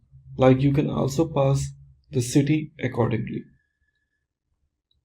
Apart of that, we also have the other details also, okay, in which you can have the conditions based on less than, greater than, or whatever values you would like to make it is available and possible. Okay, so that's how the conditions are satisfied. So suppose if you would like to pick the users, are we clear, where the range which you would like to consider, so those are also possible. Like you can see we have this property name called what? EMP ID 3 and 6. I just want to pick up only those records whose ID is greater than what? 2. So what I can say, db dot new emp, okay, dot find, and inside this find we can say the property. Okay, so what's property we're using? emp id. We are saying emp id here, colon, here we'll be using $gt. gc stands for what? Greater than, colon, we're giving the value called what? 1. Fine, close this, run. You can see you have received 3 records, 3, 4 and 6. In case if I just look forward for higher than 5, you will see only 1 record. So greater than, that's called GT. Okay, same option, if I just say LT, you can see we have found 2 records. So less than, greater than. Okay, so that's how exactly you offer it. Okay, and also you can provide the condition so-called limit. As I can say find emp id the way we provided. So here I will not use less than. Okay. Instead, I'll be providing another property. Let me show you what. So here in emp id, whatever we have taken, so let me try to take the property called find, and here we are providing emp id, and then we're using another curly braces, and we're using $in. Is very important property, $in colon. Here you provide the details. I'm saying inside, so the property is 346. We are saying 3, 6. Close this, and you can see we got 2 records which matched with 3 and 6. That's the benefit of having this. Okay everyone, so in our previous example we have already seen lot many activities. This time we are trying to offer you something very interesting feature, and that is known as called working with indexing. See, MongoDB is one of the most popular tool, and one of the reason why it is very popular because it is having the facility of having indexing. Now what exactly the index does? So friends, main job of having this index is to basically give you the concept of like how one particular document, which is huge document, in case if you would like to perform any sort of indexing inside this, how you will be applying this. So to apply indexing into my code, let's try to understand why index is really required. Without indexing and with indexing, how you'll be making a difference into the code. So to make it happen, we would like to insert some records to confirm. Okay, so what I will do is in step number 1, previous records, if I see, I have got 46341, depends on what earlier records we had it. So we had a call new emp. So db.new emp.find. So we have total number of 3 records are available. So it's okay, we can have this 3 records with me. Now let me try to apply indexing. Without indexing, if I want to find a result, what outcome I'm gonna receive. So to know about how much time it's gonna be taking, if I have got large number of records with me, I'll be using this statement name called db dot, the name is called new emp dot explain, and here I'll be using one predefined functionality called execution stats.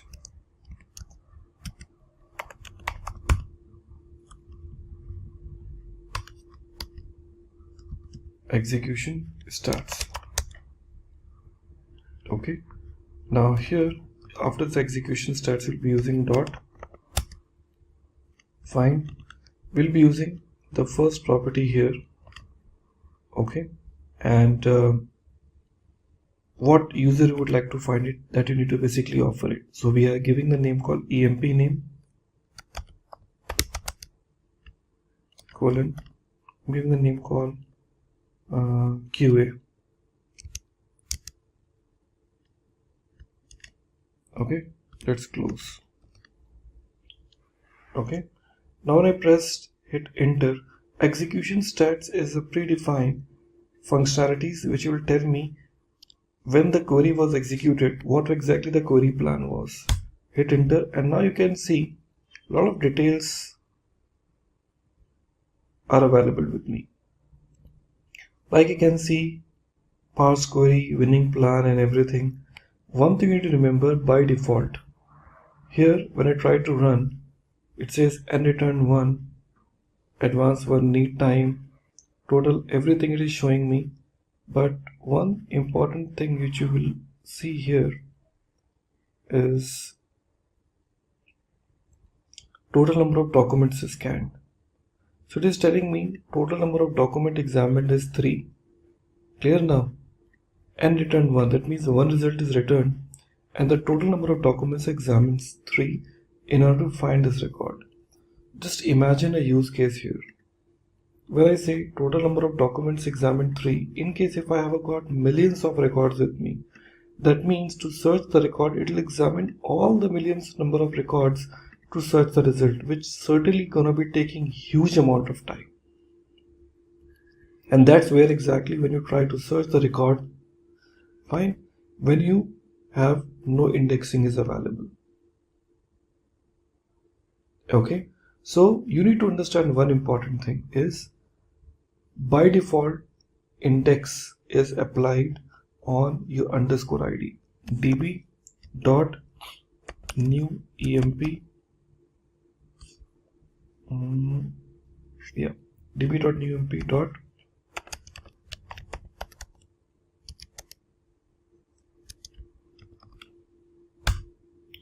when I say db.newemp.getIndex is a predefined function, it tells me like, hey, by default index is applied on underscore id. That's a fact because by default index is applied on underscore id, not on the other properties. So I need to identify which of the properties are required to be get indexes. MongoDB advantage is it is supporting multi-column indexes. And that's what exactly we would like to see. So let's see in our next demo. Now we will try to apply indexing on our own property. Okay, so to apply the index, what we need to do, we have to say db dot, certainly we will be talking about called collection name, call new emp dot create index. Here you have to pass two things. Number one, on which property you would like to apply. Okay, and it has to be ascending or descending.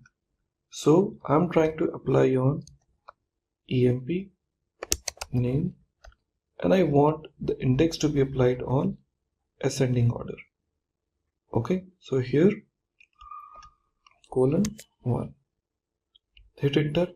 You can see now it is telling me like number of indexes before 1 and number of indexes after 2. That means earlier index was available only on one particular property, now it is applied on 2 properties. If you want, you can check.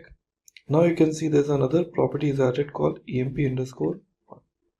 Now if I try to execute a similar query which I executed earlier, QA, now you'll be seeing there's a different statistics altogether.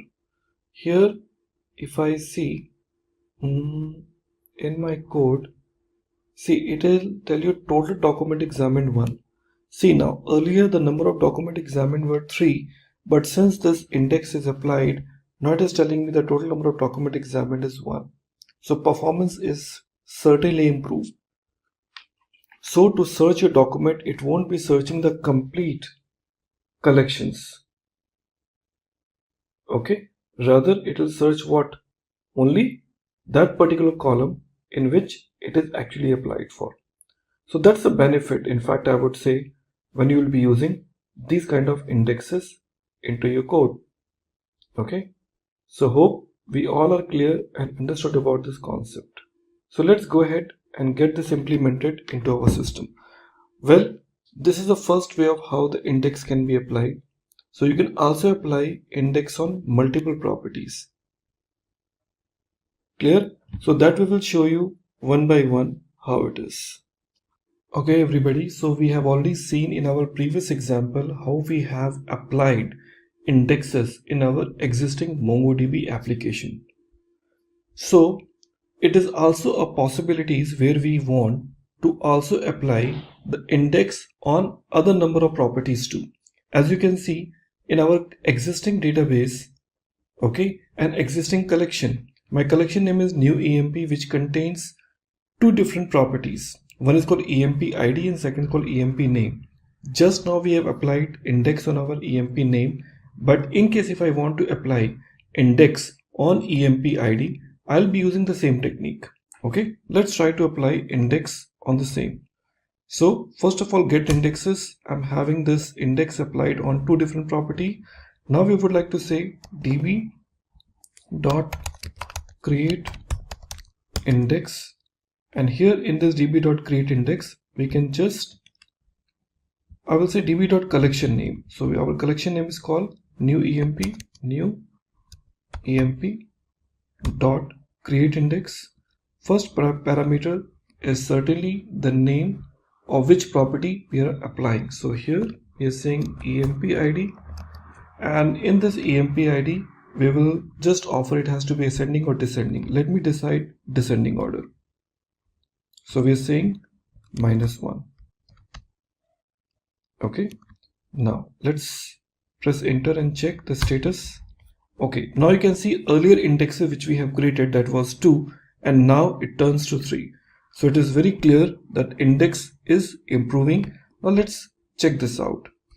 db.newemp.get indexes. Now we have a total number of 3 indexes are available. So you can apply index on n number of columns if you want. Okay, at the same time, the way we have created the index, in case if I want to drop an index, so we can also drop. So what we can do, db.newemp.drop index, drop index, and in this drop index we have to provide which particular index we would like to drop. Remember this point. In case if you're planning to drop any sort of index, so you need to provide which index. So you should have that particular index name.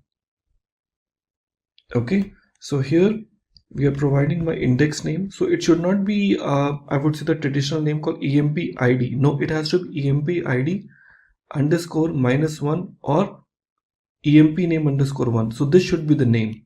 I'm saying emp name. In case if you try this, you see it is saying index not found with the emp name, because internally it maintains with this name. Let's try this out. We say emp name underscore 1. Let's try, and now you can see new index was 3. Okay, 1. Okay, now you can see we have a call emp id and underscore id. So now we have only 2 indexes left. There's no emp name anymore. This is how exactly you can drop the indexes. So it is very simple and straightforward way of how in MongoDB you can perform your activities. Hello everybody and welcome back. In the previous examples of MongoDB, you might have considered we have used lot many operations. In our last video we have seen how to utilize indexing into our code. Now in our next journey of our MongoDB, we will see how aggregation works. See, in MongoDB aggregation plays a vital role, and aggregation comes with so many handy functions with MongoDB which will help you to perform and to apply some very simple code snippets into your ongoing I would say the requirement, which can make your query so much seamless. Now we will see how this aggregation really works, and to work on an aggregation we have taken some default database name called aggregateDB, and here we have a call student as a by default collection in which we have some set of records are already added. Now if I just want to apply aggregation, now I would like to tell you about what exactly the aggregation is. See, ideally when you talk about call aggregation, okay, so aggregation is nothing but a call aggregate. Like RDBMS, if you see, we have a call aggregation there. So the Unix command, like you talk about shell pipeline, means the possibility to execute an operation on some input and use that output as an input for the next command. That means the output of one particular execution becomes an input for others. So MongoDB also supports same kind of concept in aggregation framework. There's so many type of functionalities are available which we will see one by one into our next code. Okay, now here we want to confirm about a few important things. Now here let me try to bring some of the important well-known, I would say, the functionalities of our aggregation framework. First we use a term name called $project. The project is basically designed for select a specific specific fields. $project is designed to select what specific fields from a collection. We used to talk about called what? $match. The match is responsible to filter out the operations. Are we clear now? It is designed to filtering out the operations. You talk about $group.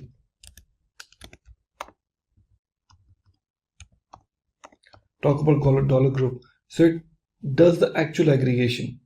Fine. We talk about call $sort. Okay, it basically sort the document. Okay, like that there's so many operations that are available, which we will see one by one in our aggregation behavior. Now my first example, the one which I want to execute, I have a called student record with me, which contains the student name, okay, the section and the marks and the subject, on which subject the person or the student is appeared.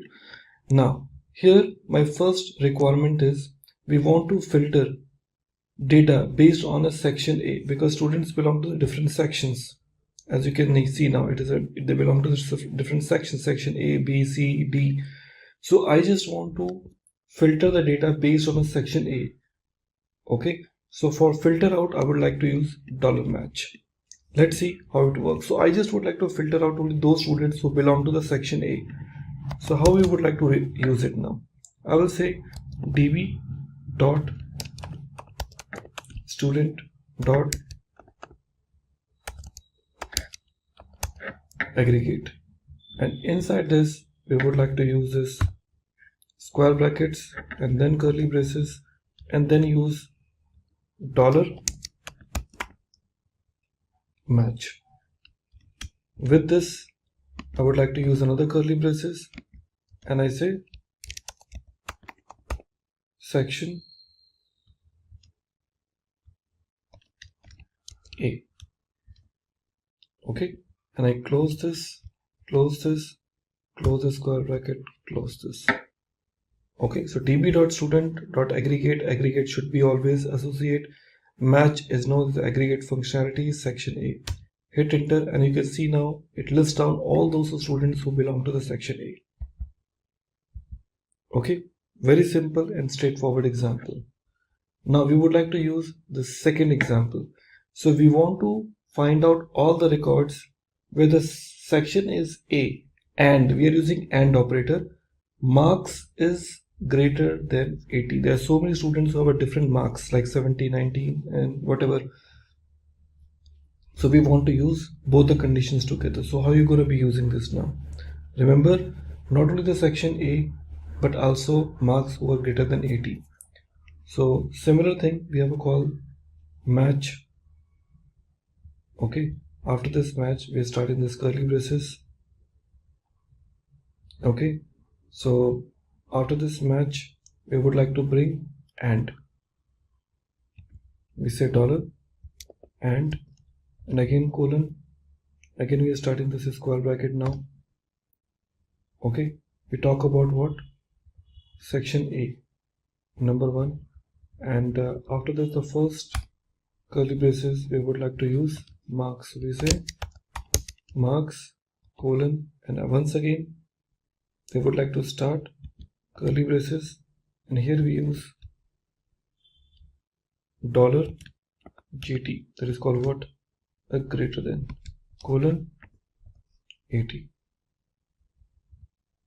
Okay, all are closed. So you see, like here we have got this square bracket and round brackets.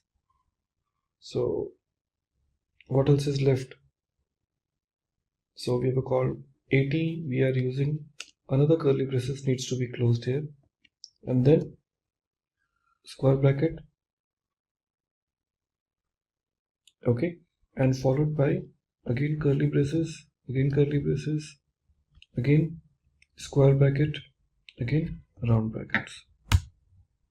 Okay, let's see where it has gone wrong. So we are using this db.student.aggregate, we are use this square bracket, then curly braces, then we use $match.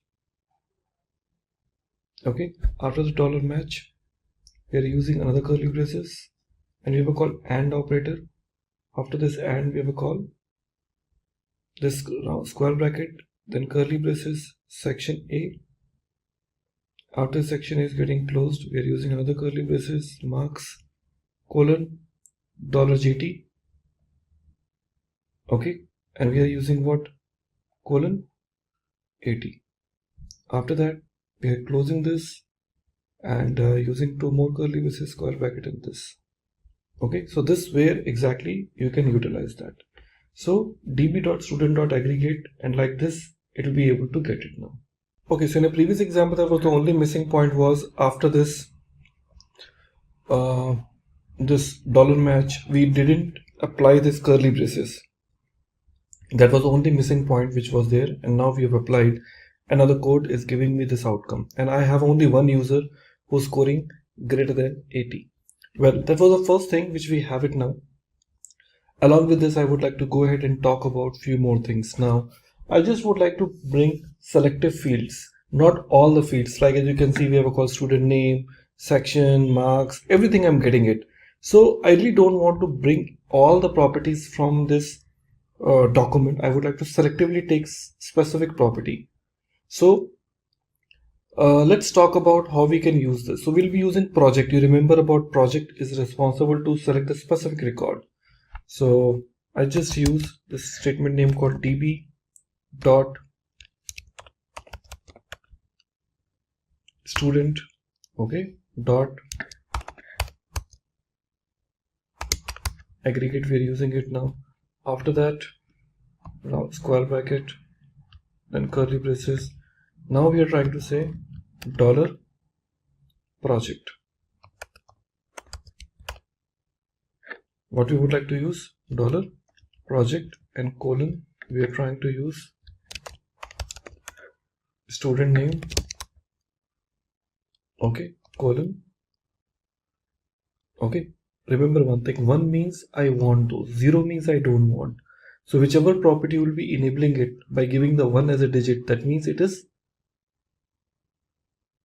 expected to be displayed. So I'm saying 1, comma, I'm saying section, colon, 1, okay, and I'm also looking forward for marks, colon, 1. That's it. So now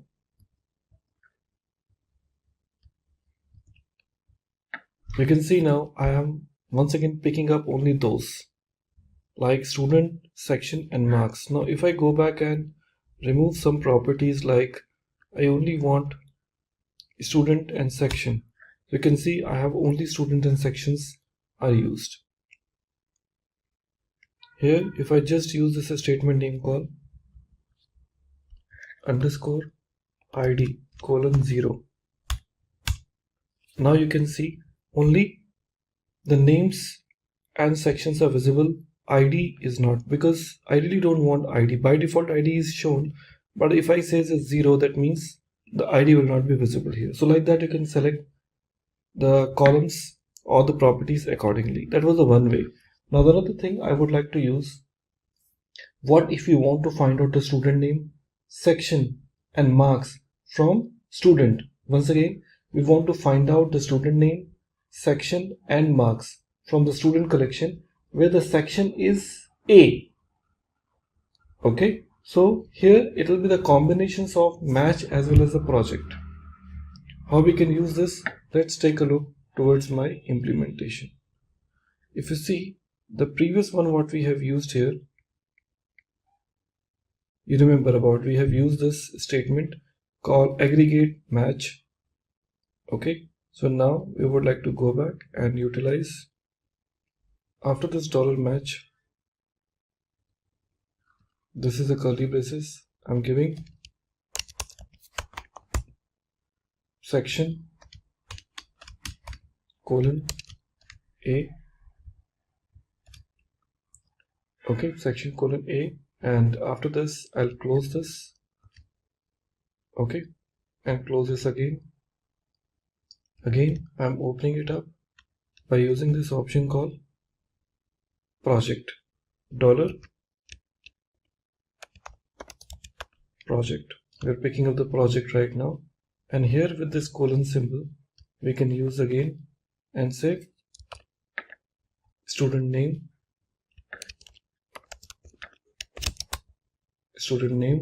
colon, we are using 1, comma, section, colon 1, and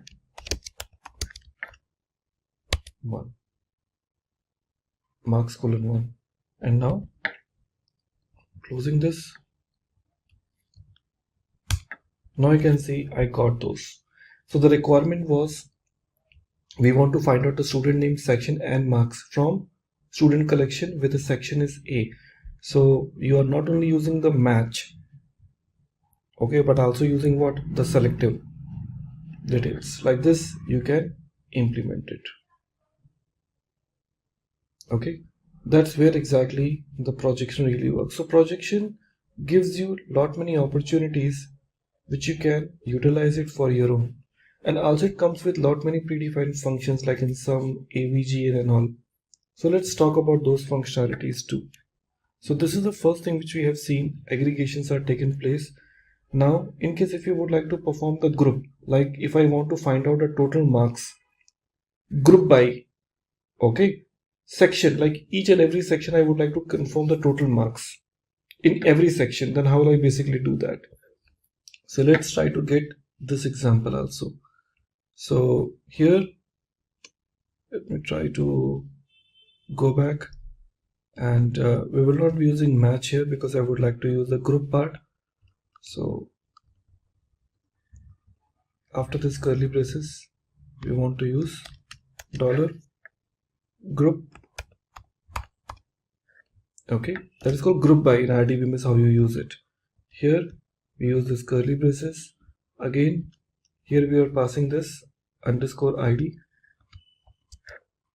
Okay, you have to provide underscore ID in a group because you cannot skip it. That part you need to be always remember. You really can't skip $ID whenever you're trying to talk about called group. This is a compulsory field, you need to have it. After that, I'm using this section. In this section, we are saying $section because we would like to make it on a section basis.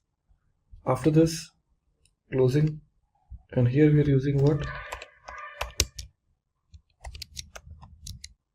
Total marks,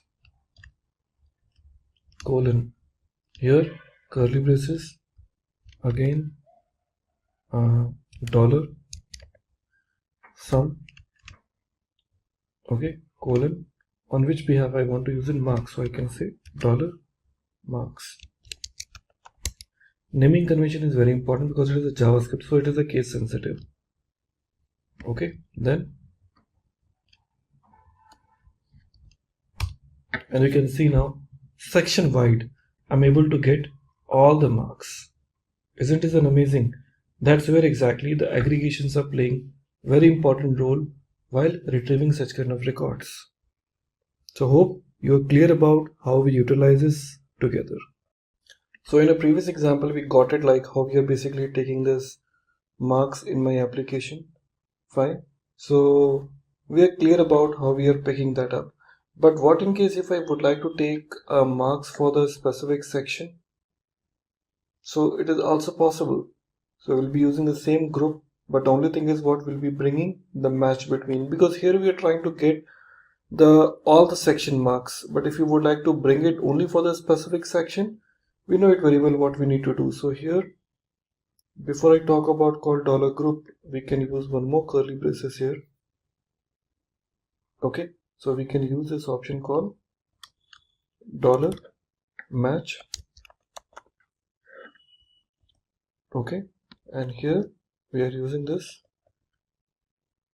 option called section A. Sorry, here in $match we are giving this call section colon, here we are giving A. So closing this, followed by the other areas like in group which you want to start now. So you can start with this curly braces. hit enter, and you can see now only the specific section you're able to receive the records. And that's very simple now. Okay, so that's where exactly you would like to perform. And there's another option, like in case if you would like to perform an average. Suppose if you want to fetch the count of students in each section and total marks and average marks as well as. So total marks as well as the average marks we want to get it. So how are we able to take it now? So it is very simple, as you have seen earlier also into our code, how we have taken call group underscore ID section. We're talking about section total marks with the sum. We are also using this. After that, we can also use the average. Okay, so this is, we have taken call group underscore ID sum. So here onwards we will start. So when we say sum marks, after that we can just put curly braces and we can just use count. Okay, and after this we'll be using this colon, curly braces, and use dollar sum. Okay, colon 1. Okay, and after that I'll put comma here, and we use average, and inside this average I will use, in curly braces we can say dollar AVG. Okay, colon of what? Dollar marks.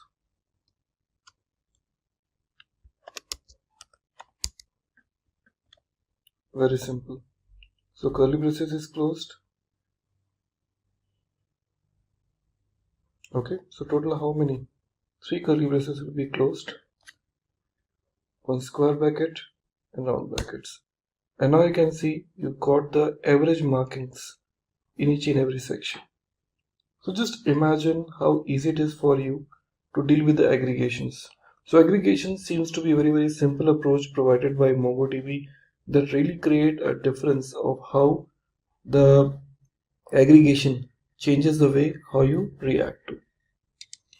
Okay everybody, so after going through the idea of like how we can utilize the concept of aggregation, it's time to talk about like how when it works with MongoDB. MongoDB is properly known for, I will say, for replication, that is called high availability, and that feature comes by default with MongoDB. You really don't need to install any software for this because it is a built-in feature for the MongoDB. So when you download that, it comes along with this, so no additional configuration setup is really required when it comes to the MongoDB part. Okay, so let's get started and talk about how MongoDB can offer the replication. See, the idea behind the replication is what? The idea behind the replication is like you are replicating it. Okay, so when you talk about replication, you are replicating your data to where? To the multiple childs. So here in MongoDB, we have one concept available. Okay, that is known as called master. Okay, and slaves. Okay, master is one and there will be multiple slaves. Okay, so these slaves where your records are actually stored, and this is a master which will be responsible to replicate the data to all its childs when the request comes. Due to that, in case if one particular node fails, so automatically the data will be taken from the other nodes. That's the beauty of having this master and node slave process. So to make this possible, we have a very simple option available. In MongoDB, we have one concept like called MongoDB Atlas. So there we can go and get our cluster ready. So here we start with the concept name called MongoDB Atlas. Let's search for MongoDB Atlas, and here I see MongoDB Atlas Database as a Service. See, this is a free tool. It's a cloud environment where you really don't need to install MongoDB in your local machine. It is a cloud-based MongoDB support which is free to use with a limited amount of space, but yes, for the testing purpose it is the best suitable. So I can start with the start free, or else I can say the login here.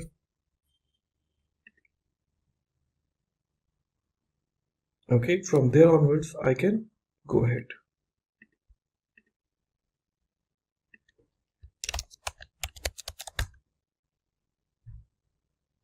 Now it is getting ready. Now this is the place from where you can start working on your cluster. See, as I've told you, like initially when you will be working on this MongoDB, it will ask you to create a cluster initially. Okay, since I already have a cluster with me, okay, so I really don't need to create it, and as a free tier it will not allow me to have more than one cluster setup ready. So if I say create a new cluster,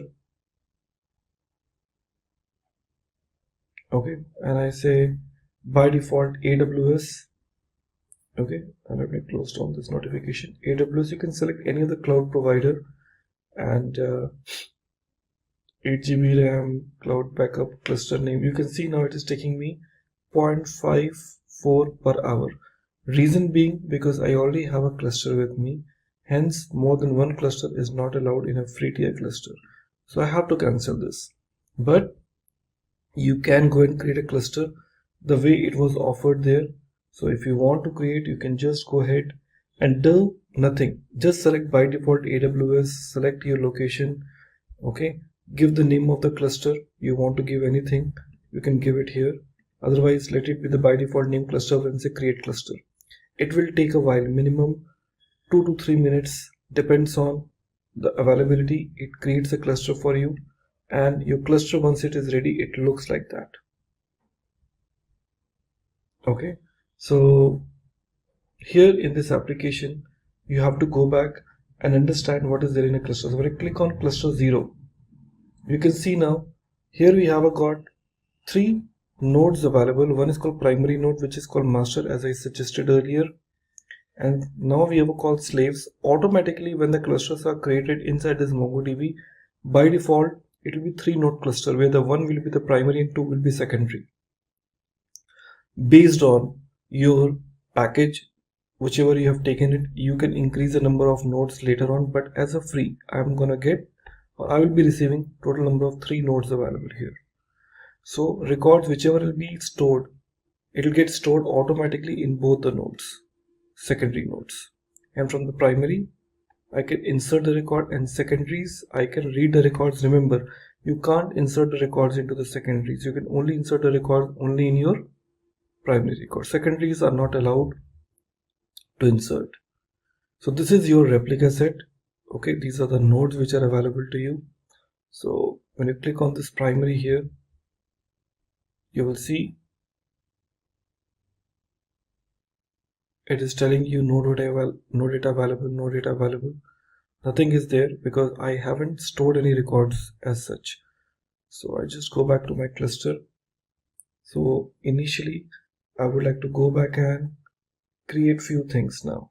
Okay, I would like to go back and set up few initial things at a time of creating the cluster, because when a cluster is created, clear now, so in that point of time no setting is configured. You have to do few settings now. First setting is you have to put it, remember the steps. First step will be your network access. So in network access you have to go and you have to say add IP address, and in this add IP address you have to select this option from which location you would like to accept. Only those IP addresses will be whitelisted. Otherwise what you can do, you can see here in my options I have given 0.0.0. that means all IP addresses are acceptable. So all IP addresses are used. Okay, so this you have to enable it, otherwise you won't be able to get this network access from any third-party locations.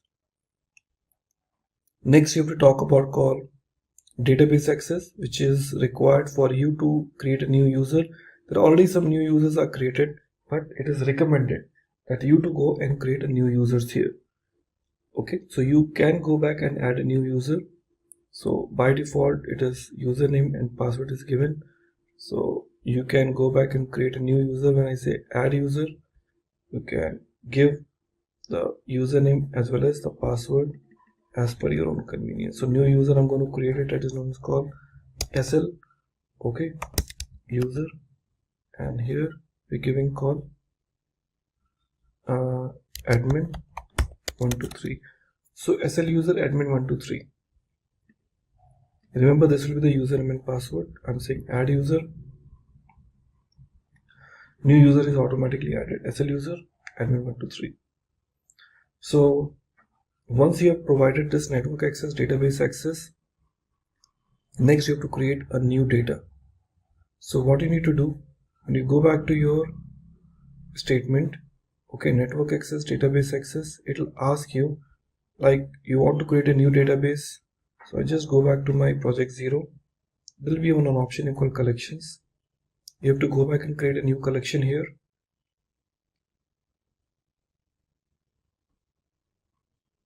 Now it is retrieving the list of databases. Now you can see there are already some collections are there. AmaDB is one of the database which is there. DemoDB is there. Lot many databases are there. So you can go back and create some new database and connect through. So if I just create database, I already have a Simplilearn DB with me. User app is already one collections I've created. So creating a database in collection is very easy. If I give you the quick demo, I say create database, give the collection name called SL demo, okay, and give the username called AMP SL demo and employee. I say create. Now you can see SL demo and create. It is there with me. So there is no record right now, and once it is there ready, so remember SL demo and employee. I'll go back to my code again, project 0, and from here I can say connect because I want to connect it. So to connect it from, because your MongoDB is already there, so you want to connect it through. So to connect it through, we have a very simple option available. You can just click on this connect option. Multiple options are there. Through Mongo Share, connect your third-party application with the MongoDB Compass. So since I already have a Mongo Share with me, so Mac OS, I have this Mac OS with me, so you can just use this line. Okay, so if you have a window, you can select your window. Since I have this Mac OS, I'm selecting this line, but I need to replace with this, you can see this username, okay, and you have to give the username here.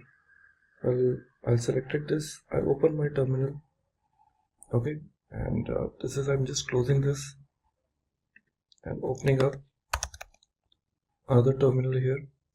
Since I want to connect with the Mongo shell now, so what I need to do here in this, I'll just paste that, the command which I have it now. Username is, you remember I told you, you call some users which you have already created. Let's check.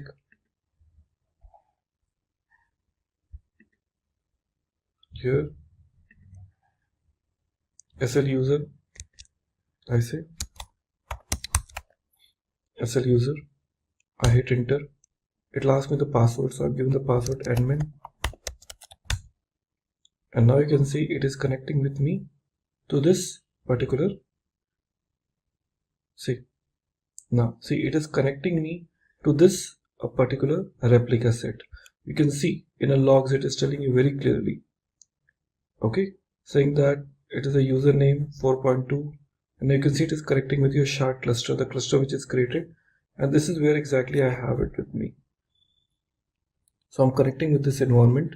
So primary is there. So if I just want to go back and say show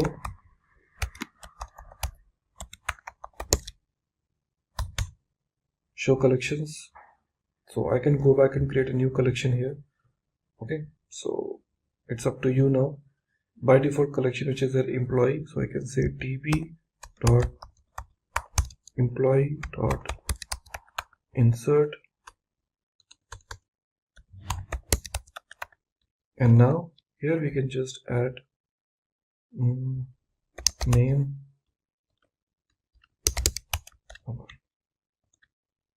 okay.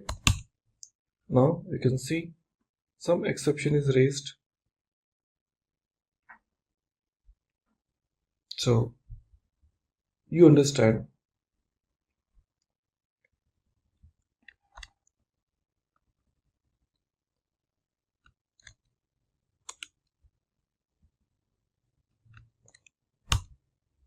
Now you can see the records are added into my primary cluster. So if I just go back and go back to my project 0 where we have got collections, here you will be getting the SL demo, employee, loading the documents.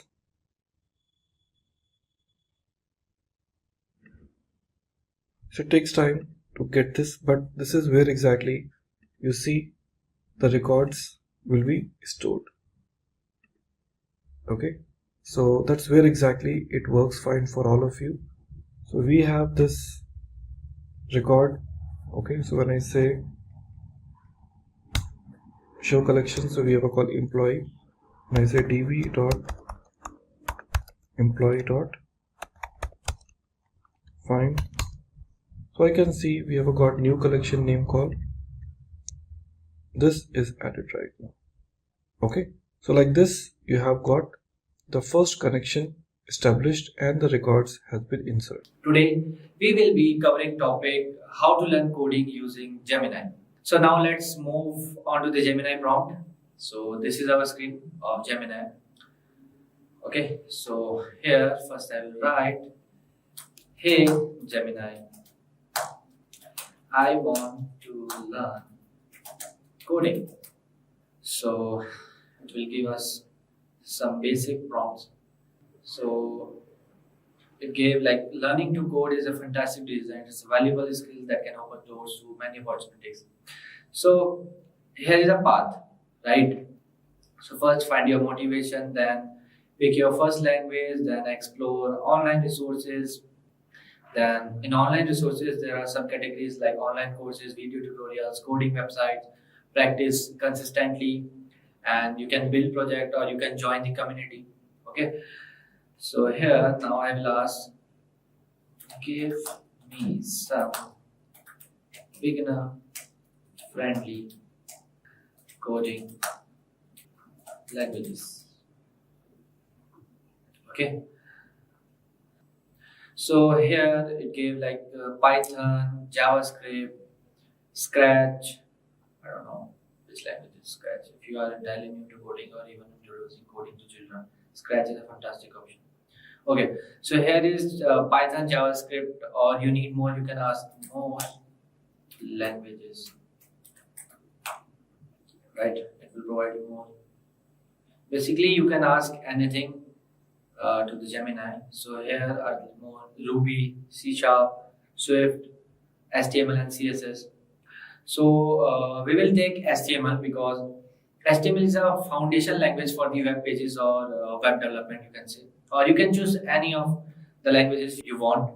So here I will write, give me study plan to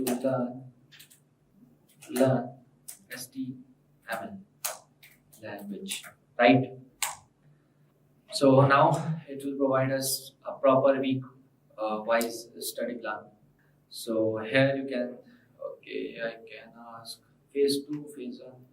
So for what I will do, I will stop it and I will ask, give me week wise study plan.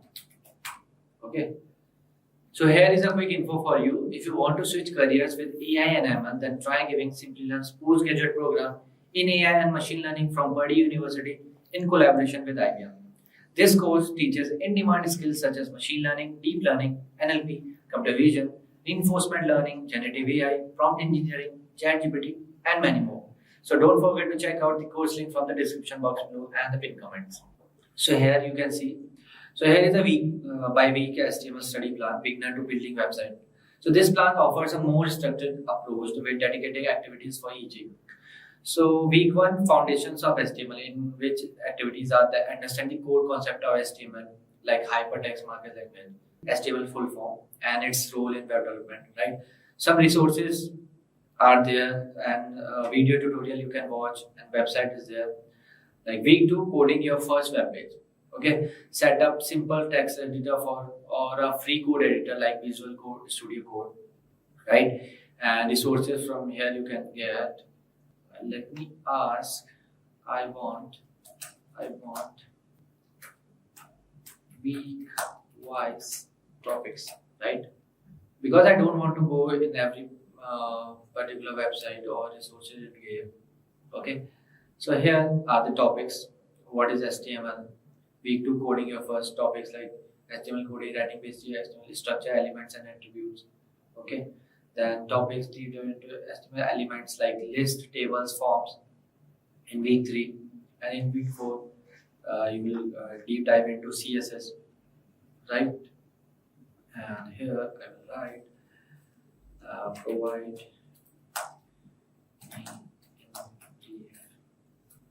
week-wise. Okay, because I want particular like paragraph tag or BR tag is there, then heading tags are there. So I want that with all the tags name. Right? This is how you can learn HTML. Okay, or you can choose any of your preferred language. Right? Now you can see week 1 HTML basics and essential tags like HTML tag, head tag, body tag, heading tags, and this is paragraph tag, right? And here week 2 concepts, writing basic HTML code, adding comments. Okay, then list, tables, and images. How you can add lists using this tag. And for the table, tr and td tag, rows and cells. Tr means table, rows, and table. Okay, then UL, OL, unordered list and ordered list. And week 3, these are form, input table. Then week 4, introduction to CSS. Then you will learn CSS, right? So here, if you want to learn, let's take heading tags. So give me brief introduction of heading tags in HTML, right? So it will give some brief introduction on how you can apply this heading tags to your particular script, HTML script or an HTML index sheet, you can see. See, this is how you can, this is a brief introduction of purpose of this heading tag. Heading tags define the structure and the hierarchy of headings within your web page. Then the types are H1 to H6 according to the size, you can say, and the structure, search engines, and the browser. And this is the example. See, with example, you can just copy code and you can paste it to your Visual Code Studio or whatever the IDE you are using. Right, the best practice is use only one H1 tag for the main heading for your web page, because H1 tag is the bigger one. Okay, so this is how you can learn week-wise or any coding languages. So now I want give me basic website code. Okay, so it will give me basic website code for the HTML. Or if you want to learn C++, C or Java, you can ask anything to Gemini. It will give you the C. So here is an example of basic website code. So you can just copy it and you can paste it to your particular file, document file or Visual Code Studio. See, here is a let's break down the code. Doc type HTML. This is a doc type HTML. It is used for this is the inline declares the document type as a HTML. Then HTML tag. Here is the HTML tag. Right. So this tag is not root element of the particular HTML document. So head tag is there. Title. Why title? This tag defines the title displayed on the browser tab. Browser tab is this. Here you can see the Gemini is here like this. Like the body, then H1 tag, then P tag, then A tag, hyperlink tag. Right? That image you can insert for using IMG tag, then source file src. Right? Or what if you want to learn any coding program? So hey Gemini, I am new to C++ language and I want code of how to find odd numbers, odd and even numbers.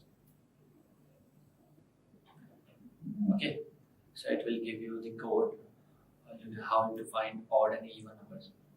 Or you can do, if you have any codes, so you can copy paste here and you can debug it, right? You can also do that.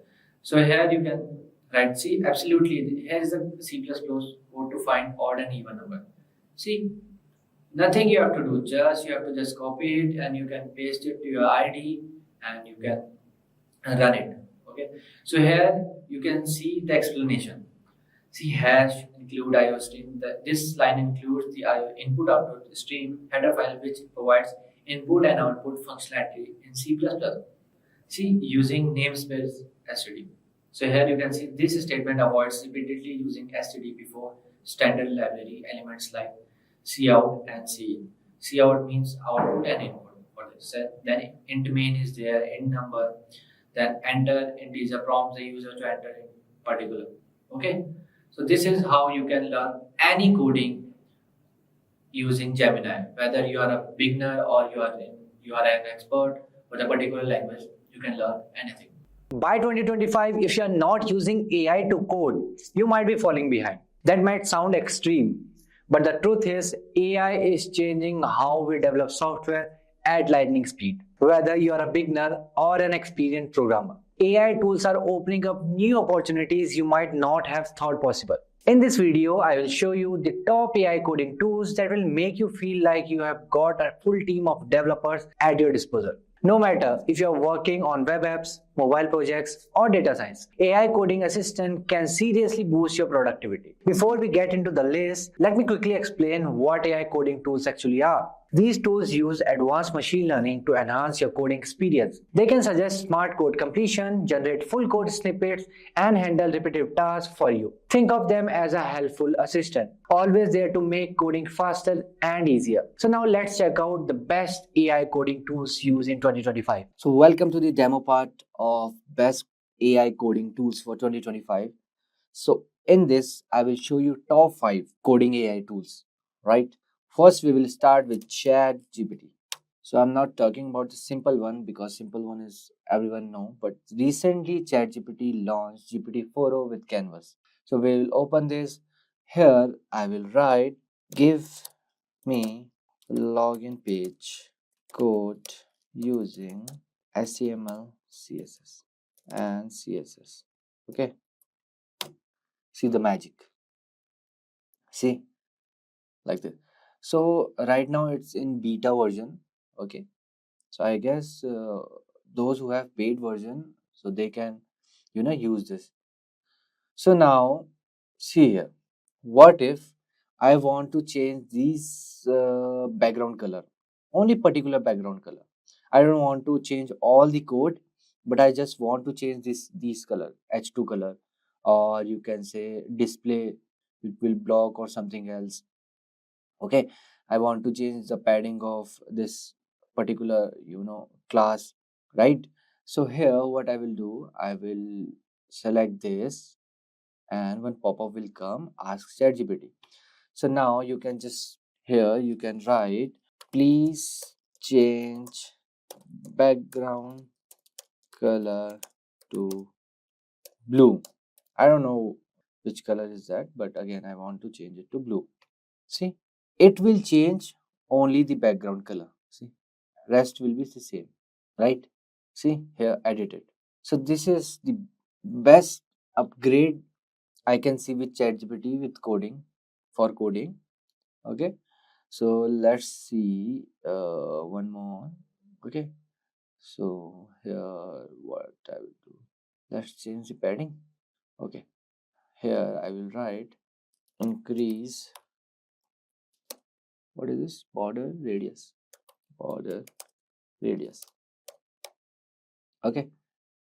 See, here is 8, it will increase. See, it did 16 and the rest all is same. So this is one tool. Okay, ChatGPT 4o with Canvas. The second is Gemini. Okay, I'm not going to use Gemini into Gemini prompt, but I will open one thing, Google Colab. Okay, so here is Google Colab, and I will open new notebook. So here you will get Gemini inbuilt. Here you can see Gemini inbuilt. But first you have to log in. See, start coding or generate with AI. If I'll click on generate with AI, so it will ask me like this. So I will write, okay, give me code to find odd and even in C++. Okay, you can write anything. So I will write enter. See, it's generating and code is here in minute of seconds. Okay, if I will write in Java, the code is here in minute of seconds. Okay, in seconds it will give you. So this is the second. You can use Gemini as well in the, see, while giving prompt here, or you can open Gemini, right? You can open Gemini as well, but it's better if you are using Gemini for code, so use in Google Colab.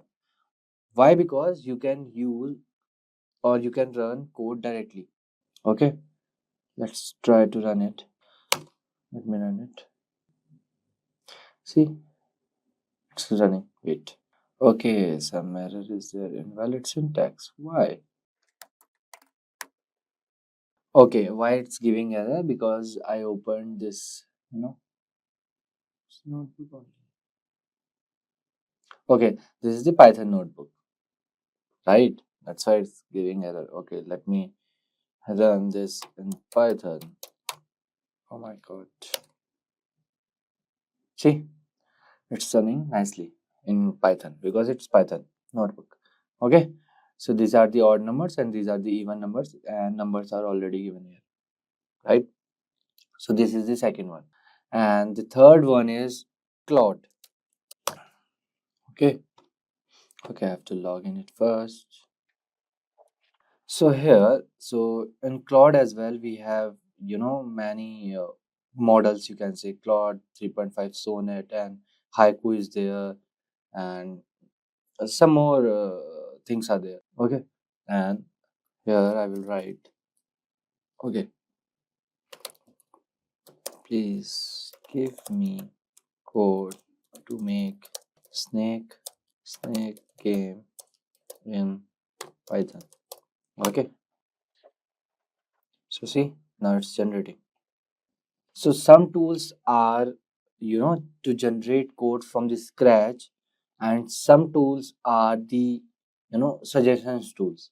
Okay, we will see the next one, the suggestion tool, what I am talking about. Okay, so here all the details for this particular code, and yeah, so third model is Claude. So this is how you can use Claude. So there are many models of Claude, like I told you already, 3.5 Sonnet is there, Haiku is there, and there is one more. Okay, where I can't see. Okay, but again, it's it's paid thing. Okay, and the next is Codium. Okay, so I will show you Codium. This is the Codium, right? This Codium is this. So I have already installed this Codium into my VS Code. Okay, see, Codium generate control plus I. See, this is the command. Just write. This is again Python one. Okay, give me code to find the prime numbers in Python.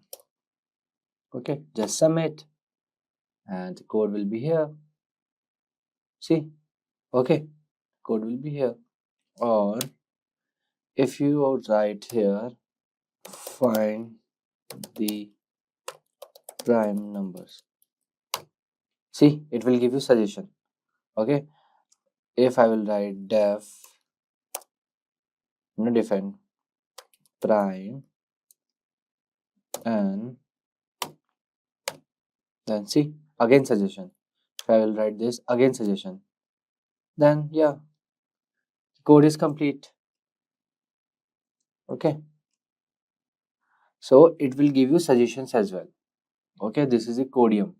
So just like Codium, so this is our fourth tool, Codium, and just like Codium, there is one amazing tool which is called AWS Q Developer, Amazon Q Developer.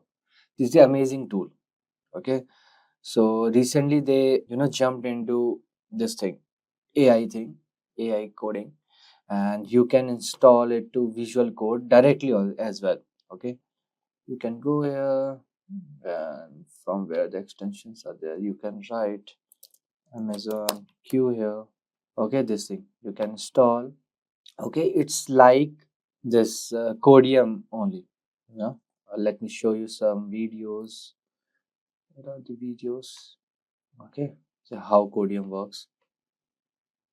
Okay, not here. I will show you in this. See, this is how Codium works. Again, same thing.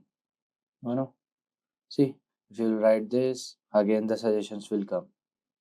Okay, lambda function to publish user, like Codium. Okay, so the fifth one is our Amazon Q. Okay, so there are many models like Copilot. This GitHub Copilot is there. Copilot is there. GitHub Copilot is there for this AI coding, AI developer tool. And if you are curious to make a website within a second, so there is one more app called, not app, this tool, you can say, WebSim. Okay, see what you like to create today. I will write here Amazon, but okay, let me first, yeah. So but they use Sonnet 3.5, means Claude. They are using Claude. So I will write here, I want to create Amazon.in. See, it will create website for you. No coding, nothing, all directly it will give you website. Okay, it's loading, I guess. So this is how you can use WebSim. Right? See, OnePlus Node, this came. Okay, I just gave Amazon.in and the website is here within a second. Okay, so these are some important tools to learn or how to use them in 2025 for 2025. Using AI tools for coding is essential to be in the race. Okay, so these are some coding. So guys, let's start with top 15 Node.js interview question. So our first question is, what will be the output of the following code? And the code is as follows. Console.log1, set timeout, then arrow function, console.log2, then comma 0, promise.resolve, then again arrow function, console.log3, and then finally console.log4. So let us analyze the execution order of the following code. So you could see all over here that we have console.log1. Okay, so this is a synchronous operation, so it is going to run immediately. So here the first output is going to be 1. Now if you see the second line all over here, set timeout console.log2, then 0. Then what is going to happen all over here, that set timeout is going to schedule the callback to run a macro task queue. Okay, basically a task queue. Since it has a delay of 0 milliseconds, so it is going to execute after the current execution of the stack and all the micro tasks are completed. Now if you could see, the next statement is promise.resolve.then console.log3. So this is basically scheduling a callback in the micro task queue. So promise jobs always run before the macro task, like set timeout. Okay, then you have console.log4. So after the event loop execution, so this synchronous code completes, the event loop executes and all the micro tasks before moving to the macro task are going to get executed. So here you can see that micro task queue contains promise.resolve, then console.log3. So it is going to run first. Now let us see the output order of the following code. So first output will be 1, next will be 4, then will be 3, then it will be 2. So that will be the execution order of this. So once again, I'll just recap it. So the synchronous code runs first, which is 1 and 4, as you can see all over here. Now promises dot then executes before the set timeout due to the event loop's priority for the microtask queue. And set timeout executes last, even though it has a delay of 0 millisecond because it goes to the macro task queue. So I hope so you would have got a brief idea regarding this. Now let us move ahead and try to understand the next question. Now our next question is, why is process.nextTick is faster than setImmediate? Now, if we try to understand that process.next.tick actually schedules the callback in the microtask queue, okay, which basically executes before the next event of the loop cycle. And if I talk about setImmediate, it basically schedules the callback in the check phase of the next event loop cycle. So first, your synchronous code is going to run, okay. Then you can see from the previous example, then the setImmediate was working. So the process.nextTick runs before setImmediate, so that's why it is making it faster. So guys, process.nextTick basically schedules the callback in the microtask queue, which executes before the next event in the loop cycle. And setImmediate schedules the callback actually in the check phase of the next event loop. That's why setImmediate is actually slower as compared to process.nextTick. So if we try to run this code, guys, so our output would be something like this. So first your synchronous code is going to run, then the output will be nextTick, and then the output will be setImmediate. So process.nextTick runs before setImmediate, thus making it appears faster. So this will be a solution for this question. Now let us discuss about our question number 3. So this question is also asking the same thing, what this code is going to print. So you can see all over here that we have set timeout console.log a, 0 process.nextTick, then promise.resolve, and console.log d. So let us apply the concept what we have learned in this question. So our execution order will be something like this. The first output will be d as usual. Then you could see the next output will be process.nextTick. Okay, so option B. Okay, then our promise.resolve is going to happen. Okay, because it is going to run in the next microtask queue. So the output will be C, and finally you'll get the output A. So this can be asked in your interview, which is kind of a trickier question, but if you practice the concepts, I think so it will be very easy for you. Now let us move ahead and discuss about our next question. So our question is, how does Node.js handles multiple CPU cores? So as we all know that Node.js is actually a single threaded, which means that it runs on one core by default. To utilize multiple CPU cores, we used cluster module, okay, which is cluster.fork to create child processes, and also worker threads to execute CPU intensive tasks. So you can tell something like this. Now let us discuss about our question number 5. The question number 5 says that how do you prevent callback hell in Node.js? Now what is a callback hell, guys? So callback hell occurs due to nested callbacks. If you want to avoid it, you can use promises, okay, where you can also use async await, you can use modular functions, okay. So these can be your solutions for preventing a callback hell in Node.js, which is basically signifying the nested callbacks which we are trying to do. So this was an easy question. Let us discuss about our question number 6. So our question number 6 is, explain the event loop phases in Node.js. So the event loop phases in the Node.js are as follows.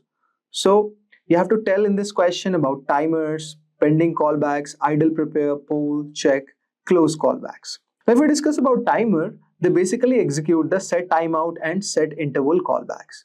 And if we talk about pending callbacks, it is executing the deferred input-output callbacks. If we discuss about idle or prepare, then it is basically dealing with the internal operations. Whereas poll, it is basically retrieving the new input-output events. If we discuss about check, it basically executes the set immediate callbacks. And finally, we have the close callback, which basically executes cleanup task like socket.on, okay, something like this. So just explain with the example in this question and which will make up for you. Now, let us move ahead and discuss about question number 7. So our question number 7 is, why is await inside a loop is a bad idea? So await inside a loop runs sequentially and it blocks a execution. So for example, let me show you one code. So you can see this is a bad example of sequential execution. Okay. So for example, we did a for loop all over here and we are waiting for, to fetch the URL. So it is going to run one by one. The good example is you can use parallel executions. So for parallel execution, you could use promise.all, urls.map and fetch URL. So await actually runs inside a loop. So it is going to run sequentially, so that's making it a bad idea. So always prefer the parallel execution. This is also kind of a good practice and your interviewer might ask this question. Now let us discuss about question number 8. So our question number 8 is, what will be logged in the console? Okay, so let us see the given code. So our code is console.log start, set timeout, promise.resolve and console.log. Okay, let's see, do you remember the concept or not? So you can pause the video and try to think about the output. So guys, here is the answer for this. So console.log start, okay, so set timeout is the next, then we have promise and finally we have console.log. So if we can see, this is a synchronous event, so it is going to be printed first. Then set timeout is basically scheduling the timeout in 0 millisecond. Promise is going to resolve this, okay, so this, and finally we have console.log end. So first your start will be printed, then end, then promise and then timeout. Very basic. Now let us move ahead and discuss about question number 9. So this is an interesting question. It says, what happens when you call require multiple times for the same module? So in Node.js, when you use require to import a module, it gets loaded and cached the first time. And if you call require for the same module again, then Node.js does not reload the module. Instead, it is going to return the cached version. So this is the given reasoning for this. So what are the key points to remember? Like if you're trying to import the modules, they are loaded only once per application. And subsequent require calls returns the cached module. Okay. So this is a solution for this problem. Now let us discuss our next question. So we have this question again. So it is saying, what is the difference between process.nextTick and setImmediate? So here we have to give like 5 differences of each one of them. You can pause the video and think about it. So here is a solution for this question. The first is, if we think about execution timing, okay, so the process.nextTick runs before the event loop as it continues. It executes immediately after the current operation completes, even before input-output task and timer. If we talk about setImmediate, it executes after the input-output phase in the event loop. It runs in the check phase, meaning it gets executed after all input-output callbacks. Now, if we talk about priority, then process.nextTick has the highest priority. Whereas if we talk about setImmediate, then it has the lower priority. Now, if you call process.nextTick multiple times, it will execute all callbacks before moving to setImmediate. Now, too many process.nextTick calls can block the event loop also and cause starvation, which means preventing input-output operations from running. If we talk in terms of execution context, then process.nextTick is basically designed for quick tasks that needs to run before any other input-output or timer events. Basically, it is used to modify the current operation before passing control back to the event loop. Whereas setImmediate is designed for executing callbacks after input-output operation. And finally, if we discuss about blocking the event loop, so process.nextTick can cause starvation, okay, which means that it is called recursively, so it prevents the event loop from moving to the next phase and blocking the input, output and timers. This prevents set timeout, set immediate, and input output callbacks from running. Whereas set immediate avoids the starvation, where it allows the event loop to continue. So these were some of the detailed differences between process.nextTick and setImmediate. You can use the same format to answer the question when it is asked by the interviewer. Now let us discuss about our next questions. So our next question is, how does Node.js prevent blocking operation in a single-threaded environment? One of the very most important question. So this can be asked in an interview. So the answer for this solution could be something like this. For event-driven architecture, it uses async callbacks. Okay. For non-blocking input-output, it uses libuv.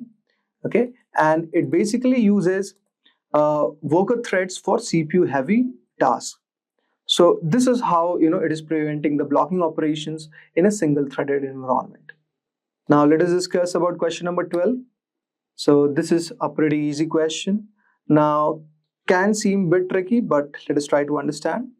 So our question is, why does console.log 10 plus 5 returns 105? So the basic solution for this is that the 5 here is treated as a string. So the output becomes 10, 5 equals to 105. Okay, so it is just concatenated. Now let us move ahead and discuss about our next question. So our next question is, what is the difference between fs.read file and fs.create read stream? Okay. Now if we discuss about fs.read file, so basically it loads the entire file into memory, making it inefficient for the large files. Whereas fs.create stream reads the data in chunks, preventing memory overflow. Now if we discuss the major differences on these parameters like memory usage, performance. So for memory usage, fs.read file actually it loads the entire file, and fs.create read stream is actually memory usage is low all over here because it is just only streaming the data. If we talk about performance, fs.read file is slower for large file, whereas fs.create read stream is actually faster. So this is what some of the major difference between them. Now let us move ahead and discuss about our question number 14. So our question number 14 says, what will be the output? So you can see all over here, we have created an object with key and value properties, and B has this asynchronous function where console.log this.a. C has a function where console.log this.a. You have object B, object C you are trying to understand. So let us analyze this JavaScript code. Okay. So basically in regular function, this refers to the object that calls the function. And in arrow function, this does not refer to the calling object. Instead, it inherits this from the surrounding, meaning where the function is defined. Now, if you could see all over here that b console.log this.a. So b here is an arrow function. And arrow function do not have their own this, okay? So instead this, they inherit this from the surrounding scope, which is the global scope or the module in Node.js. And in global scope, this usually refers to window in the browser where window.a is undefined. If we talk about global or strict mode in Node.js, so most probably the answer for this is going to be undefined. If we talk about C, object.c, so here C is a regular function, meaning this is determined by the calling object. Since object is calling C, so this refers to the object. Therefore, this.a, where object.a is 1. So here the output will be 1. Now let us discuss about our final question. Now the question is, what happens if you call res.end twice in an HTTP server? So basically it is going to throw an error, okay, which means it cannot set headers after they are sent. So this is basically the output. Hello everyone and welcome to today's video on top 20 front-end developer interview questions at Simplilearn. These are the questions that every developer should know. So whether you are preparing for front-end job interview or just looking to sharpen up your skills, this video will guide you through practical, real-world questions covering from JavaScript fundamental to React and front-end frameworks, and also about HTML and CSS. So guys, watch this video till the end. So let's start with our first question. And our first question is, how would you remove duplicate values from an array in JavaScript? Suppose you have an array ARR in which you have elements like 1, 2, 3, 4, 2, 3, 5, 6, 7, 5. Now, you can pause the video and think about it. So basically, what we are going to do, we are going to create a unique array. Okay, so let us give it name as unique AR. And the next thing is, we are going to be using the spread operator to copy all those elements. Plus, after that, we are basically using set to store unique values, and through which we can spread them back to the array. So if you want to remove duplicates, so you have to use set. Now let us discuss our question number 2. So our next question is, explain the difference between this and this in JavaScript. So guys, you can see all over here we have 2 equal sign, here we have 3 equal signs. So basically, if we talk about this, okay, this double equal to sign checks only value, okay, like 5 equals to 5 or not. So it's going to return true or false. Whether if we talk about this is checking both value and type. Suppose, for example, if I say 5 equal 5, so this is going to be true.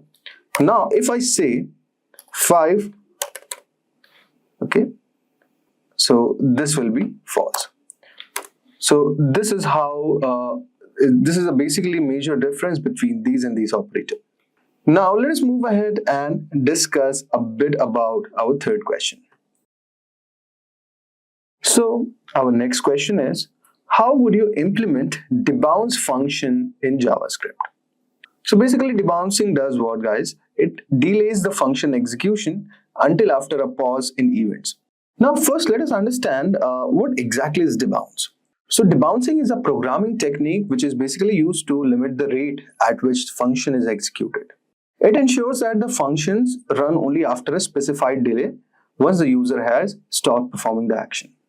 Why would you need this? There are certain events like scrolling, resizing, or typing in a search box. So that triggers the function rapidly. Without control, this can lead to performance issues and unnecessary function execution. So this is basically is called debouncing. Now, if you are being asked to write a debouncing function, so you could write something like this. So create a function, okay. Say we have debounce and give 2 argument, okay, function and delay. Then what you do, guys, go to the next, let's declare the timeout value, okay.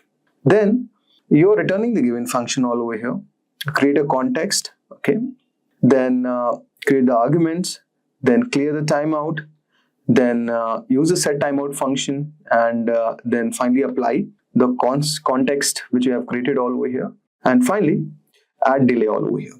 So this is how you create a debouncing function. Now let's move ahead and discuss about our question number 4. Okay, so your next question is, write a function to check if the string is palindrome or not. So think about it, and you could start certain thing like this.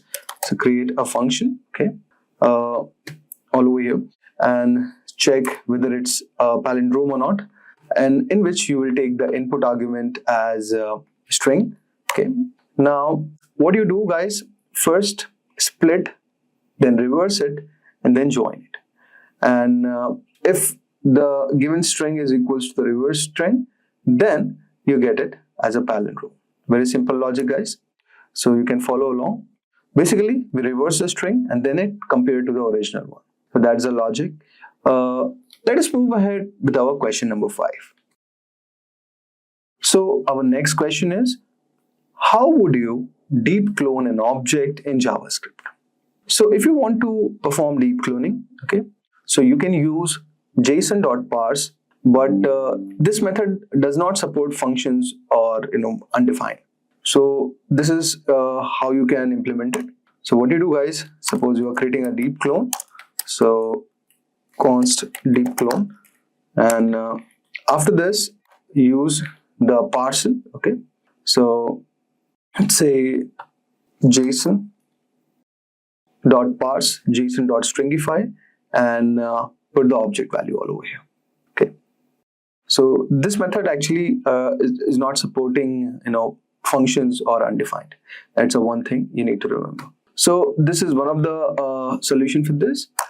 So you can deep clone with this method. Now let us move ahead and discuss about our next question. Now our next question is something like this. What is the difference between null and undefined in JavaScript? So if we talk about null, it explicitly assigned absence of value. Okay. Now if I talk about undefined, it is a variable which is declared, but it is not assigned. So null basically you have absence of value. Okay. And undefined means you have declared the variable, but you have not assigned any value to it. So that's what the basic difference is. Sometimes they can ask you this question. Okay. So have a clear thought about it. Now let us discuss about our question number 7. Now our next question is, what is the difference between event bubbling and event capturing in JavaScript? This is a very interesting question, guys. You can pause the video, think about it, and let me know your solution. Now let us discuss the solution for this. Suppose when an event occurs on an element inside a nested structure, it does not directly trigger the event listener on that element, but it basically follows a specific event propagation model in JavaScript. What is the event propagation phases, guys? The first one is capturing phase, where the event starts from the topmost parent, which is a window or a document, and moves down to the target element. Then the next is the target phase, where the event reaches the actual target element where it was triggered.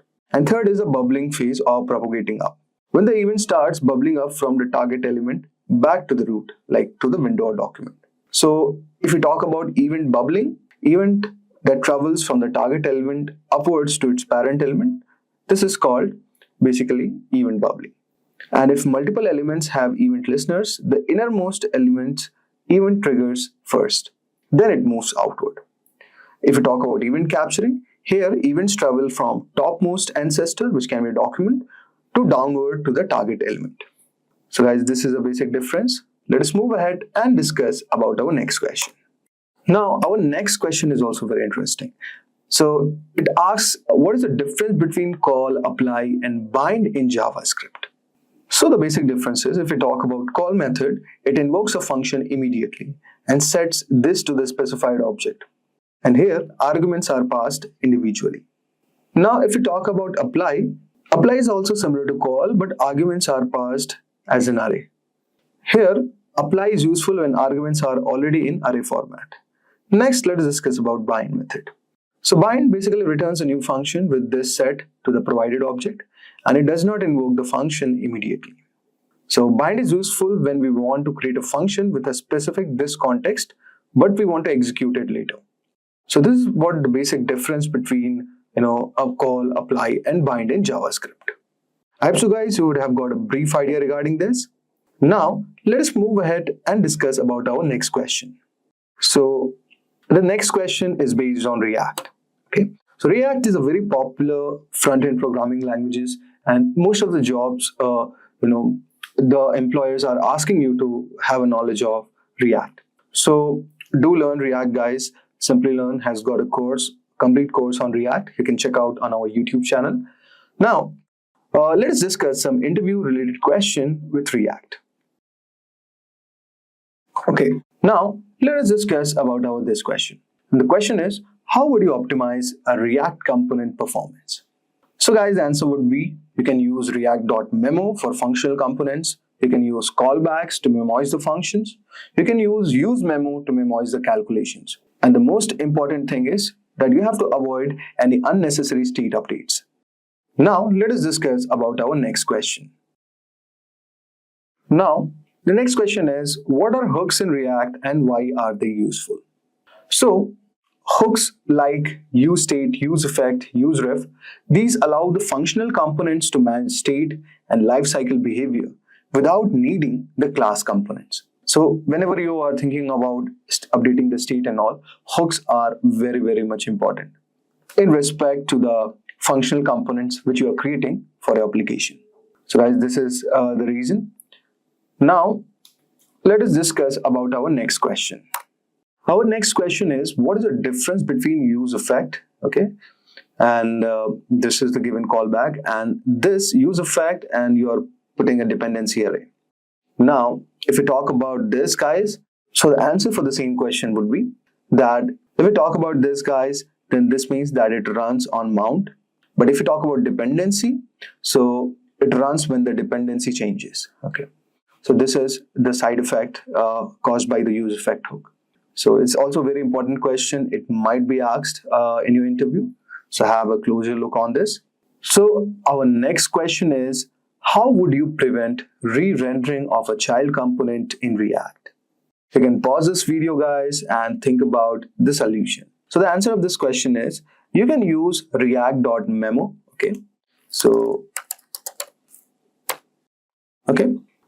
react.memo, and you can put component inside and make sure that this is capital, okay?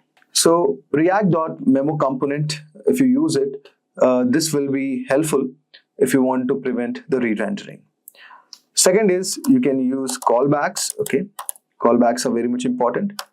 So there is a hook called use callbacks. You can use this, and it can be used for a function and get passed as props. And you can use memo basically for derived values. So this is how you prevent re-rendering. I hope so, guys, you would have got a brief idea like the answer to this question. Our next question is, explain the virtual DOM and how it works in React. You can pause this video, guys, for a while and think about the given solution.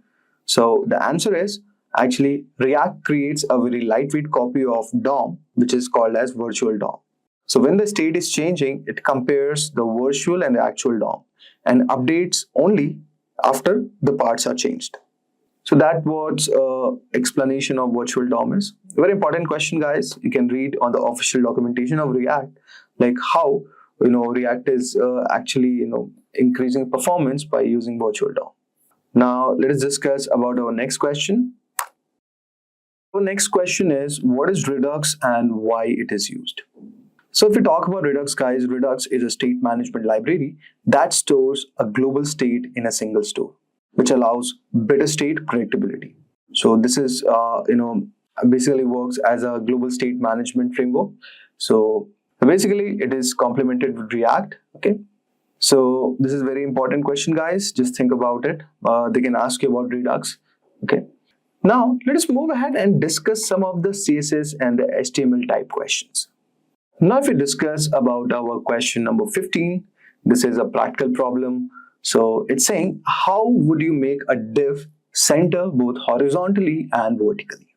So the solution for this is that use display flex, you can use justify content center, and you can use align item center. Let me show you. Okay. So guys, this is the given code where you are using display as flex, justify content center, align item center. So with these help, you can basically make a div center both horizontally and vertically. Now let us discuss about our question number 16. So our question number 16 is, how can you create a responsive grid layout using CSS grid? So guys, the answer for this solution is, you can use grid template columns, okay, and you could use the repeat parameter all over there. Let me show you the given code.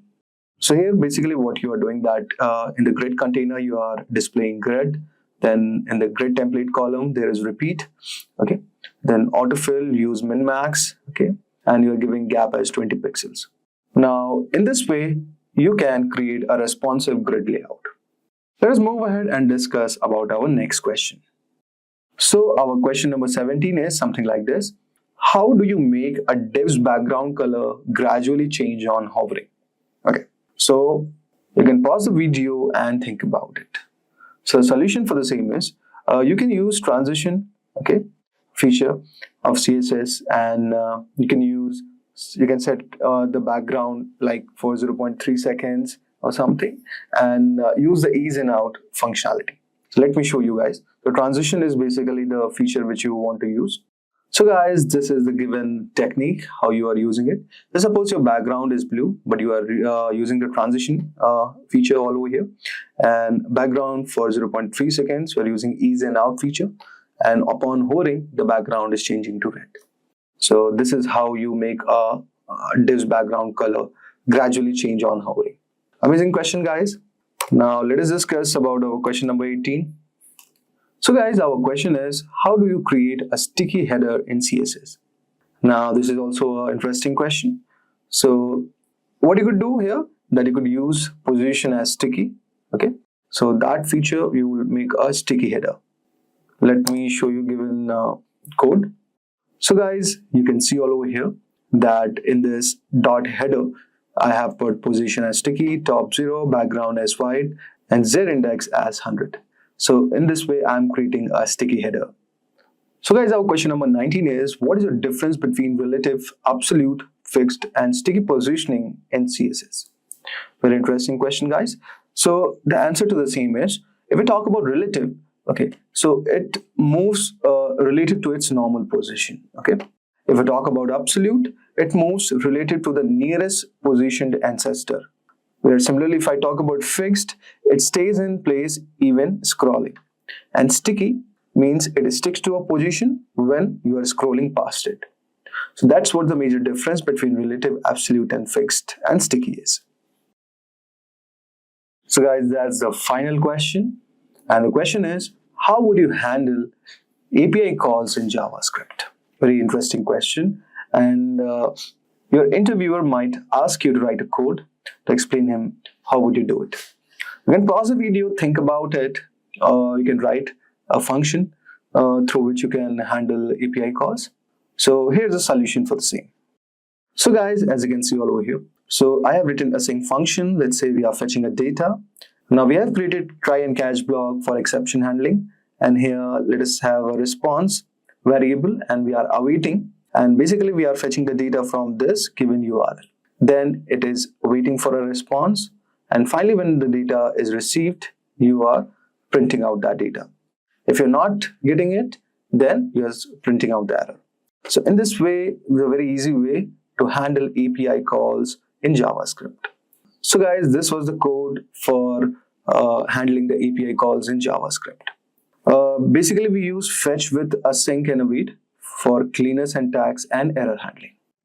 And the top 10th question is, consider a text file interrupted by a bug and all the text has been reversed due to this bug. So which data structure would you choose to implement a program to revert the text file to its original? The solution is stack data structure. Let's look at the problem. We must rearrange the string element by element in reverse order. Sounds something like last to first. As we all know, stack follows first in last out principle. In order to reverse a string, we must create an empty stack to push all the string characters one by one, and then pop out the character one after the another.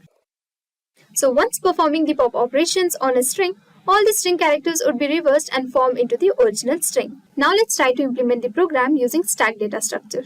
So as you can see here, we have a reverse function which is declared, and going to the function, here we have a structure of stack where we have top, size and array variables, and we have a function called stack creation. So first we are allocating memory to a stack using malloc function, and the size is assigned to stack of size, and initially stack of top is equal to -1, and then allocating memory to the stack of array. Then coming to is full function where it checks whether the stack is full.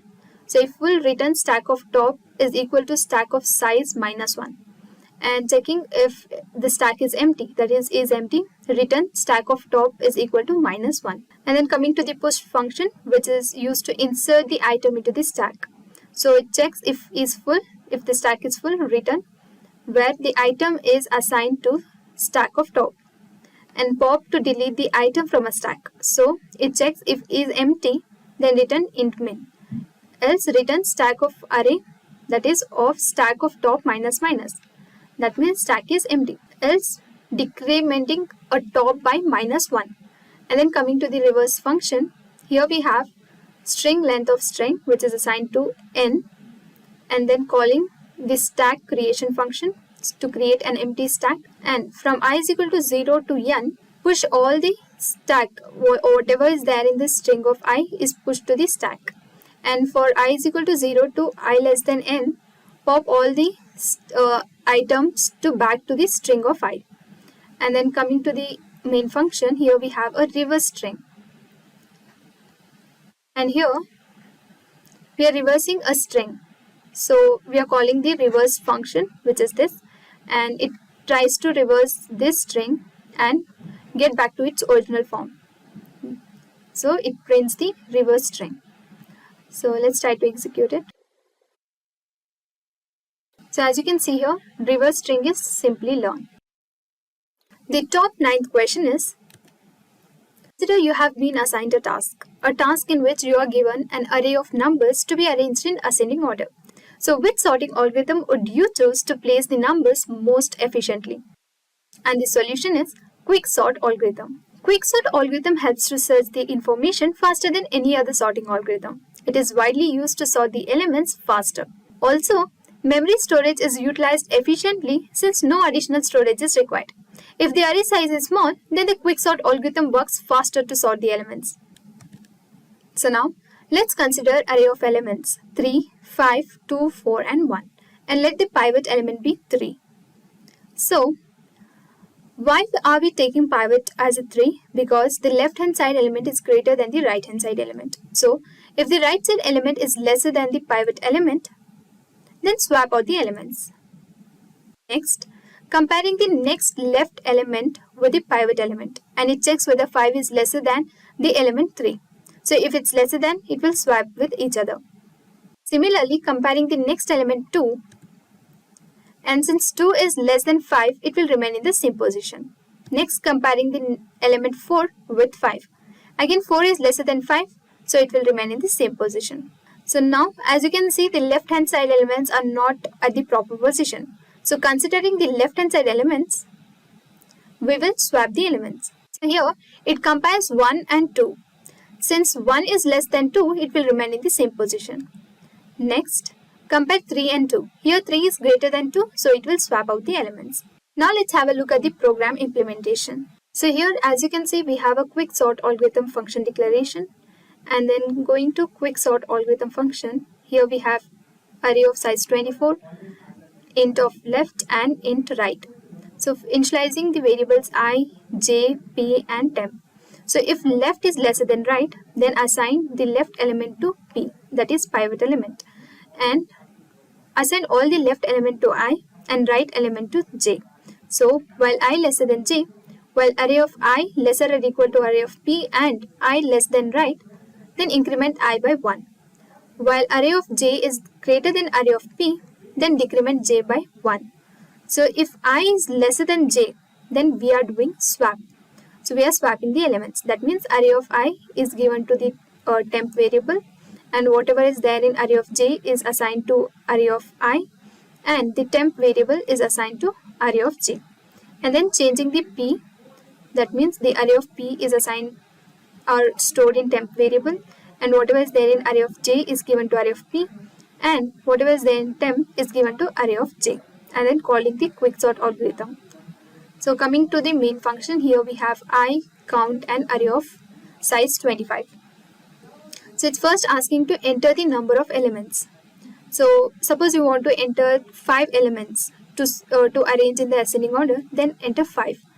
So once you enter 5, it will ask to enter one element by element. So from 0 to count, it will ask 1 by 1. So then we are calling the quicksort algorithm to sort the elements, and then it will print sorted elements from I is equal to 0 to I less than count. It will sort the elements one by one. So let's execute the program. So here enter the number of elements. So let's enter 5 and enter the elements one by one. 5. So we have 2, 5, 6, 3 and 1. So the elements are sorted. 1, 2, 5, 6 and 31. Top 8th question is, you are given a list of numbers to find the minimum and maximum numbers. Implement a C program using the appropriate type of data structure. And the solution is array data structure. The array data structure is used to store multiple data of the same type, easily allowing random access to an element using the index number. It also improves performance remarkably as it stores the element consecutively. Next, the array uses less memory space as there is no usage of pointer variables. So now let's implement a program to find the smallest and largest element.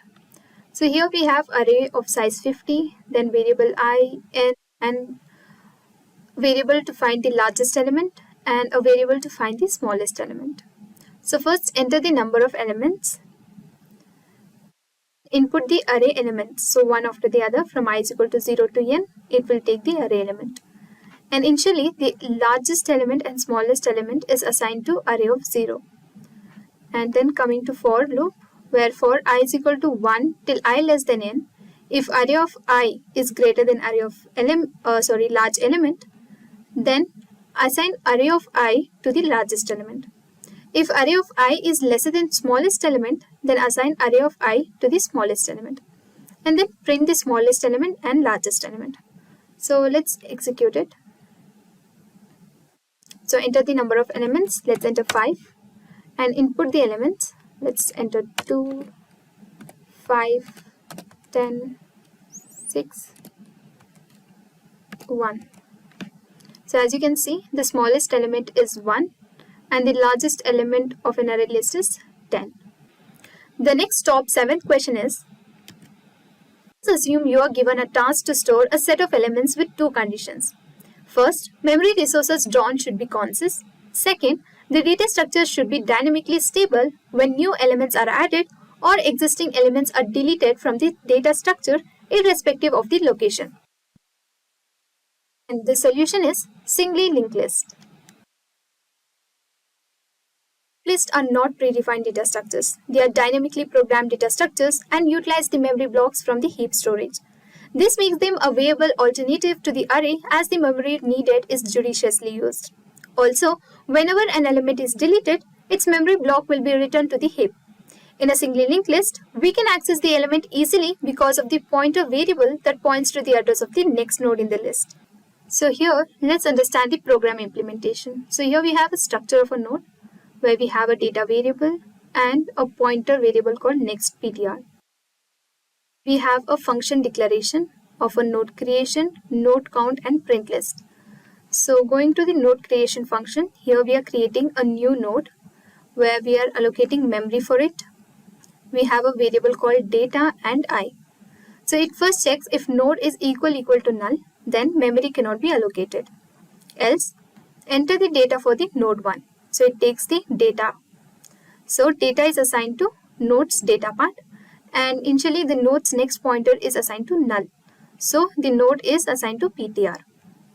Next, for I is equal to 2 to I lesser or equal to n, whatever it creates a new node, allocate memory for it, and check if new node is equal to null, then memory cannot be allocated. So break. Else, enter the data for the node. That means the data is assigned to the new node's data, and the new node's next pointer is equal to null.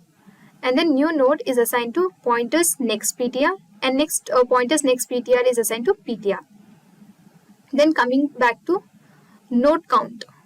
So this function is used to count the number of nodes in a list. So initially the count value is equal to 0, and we have a structure pointer PTR. So that node is assigned to PTR, while PTR not equal to null, increment count by 1. And PTR next pointer is assigned to PTR and return the count. Next, coming to the print list, that means it lists out all the nodes. So we have a pointer, and if node is equal to null, that means no data found in the list. Else, the node is assigned to PTR, while it checks the condition PTR not equal to null, then print all the node data. So PTR's next PTR is assigned to PTR. So now let's try to execute it. So enter the number of nodes. So if you want 5 nodes, so enter the data. So let us enter 1, 2, 3, 4 and 5. So as you can see, the singly linked list elements are 1, 2, 3, 4 and 5, and the total number of nodes are 5. executing in this session, and the question and answers we are discussing will be attached in the description box below. So you can have a look at it and execute the code for a better understanding. And if you face any issues while executing the programs, then please let us know in the comment section below, and our team of experts will be happy to resolve all your queries at the earliest. The top 6th question is, assume you have stored the elements randomly in the memory. That means not contiguous. The memory elements are not stored in adjacent location memory blocks. And suppose you want to remove the elements from a given position. Which type of data structure would you recommend for such a task considering minimum traversal to save time? The doubly linked list is the clear solution, as the question clearly mentions the memory blocks located are not adjacent. Now, the second puzzle is about the minimum traversal. Out of all the variants in the linked list, the doubly linked list is a viable option as it has the bidirectional traversal feature. A doubly linked list allows you to traversal in both directions, since it uses 2 pointers to point to the address of the previous and next node. It is easy to access the node using the previous pointer and delete the node from the list. And here we have the memory representation. So here, let's understand the working of programs implementation. So we have a structure of node, and we have a variable called data and a pointer variable previous and next. So first, coming to the insertion at beginning. So we are inserting the element. So we are creating a new node and allocating memory using malloc function. And then we are assigning a data to a new node. And the new next part is holding the head, and initially the new previous is assigned to null. So if head is not equal to null, then head's previous is equal to new, and new is assigned to head. Then coming to the void insertion at end. So inserting an element at the end of the list. So here we are creating a new node and allocating memory to it using malloc function. And the last node is equal to head. That means head is assigned to the last node. And then the new data, that means a new data is assigned to a new node's data part. And the next is assigned to null. And we are creating a temporary variable where head is assigned to temporary variable and checks the condition. If head is equal to null, then null is assigned to new node's previous part, and new is assigned to, that means a new node is assigned to head return. And here we are using a temporary variable. While temp next is not equal to null, then temporary variable nodes like next part is assigned to temp, and new is assigned to a temp's next, and temp is assigned to new's previous. And coming to insertion after node. So we are specifying the position here. So if previous node is equal to null, then the given previous node cannot be null. Again, creating a new node and assigning a value to it. And now previous node's next is assigned to new next, and new node is assigned to previous node's next.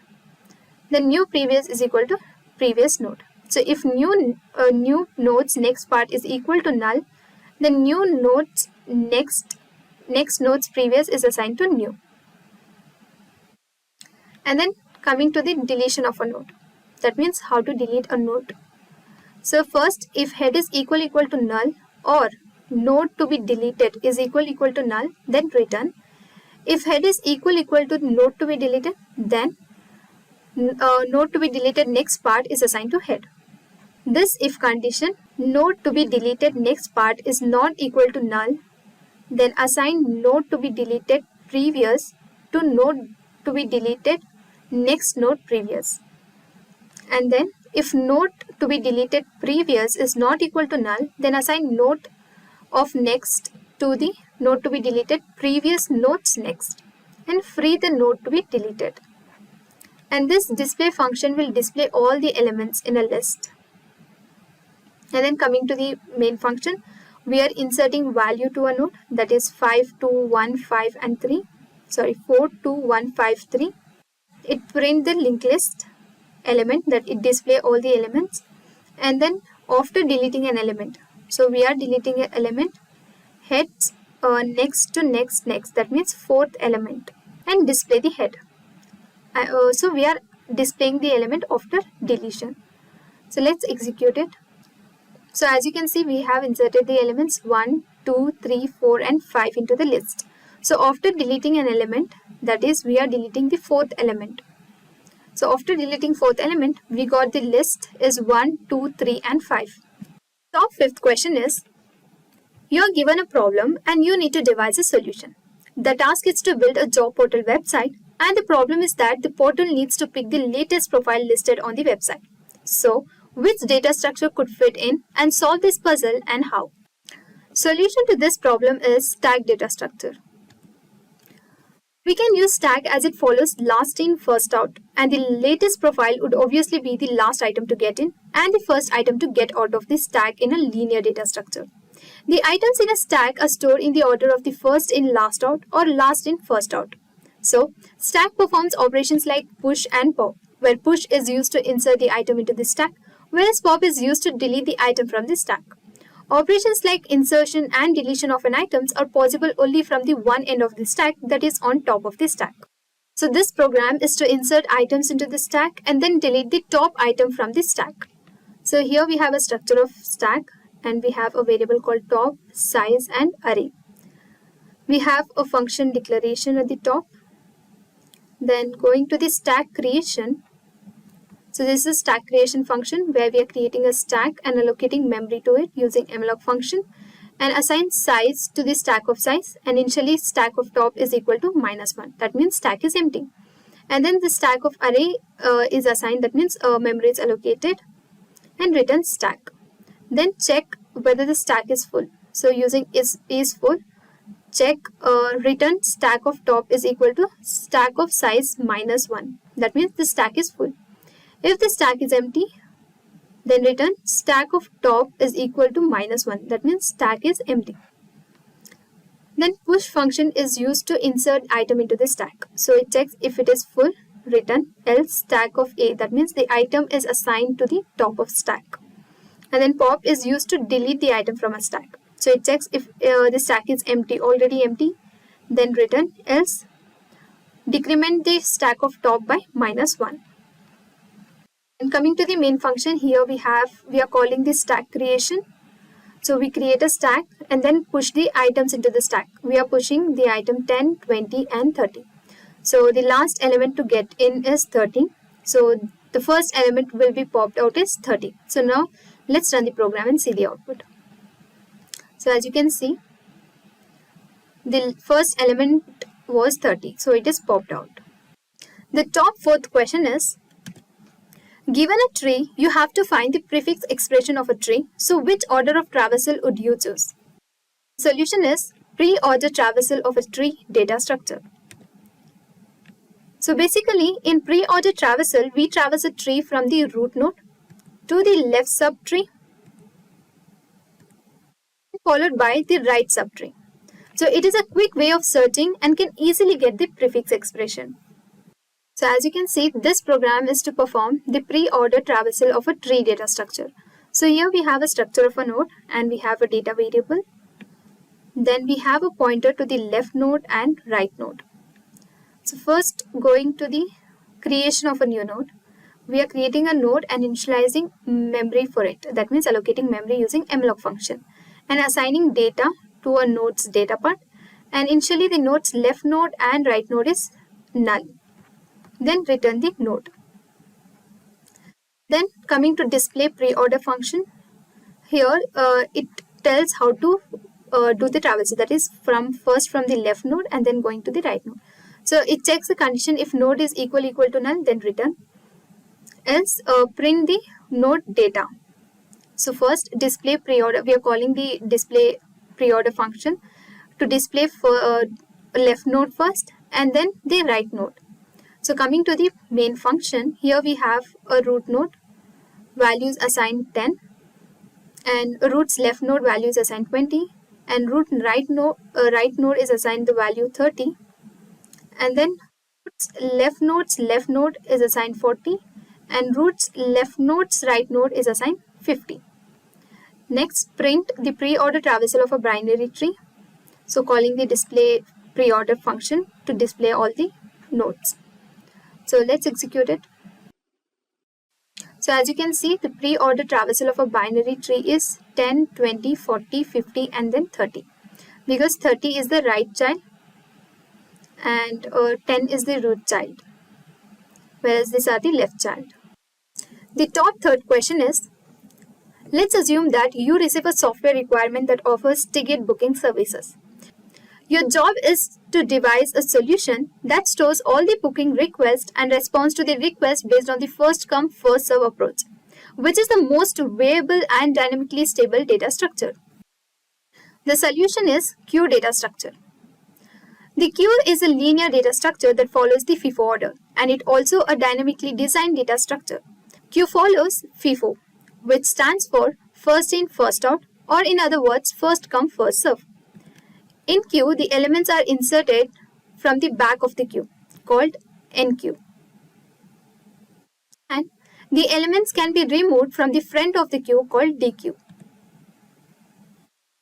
as shown in the below diagram. So in this function, we have a size of 50, and we have a function called NQ, display, and the variables array of size, and initially rar and front is initialized to -1. That means the queue is empty. And next we have a while condition. So we print the choice options, that is, first is NQ operation, second option is display the queue list, and third operation is exit. And then enter your choice of operations to perform. So it's asking you to enter the choice. So if you enter 1, case 1, that means it calls the NQ function. If you enter case 2, that means it's calling the display function. And in case 3, it calls the exit function. By default, if you print any other option, then it will display incorrect choice, return 0. So coming to the NQ function, which is used to insert the item or element into the queue. So creating a new item. So if rar is equal to size of -1, that means the queue is overflow. Else, if front is equal to -1, that means queue is empty. Then assign front is equal to 0. And it's asking to enter the element to insert into the queue. So if you enter the new item, then it will increment rar by 1. That means rar is equal to rar plus 1. So now new item is inserted into the array, list of queue. And then coming to the display function, we have the condition if front is equal to -1, that means the queue is empty. Else, from I is equal to 0 till I lesser or equal to rar, it will display all the array elements. So now let's run the program. So here enter the choice, let's enter 1 and enter the item 20 and enter the second choice, that is 1, enter the item 30 and now enter 2. And as you can see, the list of items are 20 and 30. Top second question is, Rahul has a large army. He arranges them in an arbitrary order and everyone is given an integer ID. So now Rahul wants to add one army in the beginning. Now use a single pointer variable and it should be possible to traversal in both directions. Implement a program to solve the problem statement. And the solution to this problem statement is circular singly linked list. A circular singly linked list is to perform a reverse traversal with less memory usage than a doubly linked list. We require extra memory for the previous pointer in a doubly linked list. So when we compare the circular linked list with both singly linked list and doubly linked list, we don't find a null in any of the nodes. Instead, the last node's next pointer holds the address of the first node. So basically, there is only one pointer variable in the circular singly linked list. So in this program, we have a structure of node and then variable data, and we have a single pointer variable called next. So to insert to the empty list, we are checking the condition if head is not equal to null, then return head. Else create a new node, allocate memory for it, and assign a data to the new node's data part, and new is assigned to head, and head is assigned to head's next, return head. And then insert at beginning. So if head is equal to null, return insert to empty list. So again create a new node, allocate memory, and assign data to the new node's data part, and head's next is assigned to new next, and new is assigned to head next, and return head. And coming to the void display function, so it display the list of elements. So it checks we have a pointer variable ptr, and it checks if head is equal to null, that means the list is empty. So it will return. And then the heads next is assigned to pointer, and here we are using do while condition. First it prints the data part. So pointer next is assigned to ptr, and then checks the condition while, that is pointer not equal to head of next. And coming to the main function, here we have assigned null to the head, and we are inserting element at the beginning of the list, 30, then 40 and 10. So then print listed elements, linked list elements are, and it calling the display function. So this function will display all the elements. So let's run it. So as you can see, the linked list elements are 10, 40 and 30. The top first question is, given a tree, you have to count the number of nodes in a tree. Create a function and try to call the function inside the same function. And the solution is tree data structure. A tree consists of a root node, followed by parent node and a child node. So this program is to count the number of nodes in a tree. So here we have a structure of a node, and we have a data variable and a pointer to left node and right node. And then coming to creation of a new node. So here we are creating a new node and allocating memory for it using malloc function, and assign data to a node's data part. And initially the node's left node and node's right node are assigned to null. Function to find the left height of a binary tree. So this function is to find the height of a left height of a binary tree. So initially the height is equal to 0. So while node, incrementing the height by 1. So the node's left node is assigned to node. So return height. And then this function is to find the right height of the binary tree. So again, initially the height is equal to 0, while node height, increment height by 1 when the node's right node is assigned to node. So return the height. Next, total node. So this function is to count the number of nodes in a binary tree. So if root is equal to null, that means return 0. Else we are assigning left height of a root to the LH and right height of a root to RH. And checking if the left and right heights are equal. If they are equal, that means return 2 to the power of height minus 1. Else we are having a recursive call. So we are calling a 1 plus total node function plus the total node. Coming to the main function, here we are assigning values to the node. So root node is holding a value 10, 15 is assigned to left node, 20 is assigned to root's right node, and 25 is assigned to root's left node's left node. And we have root's left node's right node is equal to 30, and root right's node left node is having 35, and root's right node's right node is having 40.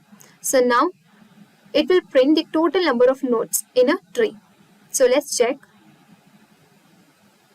So as you can see, the total number of nodes are 7. So here I have 2 bonus questions for you guys. Please try to find out the answers and let us know which data structure would you prefer to solve the problem statement. And the first question is, John has moved to a small village and likes visiting one of his best friends. He wants to take the shortest route because he is in a hurry to meet the best friend. So now he has decided to take the shortest path. John starts at intersection 1 and his friend is at intersection N. Each road links to an intersection from the start to its destination point. So, using which data structure would you solve this problem statement? And the second question is, let's consider there is a class of 25 students and we want to store the grades for each of their 5 courses. Is there a way we can keep all the information? Please let us know the solution for this question in the comment section below. Differentiate between 3 types of a linked list.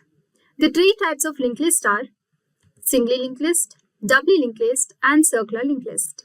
In singly linked list, the traversal is possible only in one direction, whereas in doubly linked list, the traversal happens in 2 ways, forward and backward direction. And each node consists of data and the address of the previous and next node. Whereas in circular linked list, the traversal of a circular singly linked list is until we reach the same node we started in an index. And in singly linked list and doubly linked list, the last node is pointing to null, meaning no node after it in a list. Whereas in circular linked list, the last node in an index points to the address of the first node, no null is found in the list. In singly linked list, every node in a linked list connects with the other through a pointer variable that holds the address of the next node. A doubly linked list uses two pointer variables that points to the address of the previous and next node. A circular linked list uses two pointer variables that points to the address of the previous and next node, and the last node next will point to the address of the first node in a list. Top 9th question is, write a program to add a node at the beginning, end, and specified position in any linked list. So as you can see the screen, this is the program to add a node at the beginning, end, and specified position in a linked list. So as you can see the screen, here we have a structure of a node. Coming to the insertion at beginning function, here we are creating a new node and allocating memory to it using malloc function. And then we are assigning a new data to a new node's data part. And initially, the new node's next is holding head. That means head is assigned to the address of new node's next. Now new is head. Then coming to insertion at the end. So we are going to insert the node at the end of the linked list. So here we are creating a new node, allocating memory to it using malloc function and assigning a value using new data. So new data part is holding new data and last node is equal to head.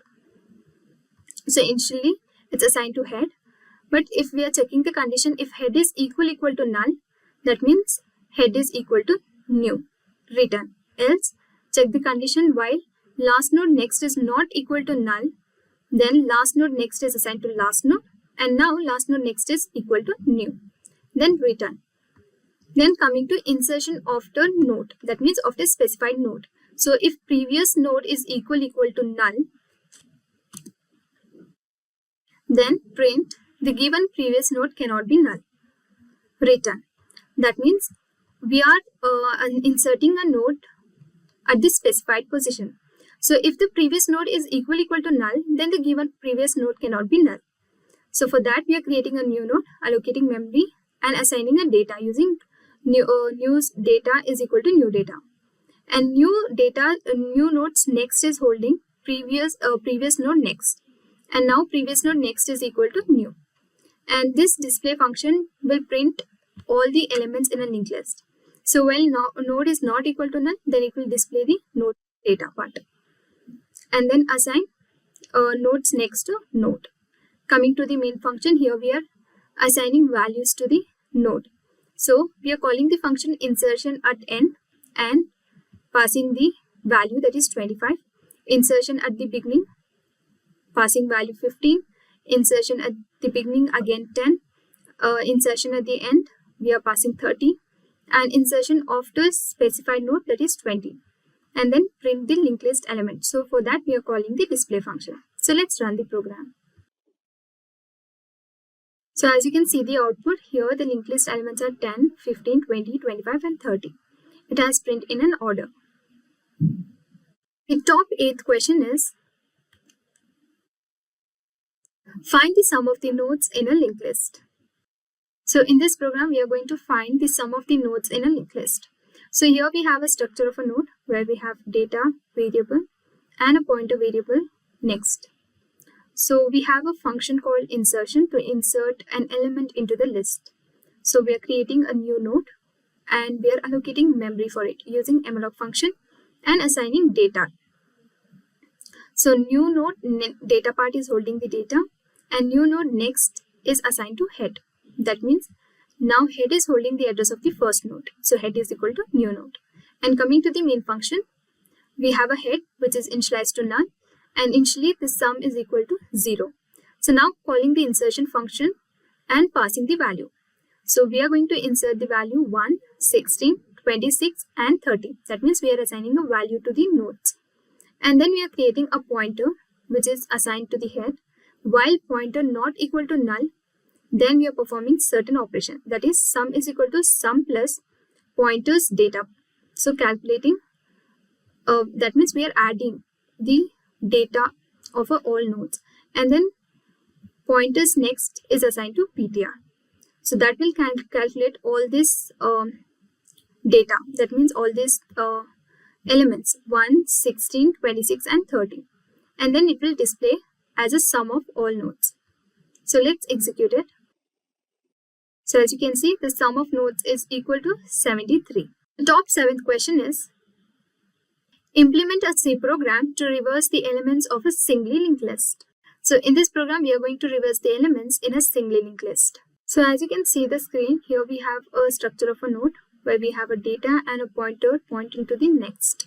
We have a reverse function. So we have reverse function to reverse the data. So coming here, we are creating a previous, which is initialized to null. And then we have a temporary variable that is assigned to head. And the next is equal to null. So while, let's make this temp. So while temp is not equal to null, then it will execute this statement. That is, these statements are used to reverse the elements. That means the list of elements that we are given here will be reversed. So for that we are performing this operation, that is the temp, whatever is there in the temp nodes next is given to the next variable, and whatever is there in the previous is given to temps next, and what's there in the temp is given to previous, and finally the temp is equal to next. That means whatever is there in the next is assigned to temp. And now head is equal to previous. Coming to the insert node, we are going to create a new node, then assigning a value using data. So new node's data is holding the data, and the next is assigned to head. Then that means the head is holding the address of the first node, that is new node's address. And then the head is equal to new node. And then coming to the display function, this will display all the list of elements. That is, we are using temp variable that is equal to head, that means assigned to head. While temp is not equal to null, print the data. So it will print the data. So what data? It's like temporary next, whatever is there in the temp data, it will print all the data, all the nodes data, and then temp next is assigned to temp. Then coming to the main function, here the head is initially assigned to null, and we are calling the insert node to insert the values, that is 10, 20, 30 and 40. So it will print the given linked list is, and calling the display function. So it will display all these elements, and then calling the reverse function to reverse this element, and then again calling the display function to display it back. So let's try to execute. So as you can see, here we have the list of data, that is 40, 30, 20, 10 and the null, and the reverse data is 10, 20, 30 and 40. The code that I'm executing in this session and the question and answers we are discussing will be attached in the description box below. So you can have a look at it and execute the code for a better understanding. And if you face any issues while executing the programs, then please let us know in the comment section below, and our team of experts will be happy to resolve all your queries at the earliest. Top 6th question is, write a program to count the number of nodes in a linked list. So in this program, we are going to count the number of nodes in a linked list. So here we have a structure of a node where we have again same data and the variable or a pointer to the next. Then coming to the insertion function, this is to insert an element. For that we are creating a new node and allocating memory, then assigning a data. And the new next is holding head. That means head is equal to new node. Head is holding the address of the new node. And coming to the display function, here we are going to display the the node count. So here we have a new node which is assigned to head, and initially the node count is equal to 0. While new node is not equal to null, that means new node next is assigned to new node, and every time it is printed, it will increment node count by 1. So we are using node count plus plus. That means it will increment node by 1. So then it will display the total number of nodes in a linked list. So coming to the main function, here we have head which is assigned to null, and calling the insertion function, passing the value 10, 20 and 30. So now we have the values 10, 20 and 30, and calling the display function to display the number of nodes in a linked list. So let's execute it. So as you can see, the total number of nodes in a linked list are 3, because here here we have given 3 values to 3 nodes. So let's try to add one more.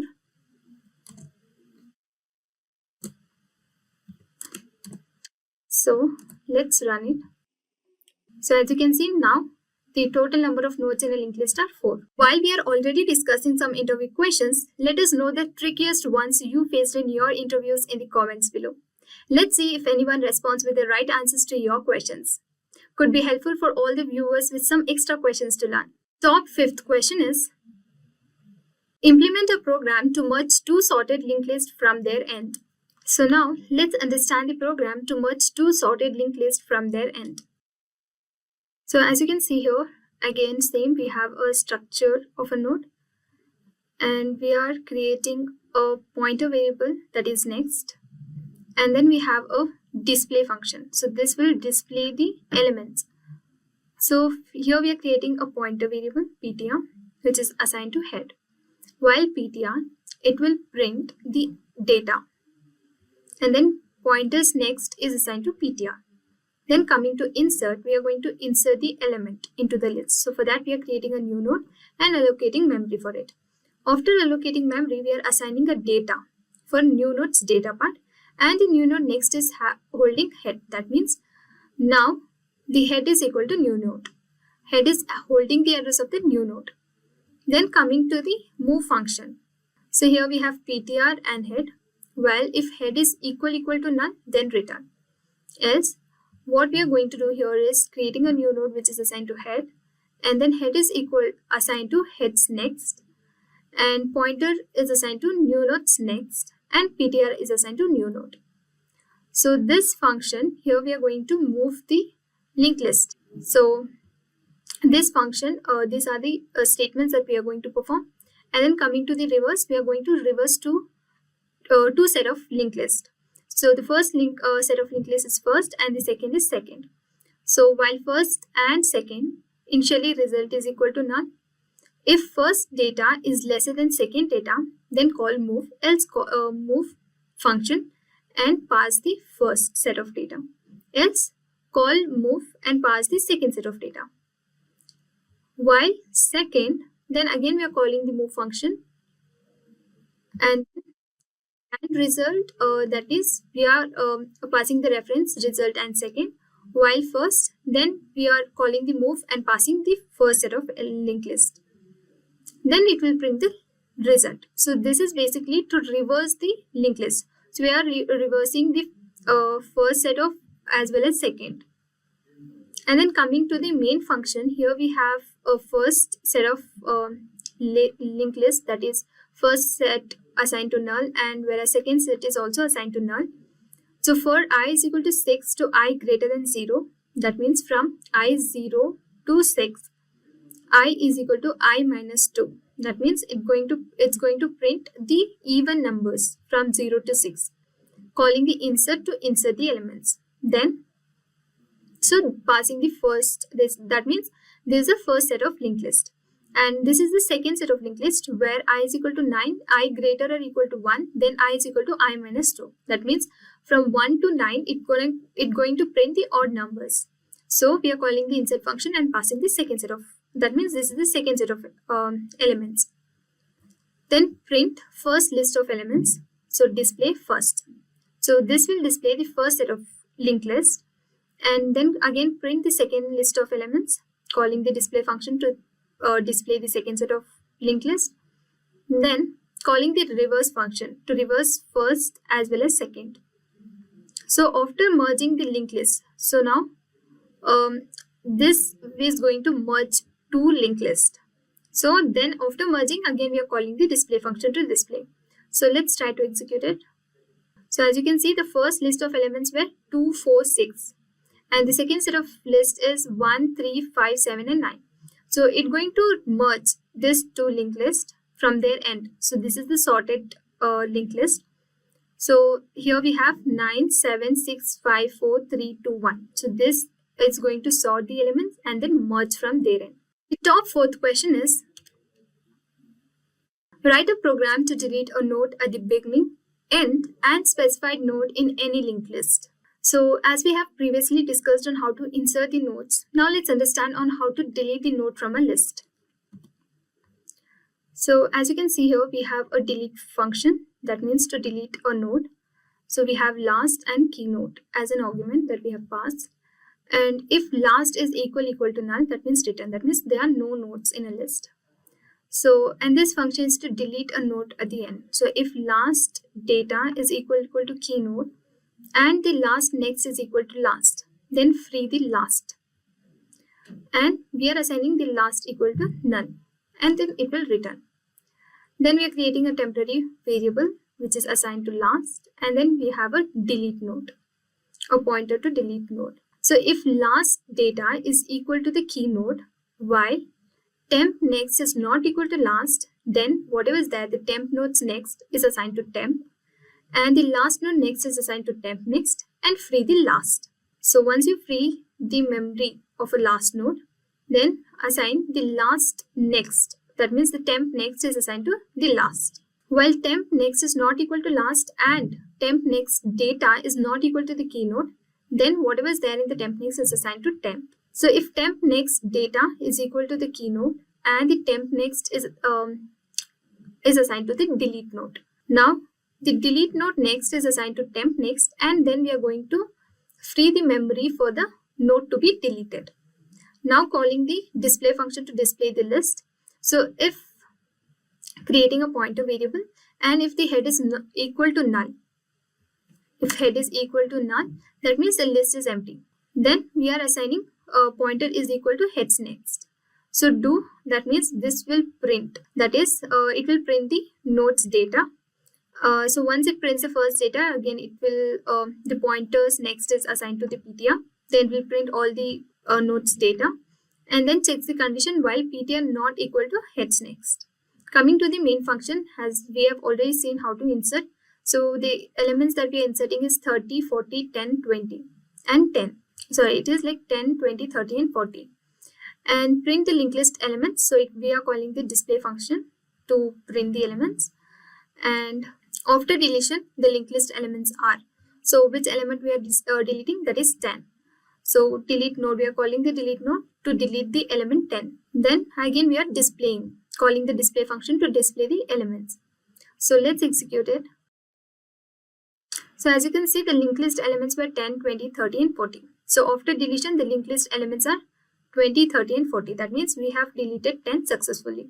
Top third question is, write a program to remove duplicate elements from the sorted linked list. So here basically we have the elements. These are the sorted elements, that is 10, 20, 30, 40 and 50. And also we have a duplicate elements, that means duplicate nodes. So basically we are going to delete this. So we are going to delete this 10, then 30 and extra 40. So for that we have a structure of a node, and then we have a display function. So in display function we are going to display the data. So for that we have a pointer which is assigned to head, while pointer it will print the data of all the nodes, and we are assigned pointers next to PTR. Then coming to insert function, this is to insert the elements or the node. So creating a new node and allocating memory for it, and then assigning a data, and new nodes next will be head. That means the new node address, head is holding the address of the new node. And then we have a remove duplicate function. So this function is basically going to remove this extra or the duplicate 10, 30 and 40. So in this function, it checks if head is equal to null, return. That means there are no nodes. Then creating a pointer which is initialized to head.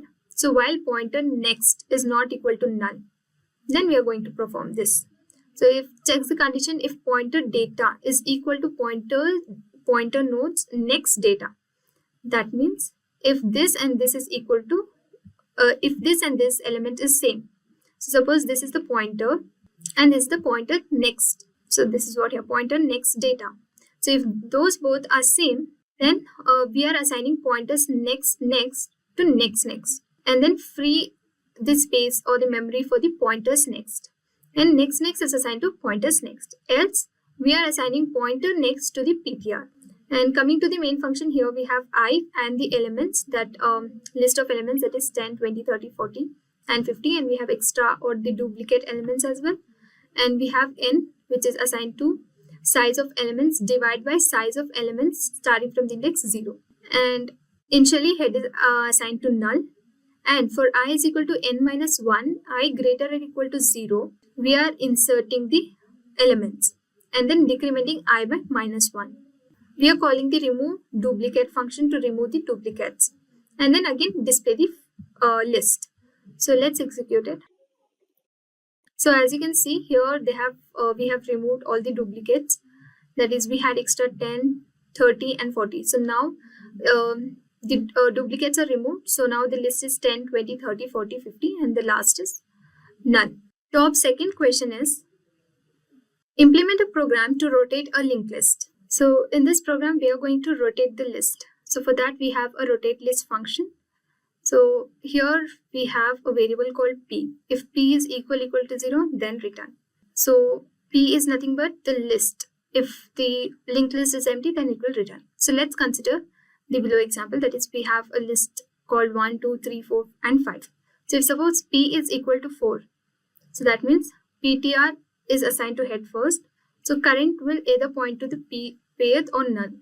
So if initially the count is equal to 1, while count is lesser to p and the pointer is not equal to null, then we are assigning pointers next to ptr and we are incrementing the count by 1. So that means the current will point to the node 4 in the above example. That means this. Now the current, that is ptr, is pointing to the 4th. And if ptr is equal to null, then it will return. Else, now again, the current points to kth node. That means here we have the pth. So the current points to pth node, store it in a variable. So whatever is there, the 4, here in this example it is 4.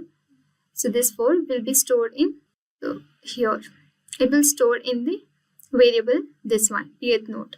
Now the pth points to the node 40 in the above example. So now here, while pointers next is not equal to null, then assign pointers next to ptr. And now pointers next is equal to head. That means head is holding the address of the pointers next. And now pth node next is holding head. And again the pth node next is assigned to null. That means we are keeping the 4 as it is and rotating. That means rotating in the sense, now these 3 elements will come this side and this. So it's kind of a it's not a reverse, but it's just a rotating. So coming to the insert function, here we are going to create a new node and then assigning a value.